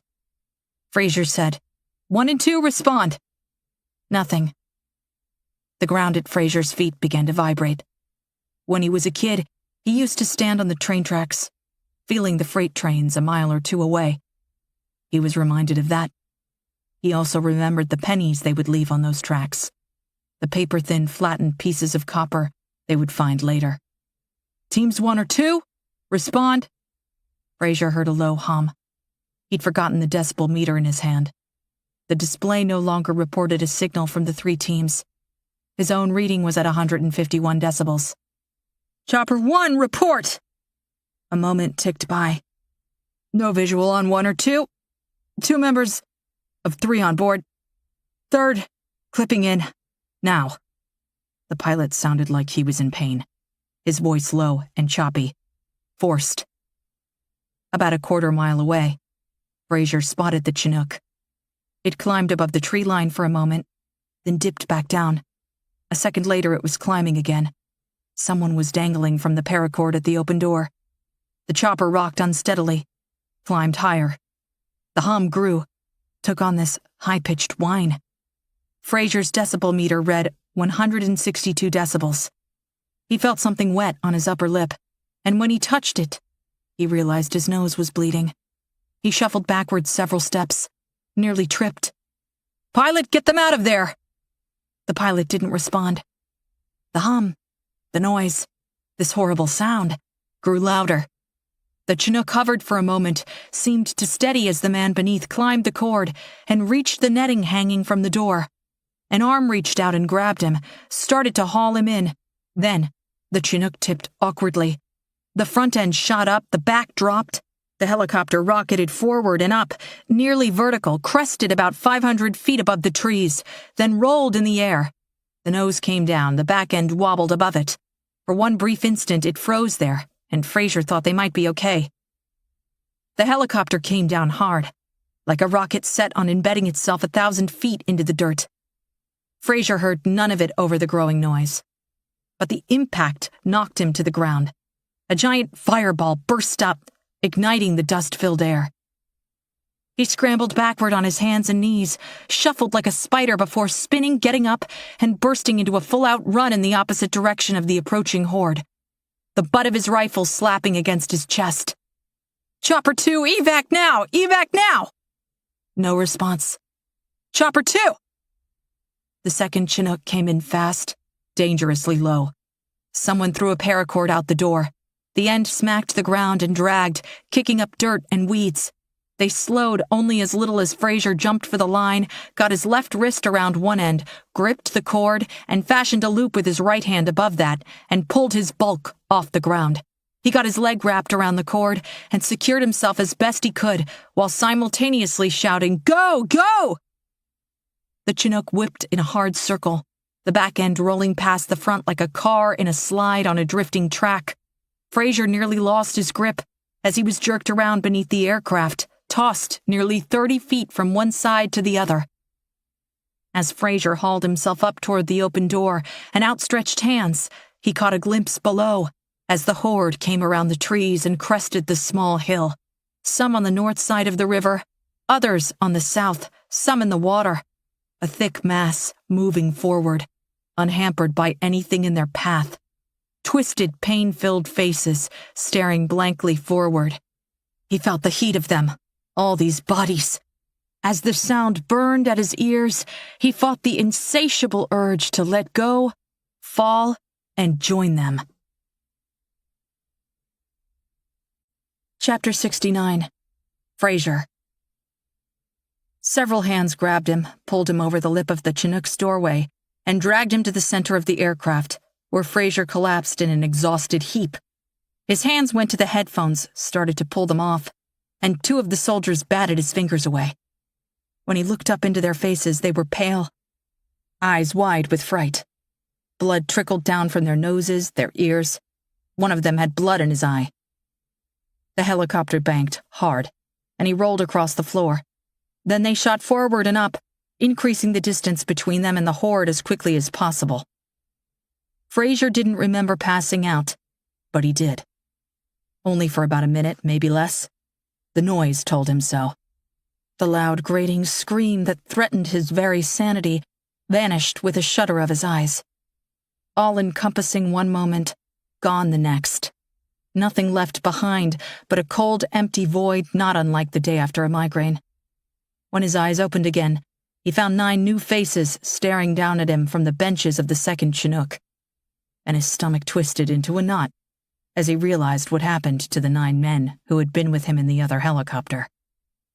He forced himself to sit up, got to his feet, and made his way to the front of the aircraft on wobbly legs, holding on to the netting fixed to the ceiling for support. When he reached the pilot, the man didn't look up at him. His gaze remained fixed on the horizon. Blood had dripped out from the bottom of his headphones to the shoulder of his fatigues. 3 little red drops. "Report," Fraser managed to say, his throat horribly dry. "What do you remember, sir?" Fraser remembered more than he wanted to. "We lost contact with all 3 ground teams in rapid succession. Chopper 1 went in for evac. I saw them go down. Permission to speak freely, sir?" Fraser waved an impatient hand at him. "Best I can tell, they just got too close. I've known Corey, their pilot, since training at Rucker. Prior to going in, we agreed to switch to B channel and run the letters. Do you know what that is?" Fraser shook his head. "When the first helicopter pilot flew over Chernobyl, his superiors hadn't told him how dangerous it would be. He was actually assured it wouldn't be dangerous. All the pilots had their suspicions, though. They'd seen what happened to the first responders, heard the stories. There was little choice. They needed to drop sand on the reactor, slow the meltdown. They understood the mission was far more important than their own lives. In order to succeed, they needed to fully understand where they could fly and where they couldn't.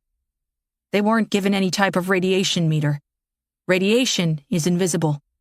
They had nothing to go on, so they worked out a simple system. Each pilot agreed to repeat the alphabet over an open channel as he flew over the hot zone. On the ground, other pilots charted their progress. If their superiors were telling them the truth, nobody would be the wiser.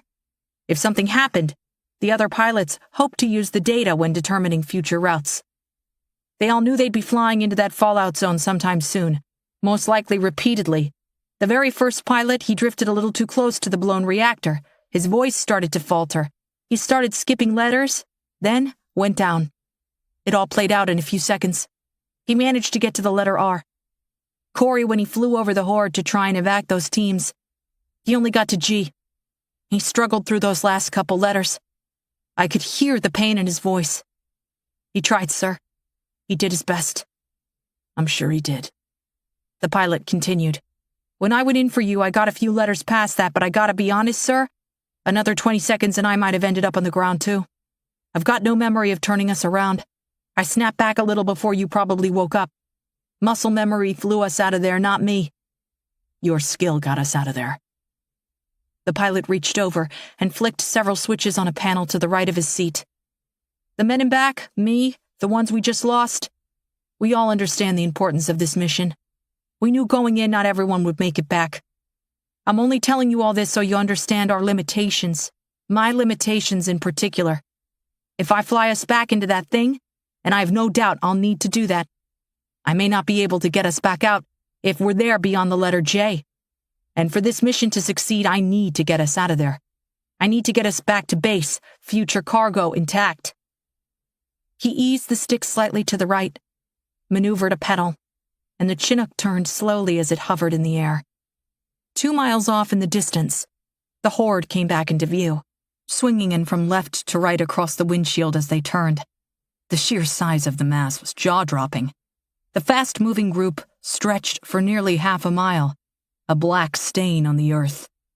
Dark dust loomed above and behind, this giant rooster tail, so thick, visibility was probably non-existent behind them. Can this chopper fly in that? The dust? Fraser nodded. A Chinook can fly in damn near anything, sir. He had an idea. Chapter 70. Fraser. Fraser told the pilot to circle the far end and come in on the tail side of the Horde. He did so with an incredibly wide arc. The decibel meters were useless inside the loud Chinook, but that didn't really matter. They could all feel the Horde, the now familiar pressure on the inner ear that grew to inscrutable pain as they drew near. The pilot maneuvered the chopper in such a way to test those external limits, slowly drifting closer until both he and Fraser felt the slightest tickle in their ears. Then, moving in closer still, in short hops, plotting out distances and their corresponding pain levels. Because of the fast-moving nature of the Horde, this is proven impossible while on the ground. Nobody had gotten close enough and escaped the pull of the group. But the helicopter provided a unique vantage. They learned even with their modified headphones the call of the Horde began to affect them about a half a mile out. At a quarter mile, they could still tolerate the pain, probably a 7 on a scale from 1 to 10, equitable to a severe migraine. But any closer than that, and things got dicey. That was a problem, because they obviously needed to get much closer. What about autopilot? Fraser asked. Can you program in a route that takes us down and over the Horde, holds above there for maybe 30 seconds or a minute, then pulls back out to a safe distance? I thought about that, but we need to get too close to the ground. May need to execute precise maneuvers when we're there. We've got trees everywhere and the Horde itself is moving. There are too many factors, too many variables. What if we still have men on the ground when the autopilot is programmed to pull back out?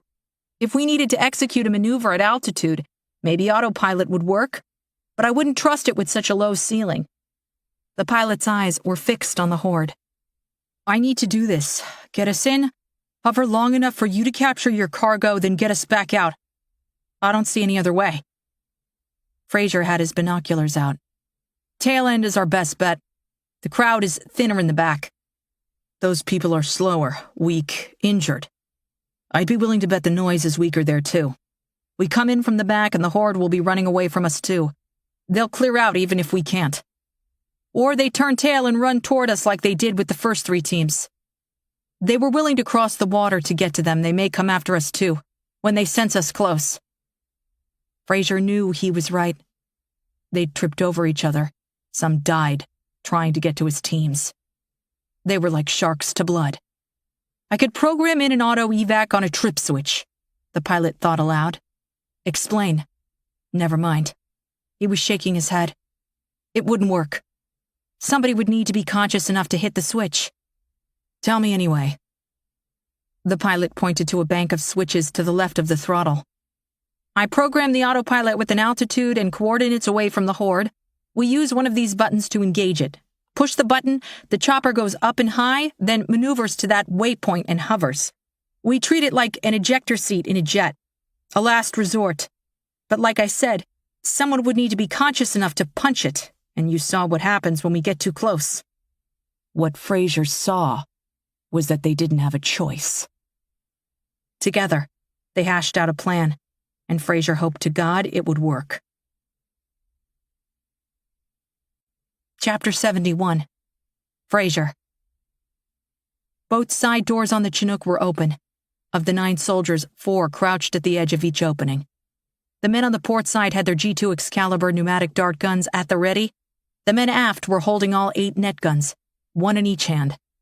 Each net was secured by a cord to one of the rafters in the ceiling of the chopper. Although thin, these lines were designed to hold nearly 1,000 pounds each. They'd spaced them out as best they could, wary of getting caught up in them. Several of the soldiers had wrapped their heads and headphones with thick strips cut from cargo blankets and secured everything with duct tape, the pilot included. Whether the added protection would help was yet to be seen. It certainly couldn't hurt. The 9th soldier was in the co-pilot's seat, not because he knew how to fly the chopper, but for the sole purpose of keeping a finger on the evac switch programmed by the pilot. If one of the 2 men saw the other pass out or become incapacitated, the other was to immediately hit that switch. Fraser stood in the center of the cargo area between both sets of men, his dart gun in one hand and his fingers twisted into the netting on the ceiling for balance. "On my mark." "Copy," the pilot replied. He had the Chinook at a right angle, to the back of the horde a half-mile away, visible through the open port-side door. The dust and debris kicked up by the large crowd was so thick, the people themselves weren't visible. On some level, Fraser was thankful for that. "Go!" Without hesitation, the Chinook shot toward the horde, moving sideways on its double blades as swiftly as if it were flying dead on. Fraser felt the pressure from the noise almost immediately. The pilot began rattling off the alphabet. A, B, C. The dust hit them first. Fraser pulled a pair of goggles down over his eyes and covered his mouth with the neck of his shirt. The lack of sound created by the headphones was very disorienting. He knew exactly how loud the Chinook was. He'd been in his share, and he imagined the engines were screaming right now. But he couldn't hear the helicopter at all, nor could he hear his own breathing. There were only the subtle noises picked up by the soldiers' bone induction microphones, the pilot speaking, and the quickly escalating sound of the horde's noise. That sound was somehow loud enough to cut through the thickest silence. T! Although the sun wouldn't complete its descent for at least another 30 minutes, the dust and grime in the air turned twilight into the deepest witching hour. Directional footlights flicked on, beating back against the dark from the outer shell of the chopper, but they did little good, like using your high beams in a heavy fog. E! Fraser pinched his eyes shut for a moment, tried to will the noise away, but it only grew louder. The now familiar low hum was joined by this high-pitched wail, a keening, thousands of people crying out in horrible pain. He pinched his eyes shut tighter, tried to bury those voices beneath the black, but one by one their faces came to him, materializing from the shadows, racing forward toward him, bulging eyes wide and mouths agape. Faces he knew, the people he left behind at Zigzag, the soldiers he just lost in the other helicopter, soldiers he lost in past missions. In his mind's eye, his father ran toward him, arms stiff at his side, legs pumping like pistons. His screams joining the others. F! Fraser's eyes snapped open, and he realized he was screaming too. Not just him, but some of the others. Their voices picked up by their bone induction microphones and mixed with those of the horde. He forced himself to stop even though the rest of his body welcomed it, craved the relief it brought. He wanted to move, wanted to run. Every muscle in his bulky frame needed to flex, as if he'd been sitting still for hours and finally had the opportunity to stand and stretch.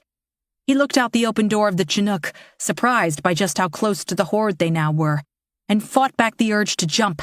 Oh, how wonderful it would be to leave the confines of this metal death trap for the open fields below.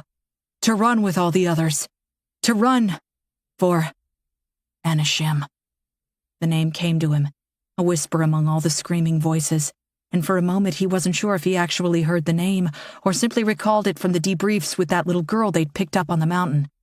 That was when he heard it again, and the voice that spoke the name sounded so calm, so serene, so welcoming. A warm blanket on the coldest of nights, a beautiful woman smiling from across the room, a siren's song, and when that particular thought popped into Fraser's head, he also saw the image of an old ship. He thought it might be a schooner, turning toward a rocky shore, cracking against the stone and taking on water, all while the men looked on in stunned silence at a woman perched upon those rocks smiling back at them, beckoning them, come to Anashim. Gee! They were directly over the back end of the horde now, barely visible through the haze. The floodlights were trying to cut through but only offering glimpses. Fraser watched as one of the soldiers jumped from the open door and fell from view. This quick moment played out like a scene from a movie, and for that brief instant, Fraser wasn't sure he actually saw it happen. Then his mind snapped into the present, and he realized there were only 3 men holding dart guns and 4 others behind him with the net weapons. He wanted nothing more than to go out the door behind that man. And that's when he realized all the soldiers were probably having similar thoughts. That was why they were easing toward the openings. He began to hit them. He didn't know what else to do. He worked his way through them as fast as he could, slapping some, punching others in their backs below their Kevlar, where they'd feel it. He jolted each of them out of their reveries, and in his headphones, he heard their screams drop away from the noise. He heard each of them come back, regain control. "Fire! All of you fire!" Fraser shouted. "Fire now!" They did. He watched as white gas expelled from the dart guns, the adrenaline pumping through his body with such intensity, all time seemed to slow. He saw the darts leave the guns soundlessly, saw them sail toward the runners.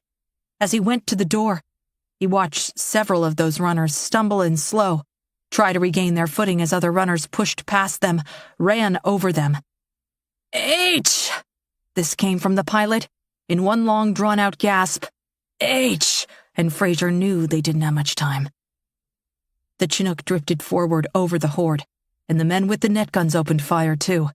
He hoped they were aiming for the stragglers, those embedded with darts. But there was no way for him to be sure. He wasn't certain they could even see well enough to make that determination. "Aye!" As the nets deployed, several of the attached cords went taut. A cord near the back of the helicopter snapped tight against the shoulder of one of the men firing darts. The impact threw the man out the open door to the ground below. They weren't more than 20 feet up, but Fraser knew he was lost.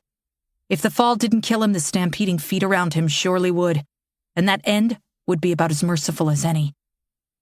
Through the pain, confusion, and screaming in his head, Fraser shouted for everyone to reload and fire again. Darts, nets, all of it. Several of the cords, tight like razor wire, dragged against the open doors, weighted down by whatever the nets had managed to grab. He caught a glimpse of at least 2 people wrapped up in the netting below, their arms and legs flailing wildly as they tried to escape.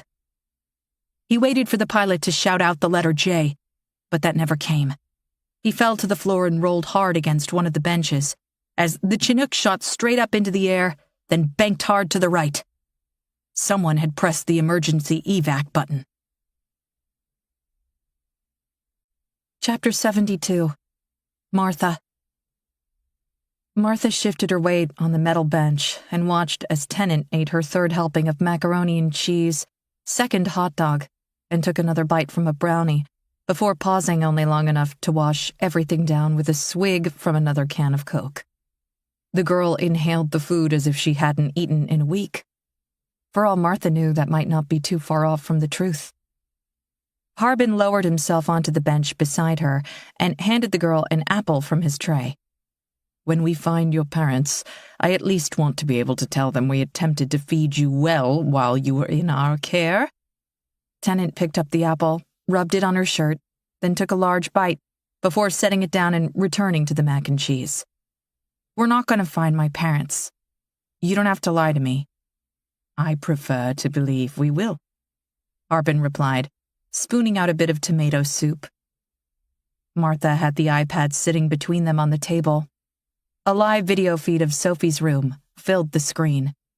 A moment ago, she'd been pacing the outer walls, circling the space again and again at a fast clip.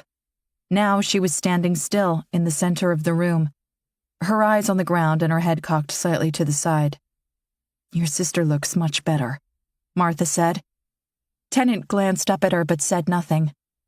"She's still running a temperature, and her blood pressure is high for her age, but otherwise her vitals are normal. I think she might be out of the woods." Tennant's hand hovered over her tray for a moment, then swept down and scooped up a dinner roll. "She's got the devil in her. Ain't no amount of medicine gonna drive him out." She pushed the entire roll into her mouth, with the tip of her finger, chewed twice, and swallowed. Harbin took the roll off his tray and gave it to her. What makes you say that? Tennant snorted like this was the stupidest question she'd ever heard. What else could it be? Martha was about ready to agree with her. She'd tested for everything else. Why not the devil? She and Fitch had spent the last 2.5 hours running every test imaginable on both girls. Everything came back negative. Nothing in their blood. Nothing visible on full-body CT scans or MRIs. Even the fMRI, the system Finch had been certain would provide an answer, didn't pick up anything abnormal. Her temporal lobe, the part responsible for understanding language, behavior, memory, and hearing, appeared slightly more active than baseline said it should be, but that would hardly account for her behavior. It certainly wouldn't explain her increased speed or strength. Sophie's cognitive functions seemed to be improving, but because she hadn't known either of these girls before, understanding what their normal might be was total guesswork. Although Tennant's language sometimes appeared clumsy, it was obvious to both Martha and Harbin she was intelligent.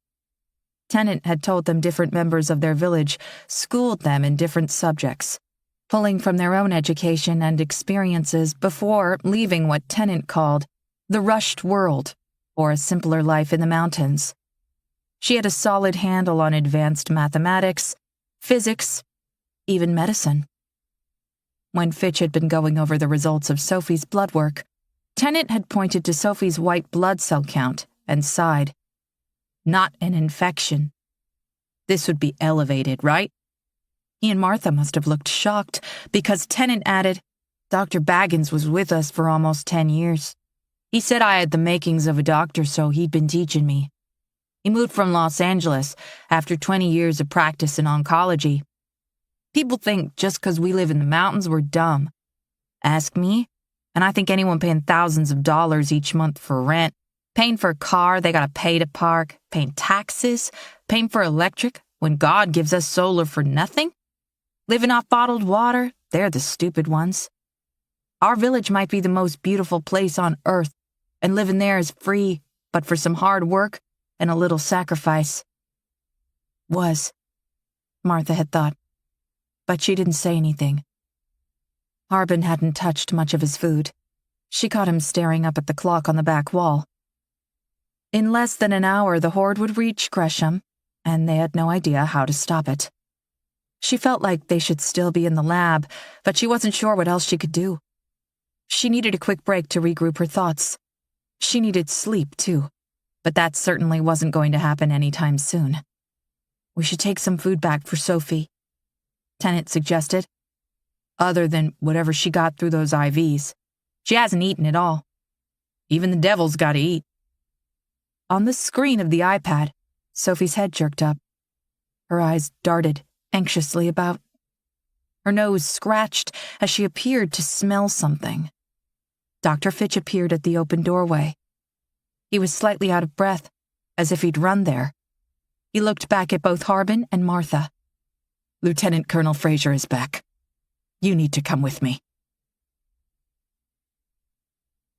Chapter 73.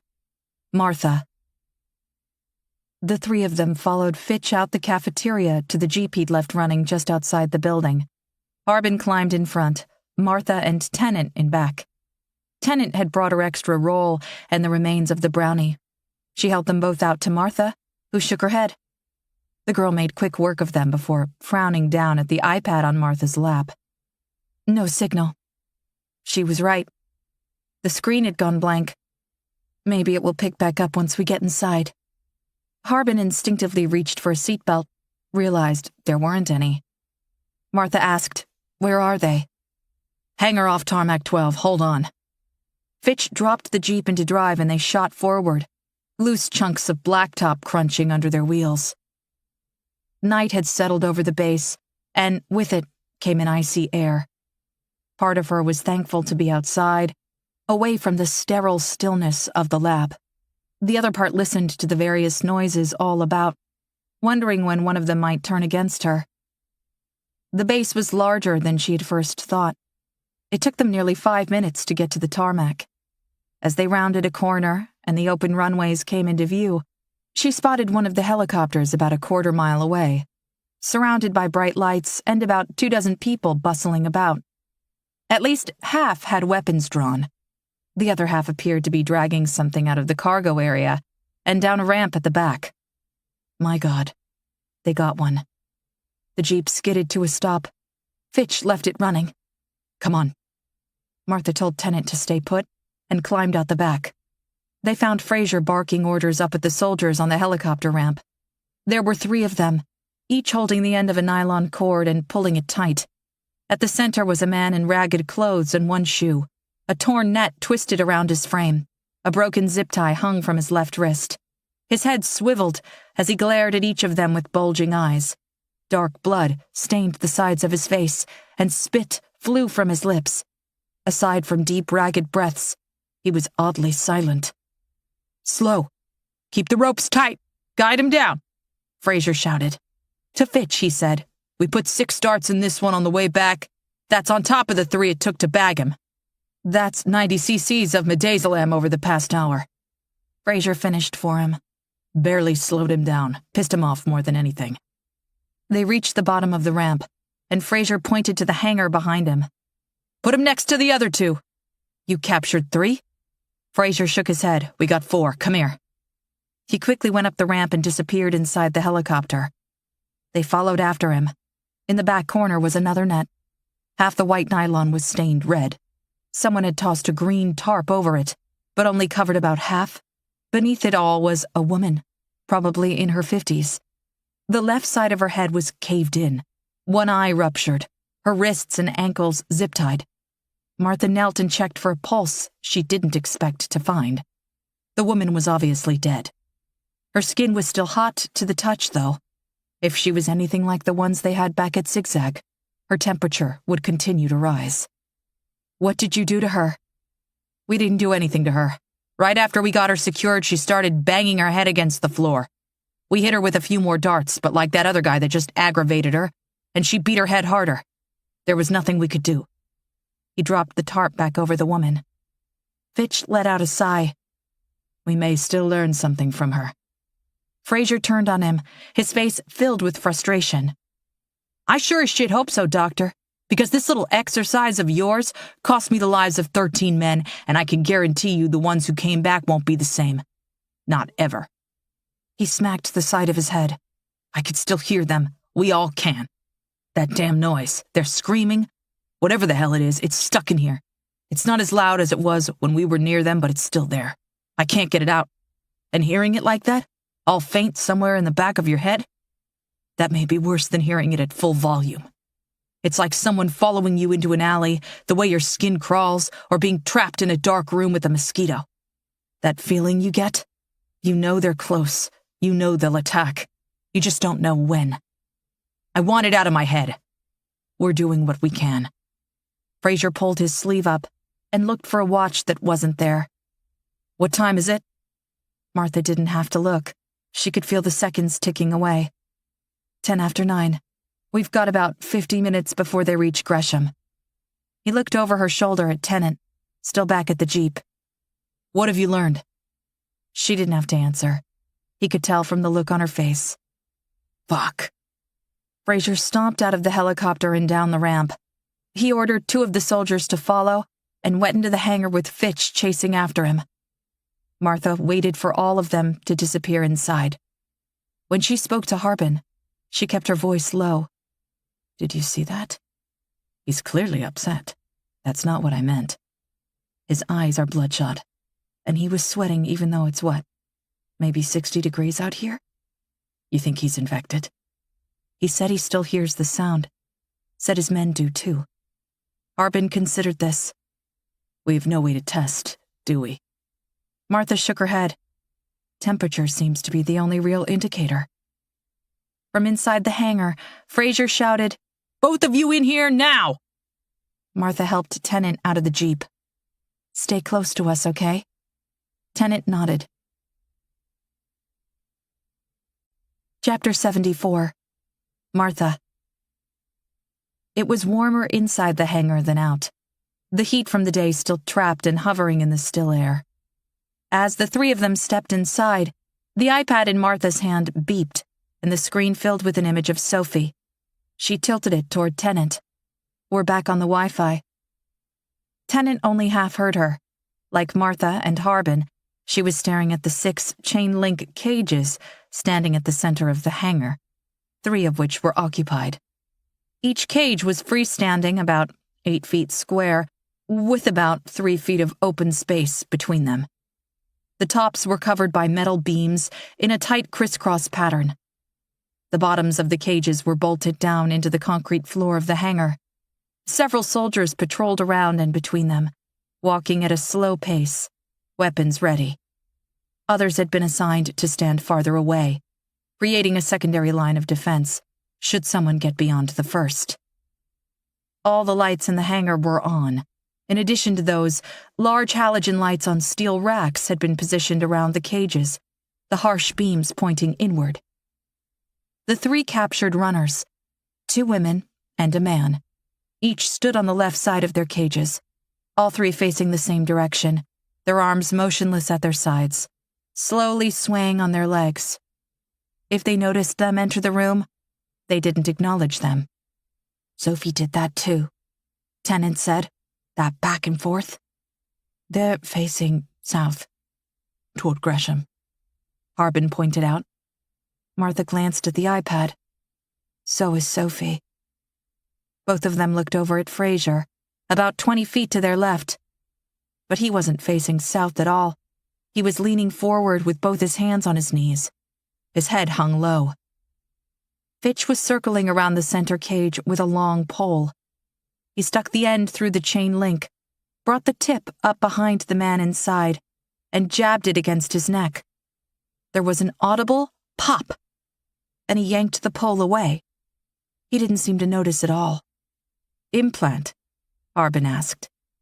Fitch reloaded the end of the pole and went to the 3rd cage. Same as the one we have in Sophie. They transmit vitals and location. Tennant stepped closer. I know that one. Martha looked down at the girl. Which one? Tennant pointed at the woman in the cage on the far left. Rosalind Agar. She's from my village. Used to work in the pharmacy at Walmart before she came to us. About 3 years ago. Before Martha could stop her, she started toward the cage. Hey! Fraser shouted, his hands still on his knees. Control her or get her out of here! The sound of his voice froze Tennant mid-step, about 10 feet from the cage. Fraser's eyes were bloodshot, skin pale. He had yet to clean away the dried blood from his face. When he shouted, a bit of spittle rolled down his chin. He wiped it away with the filthy sleeve of his fatigues. Several of the soldiers looked no better, most likely the ones who had just returned with him. Ignoring Fraser, Harbin took several steps closer to the cages, then stopped. Can you hear that? Is it something mechanical in the hangar somewhere, or it's coming from them? Fraser interrupted. I don't know how. Martha heard it then too. A low hum, nearly imperceptible. As she stepped up beside Tennant and Harbin, the sound grew louder. Fitch finished implanting the 3rd tracker and set the pole aside. Can vocal cords produce a sound that low? Martha didn't know the answer to that, but it didn't seem likely. This sound was a deep, deep basses, a much lower tone than anything she had ever heard produced by a human, or an animal for that matter. As she drew closer, she felt it nearly as much as she heard it. This steady hum. Too steady. To produce sound, vocal cords vibrate. They modulate the flow of air being expelled from the lungs during phonation. There's only so much air in the lungs, though. At some point you run out, have to inhale. Even the best singers have to carefully monitor their breathing in order to produce a sustained note. This sound isn't fluctuating.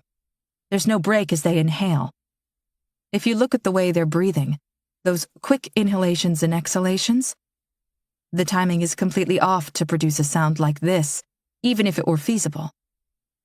Harbin considered this, then looked down at the iPad in her hand. Can I see that? Martha nodded and handed the tablet to him. Harbin went to the device settings, made several adjustments, then brought up the camera. He held the screen up and pointed the iPad at the woman Tennant had identified as Rosalind Agar. He held it there for a moment, then turned slightly and pointed the tablet's camera at one of the halogen lights. Martha didn't understand. "What are you doing?" Still pointing the camera at the light, he said, "When plugged into alternating current, AC halogen bulbs flicker, albeit very quickly, somewhere in the neighborhood of 120 frames per second. I adjusted the iPad camera to the lowest setting of 29 frames per second, and if you look at the screen, the flicker is visible. The human eye detects nearly 1,000 frames per second, which absolves that flicker, renders it undetectable to us by blending so many images together. But when you limit the images, things change." Martha looked at the screen and saw what he was talking about. On screen, the bulb flickered like a fast strobe, but if she looked directly at it, she couldn't see that. The light seemed steady. When he turned the camera back on the woman, Martha understood what he was getting at, although she had no idea how such a thing was possible. "They're vibrating?" Harbin nodded and slowly panned over the other two. On screen, the motion was barely visible, but it was visible. Their bodies moving so quickly, they had a soft shimmer around the edges. They appeared slightly out of focus. Martha only stared. "I thought the camera on Sophie was older, or maybe dirty. I never considered." She looked back up at the 3 people captured from the horde. "Their bodies are producing the sound through this constant vibration. We couldn't really hear it with Sophie alone, but 3 makes it audible." Fitch was nodding. "Imagine hundreds of thousands. Body mass, size, age, all of those things would be factors in the pitch. Each person would create a unique vibration and add to the whole.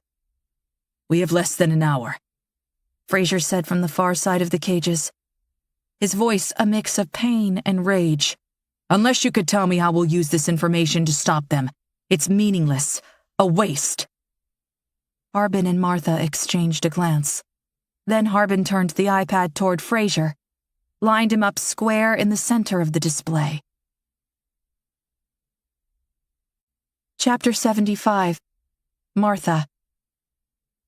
Fraser wasn't vibrating, but he understood what they were doing. "Satisfied?" Martha looked up from the screen. This could be a breakthrough, a way to identify the infected. "I'm not infected. This feels more like some kind of hangover from the exposure. It's pretty clear who the infected are. We don't need a test, we need a cure." He crossed over to a cart of medical supplies someone had brought in, checked several labels, and took a handful of ibuprofen. He tossed the bottle to one of the other soldiers, who didn't look much better than he did before turning his bloodshot eyes back on Martha and Harbin. "Whatever the noise did to me will pass. I'll worry about me and my team. You need to focus on them. Find a way to stop them." He gestured toward the 3 captured runners, all 3 still facing south. The movement of their legs reminded Martha of a jogger stuck at a traffic light. If she opened one of the doors, would they bolt out? She was certain they would.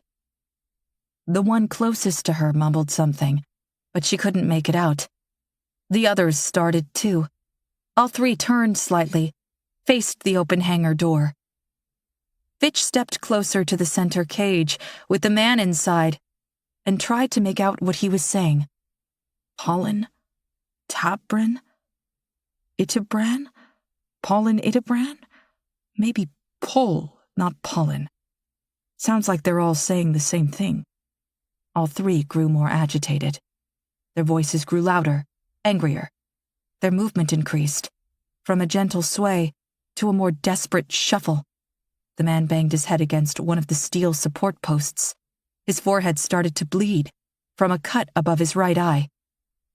Martha retrieved her iPad from Harbin and switched back to the video feed of Sophie. Her fists were clenched and she was also shuffling in place, inches from the wall. Unnerved. Like the others, she no longer faced south.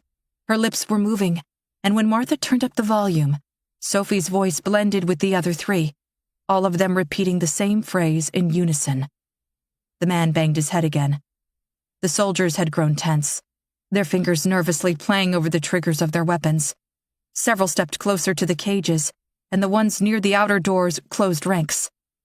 "Doctor," Fraser said softly, stepping closer to Fitch. "If you think we need to hit them with sedation darts, give the word. We can't risk them hurting themselves. We don't have the time to get more. I don't know if I can put my men through that again. Not yet," Fitch replied. He retrieved an iPad from the cart with the medical supplies, clicked through several screens, and studied the display. "This is incredible. Body temp on the older female has risen from 102 to 105 in under a minute. Her blood pressure is through the roof. She shouldn't be conscious, let alone active, even in such a diminished cognitive state." The woman Tennant had called Rosalind Agar ran toward the side of her cage, cracked against the metal, and bounced back. The other two started doing it too. The moment they regained their footing, they ran again. On his third attempt, the man in the cage beside her got his hand caught between his torso and the chain link of the cage. When he impacted, 3 of his fingers bent back, and Martha was certain she heard them snap. He didn't seem to notice, just ran again. 2 soldiers came through the hangar door, pushing a gurney with the body of the dead captured woman on it. The sight of her set them all into a frenzy. They began screaming. The hum emanating from their bodies grew louder. Martha felt the vibration creeping over her skin, like ants crawling on her back and neck or a low electrical current. All of them screaming, "Paul, Ida Bran! Paul, Ida Bran! Paul, Ida Bran!" "Get that body out of here!" Martha shouted at the soldiers. The 2 men quickly turned and wheeled the gurney back out the door, but not before one of them tossed a wallet to Fraser. All 3 captured runners began to calm. On screen, Sophie did too, her frantic movements returning to more of an aggravated sway. Fraser had the wallet open and was holding up the woman's driver's license. "Her name is Paulita Brannan. That's what they're all repeating, Paulita Brannan." They didn't react to his mention of the name aloud. Martha wasn't sure they even heard him. They were listening to something else entirely. All 3 shifted position again, their gazes returning to the south. Their voices dropped low, became a soft mumble. Arbin rounded Rosalind Agar's cage and snapped his fingers several times less than an inch from her face. She didn't react at all. Her eyes stared blankly forward, fixed on something none of them could see. They're clearly operating with some kind of hive mind. Not necessarily present here with us, but mentally somewhere else, trance-like. "We should bring Sophie here," Fitch said. "Maybe she can talk to them." Martha looked back down at the iPad. Sophie was staring up at the camera. She'd stopped moving. But that was impossible. She couldn't have heard that. But the others did. Her mind whispered back. And when one hears, they all hear. She wasn't sure she believed that either. She looked down at her watch. The horde was 38 minutes outside of Gresham. What she believed didn't really matter at this point. They were grasping at straws. Tennant leaned in close to Martha. "I don't trust these people with my sister." Martha brushed a strand of loose hair from the girl's face. "I'll get her, okay? You can come with me."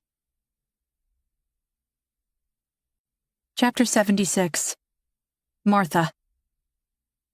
Sophie didn't resist, but that didn't stop Fraser from putting her in full restraints. Before he agreed to allow her out of her room, a thick leather belt was secured around her waist. Handcuffs on her wrists and ankles were fastened to the belt with chains through metal rings. The unnerving contraption forced the small girl to lean forward and walk at a slow shuffle. Martha had seen similar restraints used in prisons. She didn't want to know where Fraser managed to find one sized for an 8-year-old so readily. Seeing the little girl like this tore at Martha's heart and made her think of Emily and Michael back home, hopefully sound asleep right now, unaware of all this. Tennant had held her sister's hand while they put the restraints on. and Martha was surprised to see Sophie react positively to her sister's touch. She hadn't said anything, but she watched all of them closely, and that lucid behavior was encouraging. They moved as quickly as possible, but that wasn't fast enough. The moment they got her out of the Jeep back at the hangar, Fitch cornered them outside and was quick to point out the location of the horde. They managed to get somewhat close with a drone before the sound took out the camera. The microphone didn't stand a chance. That was gone a half-mile out. They're picking up speed the closer they get to Gresham, like sharks heading to a feeding frenzy. We've got maybe 10 minutes before they reach the edge of the city. They've picked up so many people along the way, we've lost track of their total numbers. Why aren't they warning anyone? Tennant asked, still holding her sister's hand. Martha knew they wouldn't. Even if they did, what would they say? Any kind of warning would do nothing but start a panic. Let's just get Sophie inside. The little girl grew visibly tense at the sight of Fitch. At first, Martha thought she was frightened by the man, but that wasn't it at all. There was a disdain there. Sophie said nothing, but her eyes followed him as he turned and quickly made his way back into the hangar. Harbin was standing off to the side of the hangar door, holding a black plastic crate. She wasn't sure what was inside. Martha and Tennant helped her walk. Fraser remained several paces behind them, and while he tried not to be obvious about it, Martha noticed his hand never ventured too far from his sidearm, even when he caught her looking. When the cages came into view, Sophie froze. Let him go. You're gonna kill him. That might have been the clearest Sophie had spoken since they pulled her out of that shelter, and Martha found herself exchanging a look with the others. The three runners turned toward Sophie in unison. All three rocked back and forth, their pace quickening at the sight of her. Martha heard the sound emanating from their bodies intensify, like the buzz of bees. She rubbed at her arms and realized the hair was standing up, her skin covered in goose flesh. Let him go, Sophie said again, more defiantly this time. Martha stroked the girl's hair, tried to soothe her. We can't do that. The sound grew louder, and Martha realized it was coming from Sophie too. Not as loud as with the others, but it was there. Sophie balled her fists and stepped closer to the nearest cage, this one holding not the woman from their village, but the older woman. Her gray hair was matted to her skull with greasy sweat, and the lines of her face were filled with grime. The woman eyed Sophie, incoherent ramblings dripping from her lips. Sophie tried to reach out to the woman, but the chains on her wrists kept her from doing so. This seemed to aggravate her even more. Anna Shim wants her children back.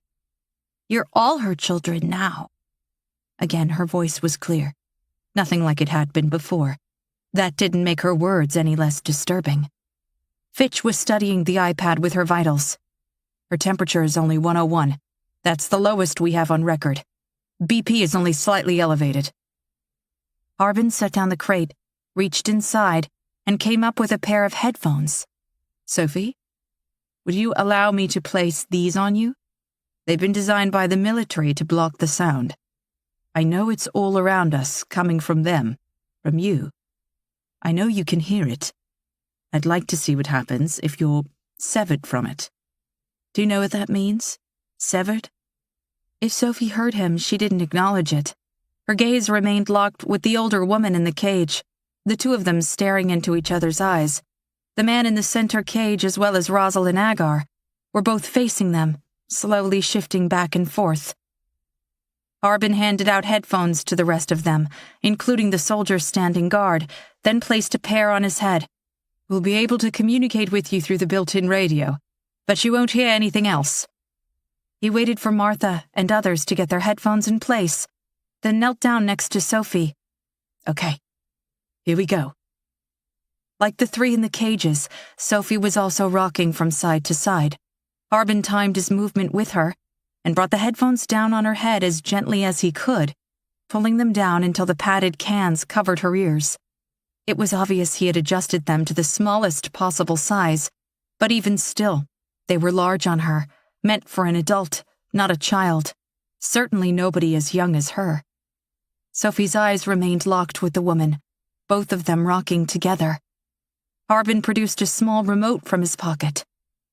"I'm switching them on." When he pressed a button on the remote, Martha noticed a little red light come to life on his headphones. Sophie's, all of them. Her world went completely silent. Gone were the gasping breaths of the runners, the drone of vehicles outside the hangar. All the ambient noise of the world relegated to the background of life. Everything vanished into a noiseless void. Sophie stopped rocking. She went completely still, rigid. Her eyes grew wide, and her mouth fell open as she quickly looked around. She gave the impression of a sleepwalker walking mid-stride in an unfamiliar room. Her face filled with a mix of shock and fear. "Sophie? Can you hear me?" This came from Harbin. Martha heard his voice only in her headphones, and she found this slightly disorienting. Tennant, standing beside her sister, reached for her hand and gently squeezed her fingers. Sophie looked up at her and blinked several times, but said nothing. Martha touched the girl's arm. She still felt warm, but not as bad as even minutes earlier. "Sophie, do you know where you are?" "Her vitals appear to be improving," Fitch said, tapping at the iPad. "I can see her temperature dropping, nearly a half degree already, BP, respiratory, everything." Harbin, still kneeling, grew excited. "Sophie, I believe by blocking the sound, we've broken whatever hold it had over you. Do you understand? I don't know how long this will last. There's a good chance the moment I switch off these headphones, the noise will grasp you again, pull you back in." "Anashim," Sophie said softly. Harbin nodded. "Yes, Anashim will try to take you back. But know that if this works, we can break the link again. If you slip back, we can bring you back to us. We can keep you safe. We'll find some way to make this permanent. For now, though, we don't have much time. I need you to answer a few questions for me. Do you think you can do that?" She hesitated for a moment, then nodded. "When you heard the noise, when it controlled you, were you able to communicate with the others? Could you hear these people?" He gestured toward the three in the cages. Like Sophie, they had stopped rocking. They were completely still, their eyes locked on her. Sophie looked up at them, seemed to think about this for a moment, then turned to Harbin. "They're very sad. They hurt. They want to stop." "That's good. That's very good. We're here to make it stop," he told her. "I want you to think about this part very carefully because this is very important. You could hear them. Could they hear you?" Again, she nodded. "And what about the others? The large group approaching that town? Could you hear them? Could they hear you too?" "Yes." "Do you think you could tell them to stop? Could you tell them that a lot of people will die if they don't, and they have to stop?" Sophie's face grew pale. "She'll be angry with me. She would be so mad." "But you could, couldn't you?" Sophie's eyes fell to the floor as the seconds ticked. She looked at the three caged people, then back to the floor. "Sophie, could you tell them to stop?" Martha hadn't noticed it at first. There was so little. The thin trickle of blood slipped out from under Sophie's headphones, down the side of her neck, and found her shirt. Barely visible. Only a few drops, but there nonetheless. And Martha knew something was wrong. Sophie looked back up at Harbin, leaned in close to him. "She wants you to understand how mad she would be. She says you need to understand." She screamed. Amplified by the headphones, Sophie's horrible, shrill cry stabbed at Martha's ears like the sharp edges of broken bottles twisted and forced into her flesh. She heard herself scream. She heard everyone screaming. Chapter 77. Martha. Fitch was first to tear off his headphones and throw them to the ground, and Martha was about to do the same when Harbin grabbed her hands and pulled them away. He fumbled with his remote and managed to press a button that somehow muted Sophie's cries. Not completely, but enough. Martha sucked in a deep breath and fought the urge to pass out. Fitch was on the ground, his body convulsing, and Harbin ran to him, tried to get his headphones back on, but the man batted him away, struck out and caught his jaw with an errant fist, then twisted and rolled to his side. Martha was about to help when she realized 2 of the soldiers had ripped away their headphones too. Both were on the ground. One was rolling back and forth, his hands pressed to his ears. The other had managed to sit up and was trying to raise the stubby barrel of his weapon towards Sophie. He held the rifle at an odd, twisted angle, his fingers fumbling for the trigger. Both his eyes were pinched shut, blood trickling out from the corners. As his mouth moved in a scream Martha could no longer hear. "Don't shoot!" Wasted words.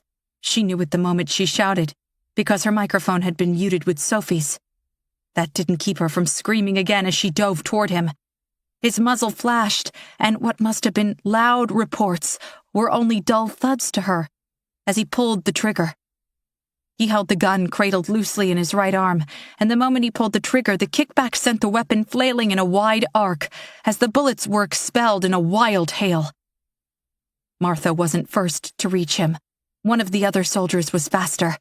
The bulky man dove from Martha's left and dropped over the soldier on the ground without hesitation. His knee came down hard on the man's firing arm, pinning the weapon between them, but not before 2 of his shots hit the second soldier in the chest. Martha watched as one of those shots burst out the bulky soldier's back and disappeared somewhere in the ceiling. Both men stopped moving. The soldier who had been rolling had gone still. His mouth was open impossibly wide, as if his jawbone had snapped. He'd bit his tongue clean off, and a lumpy chunk rested on the side of his face. What was left of his eyes was nothing more than dark, congealed jelly, oozing from the sockets. The bullets, the wild shots. Off to her side, Harbin still struggled with Fitch. The doctor's arm flailed, his head jerking from side to side. Martha's head swiveled around and she found Sophie unharmed, standing perfectly still.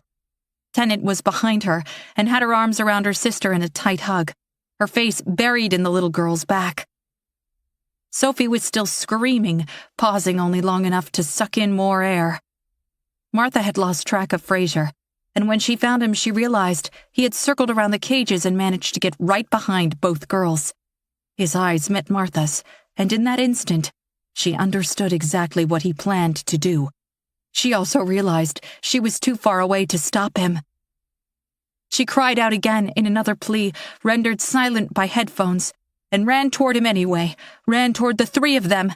And had she been just a little bit faster, if her legs were only a little bit longer, she might have made it. She didn't, though. Fraser came up behind both of them, reached out, and yanked the headphones off Sophie's head. They skittered across the floor and cracked against the far wall, in a mess of black plastic and electronics. Sophie's body jerked with such force Tennant was tossed away, landing hard off to her side. His balance gone, Fraser fell awkwardly on his shoulder. The impact wrenched his headphones off, and they shattered on the concrete. Sophie collapsed, unconscious.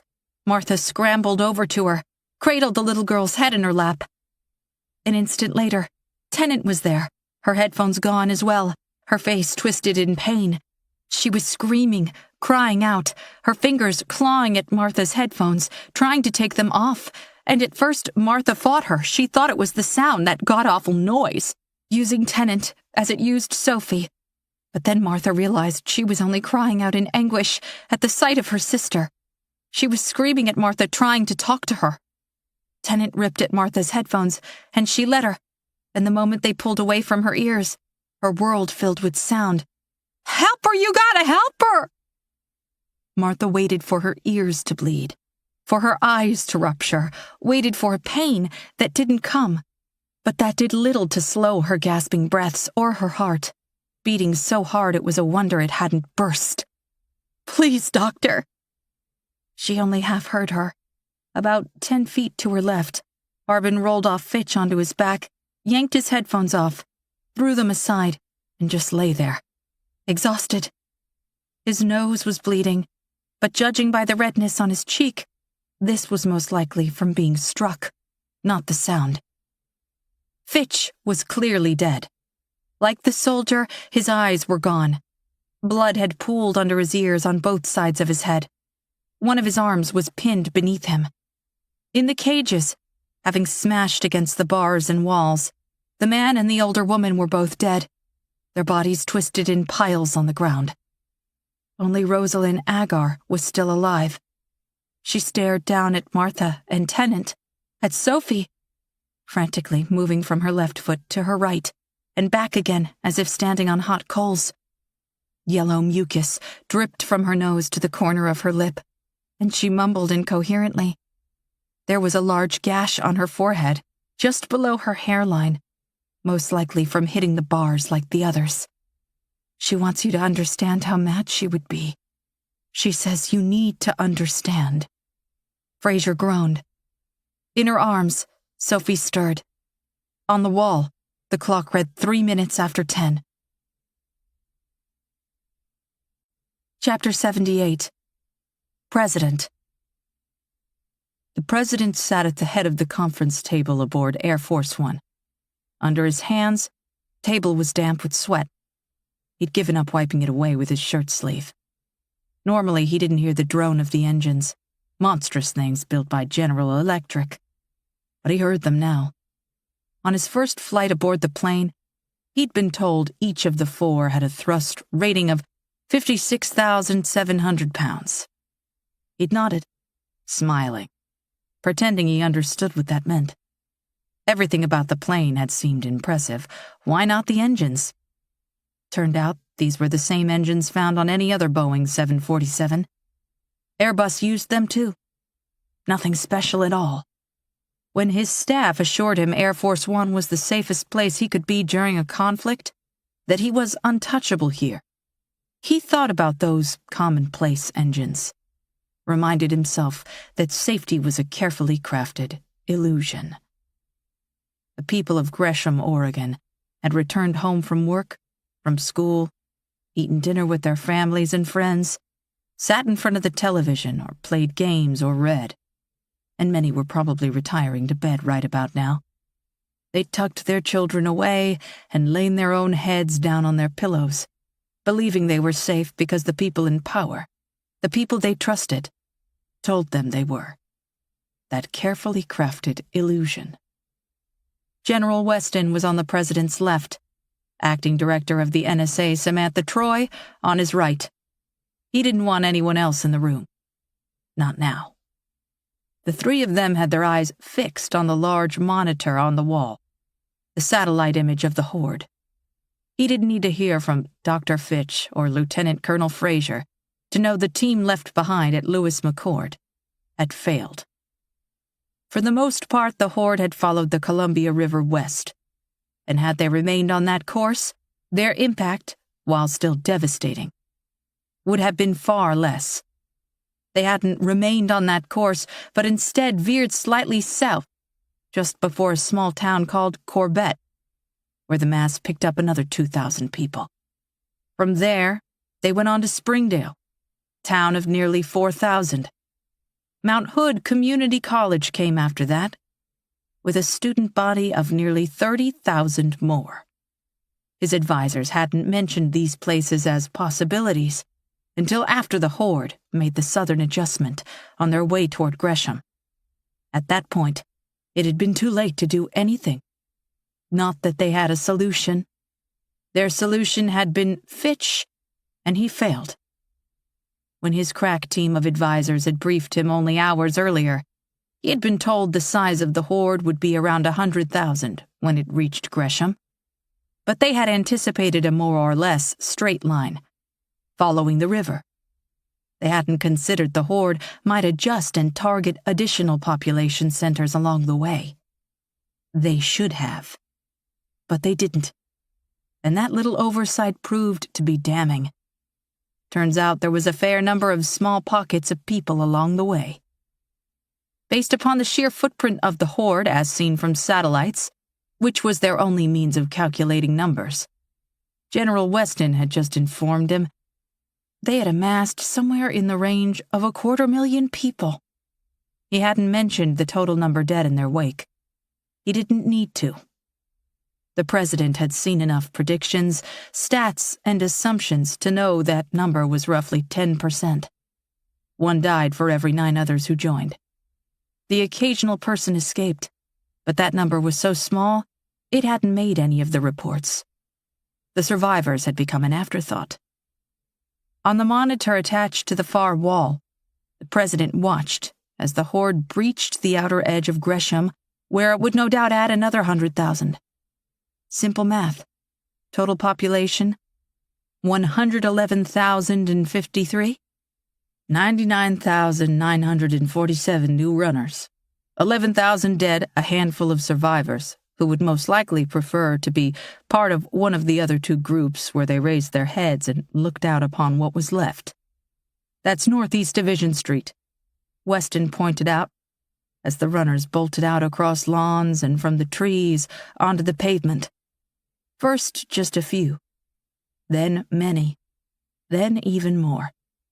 No different than the smaller towns along the way. This here is Interstate 26. If we take out a swath of the road, we can slow them down, maybe divert them. Bombs. He meant bombs. The president licked his lips. They were so damn dry. His head was pounding with a headache that refused to go away. We've seen them run through forests, water, across some horribly rugged terrain. What makes you think they won't go around whatever hole you put in front of them? Or worse, let it fill up with the bodies from their numbers until the pile is high enough to get across? They'd given up on the use of troops. They tried to make a stand about half a mile outside the community college with rubber bullets and gas. Crowd control bullshit. The horde made quick work of that, too. The soldiers dropped their weapons and joined the runners. The equipment vanished under their feet. They didn't even slow down. Weston said, "There's only one real solution to this problem. You're not willing to consider it." The president said nothing, his eyes still fixed on the screen. Grateful they had no sound. There's another 500,000 people between Gresham and Portland. That puts their numbers at 750,000 before absorbing the 600,000 in Portland. They're 1.5 million strong by the time they leave Portland. From there, they're either heading south down the seaboard or north towards Seattle, Olympia, Tacoma.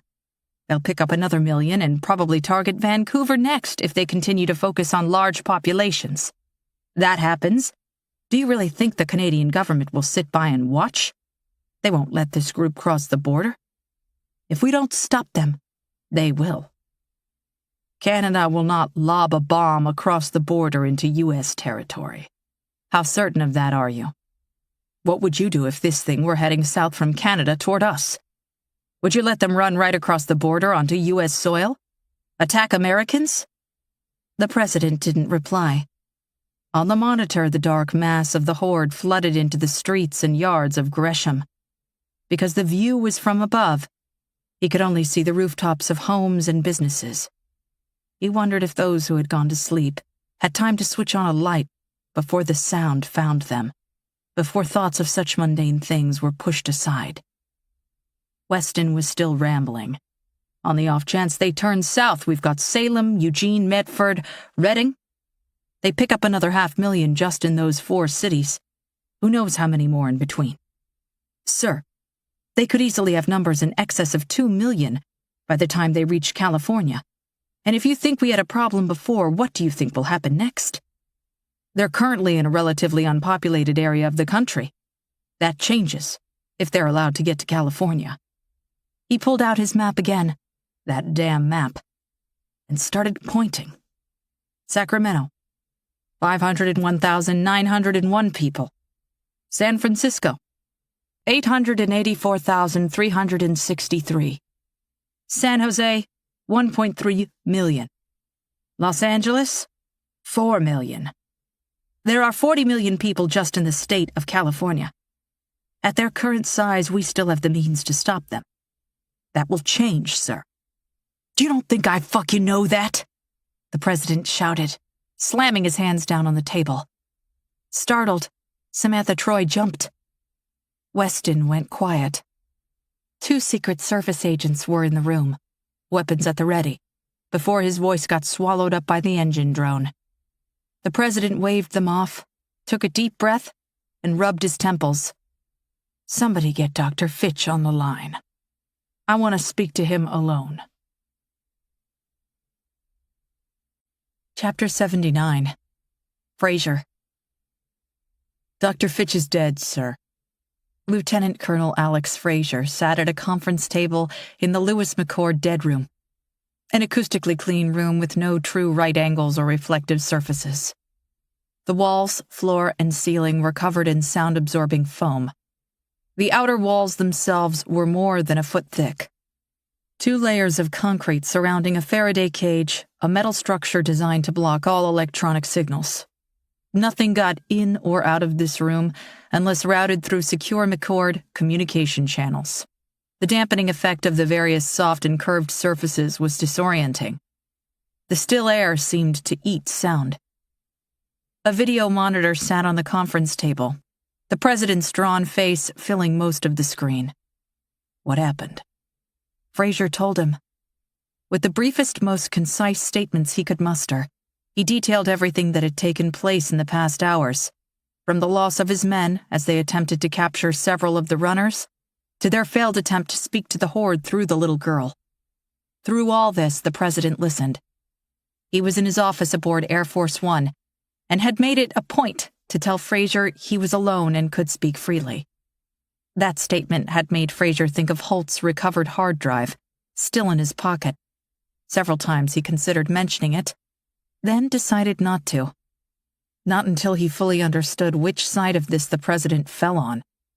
The president asked him the one question he'd been dreading, because the answer meant several different things well beyond the handful of words making up that question. He knew his response could trigger something he didn't want on his shoulders, a decision that wasn't his to make. Are these people conscious of what they're doing? With all due respect, sir. That's a loaded question. You understand the position I'm in? Dr. Fitch was tasked with deriving a medical solution. In the absence of that, his sole purpose was to get me an answer to that single question. Dr. Fitch is dead, sir, which is why I'm asking you, so you can formulate a response. Yes. May I speak freely? I already told you that you could. Fraser measured his words. Whether they are aware of their actions or aren't, does that really change the plan on the table? I think your reluctance to answer gives me my answer. They're operating with some kind of hive mind. We've learned that much. All of them linked together somehow following instructions from Anna Shim. The president interrupted with the wave of his hand. A demon. Fraser shook his head. Dr. Chen believes the little girl's mind just came to that conclusion to rationalize what's happening in terms she could understand. She took some stories she heard at some point, some campfire tale, and put a name to it. A face. There's no demon, no entity, no alien race, none of that. She could have just as easily named Santa Claus or the Tooth Fairy as the voice in her head. Then what? Fraser again thought of the hard drive in his pocket. He thought of the noise. He'd be damned if he couldn't hear it right now. An impossibility within this room, but there it was anyway. Barely a hum. But there. Dr. Chan and Dr. Harbin both believe we need to break the link. They think the individual conscious mind is still intact, and if separated from the collective, they'll be capable of independent thought again. Isn't that what you just tried? Fraser nodded. Dr. Harbin attempted to sever the link by blocking the noise itself. That obviously didn't work, but the theory was sound, so Dr. Chan is attempting to find a medical means of doing the same. She's trying to isolate the portions of the brain impacted by the noise, then block it chemically. There may be a way to build up a tolerance, too. She's studying that as well. With the older girl. And me. Some of my men. Anyone who has survived multiple exposures. There was a knock on the door. The president's gaze remained fixed on Fraser. Yes? Fraser heard a door open, and then a hand reached across the president's desk and gave him a folded note. The door closed. The president opened the single page and read the contents. It was obvious by the look on his face, it wasn't good news. He looked back at Fraser. I've got statisticians running probabilities, attempting to determine where the horde will go next. Everyone agrees on Portland. They seem to be drawn by large population pockets. From there, things get sketchy. North or south? Exactly. The next large city to the north is Seattle, but there is a lot of rough terrain in between, even more if they continue up into Canada. The president set the paper down on his desk. Everyone seems to be in agreement now. After watching satellite imagery of the horde near the river when you attempted your capture, it's believed as a group they're operating with some intelligence. They're not running for population centers blindly. They're purposely attempting to increase their numbers. At Portland, the Columbia River is a half-mile wide, with a depth of 50 feet. Until now, they've crossed bodies of water on the backs of their dead. They keep running in until enough bodies accumulate to create a bridge. That won't work with the Columbia near Portland. They'd all die trying. Every last one of them. He tapped the paper. Their path to the north is effectively cut off by that body of water. My people are now telling me with near 100% certainty the horde won't even attempt to cross on the northern face. They'll head south toward California after Portland. The president looked up again, his eyes filled with defeat.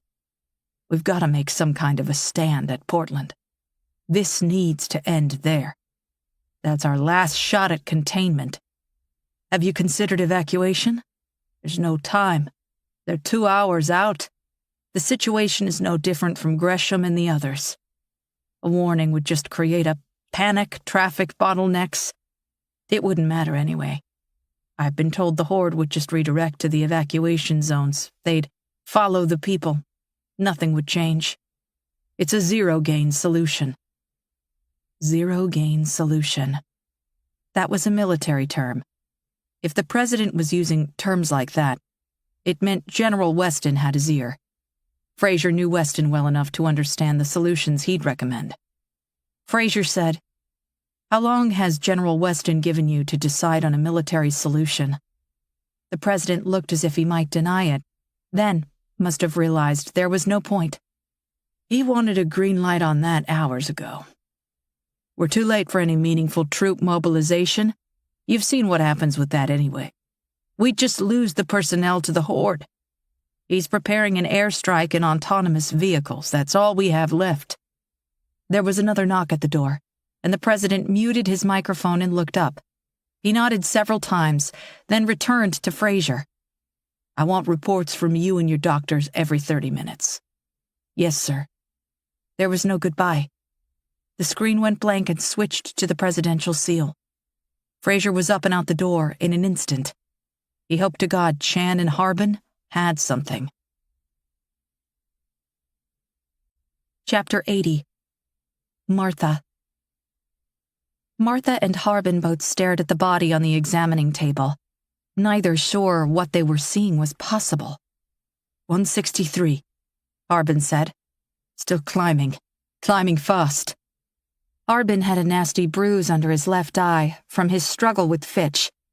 Martha had suggested he ice it, but he insisted they didn't have time for that sort of thing, and he was probably right. Fitch was dead. Several soldiers, 2 of their test subjects. Fraser would be back any moment looking for answers, and they had none, only more questions. 168. He was pointing one of the infrared thermometers at the dead woman on the table, the one who had bashed her head in on the helicopter with Fraser's team. What was left of her remaining eye looked out at the 2 of them, milky with cataracts and beginning to liquefy from the increasing heat. Brownish yellow pus dripped from the corner, down the side of her face, to the aluminum table. There was a little pool of it. The smell was horrendous. 170. They'd seen something similar with the bodies back at Zigzag. They had increased in temperature post-mortem, too, but not like this. Not this fast. She'd only been dead for about 2 hours.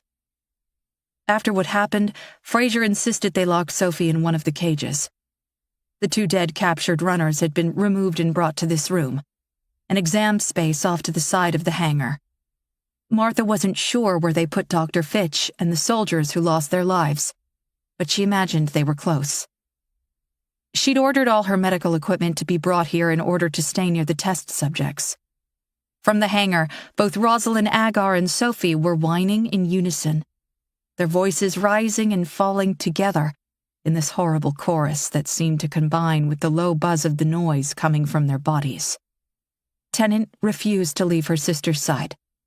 She tried to go in the cage with her, but finally agreed to remain on the other side when Martha told her they'd take off Sophie's restraints. 192. Steam began to rise off the woman's body, this humid mist that crept around the edges of Martha's surgical mask. She'd rubbed petroleum jelly under her nose, but it did little to block the scent. Rot, sulfur, and turned earth. That's what it smelled like. Should we cool her? Maybe with ice or water?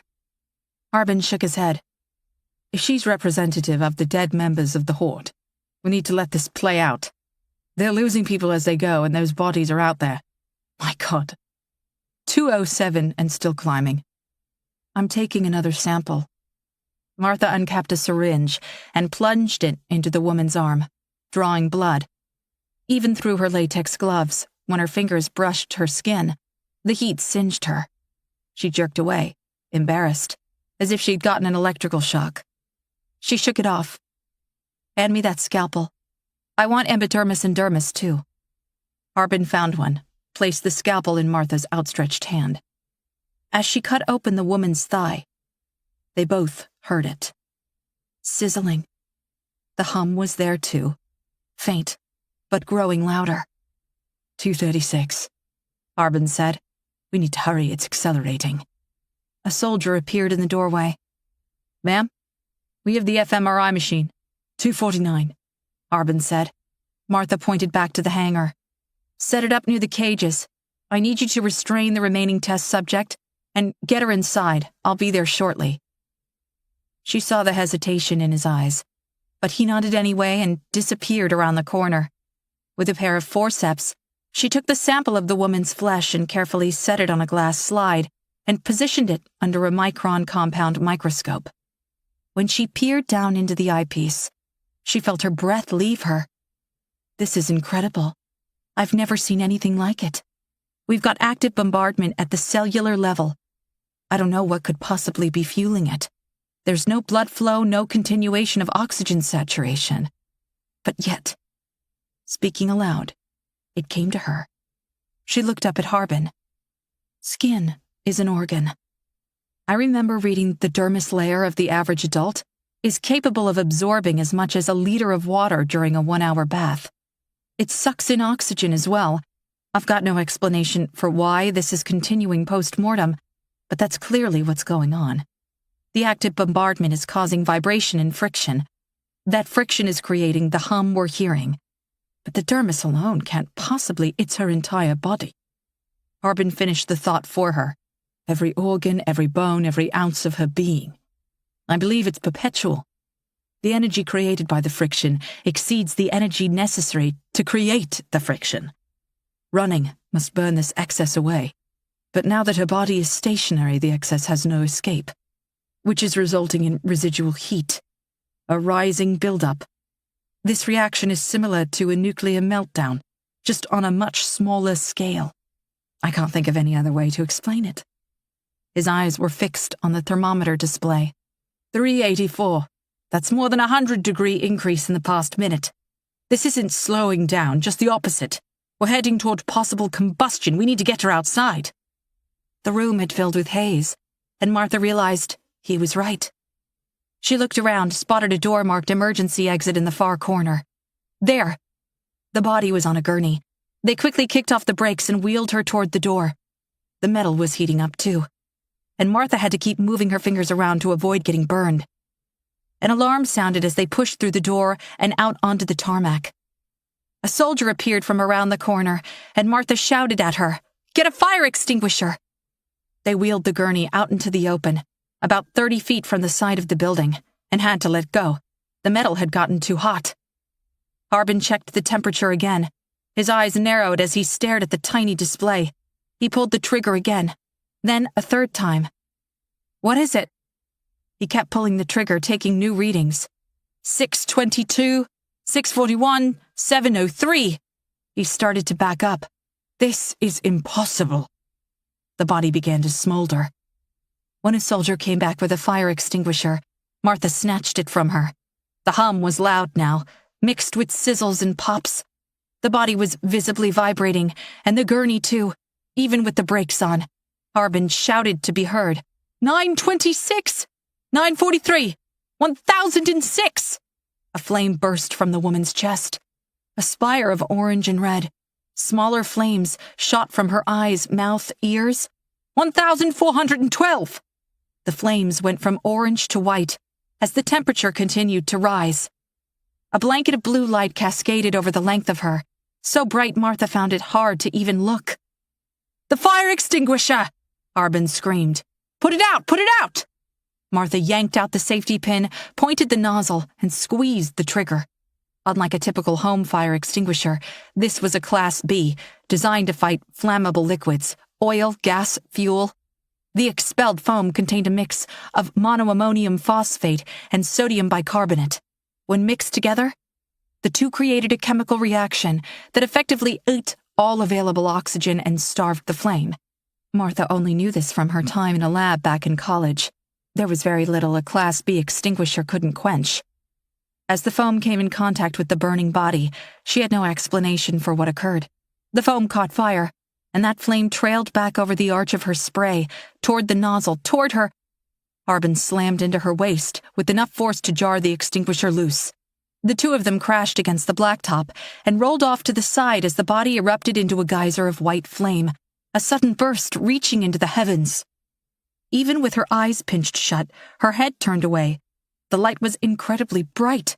This flash followed by the force and pressure of an explosion.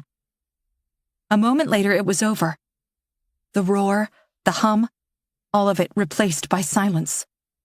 When Harbin sat up and Martha was able to turn her head, they both realized there was nothing left of the body. Half the gurney was gone, twisted metal and melted wheels, smoldering on the blacktop, and both of them had the same thought at once. The bodies of the two dead runners were still in the building behind them, with Sophie, Tennant, and the others. Chapter 81. Martha.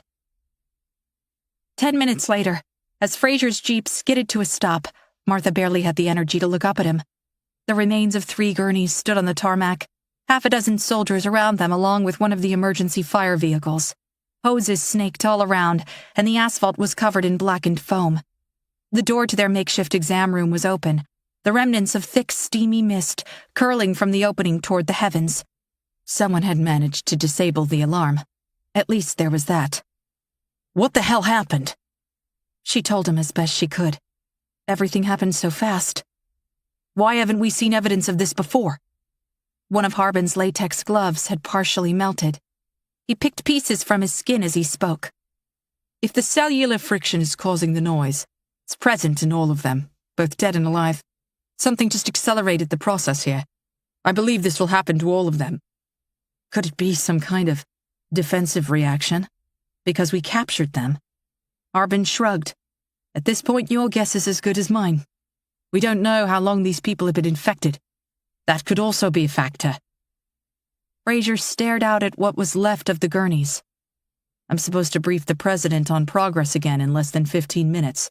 And now I have to tell him every one of these people is a potential weapon? You know what his next question to me will be, right? Harbin fell silent for a moment, his eyes tired and heavy. If he's considering a military option, you need to tell him that may not be viable. Killing these people, he can't kill these people. That would be like killing someone who caught measles or chicken pox. Martha injected. They're sick.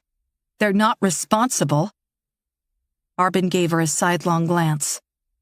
Killing these people, particularly on a large scale, could result in a far more devastating destructive reaction, almost retaliatory. What we just saw? I can't imagine if that were multiplied by the thousands, hundreds of thousands, God forbid, 1 million. Aside from the initial damage, we have zero understanding of the residual left behind. He gestured toward the smoldering ruins. What will that do to the atmosphere, both immediate and long-term? Fraser walked in a slow circle. We've got another problem. What? People are gathering outside the gates of the base, demanding to get inside. They think it's safe here. Not just here at this base, but dozens of others around the country. Roads are starting to get congested. People fleeing major cities. Where do they think they can go? Fraser shrugged. Speculation is growing on the internet. Theories, too. They know population centers are a problem, so they're seeking out isolation. Some people are trying to get to the caves in the Blue Ridge Mountains, go underground. Others are boarding boats and ships and heading out to sea. People are everywhere, though. They're just tripping over one another. We found those girls isolated up in the mountains. Their whole village was isolated. You can't hide from this. They're better off staying in their own homes, Harbin pointed out. I saw photos of a man in Dover. He handcuffed himself to a water pipe in his basement. 2 pairs of cuffs behind his back. Fraser held his arms behind himself, mimicked the position. Must have done it right before the horde passed through. One of my teams found him. Looked like he chewed his arm off to get out. There were marks on the floor from him running in place. He bled out right there. There's no place to hide from this thing. A soldier had appeared from inside the hangar and was standing off to the side looking nervously at Martha, apparently waiting for a moment to break in. She let out a frustrated breath.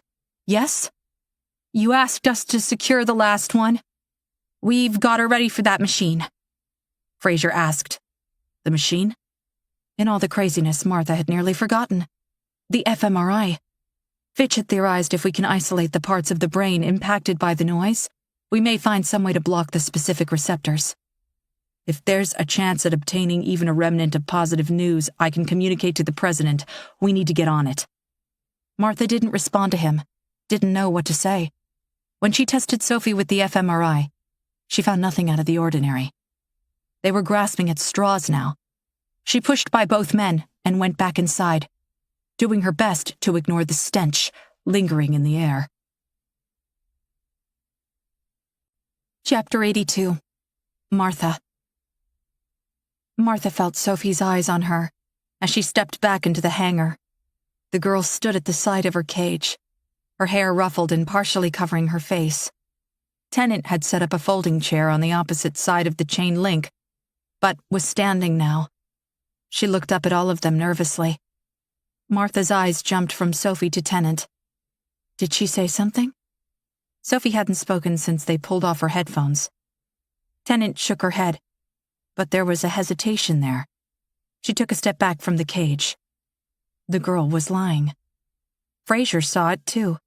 Now is not the time, for he started toward her, but Martha grabbed his shoulder and held him back. She told him softly to let her handle it, then went to Tennant. Tennant stiffened as she approached, her eyes bouncing nervously over all of them. It's okay. You can tell me, Martha said. Tennant glanced over at her sister, who was facing south again, as if none of them were in the room. When she turned back to Martha, her voice dropped low, so nobody else could hear. For a second there, it was like she was back. She even smiled at me. She asked if I wanted to see Mama and Papa again, and I told her I did. She said she could hear them, and they were so happy, happier than they'd ever been, and we'd all be together again soon. She said all of this would be over soon. Her eyes fell away, and Martha knew there was something else, something the girl didn't want to tell her. What is it? Nothing. Tennant? Again, she looked at her sister nervously. This time, when she turned away, she faced the ground, unable to look Martha in the eyes. She said she can't wait to play with Emily and Michael. She said even though she's never met them, they will still have so much fun. Martha felt a pang in her chest at the mention of her children's names. Emily and Michael will run with Anisham. You all will. We all will. Sophie had set this back at Zigzag, and she still had no idea where the girl had picked up their names. She told herself she must have overheard her talking about them with one of the others. She was so quiet and still, it was easy to forget she was there when speaking. But after that first incident, Martha had racked her brain, trying to recall where she'd let the names slip, and couldn't remember a single incident. Fraser had come up behind them. "She's just messing with you, Doctor. We don't have time for this." Without facing them, Sophie said softly, "Ben and Eldridge have been running a long time, too." Martha didn't recognize the names, but Fraser clearly did. His face went white. "Who are Ben and Eldridge?" Fraser quickly recovered and went to the gurney holding Rosalind Agar. "Doesn't matter, she's just trying to distract us. We need to focus." Sophie said in a low, scratchy voice, "Mark would rather screw that bitch Allison than watch those little brats. He can't wait for Emily and Michael to run." "Enough of this!" Arbin joined Fraser on the opposite side of the gurney, and together they started wheeling her toward the fMRI. Unlike the other gurneys, this one was made of plastic, designed to slide inside the large donut-shaped machine. Rosalind twisted and faced them, drool spilling out from her partially open mouth. The woman had wet herself. There was a dark stain on her torn jeans, and she reeked of urine. At some point she tore her sweatshirt, and pasty skin was visible beneath, lined with blue and purple veins. Her eyes had the same yellow, jaundiced look like the others. She went to the LCD monitor and computer attached to the machine and began turning it on, prepping it for use. Fraser was looking at his watch. "How long will this take?" Martha didn't answer, still flustered by what Sophie said. "Doctor, did you hear me?" "I heard you. I can either take my time to answer you or I can focus on getting this done. Your call." She didn't stop moving. A neck brace was attached to the side of the machine with Velcro. She snatched it and tossed it to him. "Get this on her." Fraser flipped the plastic brace around in his hand, then nodded at two of the soldiers standing by. "Give me a hand." The soldiers gripped the woman's head and held her still as Fraser got the brace under her, fastened the straps, and secured it to the gurney so she could no longer move her head. With a triple chime of tones, the computer completed its boot-up cycle. The LCD display came to life, and Martha flipped through several screens, calibrating a baseline. When finished, she double-checked her entries, then turned to both men. "Okay, slide her in." Fraser and Harbin gripped the gurney and wheeled her inside. Her body jerked as the large device closed around her, but the various straps and braces held her still. "What's the difference between this and a regular MRI?" Fraser asked. Martha cycled to another screen. A regular MRI only provides static pictures. With this, we'll be able to monitor her metabolic functions in real time. She pressed a button, and the device whirred to life. "Here we go." A loud clicking filled the room, enhanced by the concrete on the ground and the metal of the hangar. Sophie continued to face south, but began rocking from her left foot to her right again, picking up speed in time with the steady clicking of the fMRI's large magnet. Inside the machine, Rosalind Agar began grunting, those grunts turning into short, gasping screams as the device got louder. She handed Harbin an iPad. "We're capturing all her vitals with the implant. Keep an eye on her temperature. We don't want whatever happened outside to happen in here. You see anything out of the ordinary, let me know. We'll abort if necessary." He nodded. On the screen, Martha brought up an image of the woman's brain and began speaking, pointing out sections to Fraser. These are live shots of her neural pathways. You could see the various synapses as they fire. The colors indicate the intensity of the activity. Red is moderate, yellow is higher, blue and white are the strongest. Even as she told him this, her mind flashed back to the colors of the burning bodies outside, and she tried to force the thought out of her head. "I don't see anything irregular here. Her pain receptors appear to be elevated, but not much. That could easily be the stress of being in the machine." Fraser produced an iPod. "We need to wire this in." Martha knew exactly what this was, and that made her think of Finch's experiments on the girls, forcing them to listen to the noise. She also knew they didn't have a choice anymore. What was happening went well behind this one woman.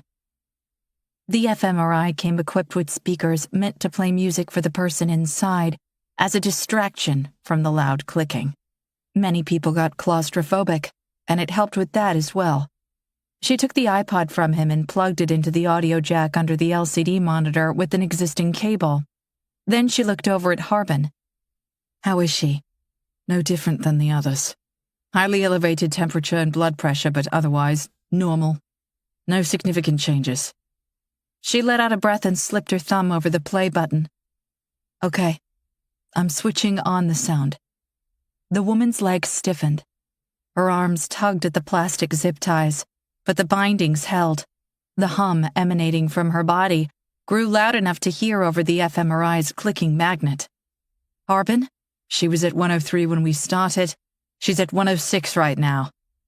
Martha looked up at the LCD screen, and her mouth fell open. "What is it?"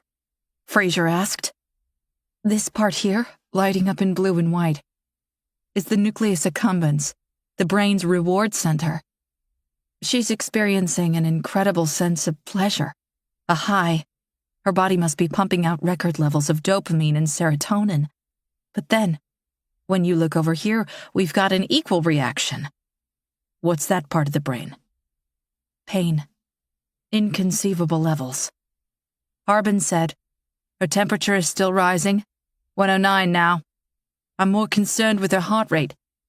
She's at 168 beats per minute and climbing. This woman appears to be in her 60s. Activity that high could trigger a cardiac episode." The hum emanating from the woman grew louder, mixed with the noise from the speakers. Martha felt the hair on the back of her neck stand on end. She felt as if ants were crawling all over her skin. "Turn it up," Fraser said over the noise. "Unless you've learned something conclusive here, turn it up. Otherwise, this is pointless." Tennant tugged on Martha's sleeve. She hadn't noticed the girl come up beside her. When Martha looked at her, she pointed at a phone on the wall. She couldn't hear it ringing over all the noise, but a red light was flashing on the handset. "Sophie says that's for him!" Tennant shouted out, pointing at Fraser. Chapter 83. Fraser. Fraser eyed the girl for a moment before snatching up the receiver, turning his back on the loud machine and covering his other ear. "This is Lieutenant Colonel Fraser." He had to shout. He didn't have much of a choice over all the noise. There was nothing at first, only static. Then a distant voice, barely audible. "Speak up! I can't hear you." "You need to stop this." He pressed his hand tighter over his ear. "Who is this?" "Stop it, or I will." The voice was clearer now, louder. Fraser thought he recognized it, but it couldn't be. "Dad?"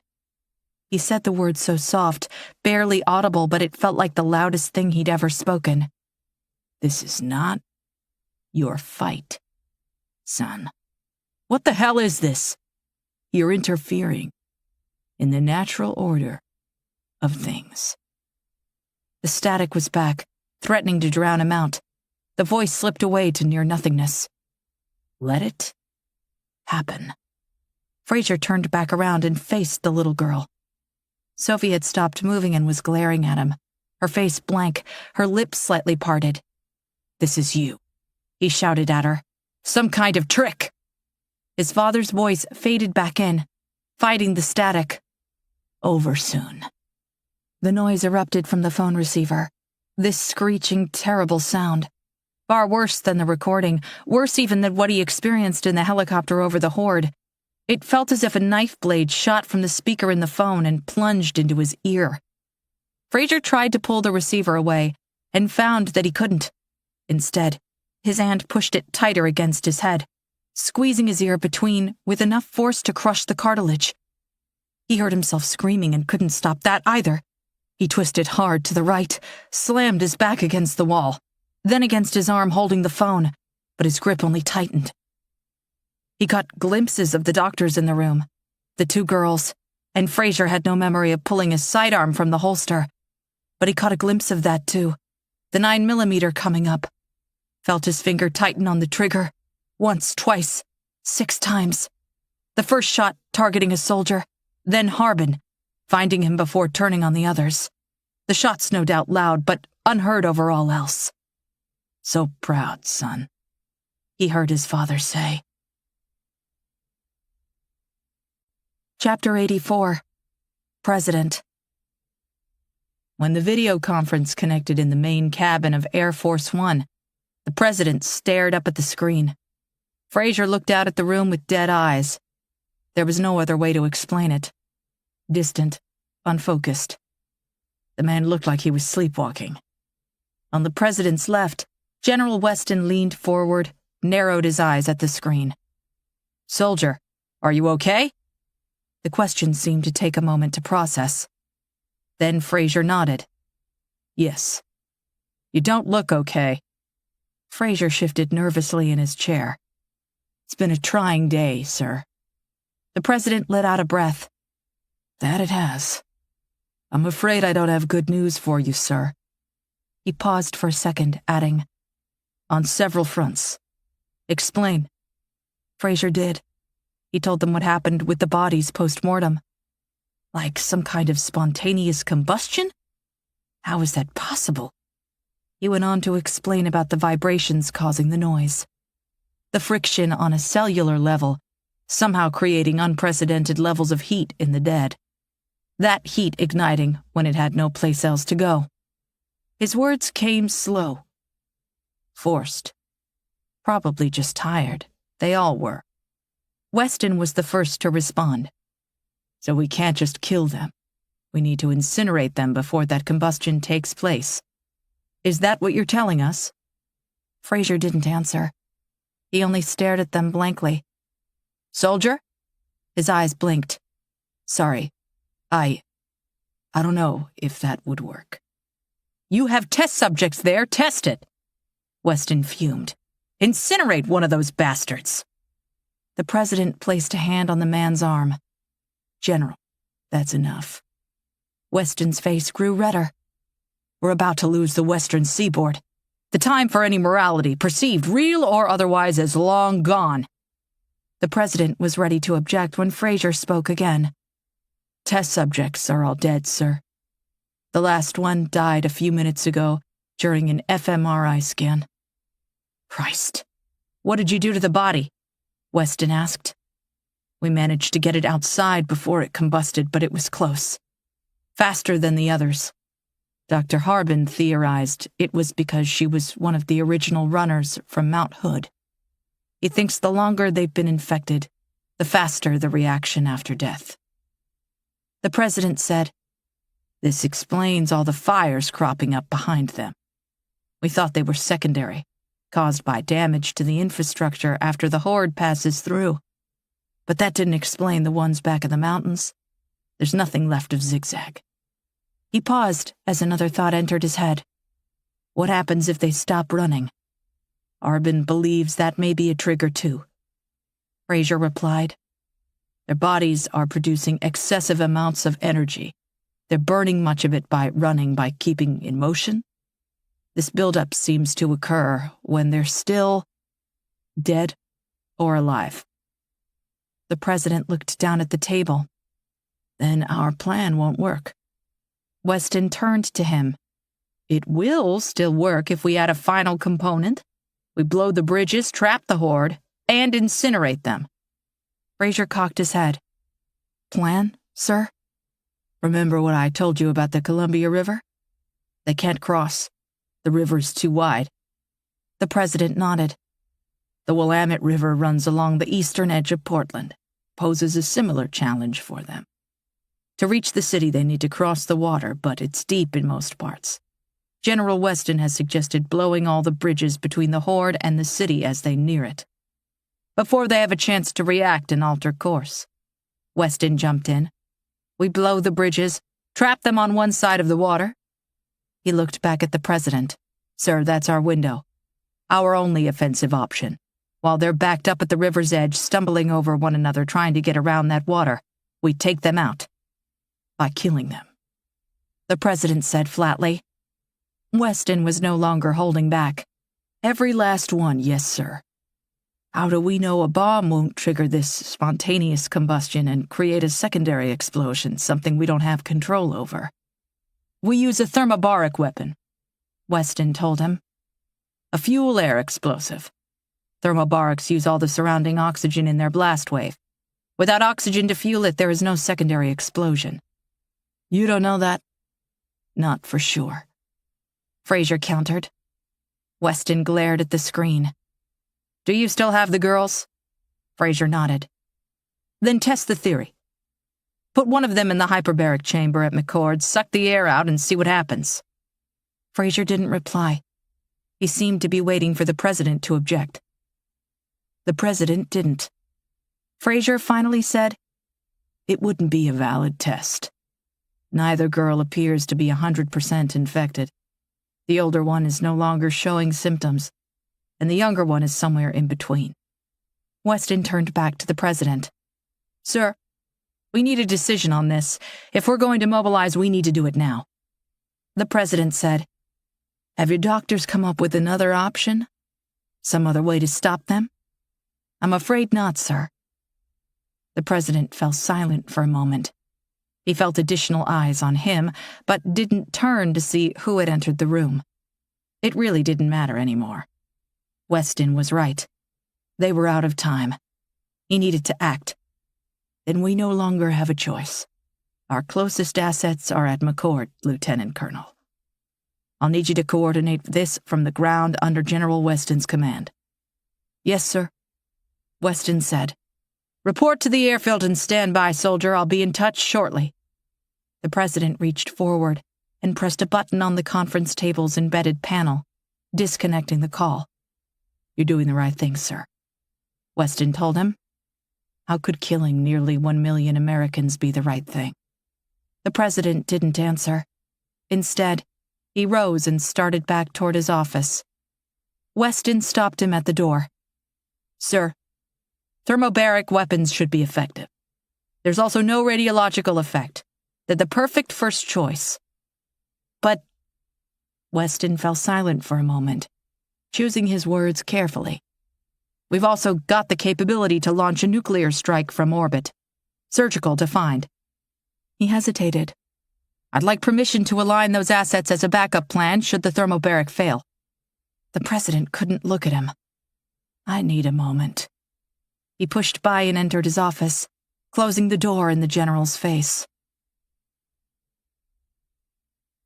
Chapter 85. Martha.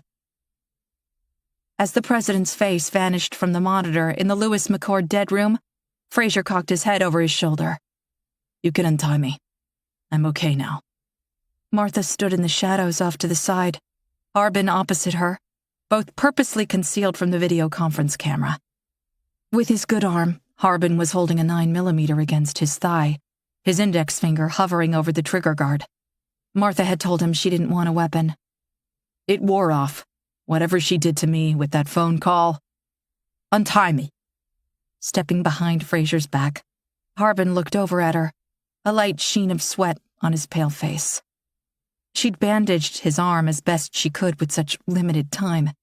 The bullet had managed to avoid the humerus and gone straight through, but the bleeding hadn't stopped, only slowed. He'd need stitches. Fraser's neck was red and angry where she'd hit him with the heavy battery, the only thing that had been within reach when he started shooting.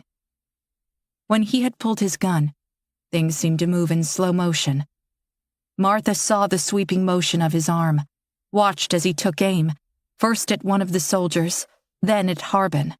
The soldier had been facing away and went down instantly. Harbin managed to rock to the side, more of a flinch at the harsh sound of the first shot, then an attempted evasion, and that probably saved his life. Even as Fraser fired, it was clear he tried to fight whatever commanded him. He threw the phone receiver aside, his arm shaking. After the shot that hit Harbin, he swung the weapon to his left and down, putting 4 bullets into Rosalind Agar, killing her while she lay bound and immobile in the fMRI machine. His gun was rising and aligning with Sophie when Martha picked up the battery and brought it down on the back of his head, at the base of his neck. The awkward angle with which she struck sent her to the ground right behind him, and her head hit the concrete a few inches from the phone receiver.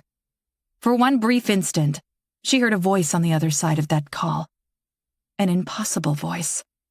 Her little girl, Emily. "Come home, Mama. Come run with me." When she scooped up the receiver, there was no one there. Only dead air. Martha shook off the memory and peered at Fraser in the dimly lit dead room. Although clearly agitated, his voice remained calm. "I don't know how she did it, but now that we know she can, we can prevent it. We know it's not real." "What did you hear?" Harbin asked him. Fraser's eyes fell to the top of the conference table, but he didn't hold back. "My father. Your dead father." He nodded. Ben Fraser. The other name that girl mentioned, Eldridge, is my grandfather. I don't understand how she'd know either of those names." Martha had brought the iPad. She pointed the camera down at Fraser. She'd studied the screen for a moment, then turned it toward Harbin so she could see too. Harbin said, "You're not vibrating. You're not infected, at least not now. Untie me." Martha only glared at him. "The president ordered you to kill the girls. And now he knows I won't do that. Do you think I'm the last person he'll ask? There's too much at stake, especially if they consider her to be a source of the infection. They might be on the line with someone else right now. Untie me." "So you can what? Get out to the airfield and run point for Weston?" "Yes. Do you think you'll somehow stop our response by keeping me here? The military option is already in motion. You had your chance. It's too late. If the Horde absorbs Portland, this is over. It will overrun the country, the continent, possibly beyond that, if some other government doesn't shut it down first. Your orders are to corral all these people so that general can exterminate them. I can't be part of that," Martha countered. Harbin had fallen oddly quiet. He was slowly pacing the floor. When he stopped, there was a resigned look on his face. He reached over and gently squeezed Martha's shoulder. "We need to let him go. He's right. He has a job to do. We failed." Martha turned on him. 1 million people. They're going to kill 1 million people. The president has no other option. We were meant to provide one and we failed. It's time to step aside. "Look, Doctor," Fraser said. "I know this is difficult to hear, but if the president doesn't act, if he doesn't stop this, some other government will. Maybe not today, maybe not tomorrow, but they will. There's already chatter coming out of the European Union, Russia, Korea, China. You've seen how fast this spreads. If it's allowed to continue for a week, how many will die then? How many in 2 weeks? How long before it can't be stopped at all?" Martha shook him off and took a step back.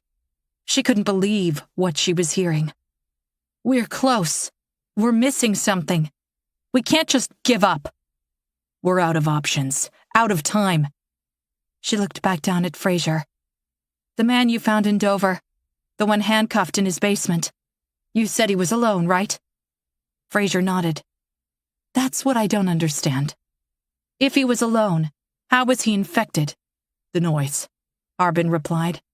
"That sound somehow reached him. We've all been exposed to the noise at some level, and we're not infected, at least. Not completely. Those 2 girls, most of all. Tennant has recovered, and Sophie is... She's something, but not full-blown infected, not like the others." She looked up at them, her eyes growing wide. "We know the people in the Horde are generating the noise, but what if that's only part of it? What if the noise isn't the source of the infection at all, but some kind of byproduct? What if something else is infecting everyone, and the noise is the result of that infection rather than the other way around? Could it be 2 things?" Harbin suggested. "The noise, when combined with something else, leads to a full-blown infection. C4 is benign until you run a current through it. Bleach is fairly harmless until you mix it with something acidic. Then you get chlorine gas. Maybe that's why we're having so much trouble identifying the source. There are 2 sources, 2 halves to a whole." To illustrate this, he held out both his arms and brought them together, clasping his fingers. That still gives us a chicken and egg scenario. What came first, the noise or the infection? Where did it come from? Martha looked over at Fraser. You said UCGS believed the noise was generating from underground. I was told that's initially what they believed. But not anymore? Fraser didn't answer. We need to speak with Frederick Hoover. It's too late. Hoover's a waste of time. There was something in the way he said that last bit. Both Martha and Harbin heard it. The 9mm twitched in Harbin's good hand. He knelt beside Fraser's chair. You know something. You're holding back. Fraser's gaze went from Harbin to Martha and back again. Finally, he said, Hoover's a dead end. How can you be so sure? Again, Fraser went quiet. We're close. I know we are, Martha said, attempting to control the emotion in her voice. We can't stand around and wait for the bombs to drop. Let us try. A long moment passed, Fraser studying both of them. Finally, he said, My right pants pocket. Martha looked up at Harbin, who nodded. She reached into Fraser's pocket. She found a small hard drive and held it up to the light. What's on it? Fraser ignored her question. I need a radio. I've got to speak to one of my men. No way. He looked her dead in the eye. You either trust me or you don't. Do you hear the noise anymore? Fraser shook his head. What about Sophie? Nothing. I don't hear a damn thing. I'm fine. You can trust me. Harbin leaned closer to Martha and said softly, What choice do we have? Without his help, we'll be locked in a room watching this play out. She didn't trust that man. Not one bit. But Harbin was right. They had maybe an hour before the horde reached Portland. The president's plan was in motion, already decided. Even if Fraser somehow betrayed them, they'd be no worse off for it. She reached for the radio transmitter on the conference table and held the microphone out to him. Fraser said, Put it on channel 138. Harbin studied the controls, twisted a knob, and nodded at Martha. She pressed the transmit button. Fraser cleared his throat. McMichael, this is Fraser. Copy. Copy, sir. I need you to prep a chopper on runway Beta. Radio ahead, and tell LaValle to ready for flight. Dr. Harbin will accompany you. Destination? Martha snatched the microphone from him. Why not me and the girls? Why just Harbin? Fraser looked up at her, his face hard and long. This only works if someone gets out unnoticed. There are too many eyes on the girls, and I need you to stay with them. Keep the young one stable. He's right, Harbin agreed. We'd never get Sophie out of that hangar. Destination, sir? McMichael asked again. Martha reluctantly agreed and held the microphone out again, pressing the button. Fraser said, Renton 49. The soldier didn't reply. McMichael? Renton 49, confirmed, sir? Confirmed. Renton 49. Understood. Fraser licked the blood on his lip again, then said, McMichael, this mission is your ears only. Tell LaValle he's flying dark, no radio contact. We've got hostiles at the gates of the base, and it's believed several have made their way on base. Watch your 6 on the way out. We're transporting the doctor under cloak, understand? Sir, yes, sir. Fraser looked back up at Martha and Harbin. I spent time with both of these men in Afghanistan. I trust them explicitly. You can too. Runway Beta is near the hangar you've been using. You'll see it. Take my jeep. Move fast. Don't hesitate. Don't give anyone a reason to stop or question you. Martha asked, What's Renton 49? It's a DARPA black site outside of Seattle. He hesitated for a moment, then added, It's Frederick Hoover's last known location. Martha felt the weight of the hard drive in her hand. Fraser said, One other thing. What? Untie me. This time, Martha did. Chapter 86. Martha. Martha and Harbin pushed through the double doors of the building housing the base's dead room and found themselves at the center of organized chaos. Vehicles and personnel raced purposely through a chilled night air, thick with the looming anxiety of what was to come.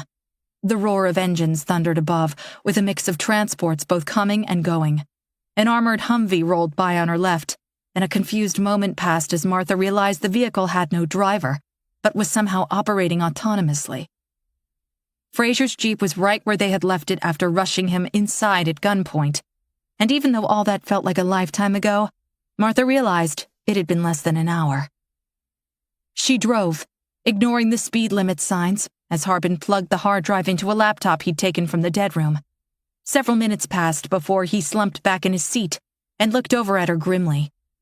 Martha frowned. "What is it?" "You'd better pull over for a second." She pulled the Jeep into a narrow alley between two concrete buildings, turned off the headlights, and shifted into park. Harbin turned the screen so Martha could see, then clicked on a file. The familiar image of Frederick Hoover of DARPA filled the screen, and his voice found them through their headphones. "I apologize for the short notice. The ways and means necessary to bring each of you to your current location. As you may have already surmised, the nature of the anomaly requires the utmost secrecy, and your cooperation is greatly appreciated. I would be remiss if I failed to point out the NDAs you've signed clearly state a violation of the Secrets Protection Act of 2008 carries a minimum of 5 years in military prison and a maximum penalty of death under the Treason Act as defined in Article 3, Section 3 of the United States Constitution. Should you speak to any unauthorized personnel, those individuals will be subject to the same. At this point, all your communication devices should have been turned into an appropriate handler. If you've retained any form of communication device, you are hereby ordered to relinquish it immediately. Failure to do so will result in immediate charges, imprisonment, and replacement on this team. I ask that your handler pause the video at this point in order to give you the opportunity to turn in any remaining forms of communication." Hoover went still for a moment, but without halt to press pause. He continued several seconds later. "I imagine you to be curious as to why you are here. Understandably so. And while I would like to offer an explanation, I'm hesitant to do so. I fear sharing of our current theories and/or analysis of the anomaly may prejudice your own opinions and theories, and we'd prefer you approach the situation without such handicaps, at least for your initial exposure. We will reevaluate upon debrief. In a moment, you will be transported to the anomaly. We ask that you do not consult one another until after your individual debrief and return to base. Each of you possesses a particular skill set, and as with sharing current theories, we'd prefer to hear your individual thoughts before you compare notes." The video stopped. Martha said, "That's the video Holt showed us at Zigzag when we all first arrived. I don't understand. Why would Fraser think it was important? He doesn't say anything useful." "The content of the video isn't the real problem." "The real problem?" Harbin held the laptop closer to her and pointed at the file name. "Look at the date it was recorded." Martha had to squint. The text was so small. She found herself frowning.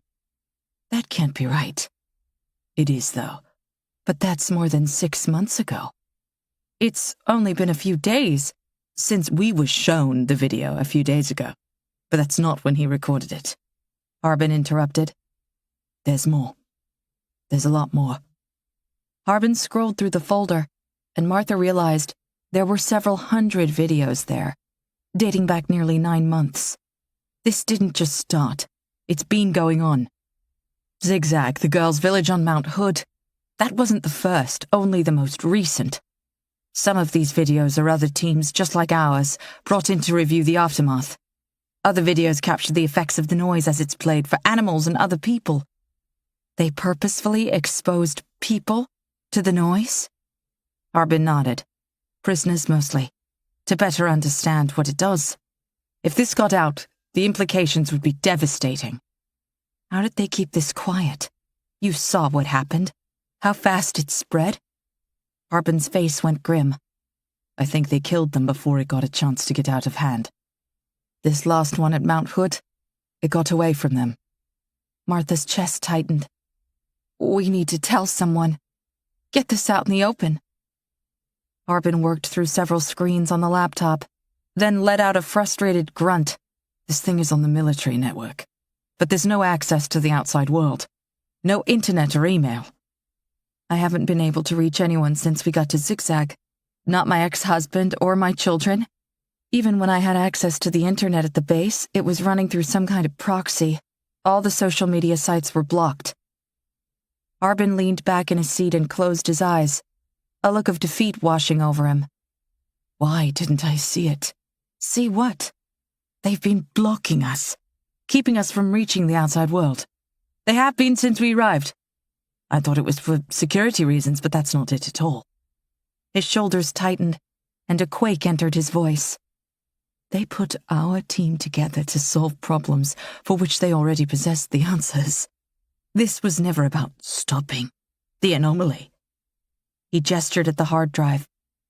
All these experiments. This was someone trying to determine how long it would take a group like ours to figure out what was really happening. Martha understood then. Groups, not group. We are somebody's sample. Part of an experiment. An average on a spreadsheet. They're trying to weaponize this, and they needed to understand how long it would take for us to help organize a response so they could better deploy. Harbin nodded. Martha felt her stomach sink. She turned the headlights on and pulled back out onto the road. Neither of them spoke. If the base was organized chaos, the adjoining airfields were a dance of precision. Numerous aircraft lined the runways, preparing for takeoff, while others came in for a landing, rolled down the tarmac at great speed, slowed with a rush of air, and moved aside to load or unload moments before the next plane approached. Runway Beta was deserted, and judging by the potholes and weeds growing up through the blacktop, it had been some time since it had been used by a plane. The various hangars and low-lying structures were in serious disrepair, abandoned some time ago. Martha was beginning to think Fraser had led them into some kind of trap when they came around the sides of the remains of an old warehouse, and the helicopter came into view. An EC-135, Martha now recognized. The rotors were spinning, picking up speed. She skidded to a stop about 20 feet away and left the motor running. 2 Humvees rounded the corner of the warehouse from the direction they just came and seemed to pick up speed when the helicopter came into view. A soldier came running up and identified himself as McMichael.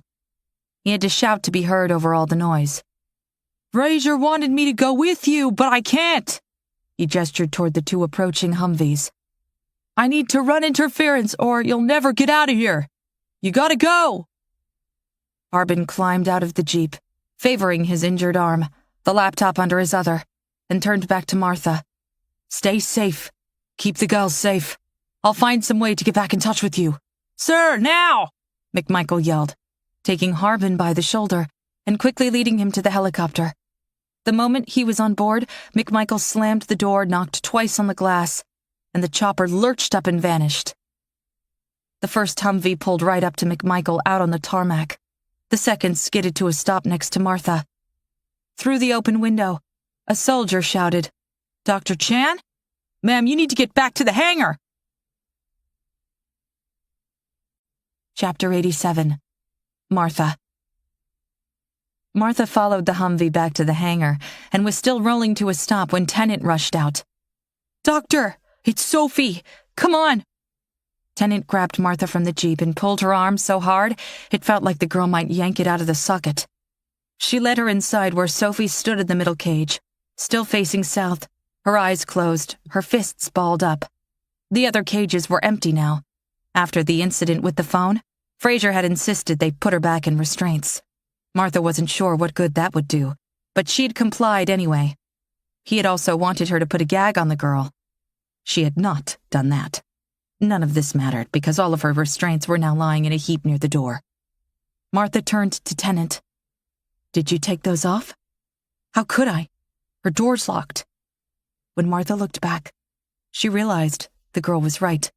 The heavy padlock was right where she'd left it. Her hand rummaged through her front pocket and came out with the key.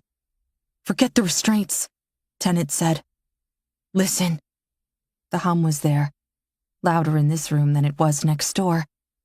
The air held the same stillness as an open field moments before lightning reached down from the heavens and scorched the earth. A slight tinge of electric ozone. Sophie's lips were moving.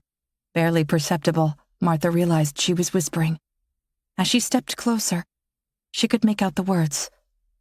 Jane Burke, Asha Holmberg, Naomi Pilger, Juanita Hawkinson, Herschel Simonton, Elna Blanco, Darcy Chidester, Lynette Quinn, Forrest Balch, Bethel Deakins, Shauna Blizzard, Suzette Marcinek, Fernande Bittner, Hugh Jessup, Kimberly Dunsenrow, Greg Marisco, Paul Wasilewski, Ellie Pizarro, Cedric Lesko, Michaela Vandiver, Elia McGrath.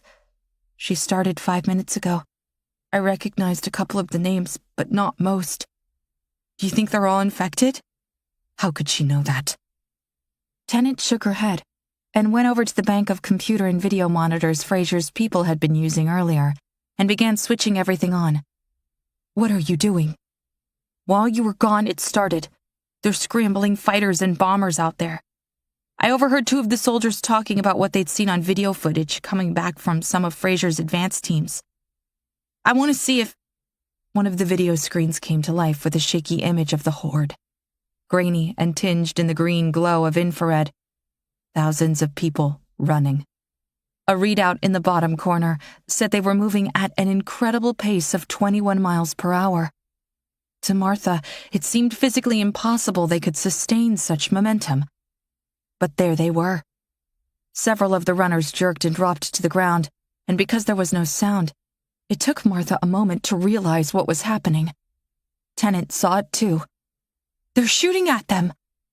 As bullets struck, people dropped and fell beneath the feet of others, trampled in moments. What could they possibly expect to accomplish by shooting them? The footage must have been coming from a vehicle, something racing alongside the horde. Probably a Humvee or an ATV. There was no way to be sure. It was too low and jarring to be from a helicopter. Tennant said softly, I heard a soldier say they modified the noise-canceling equipment and they can get closer now. They're operating some of the equipment remotely, too. One of the other monitors had a detailed map showing the current location of the horde, all military vehicles in major cities. Martha studied it for a moment. At this speed, they'll reach Portland in less than an hour. Closer to 40 minutes. Behind them, Sophie continued to whisper, Elisa Sign, Barry Redding, Cassandra Pasha, Shakia Keel, Melinda Visticon, Millie Rouse, Murray Raymond, Lucilla Arms, Hugo Machid, Gabrielle Rollo, Leora Hickel, Estelle Bowden, Alice McCutcheon, Gwyneth Haverly, Takesha Millender, Danita Callis, Loria Higgs, Amanda Turlock. Tennant let out a gasp. Her finger rose and pointed at the screen. What is it? Papa and Mama. Martha hit several buttons on the attached laptop and froze the image. Where? Tennant stepped closer and touched the screen. Her index finger left a streak on the plastic. She traced a man and a woman on the outer fringe of the runners. The man was wearing a single boot. His other foot glistened in the hazy green light, with what could only be blood. As Martha looked closer, she realized his pants leg was shredded and damp. How far were they from Mount Hood? Had he really run all the way like that? At that speed? She thought of Rosalind Agar. She'd run the same distance. Why not this girl's parents? We need to help them. Martha's voice fell soft. Lieutenant, there's nothing we can do. Tell the soldiers to stop. They won't listen to me. They have to. Tears welled up in Martha's eyes, and she wiped them away. She tried to offer Tennant a hug, but the girl shook her off. All over soon, Tennant. The 2 of them looked over and realized Sophie had moved to the side of her cage closest to them. Although she faced them, her eyes open now, she didn't appear to be looking at them. It was as if she saw through them to some distant place or object. Over how, Sophie? Martha asked. Her voice dropped low and mimicked Harbin's accent. We're all going to die, Doctor. Is that what you want to hear? Then, in her own voice, she added, We're all going to run. She started on the names again after that. This endless list. Carlos Santani, Sora Corella, Aurelio Sainz, Norman Descareno, Mark Swell, Mallory Cargo, Ira Vida, Yelena Bryn, Kathy Tyron, Dana German, Eddie Fleegal. Chapter 88. Harbin. Renton 49 was a square structure about 6 stories tall, sandwiched between half a dozen similar buildings on a street that could have been anywhere. There were no lights on the roof, nothing to indicate a helicopter could set down, nothing to indicate the building was even occupied. At some point, their pilot had switched off their running lights. They came in fast and dark, and for a moment, Harbin thought they were going to crash. At the last moment, the pilot pulled up and set them down, with a blast of dust and a soft thud. "You need to hurry. The door is on the east end of the roof, past those air conditioners." He motioned in that general direction with his left hand. "I pulled my GPS beacon when we left the base, and they've been on the radio trying to locate me. I need to get to the Portland staging area before someone figures out where I really went." Harbin yanked up on the door latch and winced before climbing out with the laptop under his arm and gun back under his belt at the small of his back. He had redressed his bullet wound while en route. The bleeding had finally stopped, but without painkillers, his entire arm throbbed. Harbin leaned back inside and shouted at the pilot, "Good luck, son!" The pilot gave him a half wave, and the moment he closed the door, the helicopter lifted off into the night sky and was gone. Harbin quickly stared off in the direction the pilot had indicated, rounded the 3 large air handlers from the building's HVAC system, and found the door inside a brick portico with a steel slat roof. Metal. Painted a dull grey. Locked. Harbin found no keyhole or latch. He beat on it with the back of his hand. No keypad, intercom, or visible camera. He hit the door again, harder this time, and felt the pain reverberate up the length of his bad arm. Nothing. No response. He could try to get to the ground level and find the front door, but something told him that would be locked too. "Who are you?" The voice was female, and Harbin had no idea where it came from. Electronic, though, some kind of speaker. "I'm looking for Frederick Hoover. Lieutenant Colonel Alexander Fraser sent me." "Who are you?" The voice repeated. Harbin looked around for a microphone, and when he didn't find one, he just spoke up. "Hoover knows me. Tell him it's Dr. Sanford Harbin with the NOAA. We worked on a project together in the Navy about 6 years ago. I imagine he recommended me for this team. Tell him I'm here." Nothing for a moment. Then, "Where is Holt?" "He's dead," Harbin said. "Died up near Zigzag." "Dr. Fitch?" "Dead too. Everyone's dead. Why aren't you?" That question took Harbin by surprise, and at first he didn't say anything. He wasn't sure what to say. He held up the laptop. "We've got the only survivors from Mount Hood at Lewis McCord. We've studied them. I'm sure I can access all the data from here. Maybe if we compare it to whatever you have." A loud click came from the metal door, and it popped open, swinging slowly out toward them. "Get inside." Harbin grabbed the edge of the door and tried to open it faster, but he realized he couldn't. It was far heavier than it appeared, and the hinges were motorized. The moment it had opened wide enough, he slipped through and the motion of the door reversed. It closed behind him with the weight of a bank vault. There was no handle or lock, no manual means to open it again from this side. The hallway was stark white, lit by bare bulbs strung along the ceiling with no signage or markings of any kind. "Follow the hallway to the stairs. Take the stairs down to the lowest level." Like outside, there were no visible speakers or cameras in the walls, yet he knew he was being watched. The voice seemed to come from all around him. "Hurry!" Harbin moved as fast as he dared, favoring his good arm. Chapter 89. Fraser. Fraser hadn't lied when he said he no longer heard the noise or Sophie. His mind had been quiet as he sat in the dead room, as he talked to Chan and Harbin. The moment he stepped out, though, as he made his way to the airfield to report for duty, to prepare for his mission, he heard it again. Not the little girl, he was sure of that, but something else. He was reluctant to call that something a someone, because whatever she was, to compare her to humans would be no different than comparing a gnat to a supercomputer. She was something else. Something. Far more. He wasn't even sure why his mind considered this thing to be female. He had no evidence of that.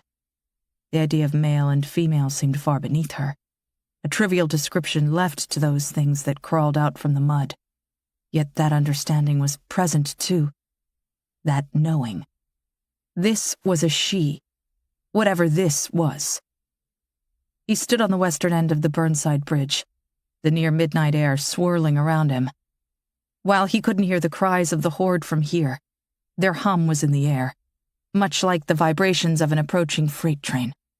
A heavy, unstoppable force felt long before it's heard.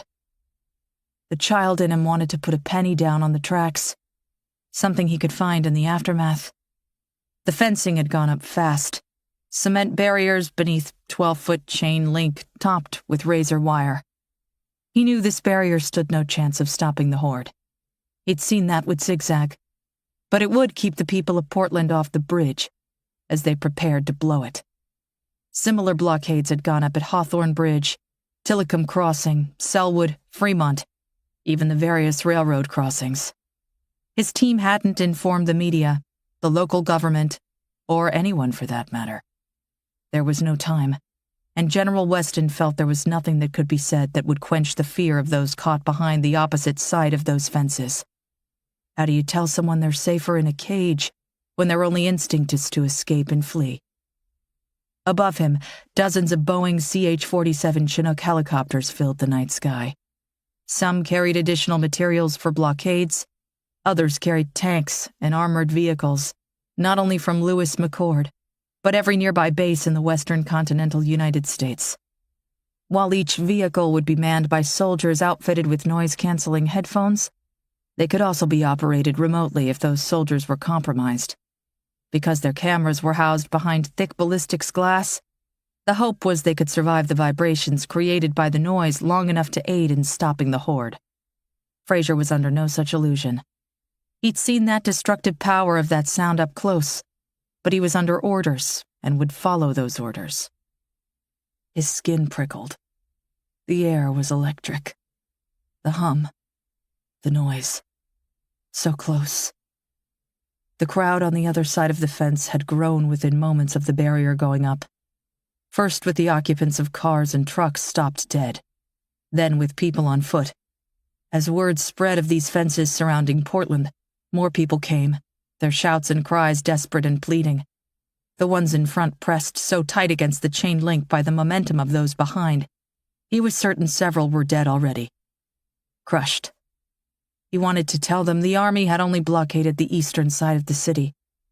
They could still get out from the west. But there was no point. "Sir?" Fraser was so lost in his own thoughts. At first he didn't hear the soldier come up beside him. Didn't see her holding the satellite phone. "I've got General Weston for you, sir," she said. He took the phone from her and pressed it to his ear. Was that buzz on the line? In his head? Or really just growing in the air? "General," he said, surprised by the distant sound of his own voice. "I'm getting reports back from our advanced teams, and it's not good. We've lost 2 scout planes and at least 6 Humvees. They get within a quarter mile of those people, and our personnel succumb. Some abandon the vehicles altogether and join the horde on foot. It's the ones left behind who become problematic. We've had several instances of soldiers turning and fighting us when we switch the vehicle to remote. You need to instruct your people to destroy the overrides before you deploy." "Understood. Are your laser beacons in place?" Fraser turned to his right. He could see the one on Burnside Bridge. A small box laser, no more than 4 inches square, on a tripod at the center of the bridge. This was the last one to go up. "Yes, sir. I'll have one of our pilots confirm visual." The general cleared his throat. "One of our gunners managed to get close enough to fire some rounds before we lost them. With the kill shots, we still saw the spontaneous combustion you mentioned." some faster than others, but each person we took out eventually lit up. The slow ones, the weak ones near the back, they seem to go up fastest. I've got a secondary wave coming in. We're going to focus efforts on those stragglers with distance shooters. We don't want to risk someone moving slow and avoiding the blast radius. Best to take them out. Fraser didn't reply. Operation Achilles will commence in 24 minutes. 4 F-15s and 3 B-52s will be airborne momentarily, coming in from multiple directions. They're all crude but capable of going completely autonomous if compromised. I'm not leaving anything to chance. A full payload of laser-guided Maverick missiles in the F-15s, 60 thermobaric bombs between the 3 bombers, each with a blast radius of 33 square meters, enough to erase this mess 3 times over. There won't be so much as a roach crawling around in the dirt after these things go off. Fraser turned from the people behind the fence to all the armored vehicles in movement on the opposite end of the bridge, on land. Hundreds of soldiers, people under his command. Both his squads moving into position. How would he get them out in time? Then he realized. He was never meant to. Weston was still talking. The moment the full horde is in range, we're a go. The F-15s will strike first. They'll launch from 5 miles out and follow your lasers in. Then they'll make 2 visual passes and fire at will if any portion of those bridges is still standing. 2 flyovers, watch for them. Then deploy your first squad. Sweep in from the north and south and the back end of the horde. I need you to bottleneck them, box them, and hold them in the pen. Give our B-52s time to get into position and deploy. When I give the order to drop, you and your soldiers will have 1 minute to evacuate the hot zone. That's not enough time. Understood. Post-detonation, your second squad needs to move in. Ensure none of these things were missed, not one. Execute with extreme prejudice. Come in from all sides and meet in the middle. Squeeze any remaining life from this monstrosity. How am I supposed to get any of my people out of here? Understood, sir. The hair on Fraser's arm was standing up. He felt it on the back of his neck, too. The hum had grown louder. He saw a number of people looking off into the distance. He could feel it coming. Feel them. Those 2 girls. Fraser covered his other ear. I'm sorry, sir, I missed the last part. Repeat. Have you made arrangements to deal with those 2 girls? Weston said. I don't follow. Weston's voice dropped off again, but this time it wasn't because of the connection or all the noise in the air. He was choosing his words carefully. The President's orders are explicit. All carriers are to be eradicated. This infection dies today. Understood? Even this second time, Fraser barely heard him over that growing hum. My God. Is it getting loud? Strange. Oh, it doesn't hurt so much anymore. Soldier, do you copy? Yes, sir. Understood. Chapter 90. Harbin. The hallway ended with an emergency door at a stairwell. Harbin pushed through and followed the stairs down 18 flights. His arm throbbed with each step, and he did the math in his head to try and distract himself from the pain. The building appeared to be 6 stories tall from the outside. 18 flights would put him at least 3 stories underground. The odd thing was he hadn't passed a single door or window, not in that initial hallway on the top floor, or as he reached each landing on the lower floors. Nothing but concrete walls, as if the entire building was solid. At the base of the final flight of stairs, he came upon another steel door, identical to the one above. There was another loud click, and it began to swing open before he reached it. It was open about halfway when a woman appeared, 40-ish with black hair pulled back in a ponytail, dark-rimmed glasses, grey slacks, and a navy blouse. The woman glared at him.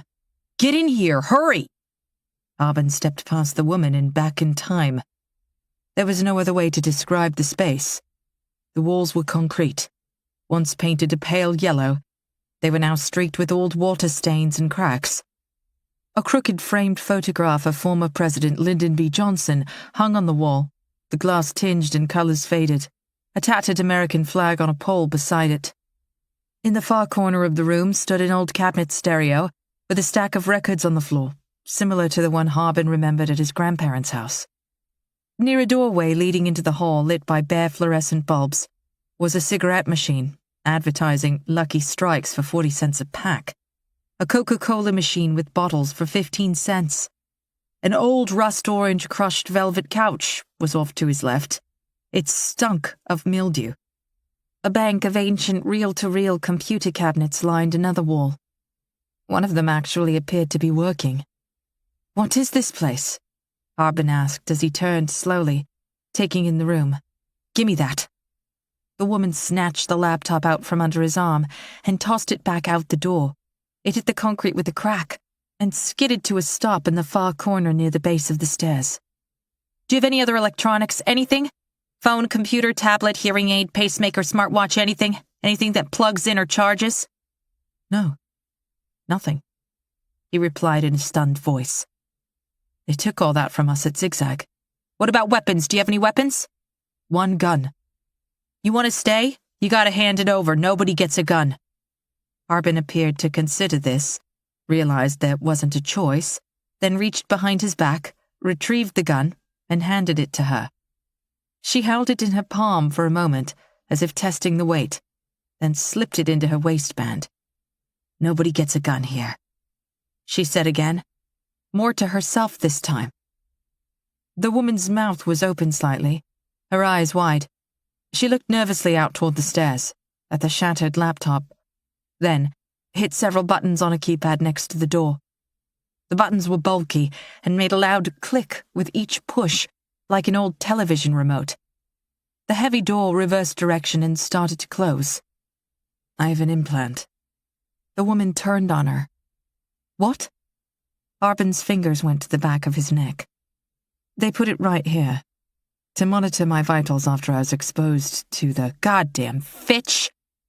With a heavy frown, the woman slammed her palm down on a large red button under the keypad.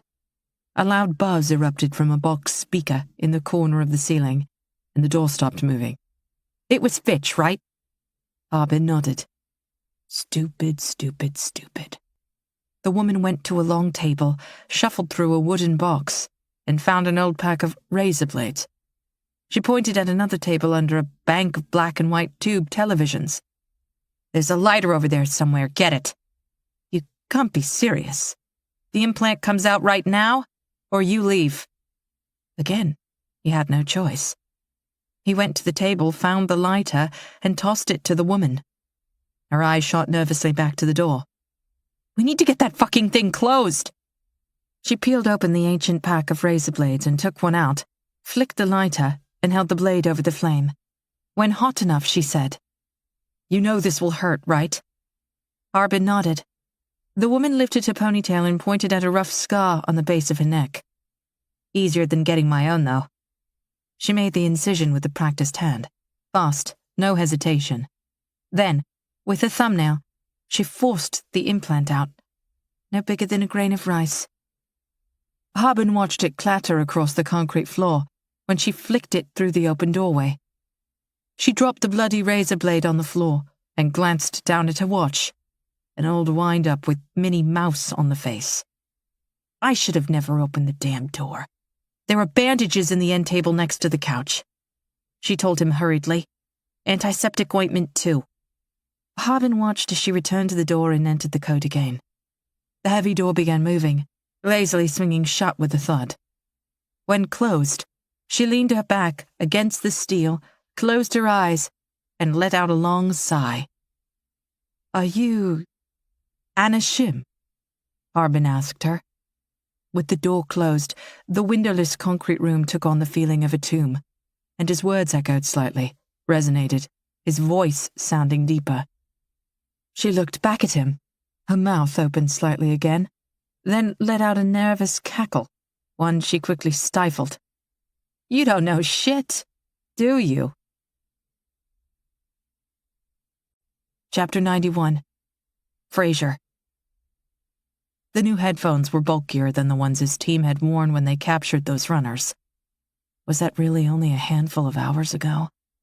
And Frasier felt the weight of them on top of his head, under his helmet, as his Apache helicopter lifted off from the east end of Burnside Bridge and flew toward the horde.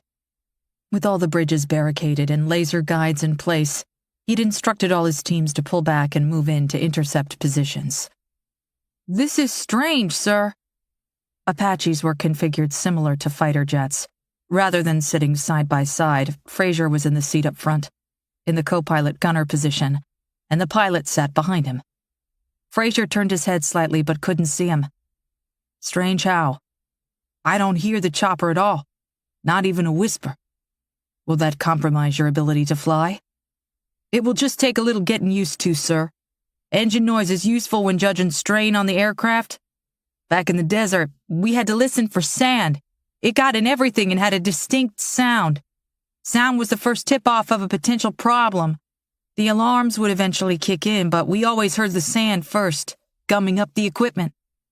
"No sand here." "No, sir. I suppose not." His voice dropped off for a moment as they banked around over the water of the Willamette River, then back east.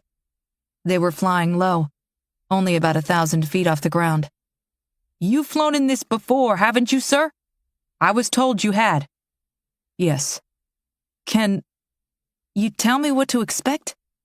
The pilot had been prepping for takeoff when Fraser climbed in. He'd only caught a glimpse of him. Probably mid-30s. Black guy. Shaved head. He had a slight southern accent. Probably one of the Carolinas. "What's your name?" "Dorset, sir."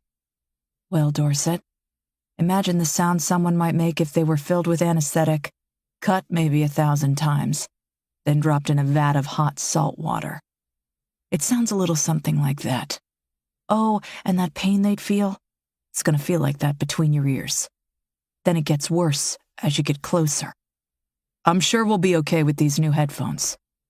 "Yes, sir." Fraser spotted the horde a moment later and felt his chest tighten. How had it grown so much in only a few hours? This black stain on the earth the size of a lake or a river. That's what it looked like from the air now, the bodies packed so tight they moved as one. A wall of dust above them. Autonomous military vehicles bounced alongside, floodlights reaching across the void. But even they seemed to peter out and vanish, as if the light turned back, unwilling to brush against the infected. "Sir, do you hear that?" Fraser did. The hum. The noise. "How are we able to hear it but not the helicopter?" Dorset asked. "No way, it's louder, right?" Fraser didn't answer that question. It wouldn't do any good. "Just keep your headphones on. What's our current distance?" The pilot didn't respond. "Dorset? Sorry, sir. We're a 1/4 mile out." A 1/4 mile. That was good. The new headphones were good. It had been much worse earlier at this distance. The hairs on his arms were standing again. His skin felt electric. "Sir, my left ear is bleeding." "Did you remove your headphones?" "No, sir, I just felt something wet on my neck." Fraser touched his own neck, and his hand came away dry. Nothing under his nose or his eyes either. Dr. Chan said he'd built up a tolerance. "Are you compromised?" "Compromised, sir? Your ability to fly, are you able to keep flying?" I'm fine, sir." "Take us in a little closer? Up near the front." At first the helicopter remained steady, and Fraser thought he'd have to tell him again. But then, they swooped down and over and narrowed their distance by about half. The hum grew louder, but still felt tolerable. At least to Fraser. "Dorset? You okay back there?" "I'm okay." The helicopter jerked slightly, then steadied. Fraser peered out the window again. Dorset had brought them down, only a few hundred feet off the ground, even with the lead runners, an endless wall of people behind them. He watched as a woman out front tripped and vanished under 1,000 pairs of feet. There 1 second, gone the next.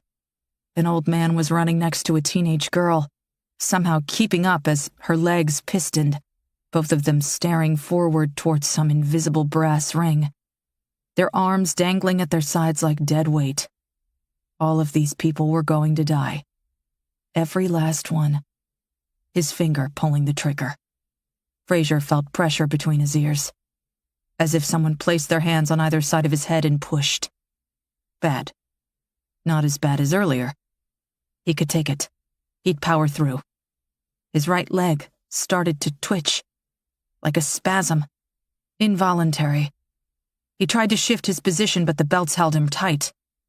The space felt so small, even surrounded by the Apache's windows. He felt like he was in a box, the walls inching closer, pressing against him, pressure, like his head, all around. Dorset, what's our current distance from the bridges? When had Dorset started screaming? Dorset, what's our current distance from the bridges? Fraser repeated, shouting, more firm this time. Christ, this cockpit felt small. Warm, too.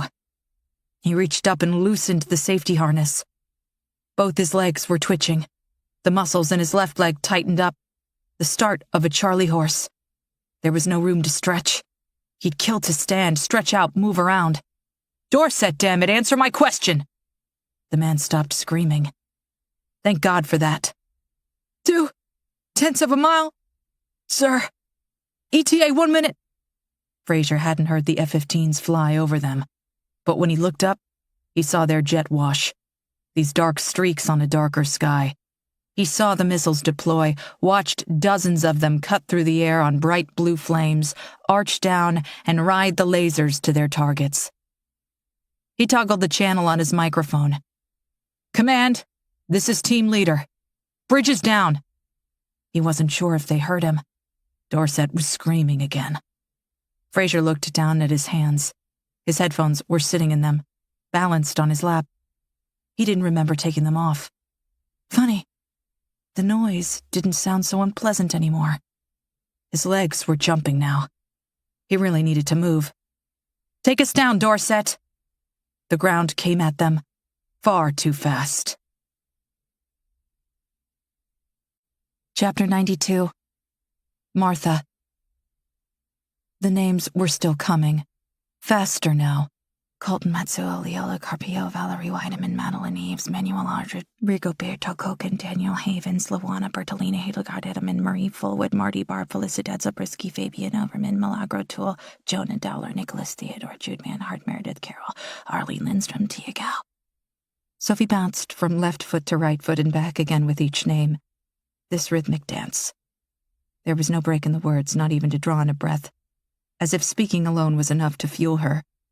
Her face was this odd mix, the excitement of an 8-year-old girl discovering something for the first time, and something else, something far older, something that made Martha want to turn away. The monitor with the frozen video image of the horde was attached to a metal stand on wheels. Tennant grabbed it and angrily shoved it at her sister. She pushed it so hard, it crashed against the metal cage. That's our mama and papa! Are you really going to let them die? Adria Kine die, Leland Pepe die, Nevada Burchell die. The little girl chanted back at her, her legs moving so fast.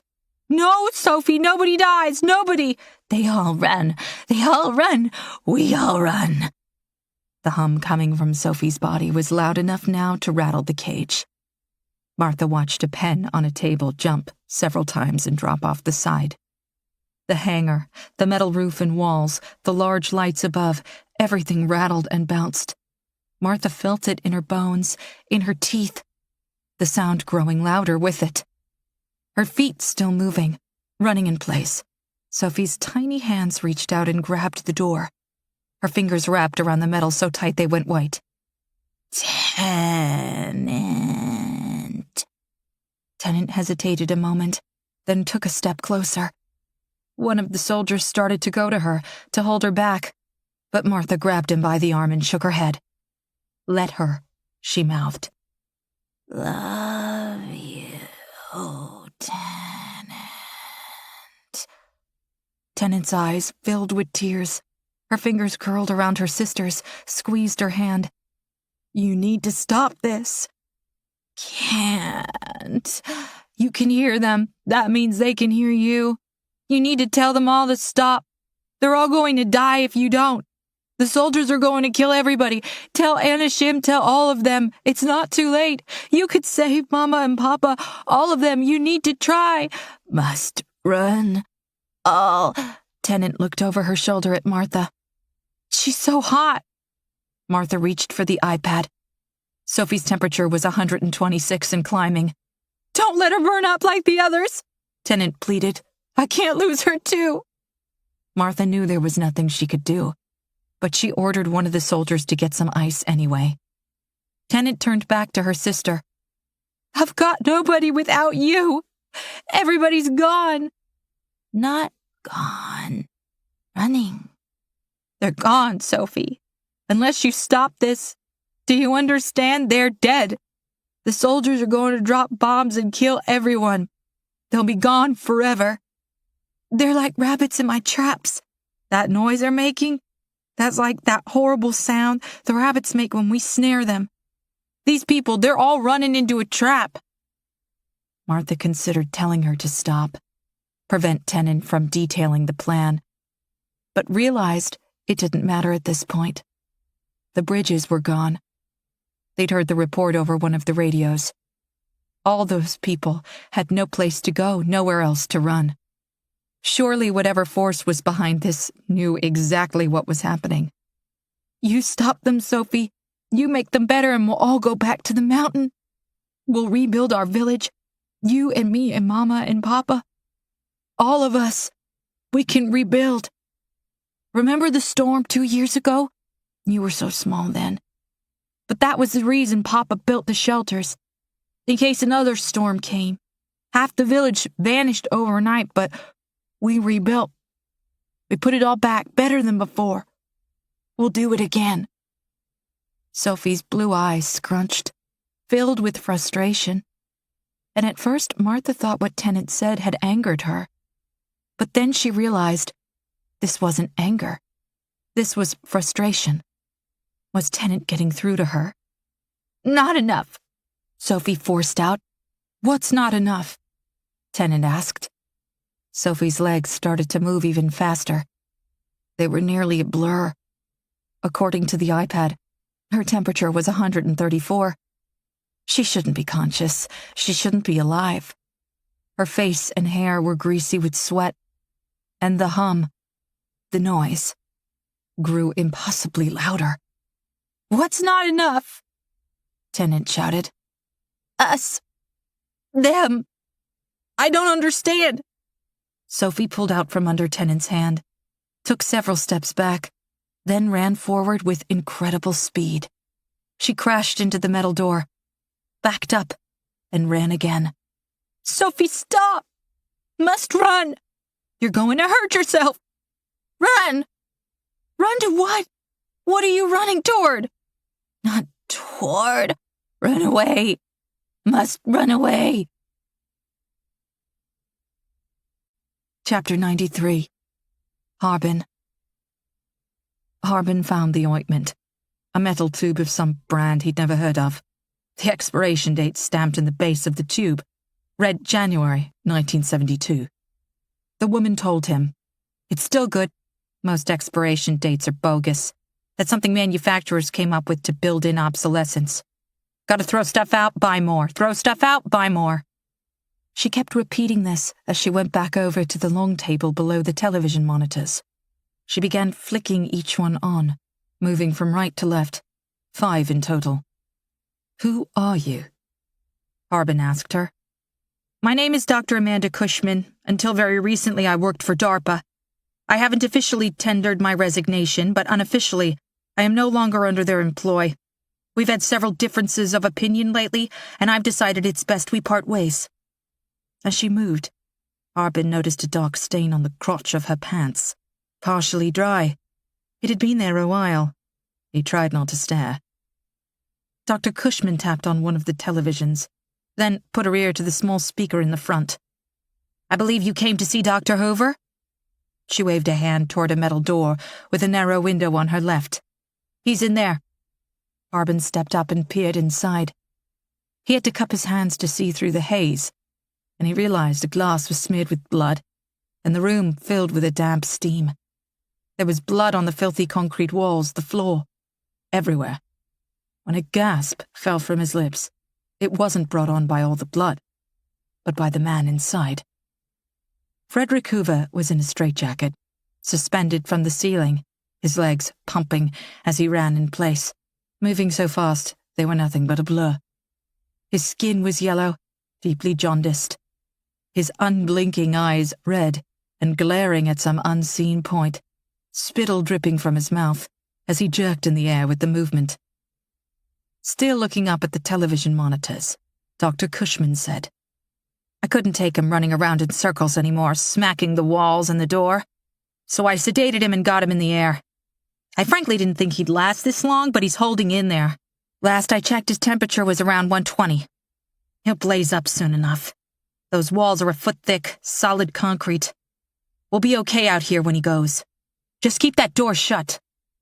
Harbin stood there for a long moment before he asked, "How did it happen?"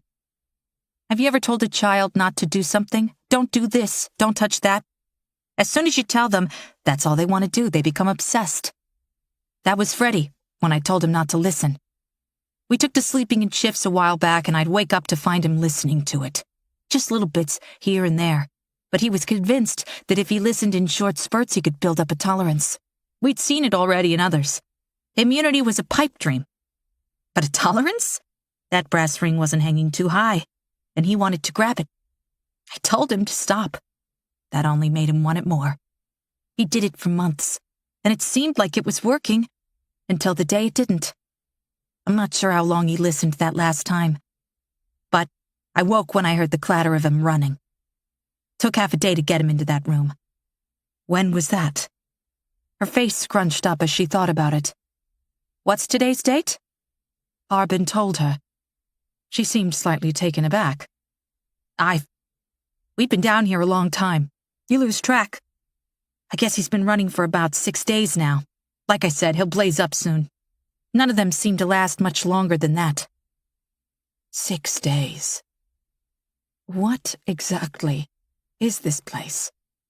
She didn't answer, only stared at the blank televisions. He was about to repeat the question when she said, "Blast from the past, isn't it? The building you're standing in, known affectionately as Renton 49, is an old government bomb shelter left over from the Cold War. If you head down that hall in the back, you'll find food, water, showers, bunks, all the comforts of a third-world prison. This one was meant to house Seattle's mayor, a couple senators, and anyone else stupid enough to seal themselves away in an oversized tin can for 10,000 years. How they expected to arrive in the 10 minutes they'd probably have to get here is beyond me, but here it is. Our tax dollars built thousands of these all over the country. DARPA picked this one up because of its unique structure. The building is a solid block of concrete with metal mesh layered inside. They did that for support, but the unintended consequence was they created a double-layered Faraday cage. No electronic signals in or out, unless they're hardwired. Like the dead room back at the base, Harbin said. Yeah, like a dead room. Having finally warmed up, the 5 televisions began to glow. 4 with nothing but static, a shaky grey image on the middle one. How's that signal coming in? Harbin asked. Best I could tell, back in 19-whatever, when they built this place, someone had hard lines put in from here to the local television stations up the road. I guess they figured they didn't want to spend eternity without I Love Lucy on standby. I've only gotten a picture on this middle one, though. Dr. Cushman stood and snapped a switch on a timer screwed into the wall. Plastic numbers began to whir, counting down from 2 hours. We can watch for a little while, but make sure this is off before it hits 0. It's possible to recover from exposure under 2 hours, not more than that. It creeps up on you, but doesn't seem to be cumulative. Don't forget. She hit the screen with the back of her fist. The Horde came into view.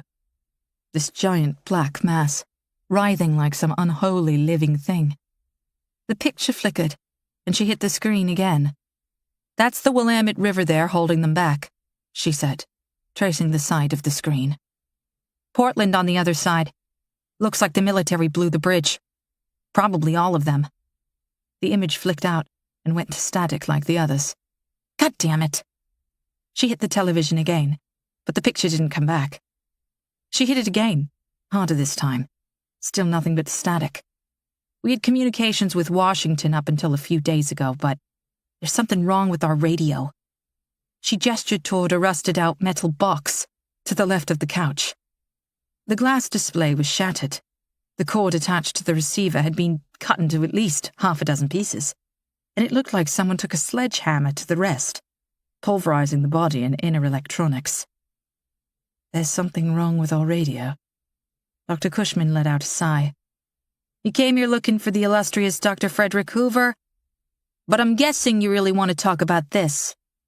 She flicked a switch, and the noise screamed out from every speaker in the bunker.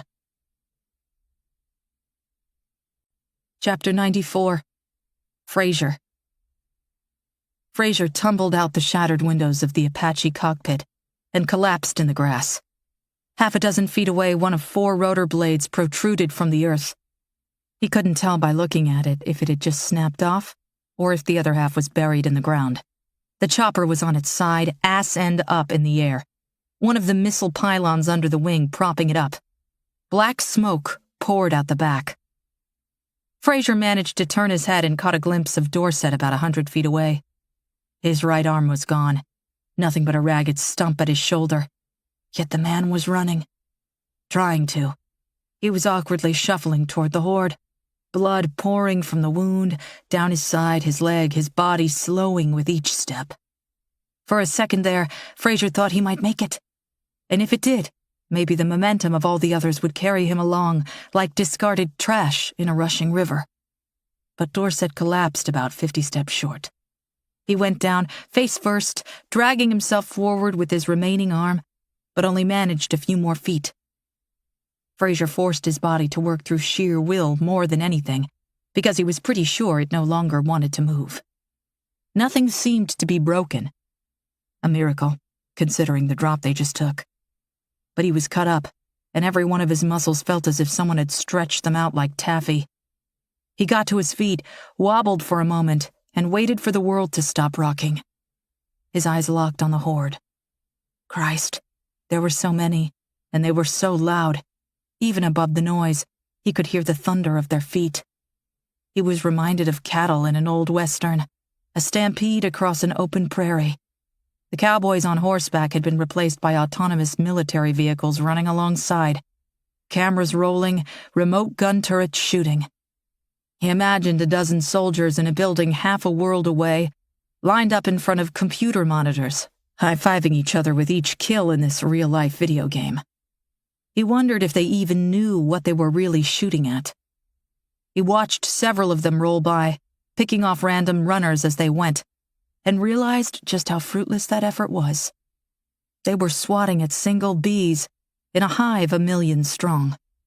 This was nothing more than a useless effort ordered by someone who felt the need to do something and could think of nothing better. The F-15s raced overhead, back in the direction of Portland, and he watched as they deployed their missiles for a second time. Fraser could see one of the bridges from here. Hawthorne, maybe?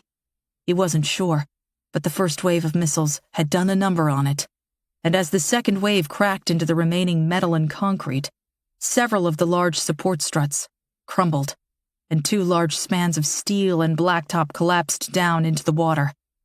He imagined the other bridges had fared the same. Nobody would be crossing this one anytime soon, and off in the distance, he could see the F-15s circling back for their final pass. No doubt the first of the runners had reached the water's edge and were either tumbling in or stopped there. He couldn't see the front of the group from here, but he could see enough of them to know they were backing up at those bridges, at the water, unable to move forward.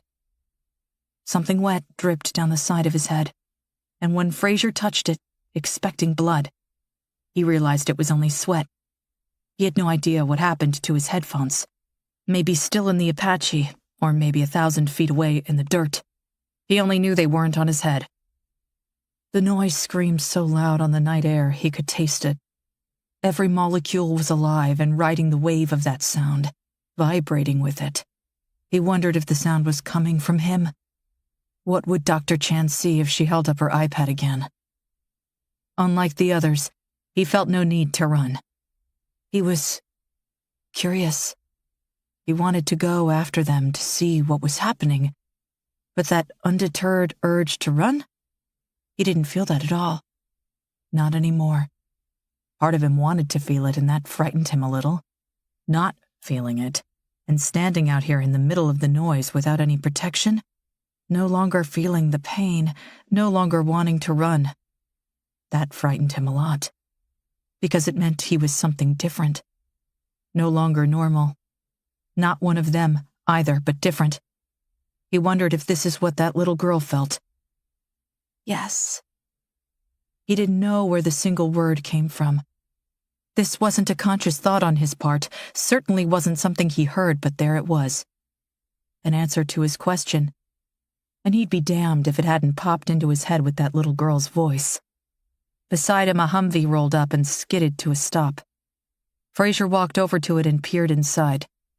In the driver's seat, a soldier's lifeless body lay slumped over the steering wheel, his fingers coiled around a 9mm. There was a black burn mark under his chin, where the bullet had entered, and a much larger hole in the top of his head, where it had come back out. The ceiling above him glistened with the man's last thought. There was nobody in the passenger seat, nobody in the back. Like the other vehicles, this one had cameras mounted all around under thick ballistic glass, and several automated machine guns on turrets attached to the roof. One on Fraser's left was still clicking, out of ammunition but still firing in the direction of the horde. Also, like the other vehicles, this one had been modified to operate remotely. There was a bulky contraption attached to the steering wheel and another one at the pedals. The dead soldier's limbs were still entwined in these things, but that didn't seem to keep them from working. In the center of the dashboard was a small LED screen. 2 words blinked on the screen. Get in. Chapter 95. Martha.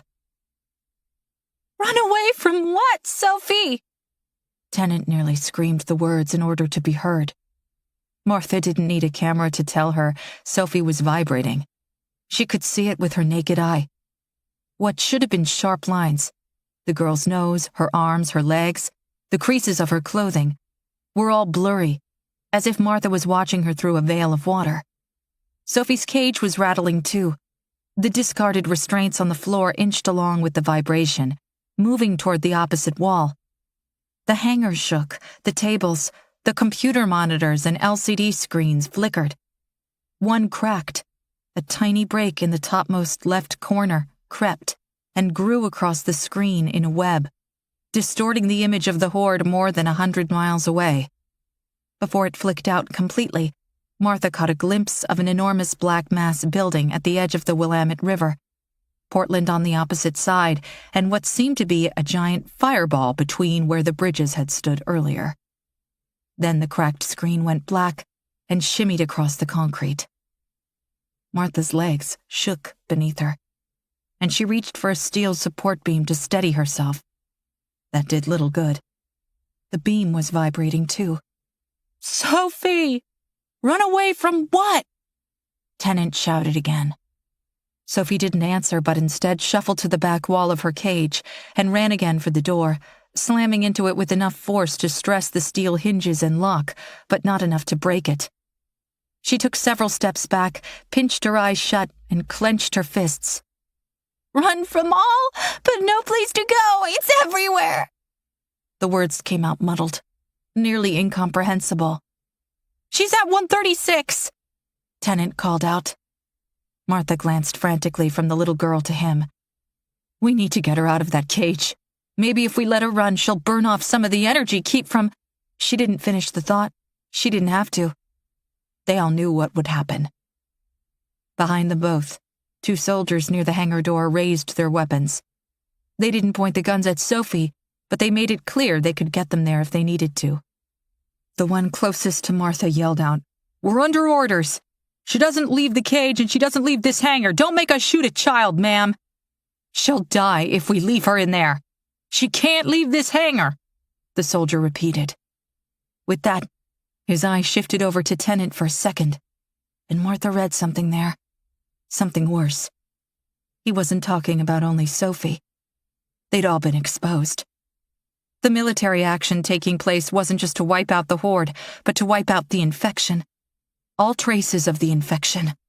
That included the 2 sisters, Harbin, herself, Hell, General Weston might not stop there. Martha inadvertently looked up at the ceiling of the hangar, the heavy lights swaying back and forth above her, and imagined what might be flying above them right now. Her fingers tightened on the support beam. If you kill these girls, if you kill all of us, that won't stop this thing. Everyone on this base has been exposed on some level. How far do you think the General will go? How do you know one of those B-52s isn't circling around right now? Or maybe one from another airstrip? They could target us from space, or a ship, or detonate something already here on base, make it look like an accident if they want to. She pointed at the cameras all around them, several lying on their sides. They're watching us. They see this girl implode, they'll use that as an excuse to take out everyone here, including you, and they'll find some way to cover their tracks. The soldier shuffled nervously but said nothing. 148! Someone called out. Sophie was running in place, her fists clenching and releasing, her head bobbing as she sucked in air and let it back out in labored gasps. We have orders, ma'am. I'm sorry. Don't open that door. Tennant was back at the cage door, but without the key she couldn't open it. Sophie, listen to me. You need to fight this. Focus on my voice. Ignore everything else. Tune everything else out like we do with the rabbits. Don't listen to any of it. Whatever they're telling you to do, they're lying. Sophie stumbled forward, her eyes still closed, and gripped the metal door near the lock, one hand above, the other below, her legs pumping. The noise grew louder. Under her touch, the cage joined the blur that was Sophie. This violent vibration cracked the metal frame against the brackets and bolts that held it to the ground. The welded corners and seams shook with an incredible force, coming not only from the girl but from the air around her. The noise became deafening, raining down from the heavens, growing up from the ground, riding the air as if every living thing had joined this devil's chorus. Martha tried to cover her ears, but it did no good. She was vibrating now too. Her, the others, everyone. The noise was screaming at them. It continued to cry out as the lock snapped and fell away, as the cage came apart, as Sophie stood there, finally free. Chapter 96. Fraser. When Fraser climbed into the passenger seat of the remote-controlled Humvee, he made several assumptions. He assumed the powers that be, watching from their far-off place, had seen him scramble out of the fallen Apache and fall away from the wreckage on one of the many cameras, or maybe a satellite, and had ordered some freckle-faced kid, also in a far-off place, to redirect the remote vehicle to Fraser's location. He had also assumed, when he fell into the seat and tugged the door closed behind him, that the vehicle would quickly turn and rush him away from the current theater of operation and the soon-to-be bomb zone. Instead, the Humvee shot forward, not away from Portland but toward it, toward the blown bridges and the growing horde at the river's shore. Fraser grabbed the keyboard dangling under the small monitor and quickly typed, "Get me out of here, you're going the wrong way." The response came impossibly fast, within a millisecond of him hitting send. "No." Then, "Connected. You must see. Stand by." These words lingered on the screen. See what? He keyed that in too, but there was no reply. The Humvee only picked up speed, sliding on some muddy grass, then finding traction. Should he jump out? Even as the thought entered his head, the Humvee veered to the right toward the horde. The desperate faces didn't turn to look at vehicles, not even a glance, but somehow the runners opened up a gap, and the Humvee eased into it. Then the horde closed in around him, swallowed him, absorbed him. The faces surrounding him were both blank and horror-struck, forced into movement against their will, without the ability to stop. A teenager tripped directly in front of the Humvee and vanished under the hood. Fraser felt the vehicle bounce with a sickening thump. Overhead, the F-15s made their final pass. The last of their missiles swooped down out of the sky and crashed into the earth ahead. The ground shook as the bombs tore through the last remnants of the bridges. Others pummeled the earth along the shore, and others still slipped beneath the surface of the Willamette River and erupted in geysers spouting at the heavens. Fraser knew the sounds of war intimately. He waited for those sounds to come, but they never did. not over the sound of the horde. There was nothing louder than the scream of the horde. Not hundreds of thousands of individual voices anymore, but one singular voice containing the pain of all. The pain of life and death, disease and infection, pollution, suffocation, and suffering, in a chorus of only crescendo. If this were a wave, it would be a tsunami 1,000 feet tall. Fraser knew it was wrong to listen to it. He reached over and plucked the headphones from around the dead soldier's neck. He tried not to think about the sticky mess on the band as he pulled them on his head down over his ears. The outside world went silent, and for one brief second, he heard the military's radio chatter. F-15's clear, bridge is gone, bombers inbound, and the pain started right behind his eyes, quickly wrapped around to the sides of his head, to his neck, his chest, his arms and legs. It was worst at his ears, though, as if someone had set the headphones on fire. He smacked at them, knocked them off his head, and watched them fall into the footwell through blurry vision. On the monitor. Disconnected, reconnecting, stand by. The runners were packed so tight around him, there was nothing but a wall of bodies. Torn flesh and open wounds covered in dust, pressed against the windows, smeared the glass. The air was hot with the stink of them, seeping into the Humvee. He couldn't see a damn thing. With the keyboard, Fraser quickly typed, "Stop this vehicle!" No response. The Humvee lurched and picked up speed instead. 2 more runners fell beneath the wheels and vanished. Fraser reached up, pushed open the top hatch, and stood. He nearly fell back down into his seat. The sky was crimson and thick with smoke and so hot. Where one of the bridges had once stood, he had no idea which. The waters of the Willamette were burning. Directly ahead of him, less than 100 yards away, many of the horde followed the torn blacktop and tumbled over the edge, but more still had stopped. Those coming from behind ran directly into those already there, and a wall of bodies had begun to form. This human traffic jam, tripping, falling, and pushing over and around each other, trying to get by, with no place to go, as the noise caused the air to shimmer. Fraser's Humvee raced directly toward them, toward that water, with no means to stop, knowing the bombers were not far behind. Chapter 97. Harbin. The noise stopped almost as quickly as it began, but even that brief exposure felt like an ice pick in Harbin's ear, and he found himself doubled over, his hands pressed to the sides of his head. When it ended, Dr. Cushman threw up her hands. Sorry. My bad, I meant to play this one." Before he could react, she flipped another switch, and the noise again poured out of the speakers. Only this time it brought no pain. There was none of the discomfort Harbin had come to expect, only the ugly sound. "This recording has gone through a series of filters. It's harmless. I'm going to slow it down for you. I want you to tell me what you hear." She reached for a dial and began slowly twisting it counterclockwise. The pitch of the noise shifted, dropped lower, became less of a constant tone and more of a series of sounds. When Harbin recognized it, he almost didn't say anything, because he couldn't possibly be right. But it could be nothing else. He finally said, "That sounds like an old fax machine. The sound they would make when they connected? Or an old modem dial-up?" Dr. Cushman was nodding. "Acoustic exchange protocol. The sound was used to establish speed and exchange identification, binary tones represented as varying pitches." She turned back to him. "What was it you called me?" "Anashim." Sophie said the sound was Anashim. This seemed to amuse her. "We never used that phrase outside of the group. But if she's connected, I imagine she had no doubt finding it. Children appeared to be the most adaptive."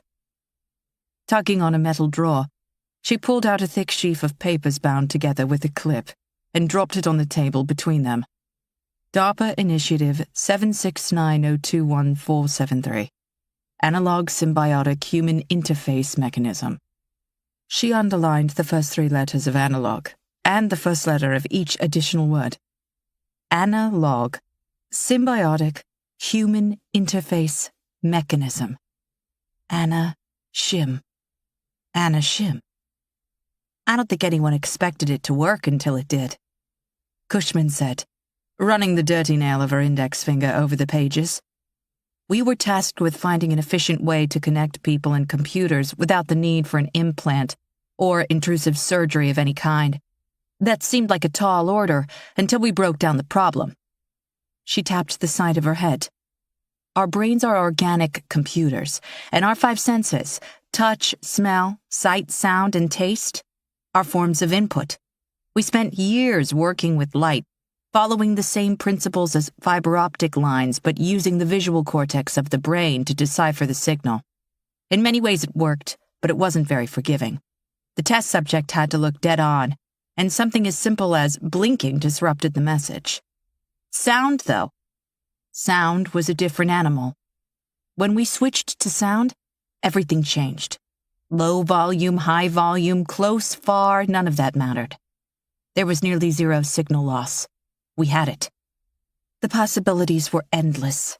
Imagine learning to play piano in a millisecond, or learning a foreign language, learning every language, reading a book instantly with perfect retention, controlling artificial limbs, controlling vehicles or other hardware. We were so close.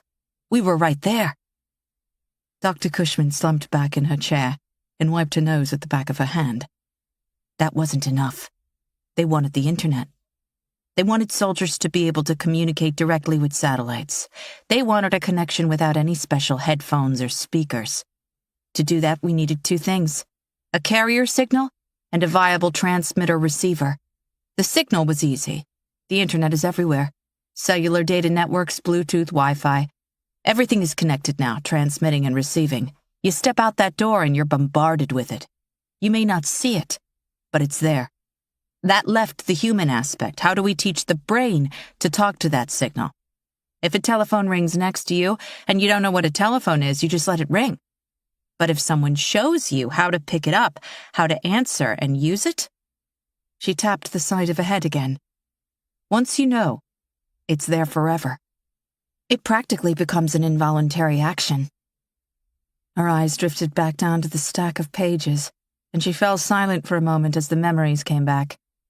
It was Hoover who came up with the idea of treating it like malware. Just like our experiments with language, he wrote a snippet of code that taught the brain how to connect, how to interpret the signal, how to transmit, how to receive. He converted it to analog audio, and using what we learned, he played it for our patient zero, this homeless man from Oregon. The damn thing worked. He connected, but he ran hot. No matter what we tried, we couldn't control the speed of the data exchange. The human brain is hungry, starving for knowledge. But the man's body couldn't keep up. You've seen what happens. Perpetual energy created and burned until poof, they blaze. Dr. Cushman watched a daddy-long-legged spider ease down off the wall, skitter across the desk, and vanish down below. When she spoke again, her voice was somber. We thought we could control it, but we were wrong. Someone at a much higher pay grade than me thought they could weaponize it. They were wrong about that, too. Turns out, we were wrong about a lot. At some point, like any good malware, this one learned to spread. At first, it just seemed to spread person to person. Their bodies gave off that hum, the noise, and infected others. But then we realized it had also spread to the internet, to all those connected devices. And anything electronic that could generate sound became a host, too. All of it, infecting. She shuffled through several items on the table, found a pen, and scribbled something in the corner of the Anna Shim document. Harbin tried to process all this. He had so many questions, but only one that mattered. So how do we stop it? This made her laugh, the sharp cackle of someone unwell. She leaned back in her chair and called out over her shoulder, "Hey, Freddie, he wants to know how to stop it. How about you take that one?" Dr. Cushman waited a moment, as if expecting Hoover to answer. Then she tilted her head and told Harbin, "It's not gonna get me. Let me show you how to stop it." Reaching forward, she snatched up Harbin's gun from the table, flicked off the safety, and put the barrel in her mouth. She pulled the trigger without hesitation, and Harbin's body jerked with the loud report. Her head cracked back, the bullet exiting and embedding in the concrete wall behind her. Harbin stood there for a long time, unable to move, the echo fading and dying around him, the room filling with utter silence, this complete silence, the only silence he'd heard in days. When his arms, legs, and body would finally obey him again, he managed to turn the thick sheaf of documents and read her words among the speckles of blood. Give General Weston my best. Chapter 98. Fraser. Fraser dropped into his seat and jammed his leg down into the driver's side footwell on the brake pedal, mashed it down along with the dead driver's foot. There was no response. He recalled from some long-ago briefing that manual controls disconnected when these vehicles switched into autonomous mode, but had hoped he'd remembered wrong. He had no idea how to disconnect the remote system. He'd be pulling wires blind. Fraser grabbed at the steering wheel, but it spun under his grip, small servos turning it hard right, then back to the left. The Humvee smacked into runners on both sides, as if attempting to force them back, clear a path, but it did little good. The moment they straightened back out, the horde closed back in around them, bodies pressed right up against both sides, chasing from behind. The runners in front of him hit the wall of standing runners without even a hint of slowing down, and the Humvee crashed into their backs. Even over the roar of the engine, the screaming noise of the horde, his own cries, he heard the crack of bone as legs and spines and arms splintered and snapped. He was thrown forward, his shoulder smashed into the dash with an unsettling sound, and knew something broke even before the rush of pain confirmed it. The broken bodies of several runners flew, others went under, and the Humvee lurched to a stop amid a tangle of death. The engine switched off, and the text on the LCD monitor updated. Get out. Even if he wanted to, there was no way he could. Runners crushed into the Humvee from behind, at both sides. Several ran right over the top and kept going over the writhing bodies at the water's edge, and vanished. The text updated again. All will change soon. Fraser pulled the microphone from around the dead soldier's neck. This is Lieutenant Colonel Alex Fraser. I'm in Humvee. He located the identification plate on the dash. 60193. I need immediate evacuation. Without the headphones, he didn't know if anyone could hear him, but he repeated all of this several times before tossing the microphone down to the floorboard. The horde pressed tight all around him, filling every inch of available space outside the Humvee. He reached up and yanked the overhead door shut when a leg dropped down through the opening, kicked at the open air, then pulled back out. He managed to get the door closed as footfalls rained down, as the horde choked the vehicle from above. As the metal groaned under the growing weight, he tried not to think about all the crushed cars he'd seen in the past several days. Bombers incoming. ETA 1 minute. He stared at the 5 words. He was going to die here. A hand slapped against the window beside him. A man's hand, an Army Ranger ring on the 3rd finger identical to the one his father had worn. Fraser twisted and tried to get a look at the man, but he was gone a moment later, as others pressed against the side of the Humvee and pushed him out of the way. The roof over the back seat buckled inward and the portion above Fraser followed. He slid deeper down. Thick ballistic or not, he knew the glass would go soon under the weight. Christ, it was hot. He remembered what those doctors had told him happened to the other bodies when they stopped moving. The captured runners back at the hangar. He thought of the makeshift morgue back at Zigzag. He understood where the heat was coming from. A woman's face was up against the glass on his right, distorted by the pressure of so many others behind her. At first, her eyes held that same blank gaze as all the others. Then, something changed. She seemed to see him. She seemed to realize where she was. He'd never seen anyone look so scared. Sweaty steam lofted from her skin and smeared the window. Her cheeks split open. The blood singed the glass, then went white with a light so bright, Fraser had to turn away. He felt the heat of it and realized the metal of the Humvee was glowing too, burning hot and red. When the woman ignited in a flash, a boy beside her did as well. The ones around them both followed, all of them, one after the other, as if someone took a flame to a book of matches. Fraser sucked in one last hot breath as 3 final words appeared on the LCD screen. Uploading. Stand by. Chapter 99. President. The President and a dozen others clustered around the video monitors aboard Air Force One. He kept telling himself he was doing the right thing. The people around him assured him he was doing the right thing. None of that calmed the churning in his stomach or settled the migraine gaining traction behind his eyes despite the 3 Imitrax he'd swallowed in the past hour. He'd taken his tie off hours ago. The top 2 buttons on his shirt were undone, yet he still felt like he was being choked. He had a glass of water on the table but refused to pick it up, worried someone might see just how bad he was shaking if he did. General Weston looked up at him, a phone pressed to his ear. "The bombers are in range, sir. Deploying in 10 seconds on my mark. I need confirmation from you. Are we a go?" The President looked back at the monitor on his far left. The feed came from a McCoy 828 satellite. The image was remarkably clear. The lights of Portland, the brighter lights of the fires along the Willamette River, and to the east of Portland, at the river's edge, the enormous black stain of the Horde. He told himself the Horde were no longer people, but a deluge of death and destruction, an organism, a monstrous cancer. The contrast between those 2 things, the bright lights of Portland and the deep black of the Horde, helped him to think of what was happening there not as a them, but as an it. And that separation got him over the last hump, brought him to what he must do. The President nodded at Weston. "I need verbal confirmation, sir, for the record." The President swallowed. "You're authorized to deploy."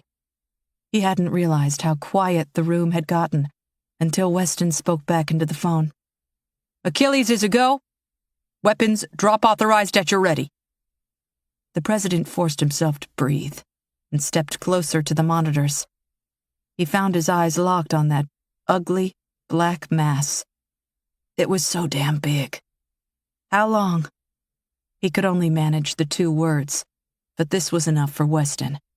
He understood what he was asking.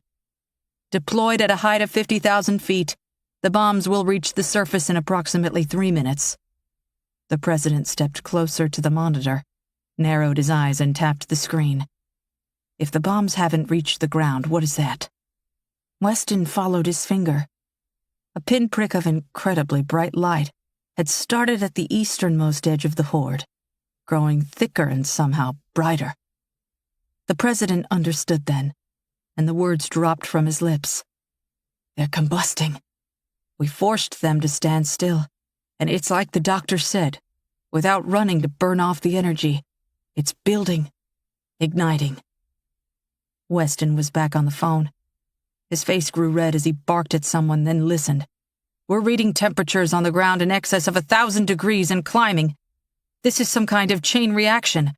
They're lighting off one another." The President couldn't take his eyes off the screen.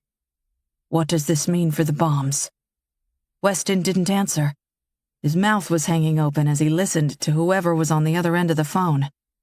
"General?" Weston held up a finger. Into the phone he said, "Repeat?" On the screen, the image was so bright it obscured everything else. Weston looked up at him. "We lost one of the bombers. Whatever it is, it's reaching up through the entire atmosphere. Deep into the stratosphere, 20 miles straight up, maybe higher. Extremely high temperatures. Will the bombs stop it?" Again, Weston ignored him.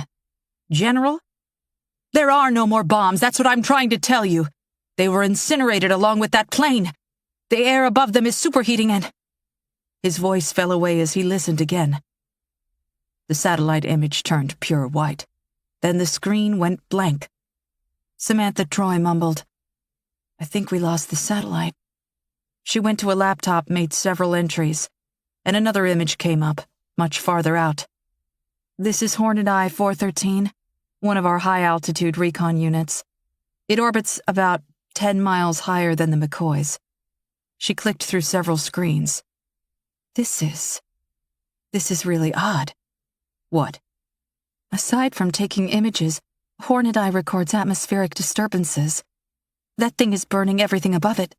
It's pulling every ounce of energy and heat around to keep going. It's punched a hole directly through our atmosphere. And on the screen, the burning horde somehow managed to grow brighter still, then vanished with an implosion that left anyone watching it seeing spots. Anyone unfortunate enough to witness this from the ground, the president thought, must surely be blind now. Chapter 100. Martha. Sophie didn't run. Instead, Martha watched as the little girl, this blur of vibration, stepped forward on legs that seemed to operate independently of the rest of her body. When her eyes opened, they seemed to shine with blue light. Her head swiveled and took in her surroundings, as if looking out on the hangar on them. For the first time, Tennant dropped to her knees beside her sister, stifling a gasp. "My God, Sophie, what have they done to you?" Sophie's eyes closed. When they opened again, she drew in a sharp breath. Then, despite the rattling metal of the cage, the lights, the hangar itself, Martha clearly heard the little girl speak, in the softest of voices. Martha realized she heard this not only from the girl across the room, but in her head, in her thoughts. The voice's slightest whisper, perfectly clear and eerily calm. "I can see Mama and Papa and Grammy and everyone. Tennant, I see everyone. I feel everyone. I hear everything." Martha glanced down at the iPad in her hands. The screen was covered in flashing warning messages. Temperature, blood pressure, blood oxygenation. All beyond logic. This girl shouldn't be alive, let alone speaking. Tennant tried to take Sophie's hand, but jerked away when she came in contact with her sister's skin. She cradled her fingers like she'd touched a hot oven. "It's okay. I'll be okay. I know that now." Sophie drew in another harsh gasp and pinched her eyes shut. When she opened them again, the bright blue had returned, and the fear was washed from her face. She looked out at them with the gaze of someone far older than her 8 years. The voice that spoke was still hers, but also not, as if mixed with many others. "Transcendence is coming. A new world. Wonderful world. All will run. All will run with those who have been, and all will run with those to come. Our body is one. Our mind is one." Sophie sucked in another breath, and her back stiffened for a moment. There was a quick glimmer of the girl who was. Then she was gone again. Martha had to tell herself this was another's voice, not Sophie. Someone, something else. A great being. As impossible as that might be to accept, she knew it was true. She got as close as she dared. She could feel the heat radiating out, rising from Sophie's pores. "Who are you?" The girl who was once Sophie looked at her. The voice that was not hers said, "I am we. I am all there is. I am what is to be." Her body vibrated with such speed, such force, she was a shimmer against the harsh lines of the cage behind her. Martha realized just how loud the noise around them had become. There was no blocking it, no hiding, no way to avoid the sound that crept over every inch of her body, worked down through her pores, and shook her bones. 2 of the soldiers were down on their knees, hands pressed to their ears against the noise. Tennant looked like she was in shock. Blood trickled down the sides of her face, but like Martha, she made no attempt to block the sound. She only stood there and glared at what was once her sister, and was now something else. When she shouted, her voice cracked against her tears. You can't take my sister. She's all I have left." Sophie lowered her gaze to the ground and shook her head. "Those who run, they run from all you have done, and the hate, and the anger, and the fear. They run to what is next. They run to the cleansing, rebirth from ashes." Her eyes closed then. Martha could do nothing as steam rose from the child's flesh. As she glowed with a heat so intense, the air itself threatened to ignite, far exceeding what she and Harbin had witnessed with the runners. Sophie ignited in the brightest white. This flame that poured from her flesh leaped straight up, burned through the roof of the hangar, and continued skyward until it vanished somewhere in the heavens with a deafening roar. Martha, Tennant, the soldiers, they all recoiled from the light. Then, Sophie was gone, and silence engulfed them all. Chapter 101. President. 3 hours later, from the far corner of the room, the president looked out at the podium of the James S. Brady Press Briefing Room at the White House, a location familiar to all Americans, second only to the Oval Office. They had considered a ball cap and windbreaker, and maybe an outdoor speech, but decided that might give the impression that things were unresolved, that the worst was yet to come. He needed to stem a panic, not fuel one. An Oval Office speech might come later if need be, to provide additional closure. Maybe a fireside chat. He wiped the sweat from his palms onto his trousers as one of his interns straightened his tie. A woman with a rolling cart carrying enough makeup to cover the cast of an entire television production for a season dabbed more powder on his forehead. He waved the hastily drafted speech at his press secretary. "Are you sure about this?" "It's a valid explanation. It leaves room if we need to adjust the narrative later. We'll track the response in the press and on social media and make adjustments as necessary." This is the right thing to do. The right thing. As opposed to the truth. The president frowned. "Where's General Weston? Maybe he should stand up there with me." "He's on with the Joint Chiefs, sir. If necessary, we'll have him do a follow-up speech later today. We'll see how this one goes. Best to hold him in your pocket for now." Drawing in a deep breath, he crossed over to the podium and set the pages on top. An identical copy of the speech had been loaded into the teleprompters, but he'd been told the use of paper would help with the image they were trying to portray. Urgent, yet organized. The president looked out over the rows of chairs and fought the urge to squint. The lights were always so damn bright. He cleared his throat. At approximately 11:51 last night, the largest solar flare on record reached across the cosmos and touched down just outside of Portland, Oregon. This flare, traveling at 1,250 miles per second, provided no warning and left immense devastation in its wake. It's still very early, but I've been told the death toll will amount near 1 million American souls. Our thoughts and prayers are with the families and loved ones of all those involved. The words "pause here" flashed on the teleprompters, so he did, lowering his gaze for a moment before swallowing and going on. The damage to property and infrastructure is also substantial, but inconsequential in relation to the loss of life. We can and will rebuild. We will honor our dead. I've declared a national emergency. Resources and aid are en route, joining the military already on the ground in this trying time. Our scientists, along with teams from around the world, are currently analyzing not only the immediate effects of the flare, but the long-term implications. He looked up. I'm still getting reports, but I'll do my best to answer any questions you may have. The first hand went up in the back, and he pointed. What about the reports of mass hysteria? There are recordings and images all over the internet of people running toward the place where the flare hit, like they were drawn to it.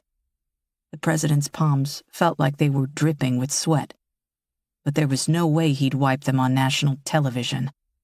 He placed them calmly on the top of the podium. I've been told prior to this flare, there were a large number of smaller microbursts. They reverberated through virtually any electronic device relying on radio or wireless signals within reach. This was nothing more than radio interference, solar static. The president raised his hand and pointed to his right. Yes? Can this happen again? You mentioned microbursts leading up to the large flare. Is this like a volcanic eruption or an earthquake? Should we expect more? He swallowed again. They'd rehearsed this several times. The delivery was key. He lowered his voice and looked just a little to the right of the central camera. This has happened before. At 4:51 p.m.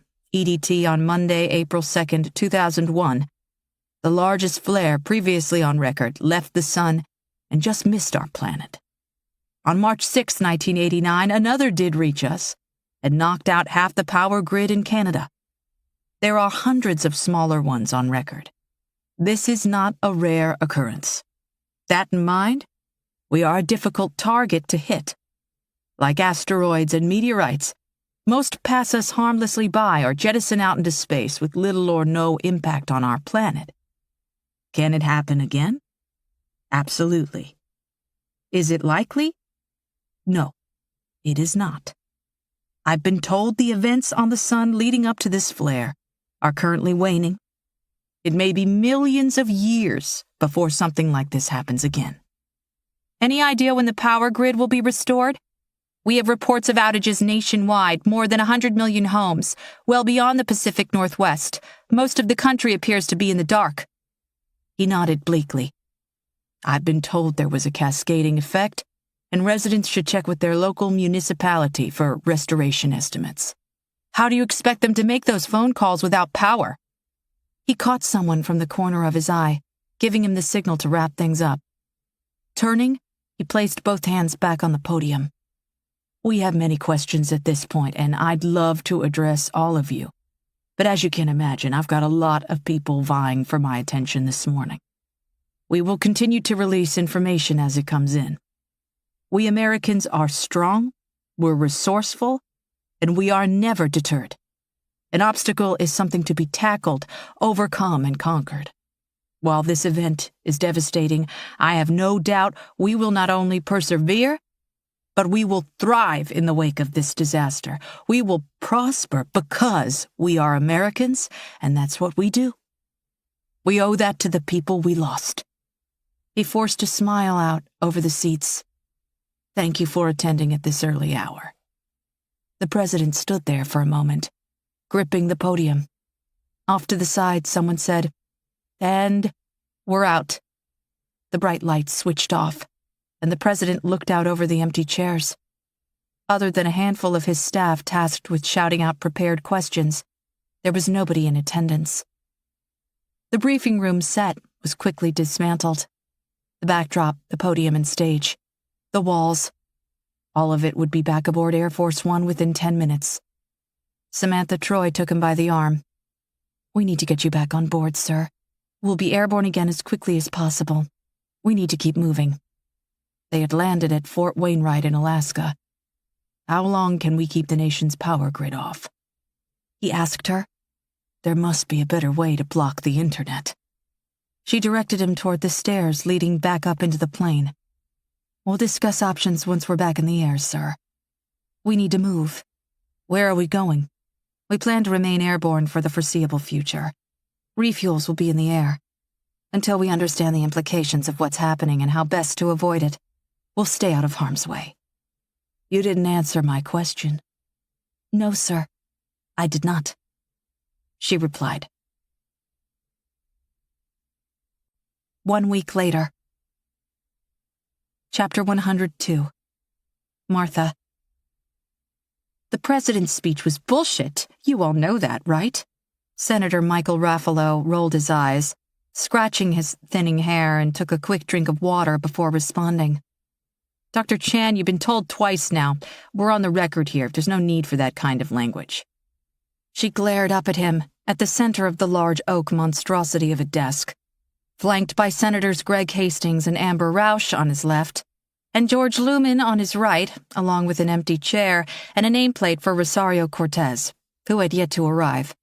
Aside from a few whispered comments to Raffalo, the other three had remained relatively silent for the several hours they'd already spent in this room, deep in the Capitol building. Martha was beginning to wonder what any of them were doing there. Come on, solar flares? He is, trying to avoid a panic. It's a little late for that, don't you think? Can we please just stay on task? Your outbursts are only prolonging our time together. My outbursts? Harbin reached over and squeezed her wrist. He shook his head softly. The two of them were seated alone at a long conference table facing the members of the Senate Intelligence Committee. Their backs turned on a galley designed to hold at least 100 people, but today stood completely empty due to security concerns and the varying degrees of secrecy all these people insisted on continuing. Give General Weston my best. Raffalo cleared his throat. Dr. Harbin, those were Dr. Cushman's final words to you? Harbin turned from Martha and looked back up at the senator. Her final spoken words to me were, "Let me show you how to stop it." She then shot herself. She wrote the message about Weston on the document I surrendered to the soldiers I found graciously waiting for me outside of that DARPA black site. Raffalo glanced at the notepad on the desk in front of him. Renton 49? Yes. The location Lieutenant Colonel Alexander Fraser transported you to? Yes. A location that does not exist.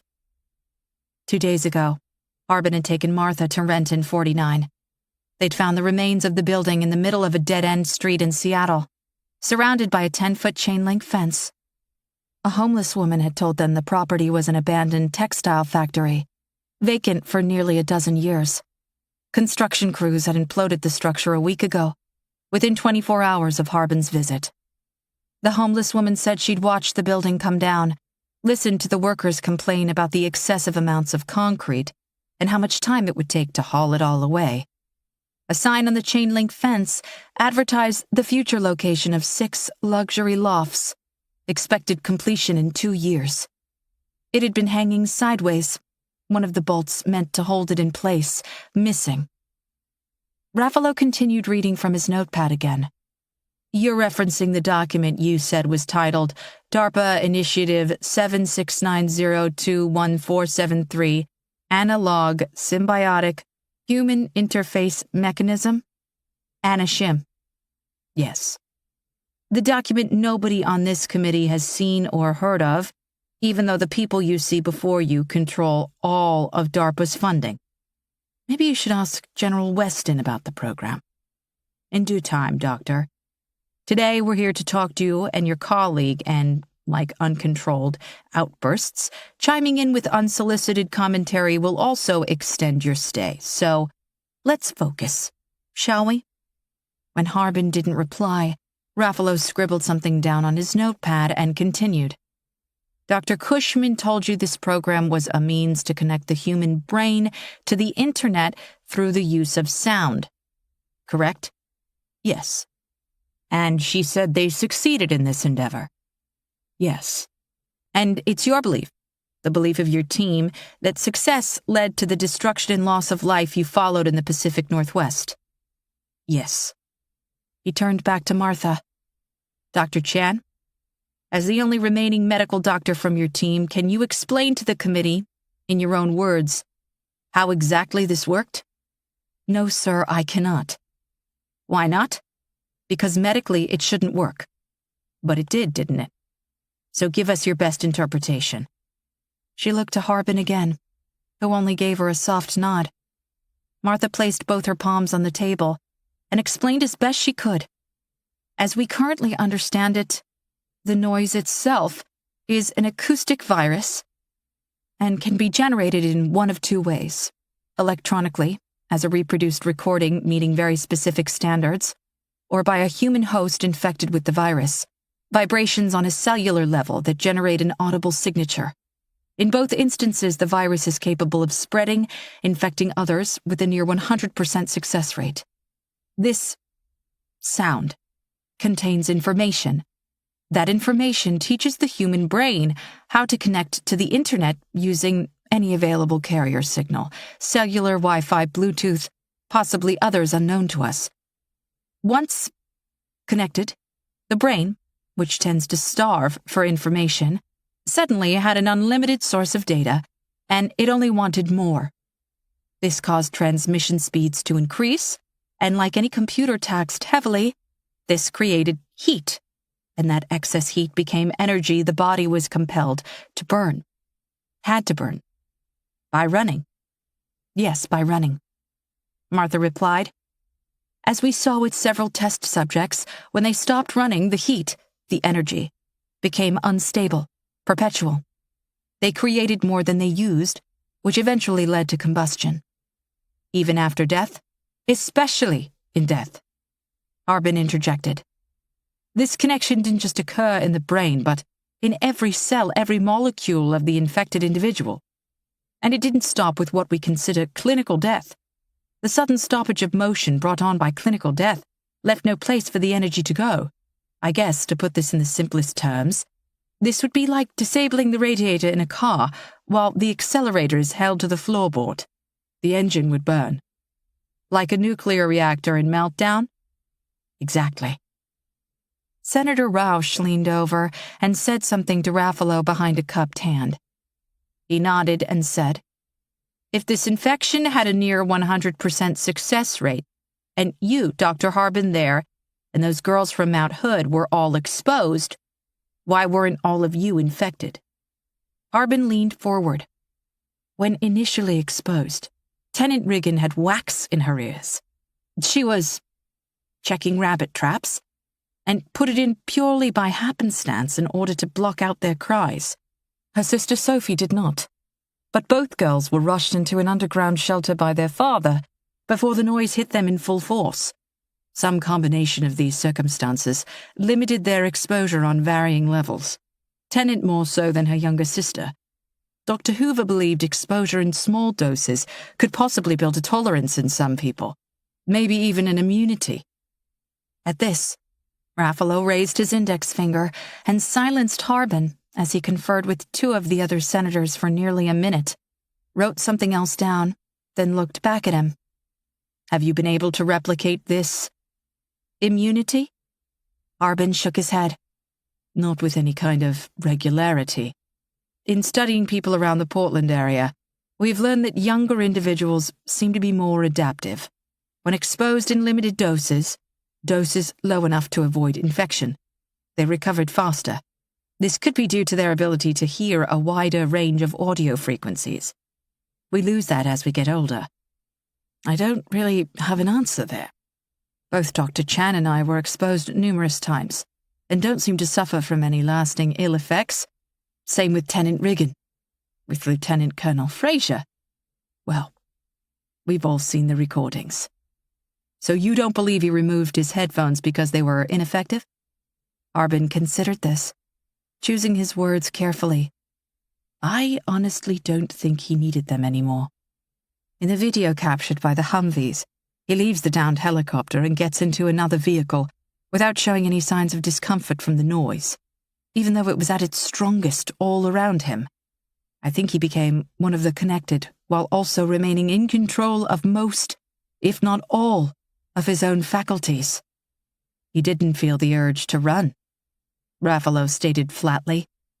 I think he managed to make the connection Dr. Hoover and the people at DARPA had hoped to create in everyone, without the adverse effects. Yes. Is that what you saw in the child, Sophie Riggin? Martha reached for the pitcher of water on the table, refilled her glass, and took a drink. The water was warm. Dust floated across the top. Sophie was different. She set her glass back down on the table. We now know she did connect. That was how she knew the names of my children, the names of many of the infected, knew a number of things she shouldn't have.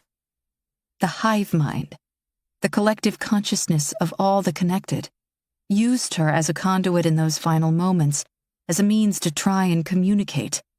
But it was all too much. Her body couldn't handle it. She burned. Yes, she burned. Senator Lemon raised his hand. If you would have allowed her to run, rather than lock her in a cage, would she have survived? Martha felt her face flush. It wasn't my decision to. Lemon waved his hand dismissively.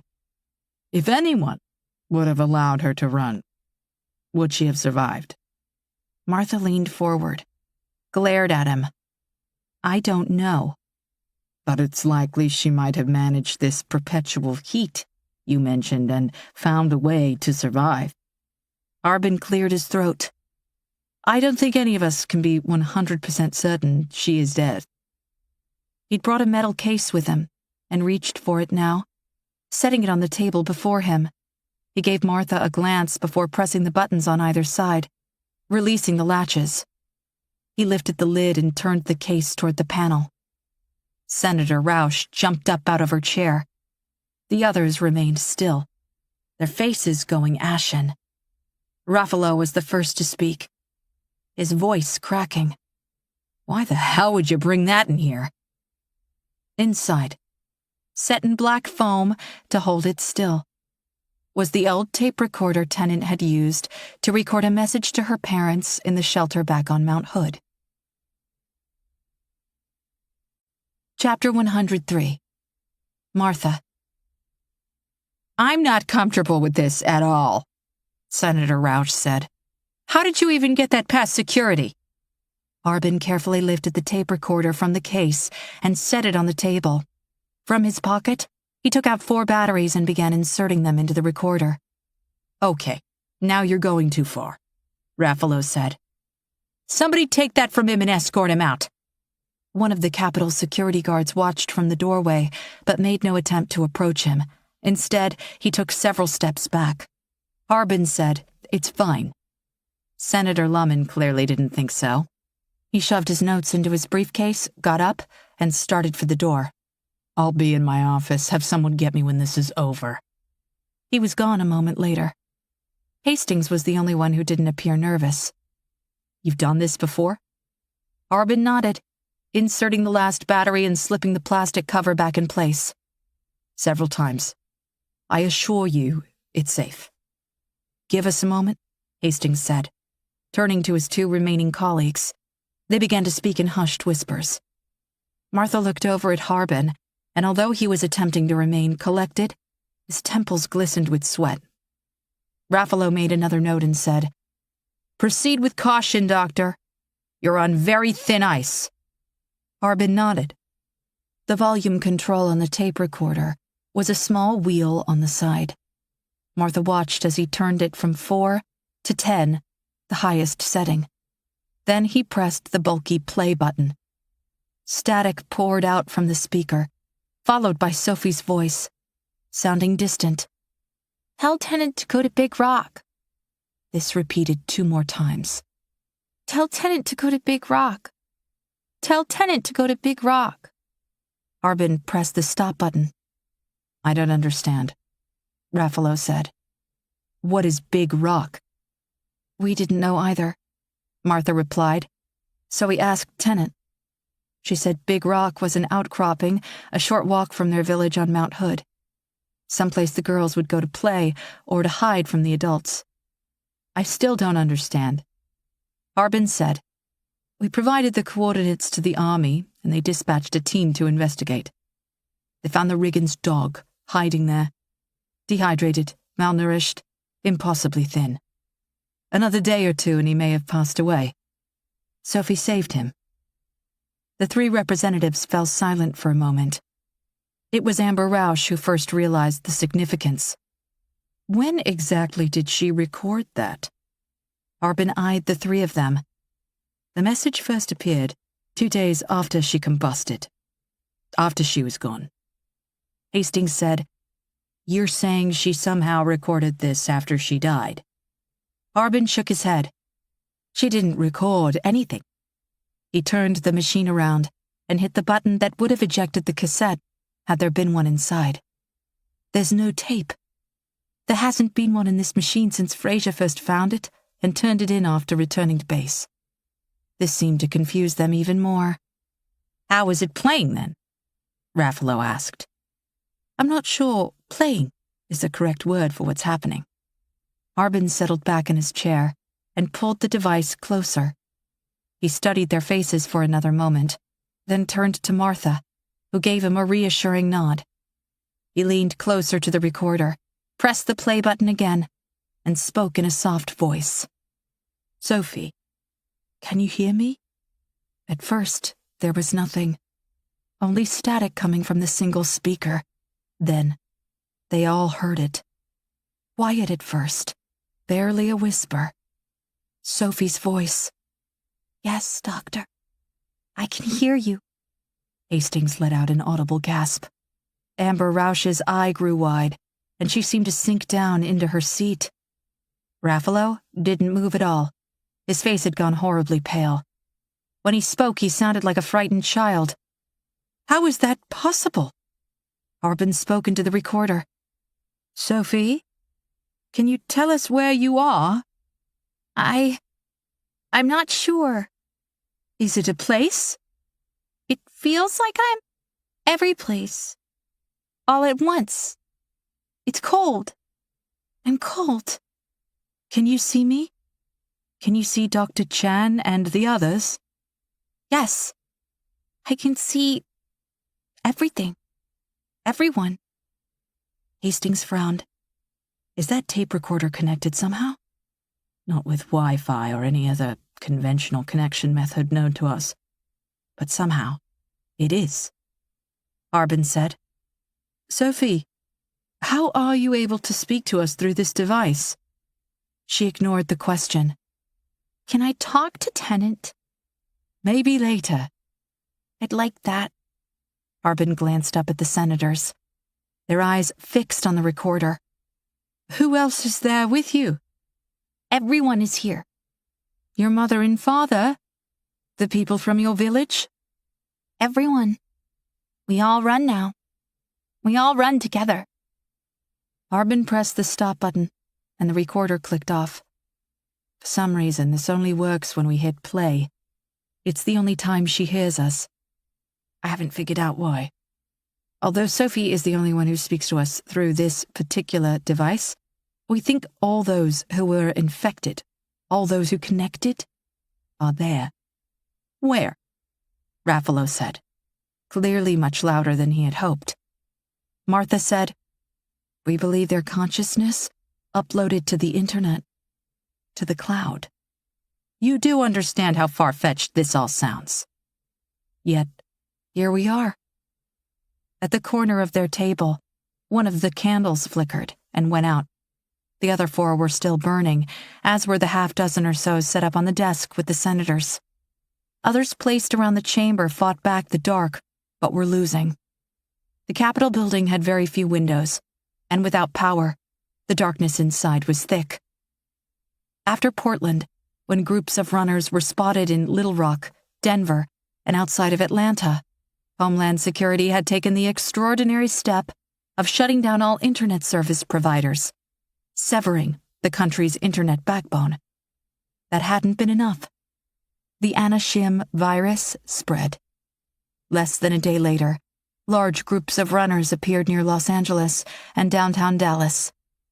Other places, too. The Anashim virus spread. The nation's power grid was taken offline less than 24 hours later. The Anashim virus still spread. Amid all of this, when Martha had first heard Sophie's voice, a single thought had come to her, one that frightened her more than all the others. Death didn't mean the same thing anymore. Martha found herself eyeing every shadow, second-guessing every cold pocket of air. She tried not to think about the ghosts huddled within the corners of this particular building, one of the oldest in the country. The wars, the disease, the death. This building had seen throughout history. John Quincy Adams had died in this very room. 200 years of specters watched them now, listened. She wouldn't turn to the dark galley at her back for fear of what she might see. She hoped to God none of those here found a voice. Hearing Sophie was enough. Hastings cleared his throat. "You expect us to believe the dead are speaking to you?" Raffalo had one eye pinched shut and the tip of his finger in his ear, scratching at something deep. From his briefcase, Harbin took out a thick manila envelope and set it on the table next to the tape recorder. He tapped it with his index finger. At first, we didn't believe it either, but the more we talked to Sophie, the more we realized it was true. It's amazing, actually. Her consciousness seems to have not only joined with the internet, but all the others who have passed on, what we refer to as the hive mind. Their thoughts have become collective, a single mind. Together, they've been able to seamlessly and almost instantly pick through data on any electronic device, not just those connected in a traditional sense, but things like this tape recorder, anything and everything that uses electricity. They created their own means to transmit data. I imagine it would have taken a government team months, maybe years, to figure out who was actually responsible for mutating the virus. Who took Dr. Cushman and Frederick Hoover's work and attempted to weaponize it and began this infestation. With the two of them dead, we may never have figured it out. But Hoover is part of that collective mind now, too. Up there in the clouds somewhere. And he didn't want that knowledge to die with him.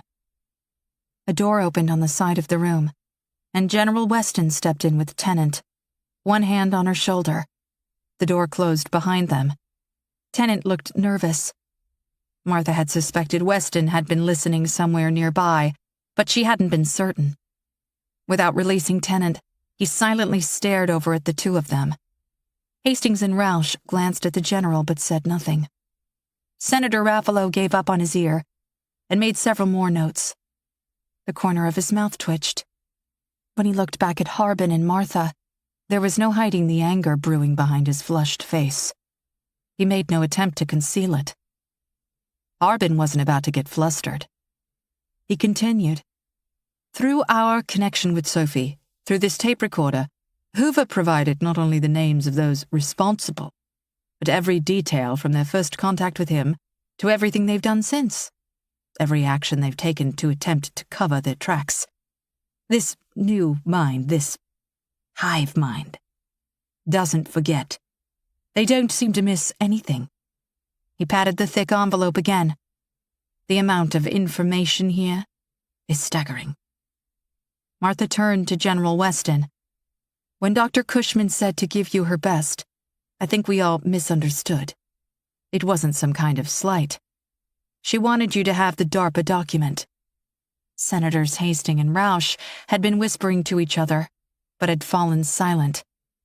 Weston's eyes fixed on Senator Raffalo, who had his finger in his ear again, his free hand attempting to write something.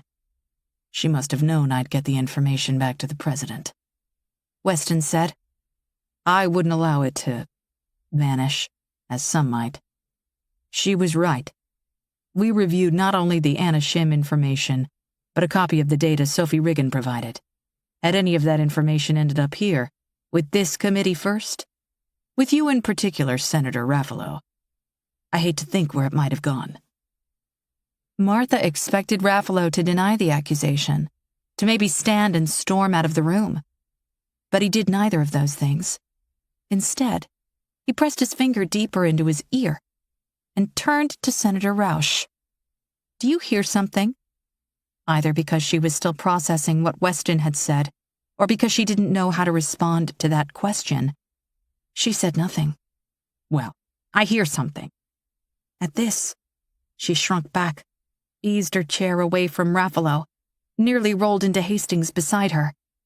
Don't you wear a hearing aid? Raffalo scribbled something else down on his notepad and shook his head, his finger buried in his ear. I've got a cochlear implant. You don't hear that? Like a hum? This was enough for both Hastings and Rausch to stand. They crossed around to the other side of the large desk. Weston looked over at Harbin and Martha. Can the sound generate here? From an implant? Martha stood, got a better look. You're not wearing the external component, are you? His finger twitching in his ear, Raffalo shook his head.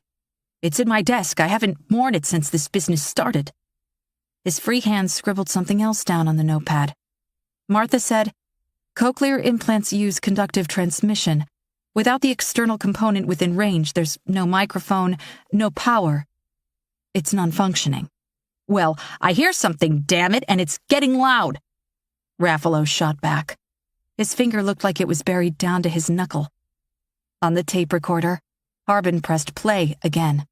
"Sophie, is a sound about to generate here? In this room?" "The Batman needs to run." "Sophie, Martha and I are in here. Tenant 2, you don't want to hurt us, do you?" "The Batman deserves to run." Raffalo tried to stand, got halfway to his feet, then fell back in his chair. "Ah, Christ, stop it! Get it out!" "I want you to come and run with me, Mr. Raffalo. Will you come and run with me? With all of us?" "I don't hear anything, do you?" Martha asked. Harbin shook his head. "His nose is bleeding," Senator Hastings said, stepping farther away. Raffalo slammed the side of his head down on the desk, not once, but twice. He dropped back into his chair, his eyes bulging, his breathing went to sharp gasps, every muscle in his body tensed, and he twisted to the right and back again, his bloody finger digging impossibly deep in his ear. "We're all waiting for him." Raffalo's eyes fell on the pencil in his other hand, and without any hesitation he grabbed it with bloody fingers, shoved it into his ear, and slammed his head back down onto the desk. There was an audible crunch, a sound Martha knew she'd never forget, and he fell forward still. A hush fell over all of them. The room dropped into silence. Harbin said, "Sophie, did you do that?" Her answer was immediate. "No, not me. But the Batman deserves to run." Tennant was the first to move. She stepped away from General Weston and crossed the room, went to the large desk at the front, and eyed the dead man for a moment before reaching into her pocket. The Bluetooth speaker wasn't large, smaller than her palm, JBL printed on the side. Below that was a flashing white light. Wrapped twice around, a rubber band held the external half of Raffalo's hearing aid against the black plastic. Tennant switched the speaker off and softly said, "For Mama, Papa, Sophie, everyone," before setting it next to the dead senator's head. Martha went over to her, wrapped her arms around the girl, and tried to pull her close. But Tennant wouldn't move. She was reading the notes scrawled by Raffalo in a hand impossible to ignore. The same phrase, written hundreds of times across every inch of the notepad page. "Lieutenant Colonel Alexander Fraser says hello. Lieutenant Colonel Alexander Fraser says hello. Lieutenant Colonel Alexander Fraser says hello. According to current calculations, 4,390,000,000 souls around the world are connected to the internet. That number might be larger than we think."